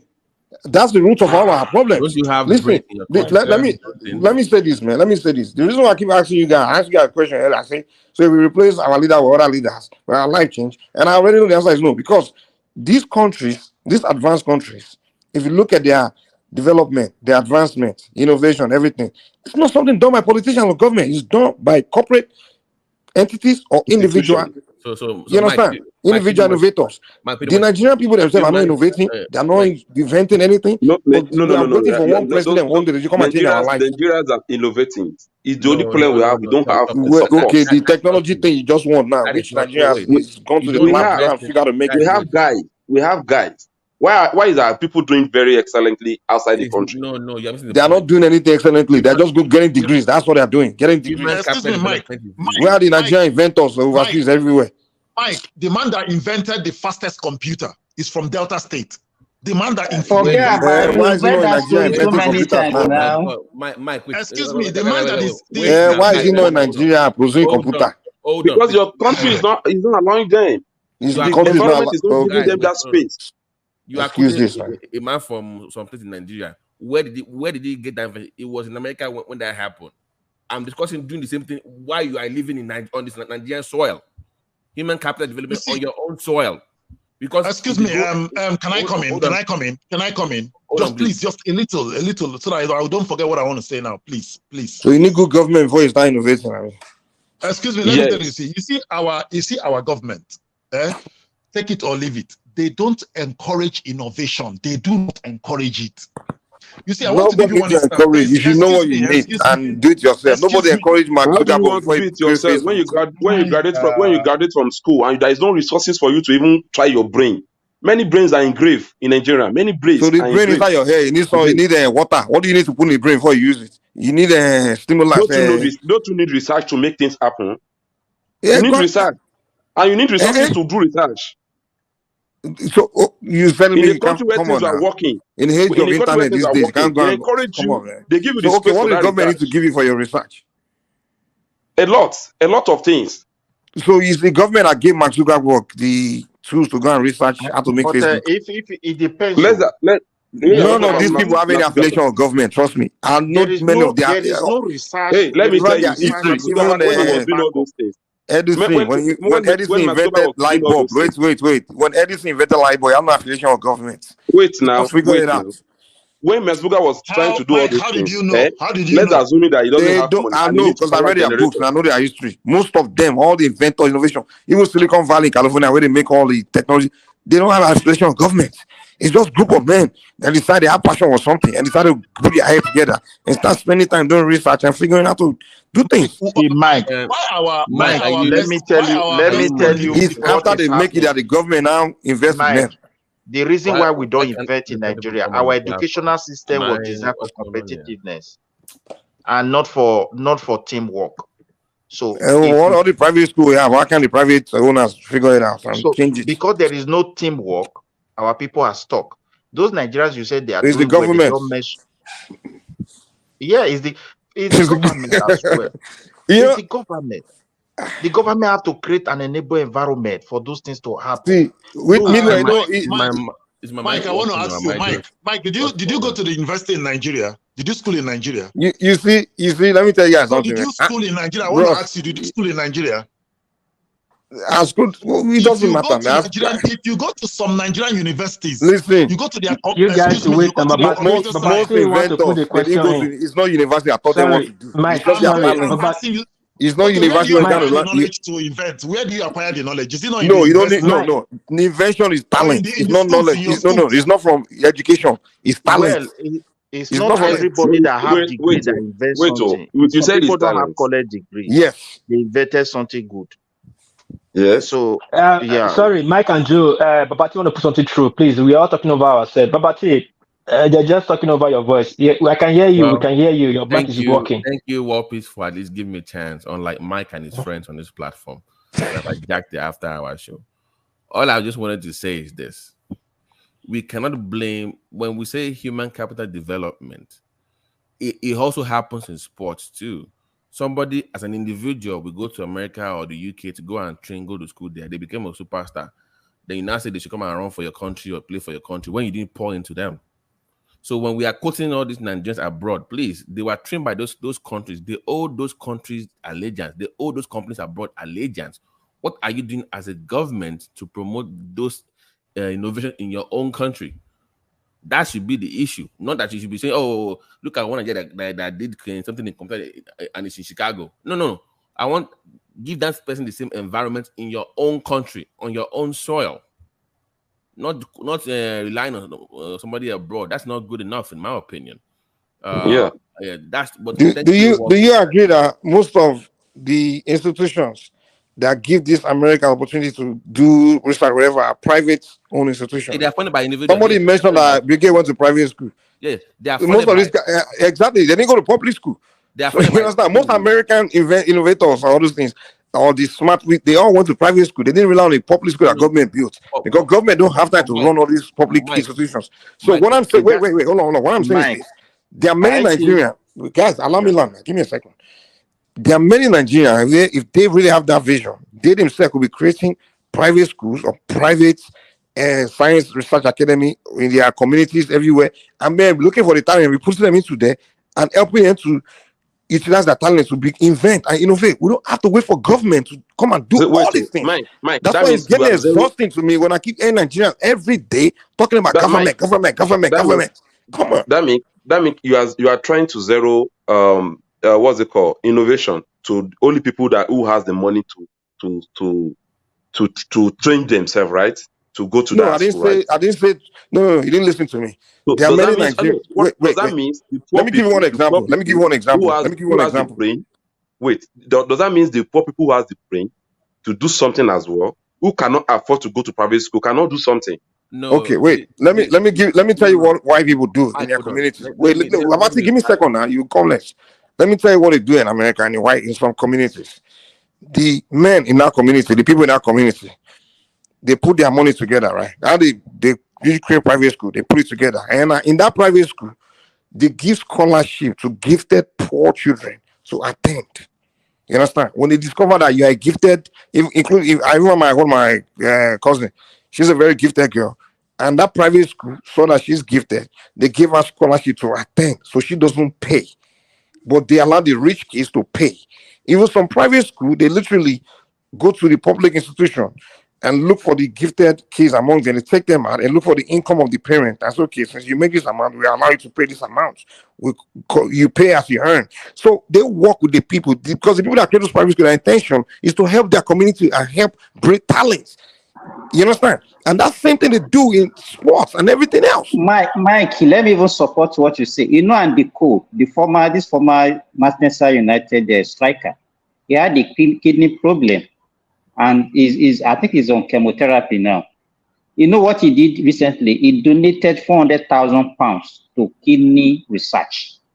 You see, exactly. That's how. How We many donated Nigerians, rich 400,000 Nigerians, are pounds. donating We money do to that. any kind of research in Nigeria? Look at the one that we have there. Mike, I want to come in. The last speaker said something. I want to come in, please, really quick now. Let me come in.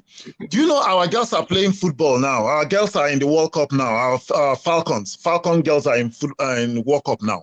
They are playing. Do you know before they started, Nigerian government couldn't give them their money.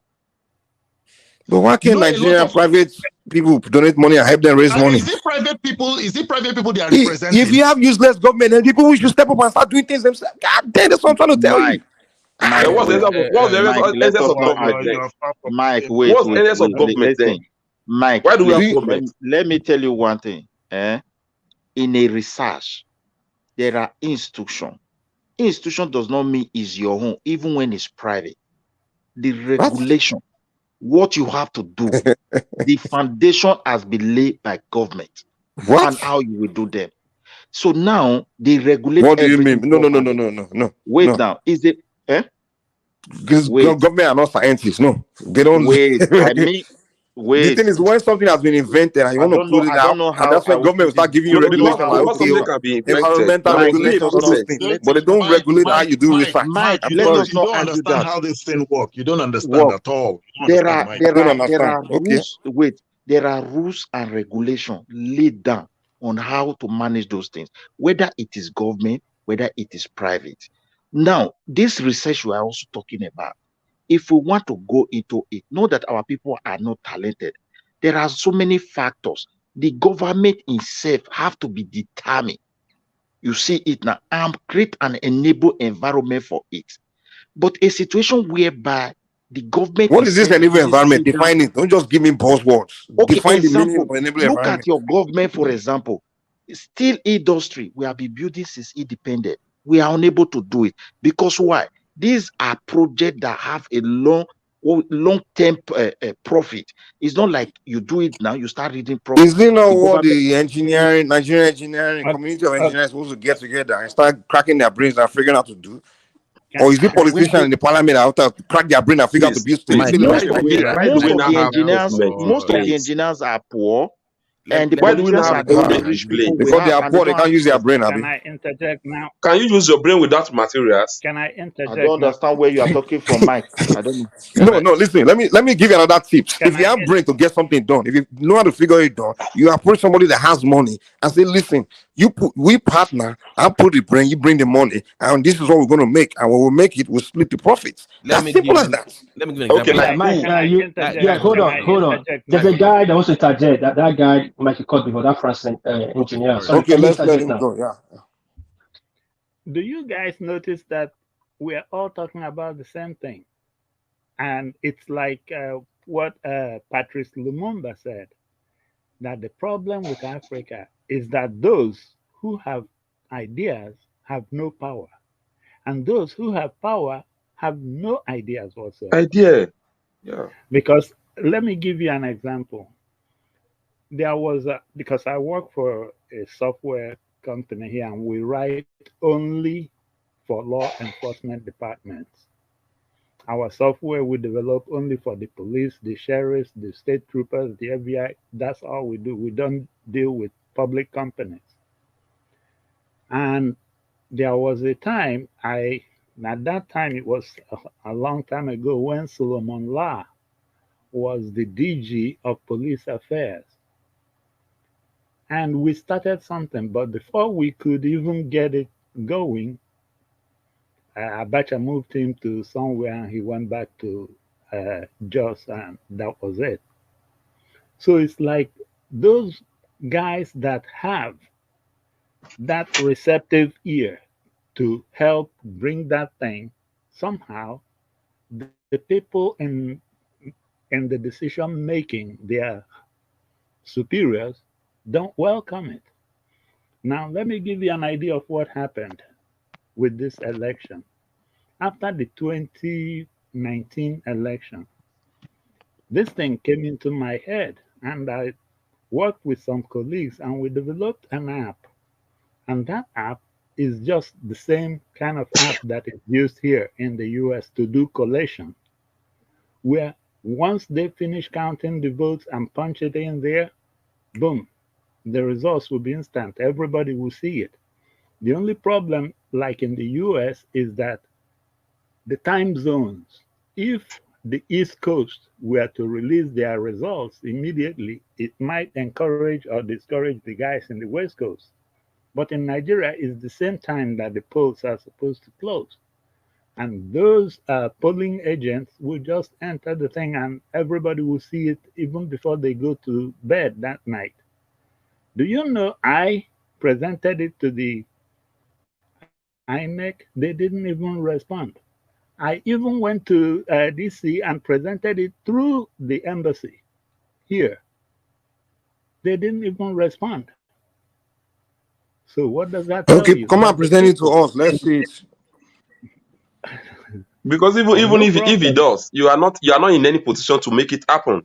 Let's see it. Then That, we listen. This is how you go. Listen, this is how you go. You present it to us. We approach some wealthy Nigerians. We approach people, and everybody will go and join behind you, and we go together. You can't come and tell us that you, as an individual, you do this well, thing and you want to I approach one still government even agency. have It it doesn't on. work like that. Now, we don't know the fact of what you are telling us. First of all, secondly, you gave up.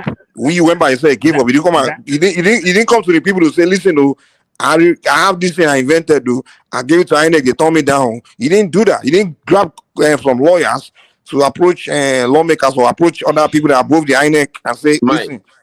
So Mike, this thing this you're telling man us that is is just no. You didn't make correct no no move. no If why will if I it's be true, going through that when I no am Mike, doing Mike. when I'm then doing you're not serious.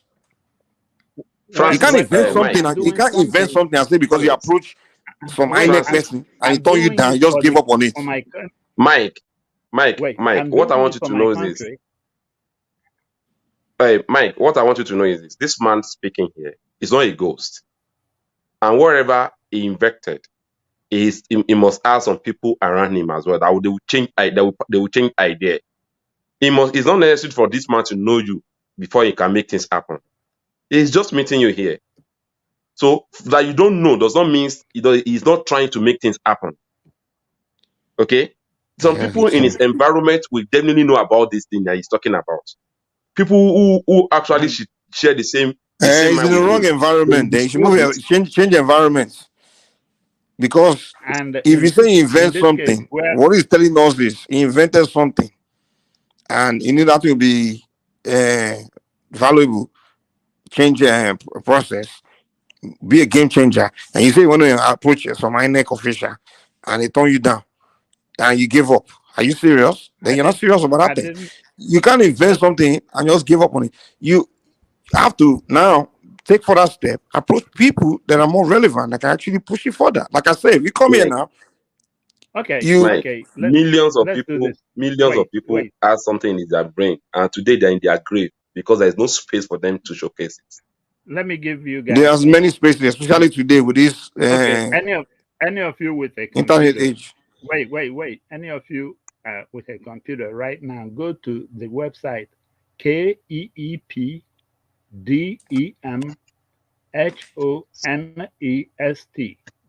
Please come again. Keepthemhonest.com. You say keepthemhonest.com. Mm-hmm.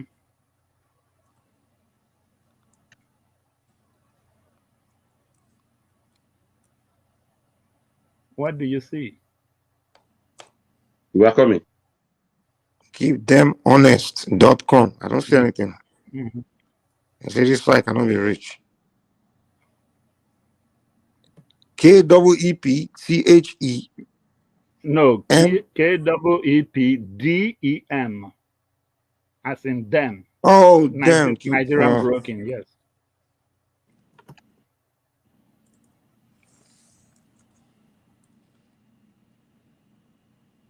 Keep them honest, right? .com.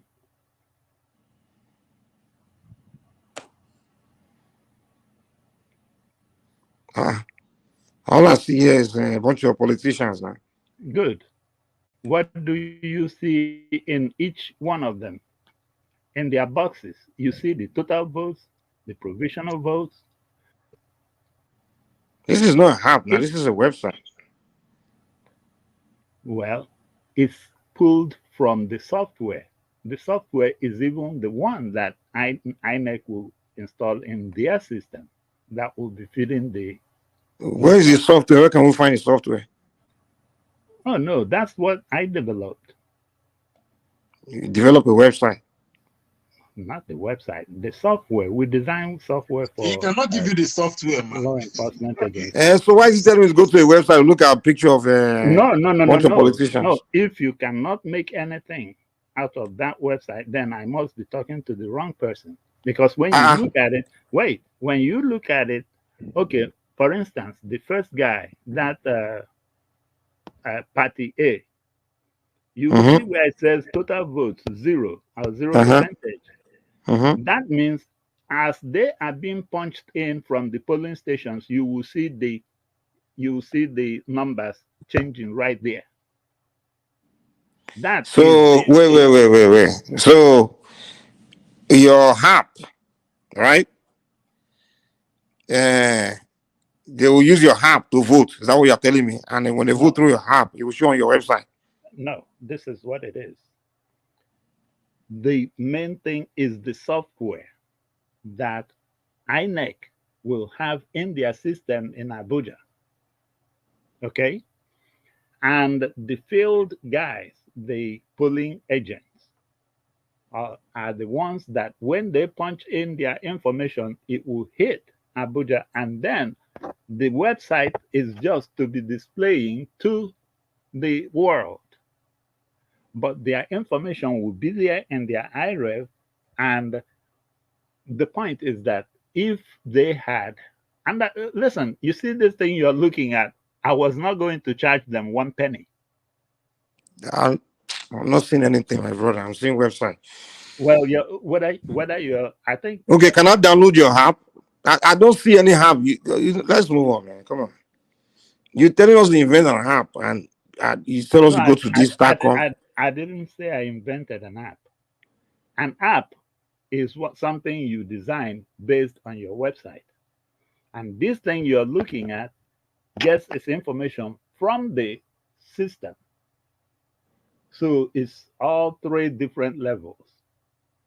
But at the same time, anybody with a computer, as soon as, okay, let me give you an idea. I'm with computer. I'm checking it now. Where do you want us to go to? Well, have you gone to that keepthemhonest.com? Yeah, I'm seeing the pictures of politicians now. Good. Can you? You said all vote results, candidate name, their name and this thing, total votes and the professional votes. And that is because they did not use it. It wasn't used, and no. I didn't mean they were using it. As they were voting, the result will be showing on their names here. Exactly. Okay, I get you now. And it's just because they did not implement it, so that's why we are not seeing the effort of your technology. What's it called? Now support. Look at the interesting part of it. The original design actually has a section for video, so that like when you go to state results, and then let's say you pick a state, and maybe of course it's broken down all the way to local government and the wards and the polling unit. You pick a polling unit, you can actually be seeing live video of what's happening at that place at that time. Through what? Through the app. Through the app. Through a camera. Through a camera app. That I think. Sorry, let me just come in. I think I'll see something like this during we have to see 2019. where is this app? Can you show us? Can you turn the camera on and show us this app right now? Sorry. Let me say something. I think I've seen something like this during 2019 election when Showore was coming on board. They have their app like that every one of us that want to go to polling units, you can have their app and on their camera on your phone. Exactly. And you can easily record whatever that is going on in the polling unit and upload it to their server to keep for you. I think we have the app on AAC. So the point is this. It was not even, and I even made it clear to the embassy when I went to submit it. I told them that it's my contribution to my country. Yet it didn't fall on any ears that would have at least picked it up. So Because how did you design the camera in the app? well, don't are you talking engineering terms or are you talking about Yeah.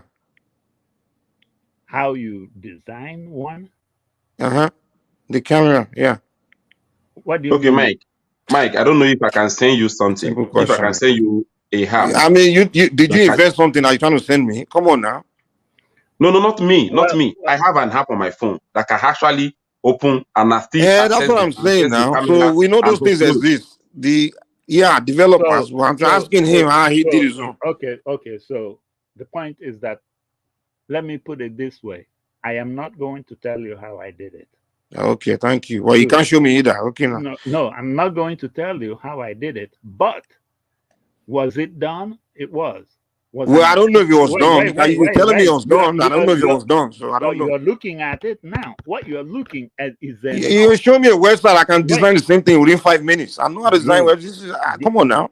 You can design a website. That's a very cheesy website, man. If I go to GoDaddy.com, I can get a template and just put those pictures there and just publish it. That's it. Come on, man. I'm not talking to Udo here now. Mike, this is kind of problem we have in this country. It's not the problem we have. We're not very honest with ourselves in Nigeria. We bring too much. This app we are seeing here, what I'm seeing here. It's not how you are seeing. You are seeing a website. Come on. This site I'm seeing here. I know that the person that put this in this place must have has a background, backup on it, which I'm not expecting to become. I'll be telling you here how that one works. But for him to even go to this to this extent, having this kind of website here, that means there is something that is working on. What is that thing that is working on? This is what we should be asking him now, and he's trying to give us the the foundation, the purpose of that thing that he has done in the past. So you don't just throw it away as if it's lying. I'm not throwing it. Okay, it's okay. Let's just move on to another. Let's move on. Okay, let me. The rest of these guys still here. I mean, what piece are you guys still here? Let me Simba. Let me see if I can say something. I'm here. Yeah, let's move on, man. Let's move on. But I think we should give him a chance. I think we should give him a chance. Let him now. Okay, go ahead. Engineer Francis, please land. Can you imagine? So exactly the problem with Nigeria is what you just exhibited. Mm-hmm. That is, you dismiss something you don't understand or something you cannot copy. Because you don't understand it. Yes, if you don't. Because I don't understand. Yeah, if you don't, just wait and listen a little bit. Maybe you will understand. Well, you're not telling me anything, man. That I'm not telling you anything is an insult. The first time I mentioned it, you were the one like, oh, what can you show us or something? That's why I sent you to this one. And now you're you show me, you're not showing me what you told me. Wait. I don't want us to stick on this all night. Mike, relax and allow him to speak. If you don't, to these people that are watching at home, okay. That's what we do in Nigeria. We allow this kind of thing. That's how all these people do all this propaganda. They just brainwash people. I don't like those kind of things. I just don't like it. I don't like propaganda and all this. Let's move on, man. Let's move on. If you have something concrete to say. Mike, we are wasting time. That's what I'm saying. Let's just move on to other topic. I don't want to talk on this. No, Mike, excuse me. Mike, please. Mike. Let's give him land your point and let's move on. Minutes. Let's give him time to talk. Yeah. Okay. Talk your point and let's move on. Yeah. Okay, good. Don't interject him, please. Good. Please stop making me even feel ashamed that I'm a Nigerian. If this is the way things are judged. No wonder when I even contacted the embassy here, they didn't advance this. And look at what ended up causing this nonsense in Nigeria, because the results were not seen immediately, which this would have solved. But if you want me to give you the scripts and everything that we designed on this to develop it, I will say no. but the software is up and running, and it has that camera provision too, which will be showing the videos, in fact, live videos of whatever is happening at every one of those polling units. So those things would have, all the problems we had in this past election period would have been covered. But no, it's people like you that just look at a book and judge it from its cover. That's not the way to do things, and that's not the way to advance. Can you please go straight to your point, please, so that it will not come at you again? Well, Go straight to your point. My point is this.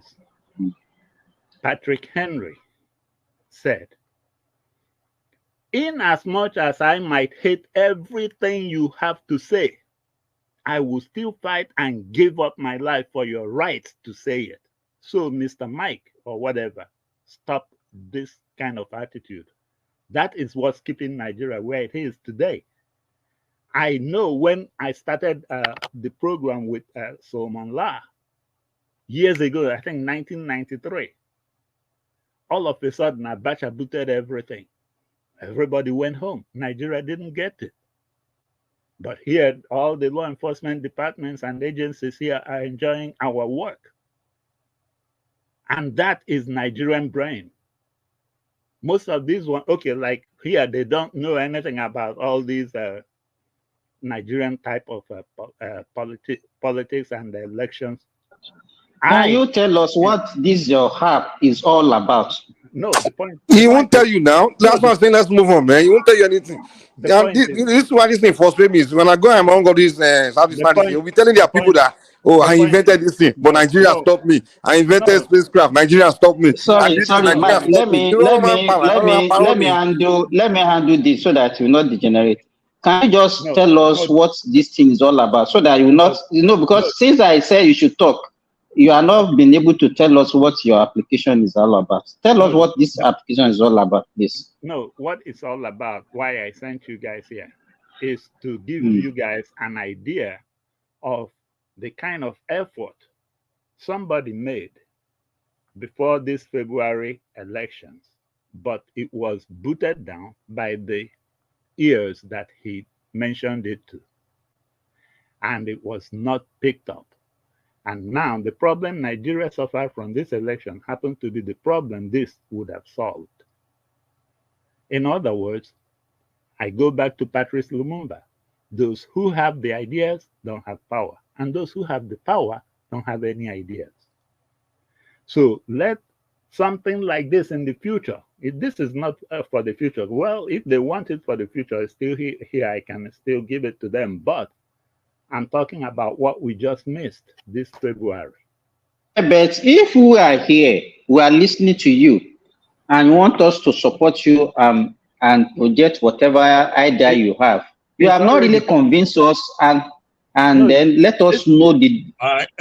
This is already gone. This is already gone. Who was your name? Please, the last speaker, please. The thing is this. Everything, we come here all the time and talk and talk and talk. Do you think they are listening to us? Do you think they take us serious? They don't take us serious, my dear.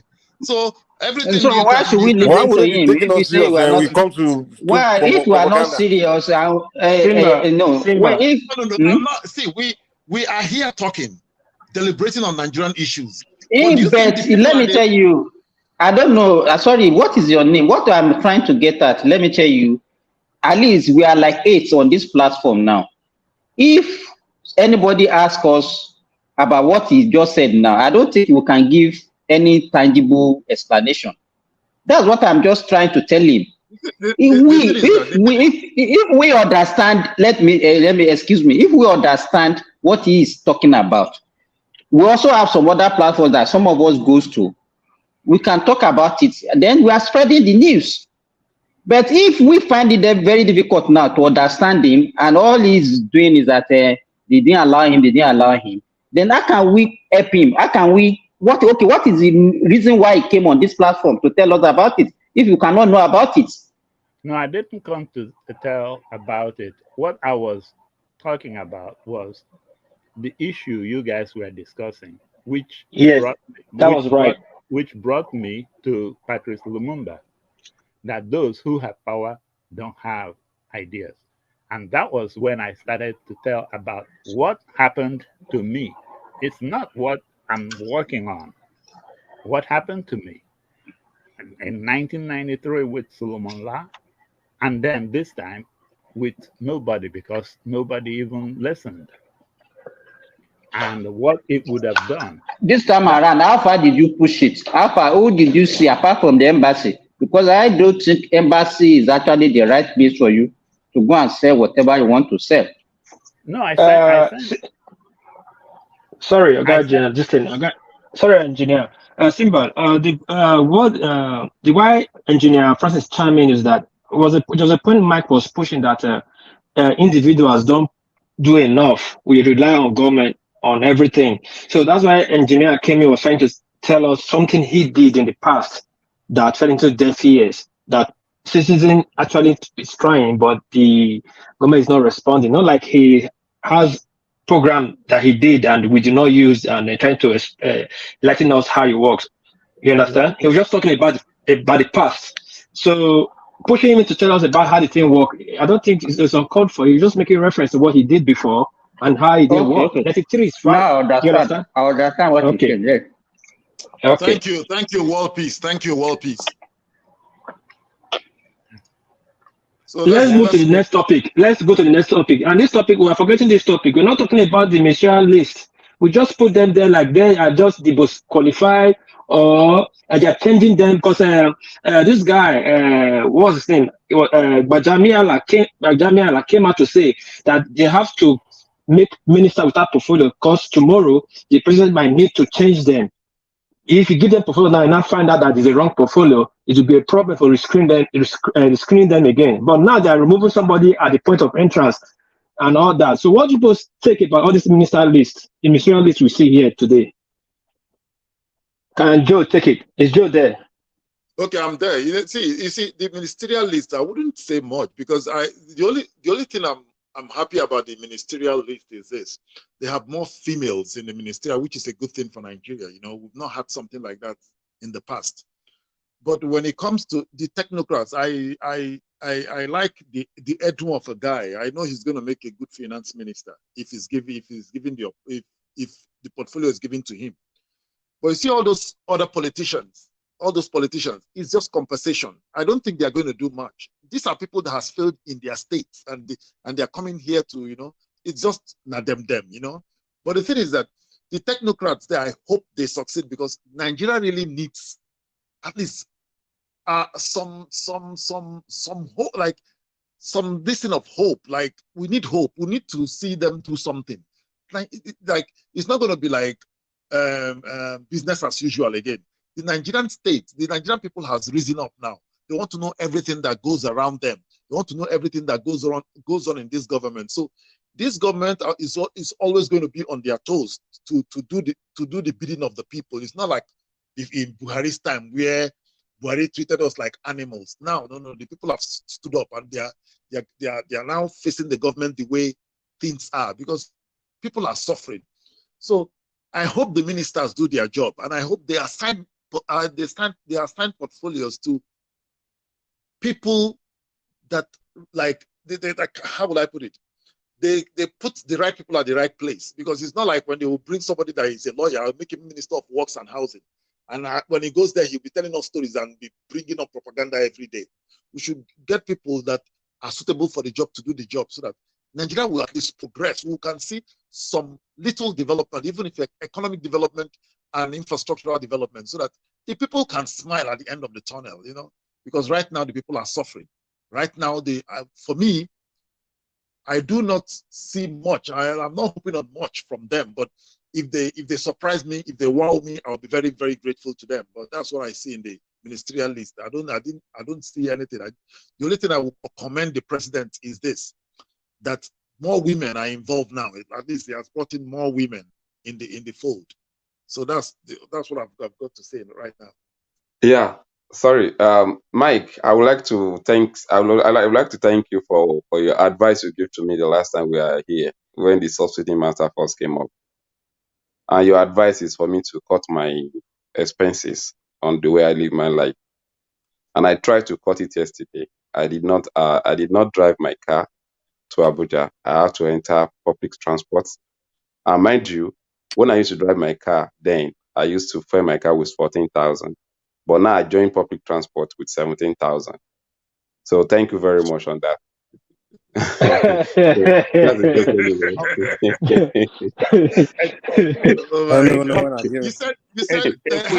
said public transport 17,000 to Abuja. Yes. Oh my God! Oh my God! A quick comment, guys, please.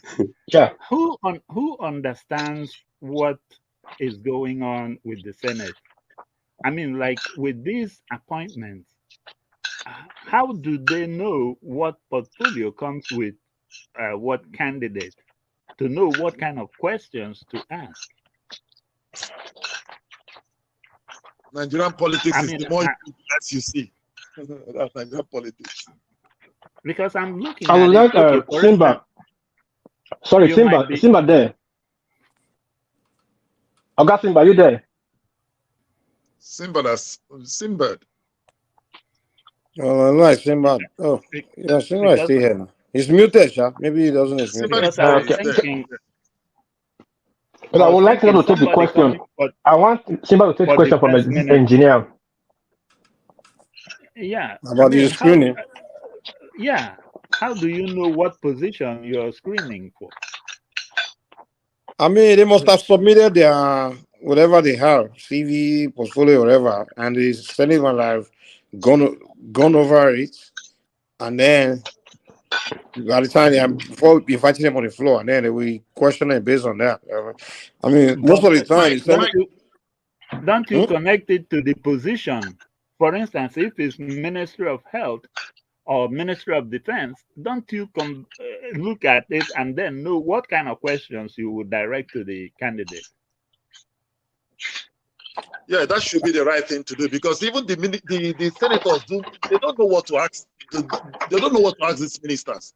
They don't know what to ask. Yeah, the thing is, most of them already know each other, so that's you attended Ahmadu Bello University. You presented these credentials. That's what they are just saying in the floor. That's what they are saying. They are asking for some based on their credentials. They should be asking. How do they know his capacity for that particular office that he's going to? Yeah, that's what they should be asking. Oh, you are assigned. And that's the foundation of our problem in this country. Exactly. That's the foundation of our problem.